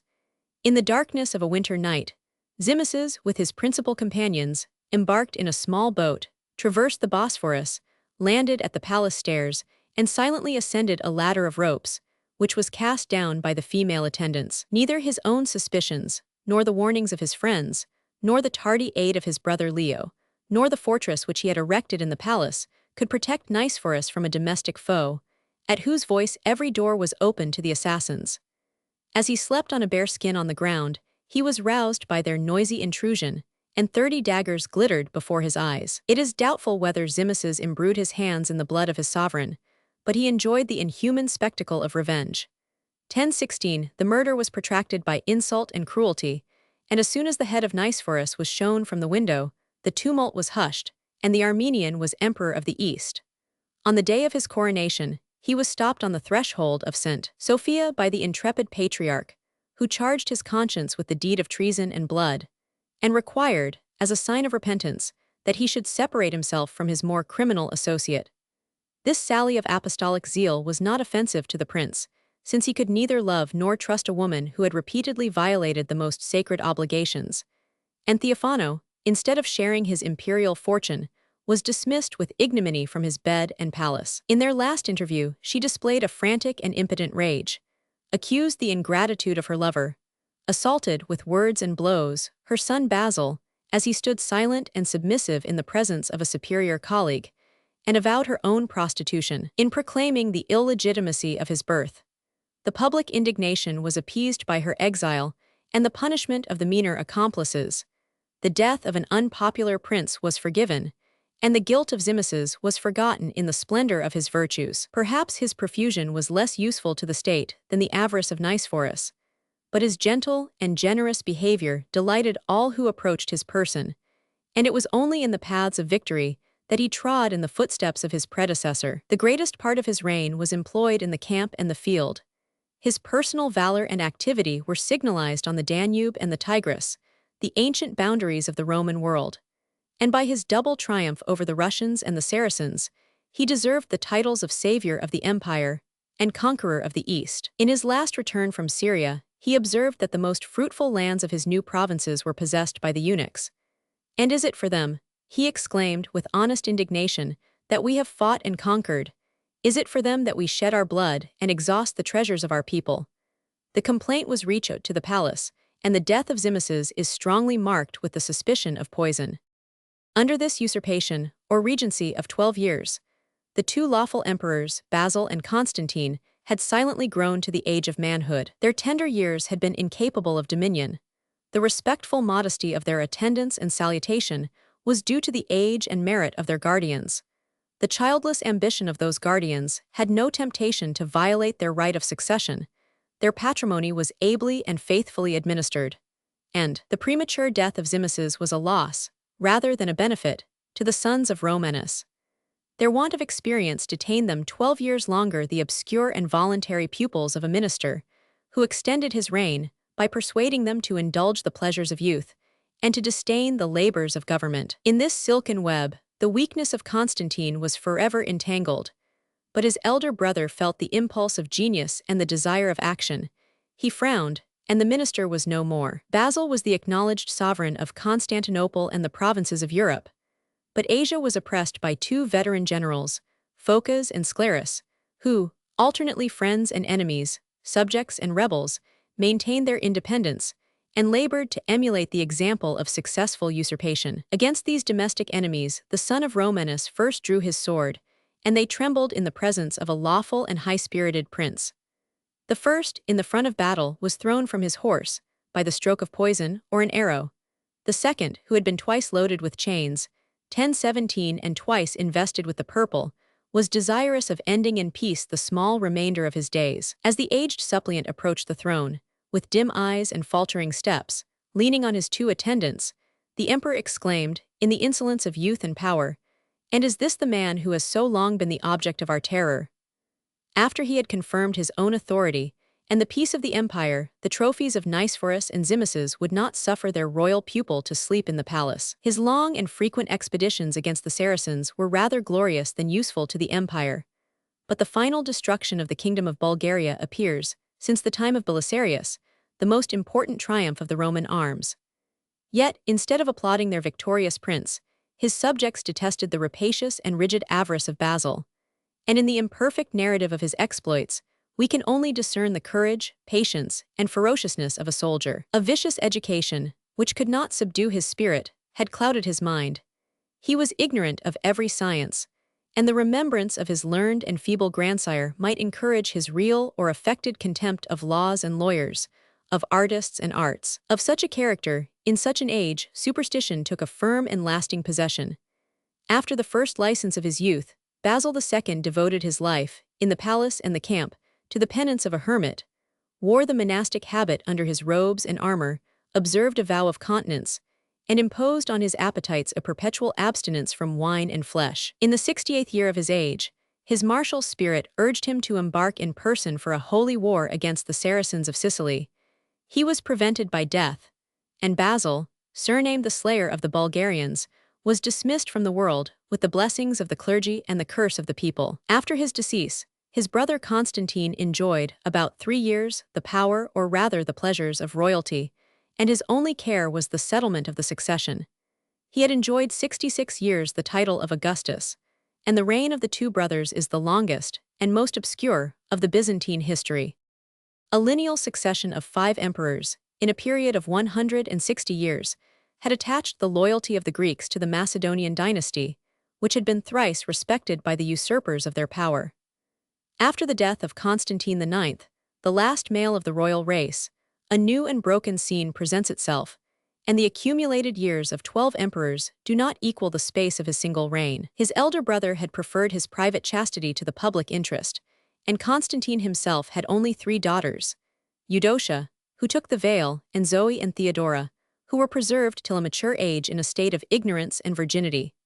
When their marriage was discussed in the council of their dying father, the cold or pious Theodora refused to give an heir to the empire, but her sister Zoe presented herself a willing victim at the altar. Romanus Argyrus, a patrician of a graceful person and fair reputation, was chosen for her husband, and on his declining that honor was informed that blindness or death was the second alternative.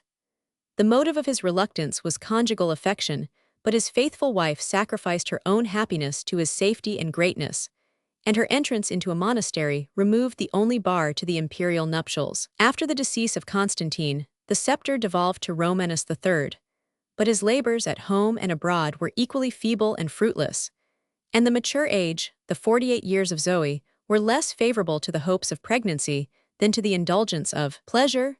Her favorite chamberlain was a handsome Paphlagonian of the name of Michael, whose first trade had been that of a money changer, and Romanus, either from gratitude or equity, connived at their criminal intercourse, or accepted a slight assurance of their innocence. But Zoe soon justified the Roman maxim that every adulteress is capable of poisoning her husband, and the death of Romanus was instantly followed by the scandalous marriage and elevation of Michael IV. The expectations of Zoe were, however, disappointed.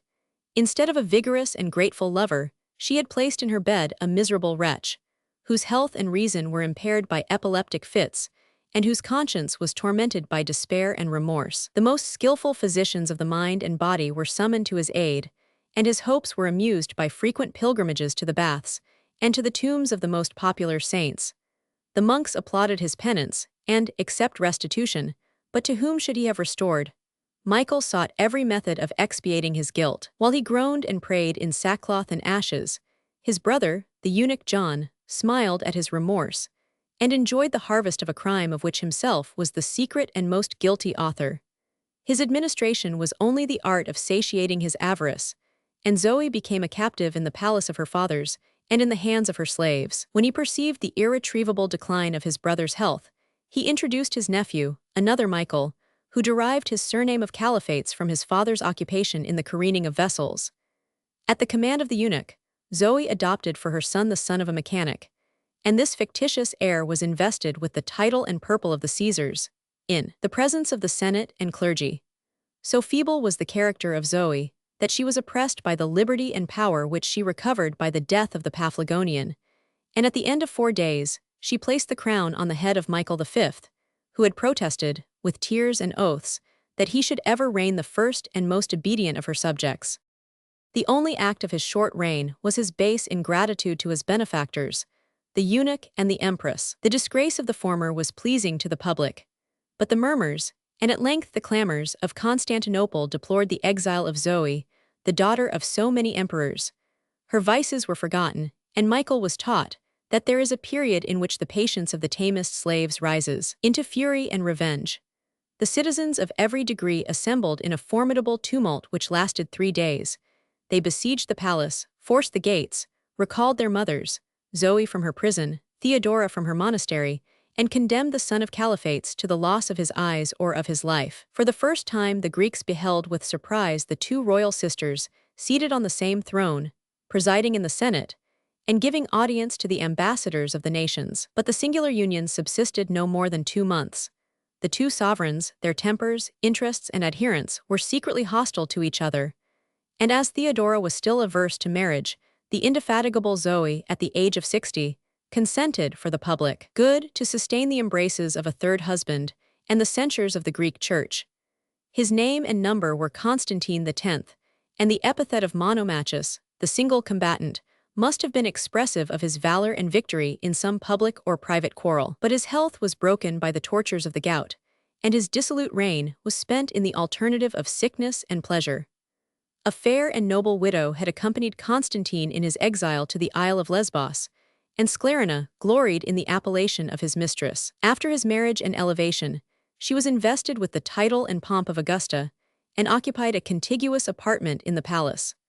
The lawful consort, such was the delicacy or corruption of Zoe, consented to this strange and scandalous partition, and the emperor appeared in public between his wife and his concubine. He survived them both, but the last measures of Constantine to change the order of succession were prevented by the more vigilant friends of Theodora, and after his decease, she resumed, with the general consent, the possession of her inheritance.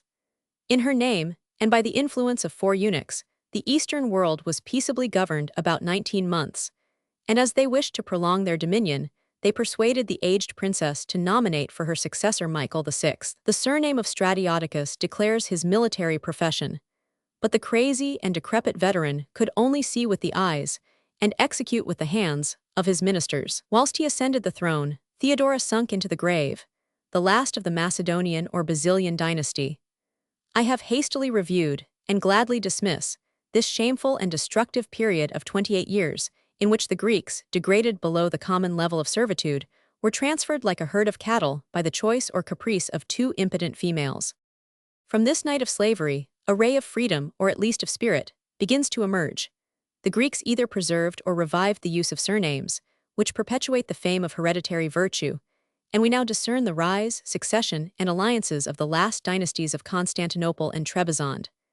The Comneni, who upheld for a while the fate of the sinking empire, assumed the honor of a Roman origin, but the family had been long since transported from Italy to Asia. Their patrimonial estate was situate in the district of Castamana, in the neighborhood of the Euxine, and one of their chiefs, who had already entered the paths of ambition, revisited with affection, perhaps with regret, the modest though honorable dwelling of his fathers. The first of their line was the illustrious Manuel, who in the reign of the second Basil, contributed by war and treaty to appease the troubles of the East.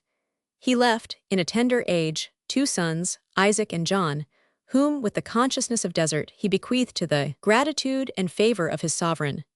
The noble youths were carefully trained in the learning of the monastery, the arts of the palace, and the exercises of the camp, and from the domestic service of the guards, they were rapidly promoted to the command of provinces and armies. Their fraternal union doubled the force and reputation of the Comneni, and their ancient nobility was illustrated by the marriage of the 2 brothers, with a captive princess of Bulgaria, and the daughter of a patrician, who had obtained the name of Charon from the number of enemies whom he had sent to the infernal shades. The soldiers had served with reluctant loyalty a series of effeminate masters.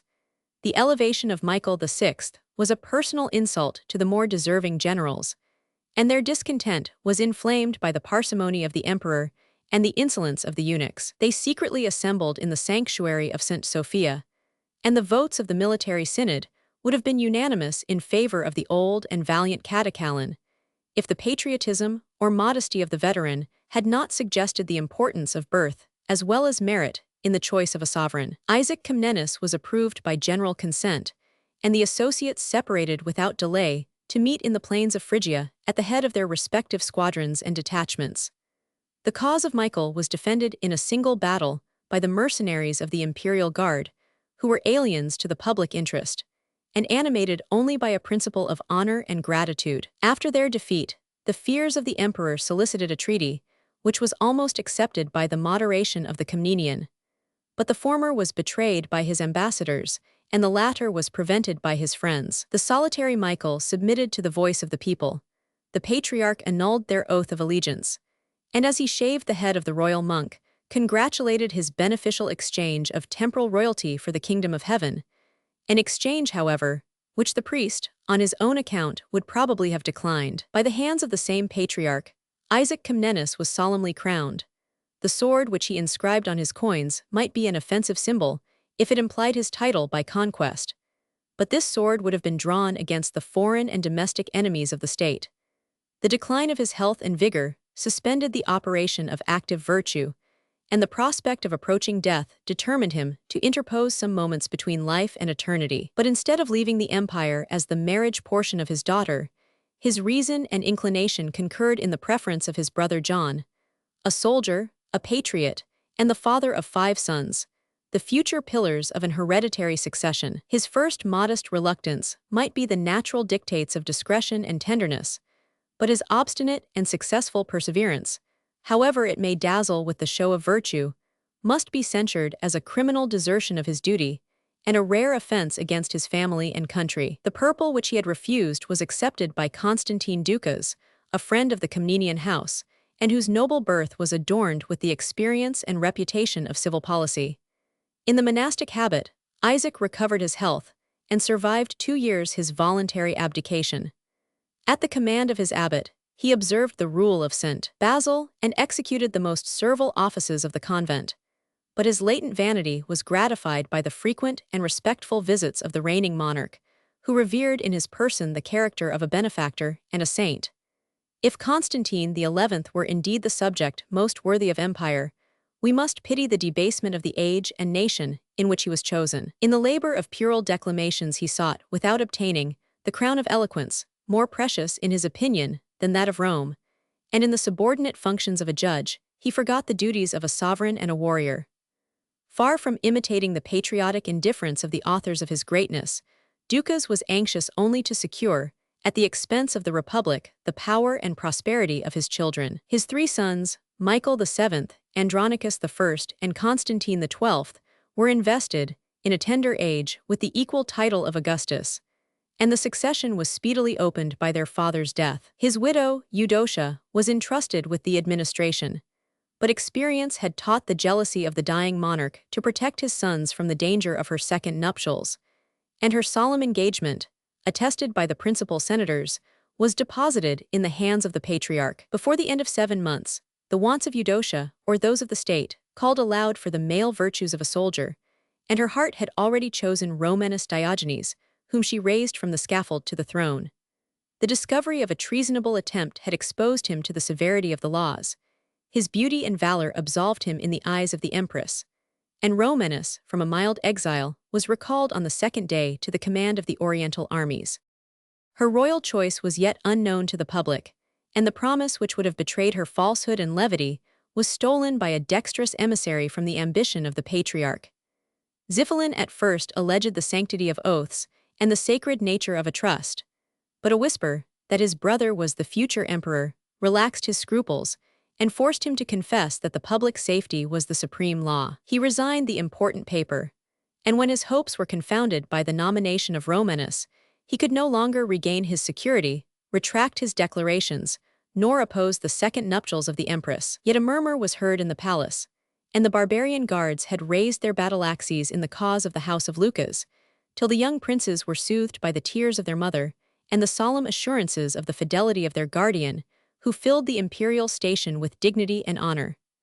Hereafter I shall relate his valiant, but unsuccessful, efforts to resist the progress of the Turks. His defeat and captivity inflicted a deadly wound on the Byzantine monarchy of the East, and after he was released from the chains of the Sultan, he vainly sought his wife and his subjects.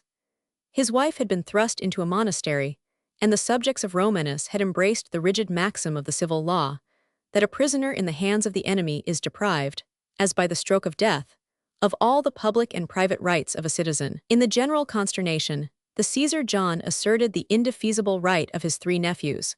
Constantinople listened to his voice, and the Turkish captive was proclaimed in the capital and received on the frontier as an enemy of the Republic. Romanus was not more fortunate in domestic than in foreign war. The loss of 2 battles compelled him to yield on the assurance of fair and honorable treatment. But his enemies were devoid of faith or humanity, and, after the cruel extinction of his sight, his wounds were left to bleed and corrupt, till in a few days he was relieved from a state of misery. Under the triple reign of the house of Ducas, the 2 younger brothers were reduced to the vain honors of the purple, but the eldest, the pusillanimous Michael, was incapable of sustaining the Roman scepter, and his surname of Peropenneses denotes the reproach which he shared with an avaricious favorite, who enhanced the price and diminished the measure of wheat. In the school of Cellus, and after the example of his mother, the son of Eudocia made some proficiency in philosophy and rhetoric, but his character was degraded, rather than ennobled, by the virtues of a monk and the learning of a sophist. Strong in the contempt of their sovereign and their own esteem, two generals, at the head of the European and Asiatic legions, assumed the purple at Adrianople and Nice. Their revolt was in the same months. They bore the same name of Nicephorus, but the two candidates were distinguished by the surnames of Bryennius and Botaniates, the former in the maturity of wisdom and courage, the latter conspicuous only by the memory of his past exploits. While Botaniates advanced with cautious and dilatory steps, his active competitor stood in arms before the gates of Constantinople. The name of Bryennius was illustrious, his cause was popular, but his licentious troops could not be restrained from burning and pillaging a suburb, and the people, who would have hailed the rebel, rejected and repulsed the incendiary of his country. This change of the public opinion was favorable to Botaniates, who at length, with an army of Turks, approached the shores of Chalcedon. A formal invitation, in the name of the Patriarch, the Synod, and the Senate, was circulated through the streets of Constantinople, and the General Assembly, in the Dome of St. Sophia, debated with order and calmness on the choice of their sovereign. The guards of Michael would have dispersed this unarmed multitude, but the feeble emperor, applauding his own moderation and clemency, resigned the ensigns of royalty, and was rewarded with the monastic habit and the title of Archbishop of Ephesus. He left a son, a Constantine, born and educated in the purple, and a daughter of the house of Ducas illustrated the blood and confirmed the succession of the Comnenian dynasty. John Comnenus, the brother of the Emperor Isaac, survived in peace and dignity his generous refusal of the scepter. By his wife Anne, a woman of masculine spirit and a policy, he left 8 children. The 3 daughters multiplied the Comnenian alliance with the noblest of the Greeks. Of the 5 sons, Manuel was stopped by a premature death. Isaac and Alexius restored the imperial greatness of their house, which was enjoyed without toil or danger by the 2 younger brethren, Adrian and Nicephorus. Alexius, the third and most illustrious of the brothers, was endowed by nature with the choicest gifts both of mind and body. They were cultivated by a liberal education and exercised in the school of obedience and adversity. The youth was dismissed from the perils of the Turkish war by the paternal care of the Emperor Romanus, but the mother of the Comneni, with her aspiring face, was accused of treason and banished by the sons of Ducas to an island in the Propontis. The 2 brothers soon emerged into favor and action, fought by each other's side against the rebels and barbarians, and adhered to the Emperor Michael, till he was deserted by the world and by himself. In his first interview with Botaniates, "Prince," said Alexius with a noble frankness, "my duty rendered me your enemy, the decrees of God and of the people have made me your subject. Judge of my future loyalty by my past opposition." The successor of Michael entertained him with esteem and confidence.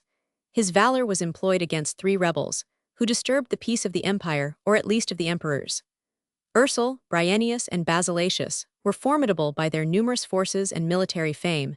They were successively vanquished in the field and led in chains to the foot of the throne. And whatever treatment they might receive from a timid and cruel court, they applauded the clemency, as well as the courage, of their conqueror. But the loyalty of the Comneni was soon tainted by fear and suspicion.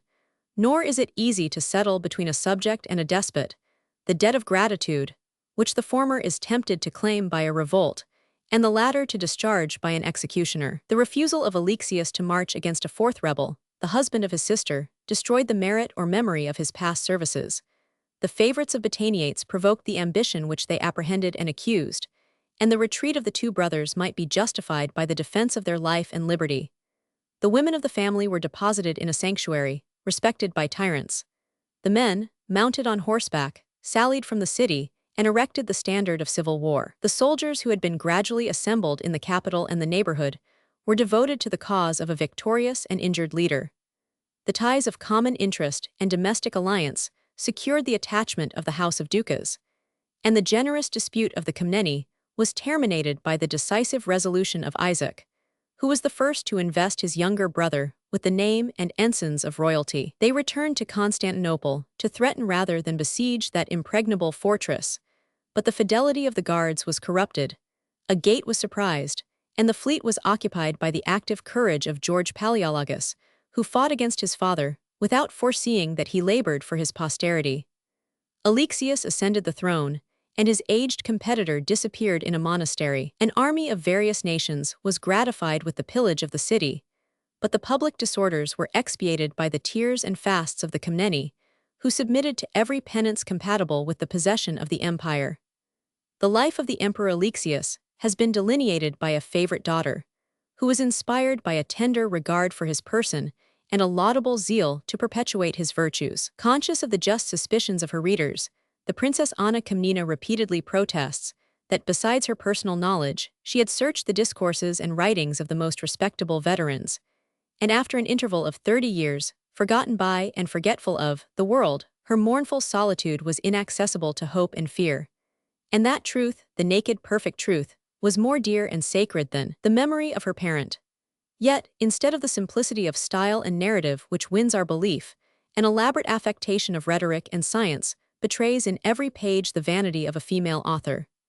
The genuine character of Alexius is lost in a vague constellation of virtues, and the perpetual strain of panegyric and apology awakens our jealousy to question the veracity of the historian and the merit of the hero. We cannot, however, refuse her judicious and important remark that the disorders of the times were the misfortune and the glory of Alexius, and that every calamity which can afflict a declining empire was accumulated on his reign by the justice of heaven and the vices of his predecessors. In the east, the victorious Turks had spread, from Persia to the Hellespont, the reign of the Quran and the Crescent.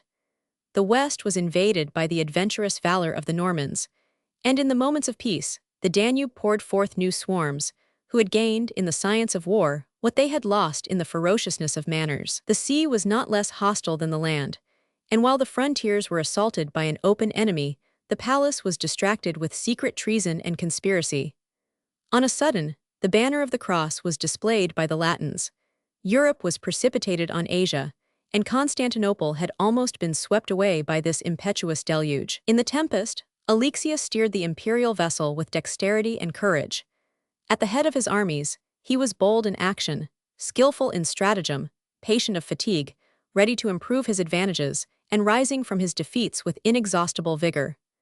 The discipline of the camp was revived, and a new generation of men and soldiers was created by the example and precepts of their leader. In his intercourse with the Latins, Alexius was patient and artful. His discerning eye pervaded the new system of an unknown world, and I shall hereafter describe the superior policy with which he balanced the interests and passions of the champions of the First Crusade. In a long reign of 37 years, he subdued and pardoned the envy of his equals. The laws of public and private order were restored. The arts of wealth and science were cultivated. The limits of the empire were enlarged in Europe and Asia, and the Komnenian scepter was transmitted to his children of the third and fourth generation. Yet the difficulties of the times betrayed some defects in his character, and have exposed his memory to some just or ungenerous reproach.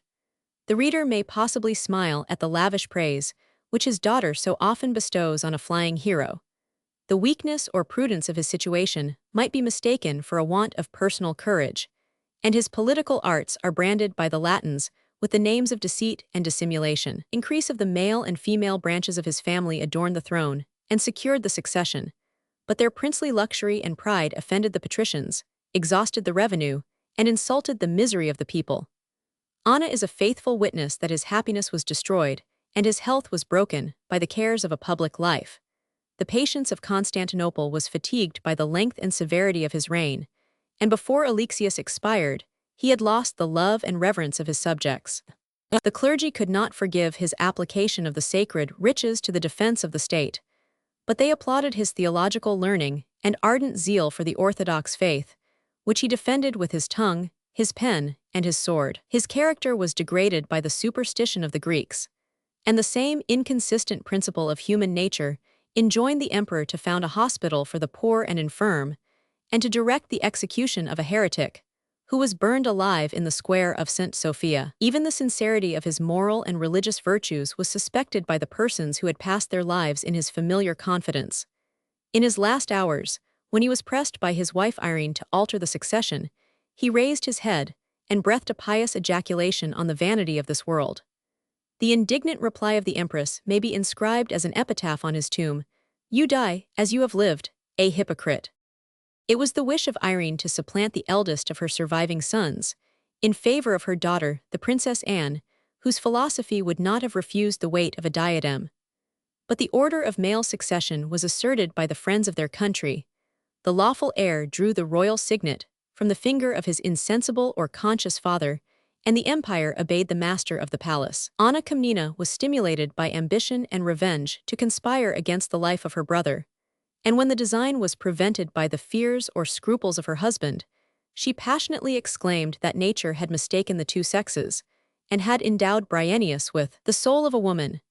The two sons of Alexius, John and Isaac, maintained the fraternal concord, the hereditary virtue of their race, and the younger brother was content with the title of sebastocrator, which approached the dignity without sharing the power of the emperor. In the same person, the claims of primogeniture and merit were fortunately united.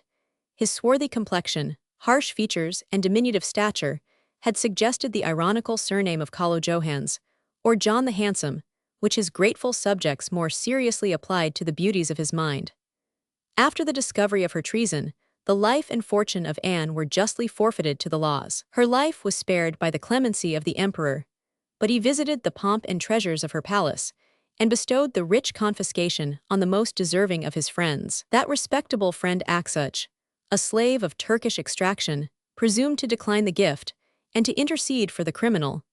His generous master applauded and imitated the virtue of his favorite, and the reproach or complaint of an injured brother was the only chastisement of the guilty princess. After this example of clemency, the remainder of his reign was never disturbed by conspiracy or rebellion. Feared by his nobles, beloved by his people, John was never reduced to the painful necessity of punishing, or even of pardoning, his personal enemies. During his government of 25 years, the penalty of death was abolished in the Roman Empire, a law of mercy most delightful to the humane theorist, but of which the practice, in a large and vicious community, is seldom consistent with the public safety.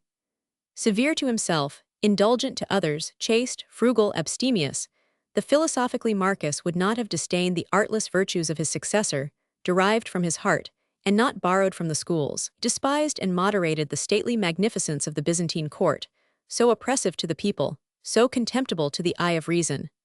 Under such a prince, innocence had nothing to fear, and merit had everything to hope, and without assuming the tyrannic office of a censor, he introduced a gradual though visible reformation in the public and private manners of Constantinople. The only defect of this accomplished character was the frailty of noble minds, the love of arms and military glory. Yet the frequent expeditions of John the Handsome may be justified, at least in their principle, by the necessity of repelling the Turks from the Hellespont and the Bosphorus. The Sultan of Iconium was confined to his capital, the barbarians were driven to the mountains, and the maritime provinces of Asia enjoyed the transient blessings of their deliverance. From Constantinople to Antioch and Aleppo, he repeatedly marched at the head of a victorious army, and in the sieges and battles of this holy war, his Latin allies were astonished by the superior spirit and prowess of a Greek. As he began to indulge the ambitious hope of restoring the ancient limits of the empire, as he revolved in his mind the Euphrates and Tigris, the dominion of Syria, and the conquest of Jerusalem, the thread of his life and of the public felicity was broken by a singular accident. He hunted the wild boar in the valley of Anazarbus, and had fixed his javelin in the body of the furious animal. But in the struggle, a poisoned arrow dropped from his quiver, and a slight wound in his hand, which produced a mortification, was fatal to the best and greatest of the Comnenian princes. Chapter 48, Succession and Characters of the Greek Emperors, Part 5. A premature death had swept away the two eldest sons of John the Handsome. Of the two survivors, Isaac and Manuel, his judgment or affection preferred the younger, and the choice of their dying prince was ratified by the soldiers, who had applauded the valor of his favorite. The Turkish War. The faithful Aksuch hastened to the capital, secured the person of Isaac in honorable confinement, and purchased, with a gift of 200 pounds of silver, the leading ecclesiastics of St. Sophia, who possessed a decisive voice in the consecration of an emperor. With his veteran and affectionate troops, Manuel soon visited Constantinople. His brother acquiesced in the title of sebastocrator. His subjects admired the lofty stature and martial graces of their new sovereign, and listened with credulity to the flattering promise that he blended the wisdom of age with the activity and vigor of youth. By the experience of his government, they were taught that he emulated the spirit and shared the talents of his father, whose social virtues were buried in the grave. A reign of 37 years is filled by a perpetual though various warfare against the Turks, the Christians, and the hordes of the wilderness beyond the Danube. The arms of Manuel were exercised on Mount Taurus, in the plains of Hungary, on the coast of Italy and Egypt, and on the seas of Sicily and Greece. The influence of his negotiations extended from Jerusalem to Rome and Russia, and the Byzantine monarchy, for a while, became an object of respect or terror to the powers of Asia and Europe. Educated in the silk and purple of the East, Manuel possessed the iron temper of a soldier, which cannot easily be paralleled, except in the lives of Richard I of England and of Charles XII of Sweden. Such was his strength and exercise in arms that Raymond, surnamed the Hercules of Antioch, was incapable of wielding the lance and buckler of the Greek emperor. In a famous tournament, he entered the lists on a fiery courser, and overturned in his first career 2 of the stoutest of the Italian knights. The first in the charge, the last in the retreat, his friends and his enemies alike trembled, the former for his safety, and the latter for their own. After posting an ambuscade in a wood, he rode forwards in search of some perilous adventure, accompanied only by his brother and the faithful Axuch, who refused to desert their sovereign. 18 horsemen, after a short combat, fled before them, but the numbers of the enemy increased. The march of the reinforcement was tardy and fearful, and Manuel, without receiving a wound, cut his way through a squadron of 500 Turks. In a battle against the Hungarians, impatient of the slowness of his troops, he snatched a standard from the head of the column, and was the first, almost alone, who passed a bridge that separated him from the enemy. In the same country, after transporting his army beyond the Save, he sent back the boats, with an order under pain of death to their commander, that he should leave him to conquer or die on that hostile land. In the siege of Corfu, towing after him a captive galley, the emperor stood aloft on the poop, opposing against the volleys of darts and stones, a large buckler and a flowing sail. Nor could he have escaped inevitable death, had not the Sicilian admiral enjoined his archers to respect the person of a hero. In one day he is said to have slain above 40 of the barbarians with his own hand. He returned to the camp, dragging along 4 Turkish prisoners, whom he had tied to the rings of his saddle. He was ever the foremost to provoke or to accept a single combat, and the gigantic champions, who encountered his arm, were transpierced by the lance, or cut asunder by the sword, of the invincible Manuel. The story of his exploits, which appear as a model or a copy of the romances of chivalry, may induce a reasonable suspicion of the veracity of the Greeks. I will not, to vindicate their credit, endanger my own. Yet I may observe that, in the long series of their annals, Manuel is the only prince who has been the subject of similar exaggeration. With the valor of a soldier, he did not unite the skill or prudence of a general. His victories were not productive of any permanent or useful conquest, and his Turkish laurels were blasted in his last unfortunate campaign, in which he lost his army in the mountains of Pisidia and owed his deliverance to the generosity of the Sultan. But the most singular feature in the character of Manuel is the contrast and vicissitude of labor and sloth, of hardiness and effeminacy. In war he seemed ignorant of peace. In peace he appeared incapable of war. In the field he slept in the sun or in the snow, tired in the longest marches the strength of his men and horses, and shared with a smile the abstinence or diet of the camp. No sooner did he return to Constantinople than he resigned himself to the arts and pleasures of a life of luxury. The expense of his dress, his table, and his palace surpassed the measure of his predecessors, and whole summer days were idly wasted in the delicious isles of the Propontis, in the incestuous love of his niece, Theodora. The double cost of a warlike and dissolute prince exhausted the revenue and multiplied the taxes, and Manuel, in the distress of his last Turkish campaign, endured a bitter reproach from the mouth of a desperate soldier. As he quenched his thirst, he complained that the water of a fountain was mingled with Christian blood. "It is not the first time," exclaimed a voice from the crowd, "that you have drank, O Emperor, the blood of your Christian subjects." Manuel Comnenus was twice married, to the virtuous Bertha or Irene of Germany, and to the beauteous Maria, a French or Latin princess of Antioch. The only daughter of his first wife was destined for Bela, a Hungarian prince, who was educated at Constantinople under the name of Alexius, and the consummation of their nuptials might have transferred the Roman scepter to a race of free and warlike barbarians. But as soon as Maria of Antioch had given a son and heir to the empire, the presumptive rights of Bela were abolished, and he was deprived of his promised bride. But the Hungarian prince resumed his name and the kingdom of his fathers, and displayed such virtues as might excite the regret and envy of the Greeks. The son of Maria was named Alexius, and at the age of 10 years he ascended the Byzantine throne, after his father's decease had closed the glories of the Comnenian line. The fraternal concord of the two sons of the great Alexius had been sometimes clouded by an opposition of interest and passion. By ambition, Isaac the Sebastocrator was excited to flight and rebellion, from whence he was reclaimed by the firmness and clemency of John the Handsome. The errors of Isaac, the father of the emperors of Trebizond, were short and venial, but John, the elder of his sons, renounced forever his religion. Provoked by a real or imaginary insult of his uncle, he escaped from the Roman to the Turkish camp. His apostasy was rewarded with the Sultan's daughter, the title of Chelebi or noble, and the inheritance of a princely estate. And in the 15th century, Mahomet II boasted of his imperial descent from the Comnenian family. Andronicus, the younger brother of John, son of Isaac, and grandson of Alexius Comnenus, is one of the most conspicuous characters of the age, and his genuine adventures might form the subject of a very singular romance. To justify the choice of 3 ladies of royal birth, it is incumbent on me to observe that their fortunate lover was cast in the best proportions of strength and beauty, and that the want of the softer graces was supplied by a manly countenance, a lofty stature, athletic muscles, and the air and deportment of a soldier. The preservation, in his old age, of health and vigor was the reward of temperance and exercise. A piece of bread and a draught of water was often his sole and evening repast, and if he tasted of a wild boar or a stag, which he had roasted with his own hands, it was the well-earned fruit of a laborious chase. Dexterous in arms, he was ignorant of fear. His persuasive eloquence could bend to every situation and character of life. His style, though not his practice, was fashioned by the example of St. Paul, and in every deed of mischief, he had a heart to resolve, a head to contrive, and a hand to execute. In his youth, after the death of the Emperor John, he followed the retreat of the Roman army. But in the march through Asia Minor, design or accident tempted him to wander in the mountains.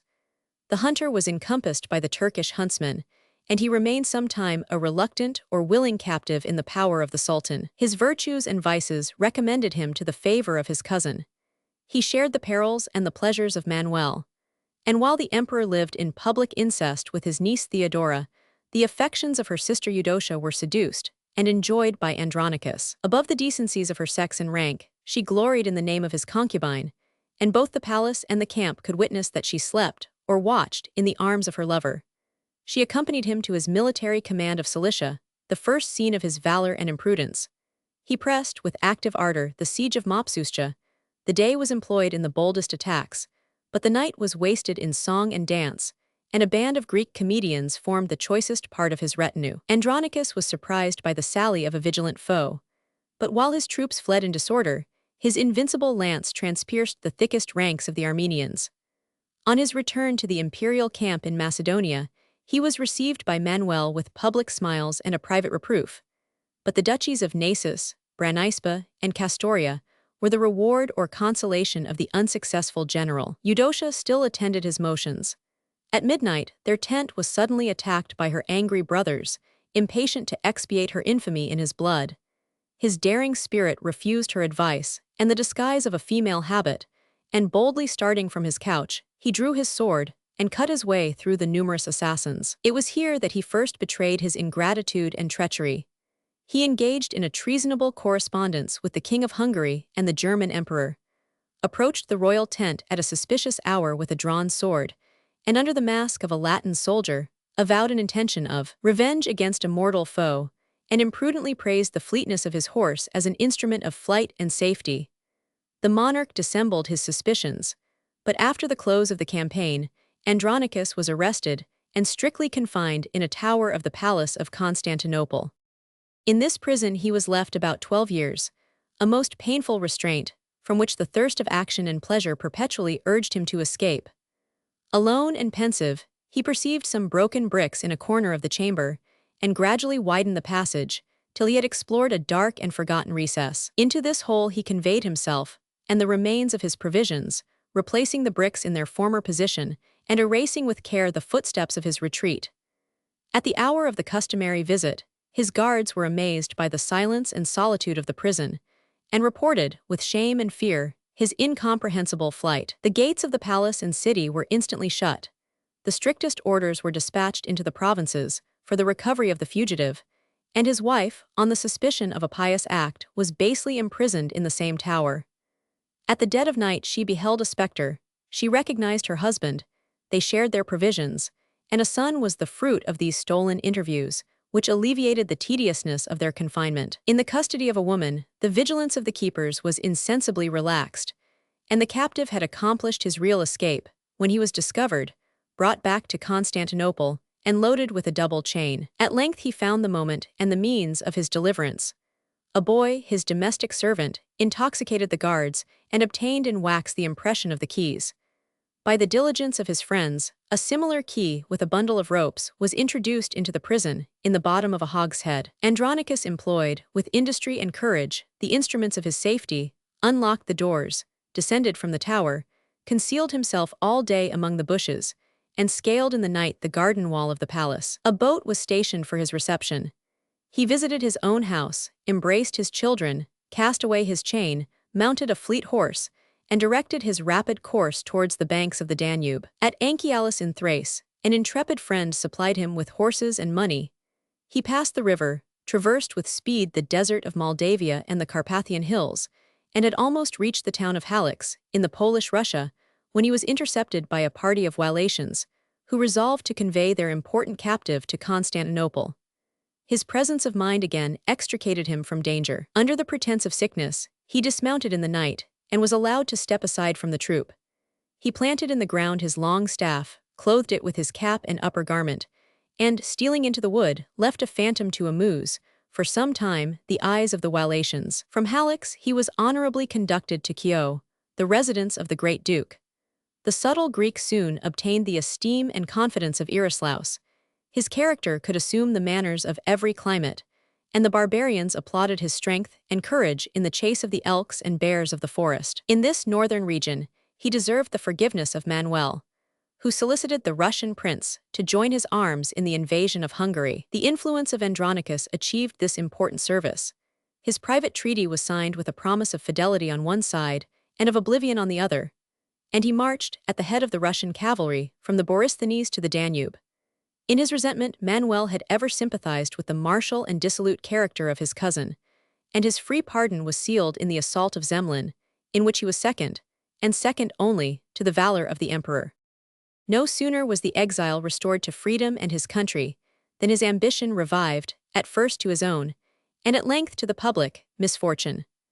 A daughter of Manuel was a feeble bar to the succession of the more deserving males of the Comnenian blood. Her future marriage with the Prince of Hungary was repugnant to the hopes or prejudices of the princes and nobles. But when an oath of allegiance was required to the presumptive heir, Andronicus alone asserted the honor of the Roman name, declined the unlawful engagement, and boldly protested against the adoption of a stranger. His patriotism was offensive to the emperor, but he spoke the sentiments of the people, and was removed from the royal presence by an honorable banishment, a second command of the Cilician frontier, with the absolute disposal of the revenues of Cyprus. In this station the Armenians again exercised his courage and exposed his negligence, and the same rebel who baffled all his operations was unhorsed and almost slain by the vigor of his lance.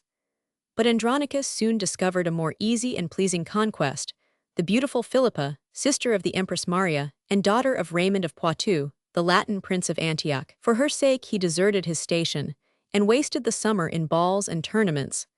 To his love she sacrificed her innocence, her reputation, and the offer of an advantageous marriage. But the resentment of Manuel for this domestic affront interrupted his pleasures. Andronicus left the indiscreet princess to weep and to repent, and with a band of desperate adventurers, undertook the pilgrimage of Jerusalem. His birth, his martial renown, and professions of zeal announced him as the champion of the cross. He soon captivated both the clergy and the king, and the Greek prince was invested with the lordship of Berytus, on the coast of Phoenicia. In his neighborhood resided a young and handsome queen, of his own nation and family, great-granddaughter of the Emperor Alexis, and widow of Baldwin III, king of Jerusalem. She visited and loved her kinsman. Theodora was the third victim of his amorous seduction, and her shame was more public and scandalous than that of her predecessors. The emperor still thirsted for revenge, and his subjects and allies of the Syrian frontier were repeatedly pressed to seize the person and put out the eyes of the fugitive. In Palestine, he was no longer safe, but the tender Theodora revealed his danger and accompanied his flight. The Queen of Jerusalem was exposed to the east, his obsequious concubine, and 2 illegitimate children were the living monuments of her weakness. Damascus was his first refuge, and in the characters of the great Nuruddin and his servant Saladin, the superstitious Greek might learn to revere the virtues of the Mussulmans. As the friend of Nuruddin, he visited, most probably, Baghdad and the courts of Persia. And after a long circuit round the Caspian Sea and the mountains of Georgia, he finally settled among the Turks of Asia Minor, the hereditary enemies of his country. The Sultan of Colonia afforded a hospitable retreat to Andronicus, his mistress, and his band of outlaws. The debt of gratitude was paid by frequent inroads in the Roman province of Trebizond, and he seldom returned without an ample harvest of spoil and of Christian captives. In the story of his adventures, he was fond of comparing himself to David, who escaped by a long exile the snares of the wicked.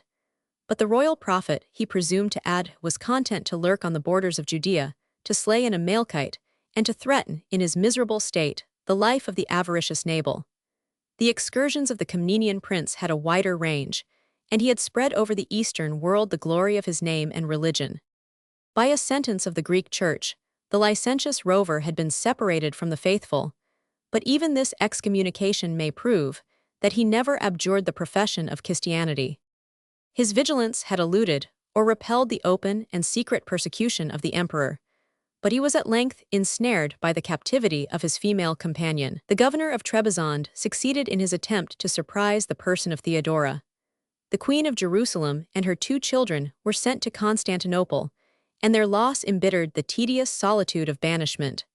The fugitive implored and obtained a final pardon, with leave to throw himself at the feet of his sovereign, who was satisfied with the submission of this haughty spirit. Prostrate on the ground, he deplored with tears and groans the guilt of his past rebellion, nor would he presume to arise, unless some faithful subject would drag him to the foot of the throne, by an iron chain with which he had secretly encircled his neck. This extraordinary penance excited the wonder and pity of the assembly.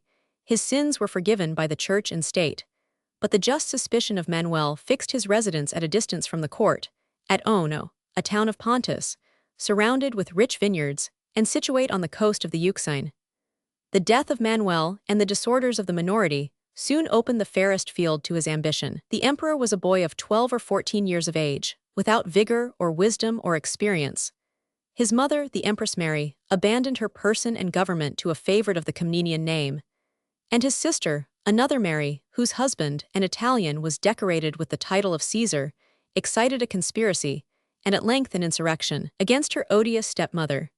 The provinces were forgotten, the capital was in flames, and a century of peace and order was overthrown in the vice and weakness of a few months. A civil war was kindled in Constantinople, the 2 factions fought a bloody battle in the square of the palace, and the rebels sustained a regular siege in the Cathedral of St. Sophia. The patriarch labored with honest zeal to heal the wounds of the Republic. The most respectable patriots called aloud for a guardian and avenger, and every tongue repeated the praise of the talents, and even the virtues of Andronicus. In his retirement, he affected to revolve the solemn duties of his oath. If the safety or honor of the imperial family be threatened, I will reveal and oppose the mischief to the utmost of my power. His correspondence with the patriarch and patricians was seasoned with apt quotations from the Psalms of David and the epistles of St. Paul, and he patiently waited till he was called to her deliverance by the voice of his country. In his march from Ono to Constantinople, his slender train insensibly swelled to a crowd and an army. His professions of religion and loyalty were mistaken for the language of his heart, and the simplicity of a foreign dress, which showed to advantage his majestic stature, displayed a lively image of his poverty and exile. All opposition sunk before him. He reached the straits of the Thracian Bosphorus. The Byzantine navy sailed from the harbor to receive and transport the savior of the empire. The torrent was loud and irresistible, and the insects who had basked in the sunshine of royal favor disappeared at the blast of the storm. It was the first care of Andronicus to occupy the palace, to salute the emperor, to confine his mother, to punish her minister, and to restore the public order and tranquility. He then visited the sepulchre of Manuel. The spectators were ordered to stand aloof, But as he bowed in the attitude of prayer, they heard, or thought they heard, a murmur of triumph or revenge. "I no longer fear thee, my old enemy, who hast driven me a vagabond to every climate of the earth. Thou art safely deposited under a sevenfold dome, from whence thou canst never arise till the signal of the last trumpet. It is now my turn, and speedily will I trample on thy ashes and thy posterity." From his subsequent tyranny, we may impute such feelings to the man and the moment, but it is not extremely probable that he gave an articulate sound to his secret thoughts. In the first months of his administration, his designs were veiled by a fair semblance of hypocrisy, which could delude only the eyes of the multitude. The coronation of Alexius was performed with due solemnity, and his perfidious guardian, holding in his hands the body and blood of Christ, most fervently declared that he lived, and was ready to die, for the service of his beloved pupil. But his numerous adherents were instructed to maintain that the sinking empire must perish in the hands of a child, that the Romans could only be saved by a veteran prince, bold in arms, skillful in policy, and taught to reign by the long experience of fortune and mankind, and that it was the duty of every citizen to force the reluctant modesty of Andronicus to undertake the burden of the public care. The young emperor was himself constrained to join his voice to the general acclamation, and to solicit the association of a colleague, who instantly degraded him from the supreme rank, secluded his person, and verified the rash declaration of the patriarch that Alexius might be considered as dead, so soon as he was committed to the custody of his guardian. But his death was preceded by the imprisonment and execution of his mother. After blackening her reputation and inflaming against her the passions of the multitude, the tyrant accused and tried the empress for a treasonable correspondence with the king of Hungary. His own son, a youth of honor and humanity, avowed his abhorrence of this flagitious act, and 3 of the judges had the merit of preferring their conscience to their safety. But the obsequious tribunal, without requiring any reproof or hearing any defense, condemned the widow of Manuel, and her unfortunate son subscribed the sentence of her death. Maria was strangled, her corpse was buried in the sea, and her memory was wounded by the insult most offensive to female vanity, a false and ugly representation of her beauteous form. The fate of her son was not long deferred. He was strangled with a bowstring, and the tyrant, insensible to pity or remorse after surveying the body of the innocent youth, struck it rudely with his foot. "Thy father," he cried, "was a knave, thy mother a whore, and thyself a fool." The Roman scepter, the reward of his crimes, was held by Andronicus about 3 years and a half as the guardian or sovereign of the empire. His government exhibited a singular contrast of vice and virtue. When he listened to his passions, he was the scourge; when he consulted his reason, the father of his people. In the exercise of private justice, he was equitable and rigorous. A shameful and pernicious venality was abolished, and the offices were filled with the most deserving candidates, by a prince who had sense to choose and severity to punish. He prohibited the inhuman practice of pillaging the goods and persons of shipwrecked mariners. The provinces, so long the objects of oppression or neglect, revived in prosperity and plenty, and millions applauded the distant blessings of his reign, while he was cursed by the witnesses of his daily cruelties. The ancient proverb, that bloodthirsty is the man who returns from banishment to power, had been applied with too much truth to Marius and Tiberius, and was now verified for the 3rd time in the life of Andronicus. His memory was stored with a black list of the enemies and rivals who had traduced his merit, opposed his greatness, or insulted his misfortunes, and the only comfort of his exile was the sacred hope and promise of revenge. The necessary extinction of the young emperor and his mother imposed the fatal obligation of extirpating the friends, who hated, and might punish, the assassin, and the repetition of murder rendered him less willing and less able to forgive. 1018, a horrid narrative of the victims whom he sacrificed by poison or the sword, by the sea or the flames, would be less expressive of his cruelty than the appellation of the halcyon days, which was applied to a rare and bloodless week of repose. The tyrant strove to transfer, on the laws and the judges, some portion of his guilt, but the mask was fallen, and his subjects could no longer mistake the true author of their calamities. The noblest of the Greeks, more especially those who, by descent or alliance, might dispute the Comnenian inheritance, escaped from the monster's den. Nice and Prusa, Sicily or Cyprus were their places of refuge, and as their flight was already criminal, they aggravated their offense by an open revolt and the imperial title. Yet Andronicus resisted the daggers and swords of his most formidable enemies. Nice and Prusa were reduced and chastised, The Sicilians were content with the sack of Thessalonica, and the distance of Cyprus was not more propitious to the rebel than to the tyrant. His throne was subverted by a rival without merit, and a people without arms. Isaac Angelus, a descendant in the female line from the great Alexius, was marked as a victim by the prudence or superstition of the emperor. 1019 In a moment of despair, Angelus defended his life and liberty, slew the executioner, and fled to the church of St. Sophia. The sanctuary was insensibly filled with a curious and mournful crowd, who, in his fate, prognosticated their own. But their lamentations were soon turned to curses, and their curses to threats. They dared to ask, "Why do we fear? Why do we obey? We are many and he is one. Our patience is the only bond of our slavery." With the dawn of day the city burst into a general sedition, the prisons were thrown open, the coldest and most servile were roused to the defense of their country, and Isaac, the second of the name, was raised from the sanctuary to the throne. Unconscious of his danger, the tyrant was absent, withdrawn from the toils of state, in the delicious islands of the Propontis. He had contracted an indecent marriage with Alice or Agnes, daughter of Louis VII of France and relict of the unfortunate Alexius, and his society, more suitable to his temper than to his age, was composed of a young wife and a favorite concubine. On the first alarm, he rushed to Constantinople, impatient for the blood of the guilty, but he was astonished by the silence of the palace, the tumult of the city, and the general desertion of mankind. Andronicus proclaimed a free pardon to his subjects. They neither desired, nor would grant, forgiveness. He offered to resign the crown to his son Manuel, but the virtues of the son could not expiate his father's crimes. The sea was still open for his retreat, but the news of the revolution had flown along the coast.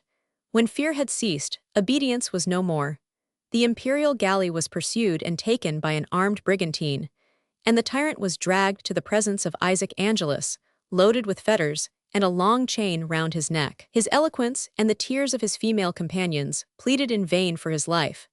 But instead of the decencies of a legal execution, the new monarch abandoned the criminal to the numerous sufferers, whom he had deprived of a father, a husband, or a friend. His teeth and hair, an eye and a hand were torn from him as a poor compensation for their loss, and a short respite was allowed, that he might feel the bitterness of death. Astride on a camel, without any danger of a rescue, he was carried through the city, and the basest of the populace rejoiced to trample on the fallen majesty of their prince. After 1,000 blows and outrages, Andronicus was hung by the feet, between two pillars that supported the statues of a wolf and an sow, and every hand that could reach the public enemy inflicted on his body some mark of ingenious or brutal cruelty, till two friendly or furious Italians, plunging their swords into his body, released him from all human punishment. "In this long and painful agony, Lord, have mercy upon me, and why will you bruise a broken reed?" were the only words that escaped from his mouth. Our hatred for the tyrant is lost in pity for the man, nor can we blame his pusillanimous resignation, since a Greek Christian was no longer master of his life. I have been tempted to expatiate on the extraordinary character and adventures of Andronicus, but I shall here terminate the series of the Greek emperors since the time of Heraclius. The branches that sprang from the Comnenian trunk had insensibly withered, and the male line was continued only in the posterity of Andronicus himself, who, in the public confusion, usurped the sovereignty of Trebizond, so obscure in history, and so famous in romance. A private citizen of Philadelphia, Constantine Angelus, had emerged to wealth and honors by his marriage with a daughter of the Emperor Alexius. His son Andronicus is conspicuous only by his cowardice.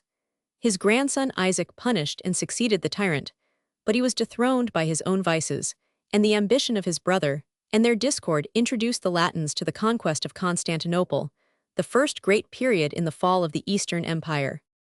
If we compute the number and duration of the reigns, it will be found that a period of 600 years is filled by 60 emperors, including in the Augustan list some female sovereigns, and deducting some usurpers who were never acknowledged in the capital, and some princes who did not live to possess their inheritance. The average proportion will allow 10 years for each emperor, far below the chronological rule of Sir Isaac Newton, who, from the experience of more recent and regular monarchies, has defined about 18 or 20 years as the term of an ordinary reign. The Byzantine Empire was most tranquil and prosperous when it could acquiesce in hereditary succession. 5 dynasties, the Heraclean, Isaurian, Amorian, Basilian, and Comnenian families, enjoyed and transmitted the royal patrimony during their respective series of 5, 4, 3, 6, and 4 generations. Several princes number the years of their reign with those of their infancy, and Constantine VII and his 2 grandsons occupy the space of an entire century. But in the intervals of the Byzantine dynasties, the succession is rapid and broken, and the name of a successful candidate is speedily erased by a more fortunate competitor. Many were the paths that led to the summit of royalty. The fabric of rebellion was overthrown by the stroke of conspiracy or undermined by the silent arts of intrigue.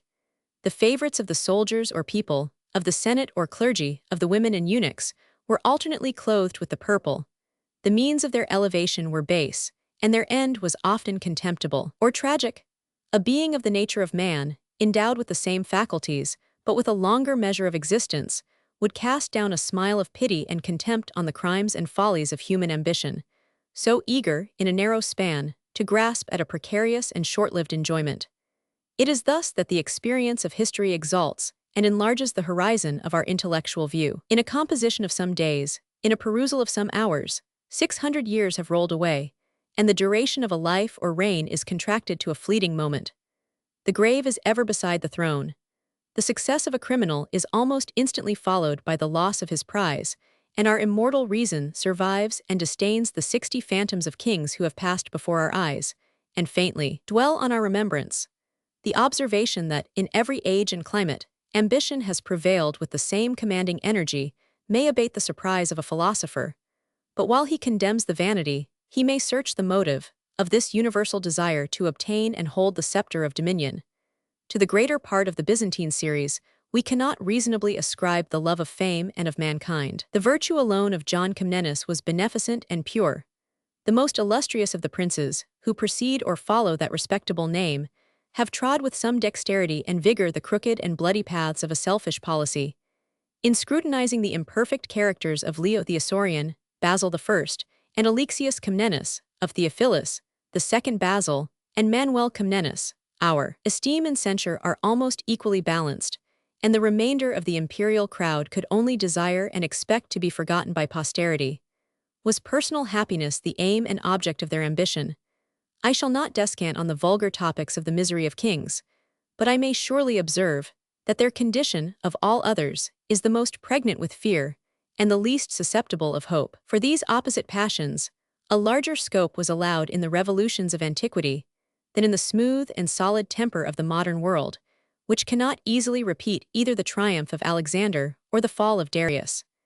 But the peculiar infelicity of the Byzantine princes exposed them to domestic perils, without affording any lively promise of foreign conquest. From the pinnacle of greatness, Andronicus was precipitated by a death more cruel and shameful than that of the malefactor. But the most glorious of his predecessors had much more to dread from their subjects than to hope from their enemies.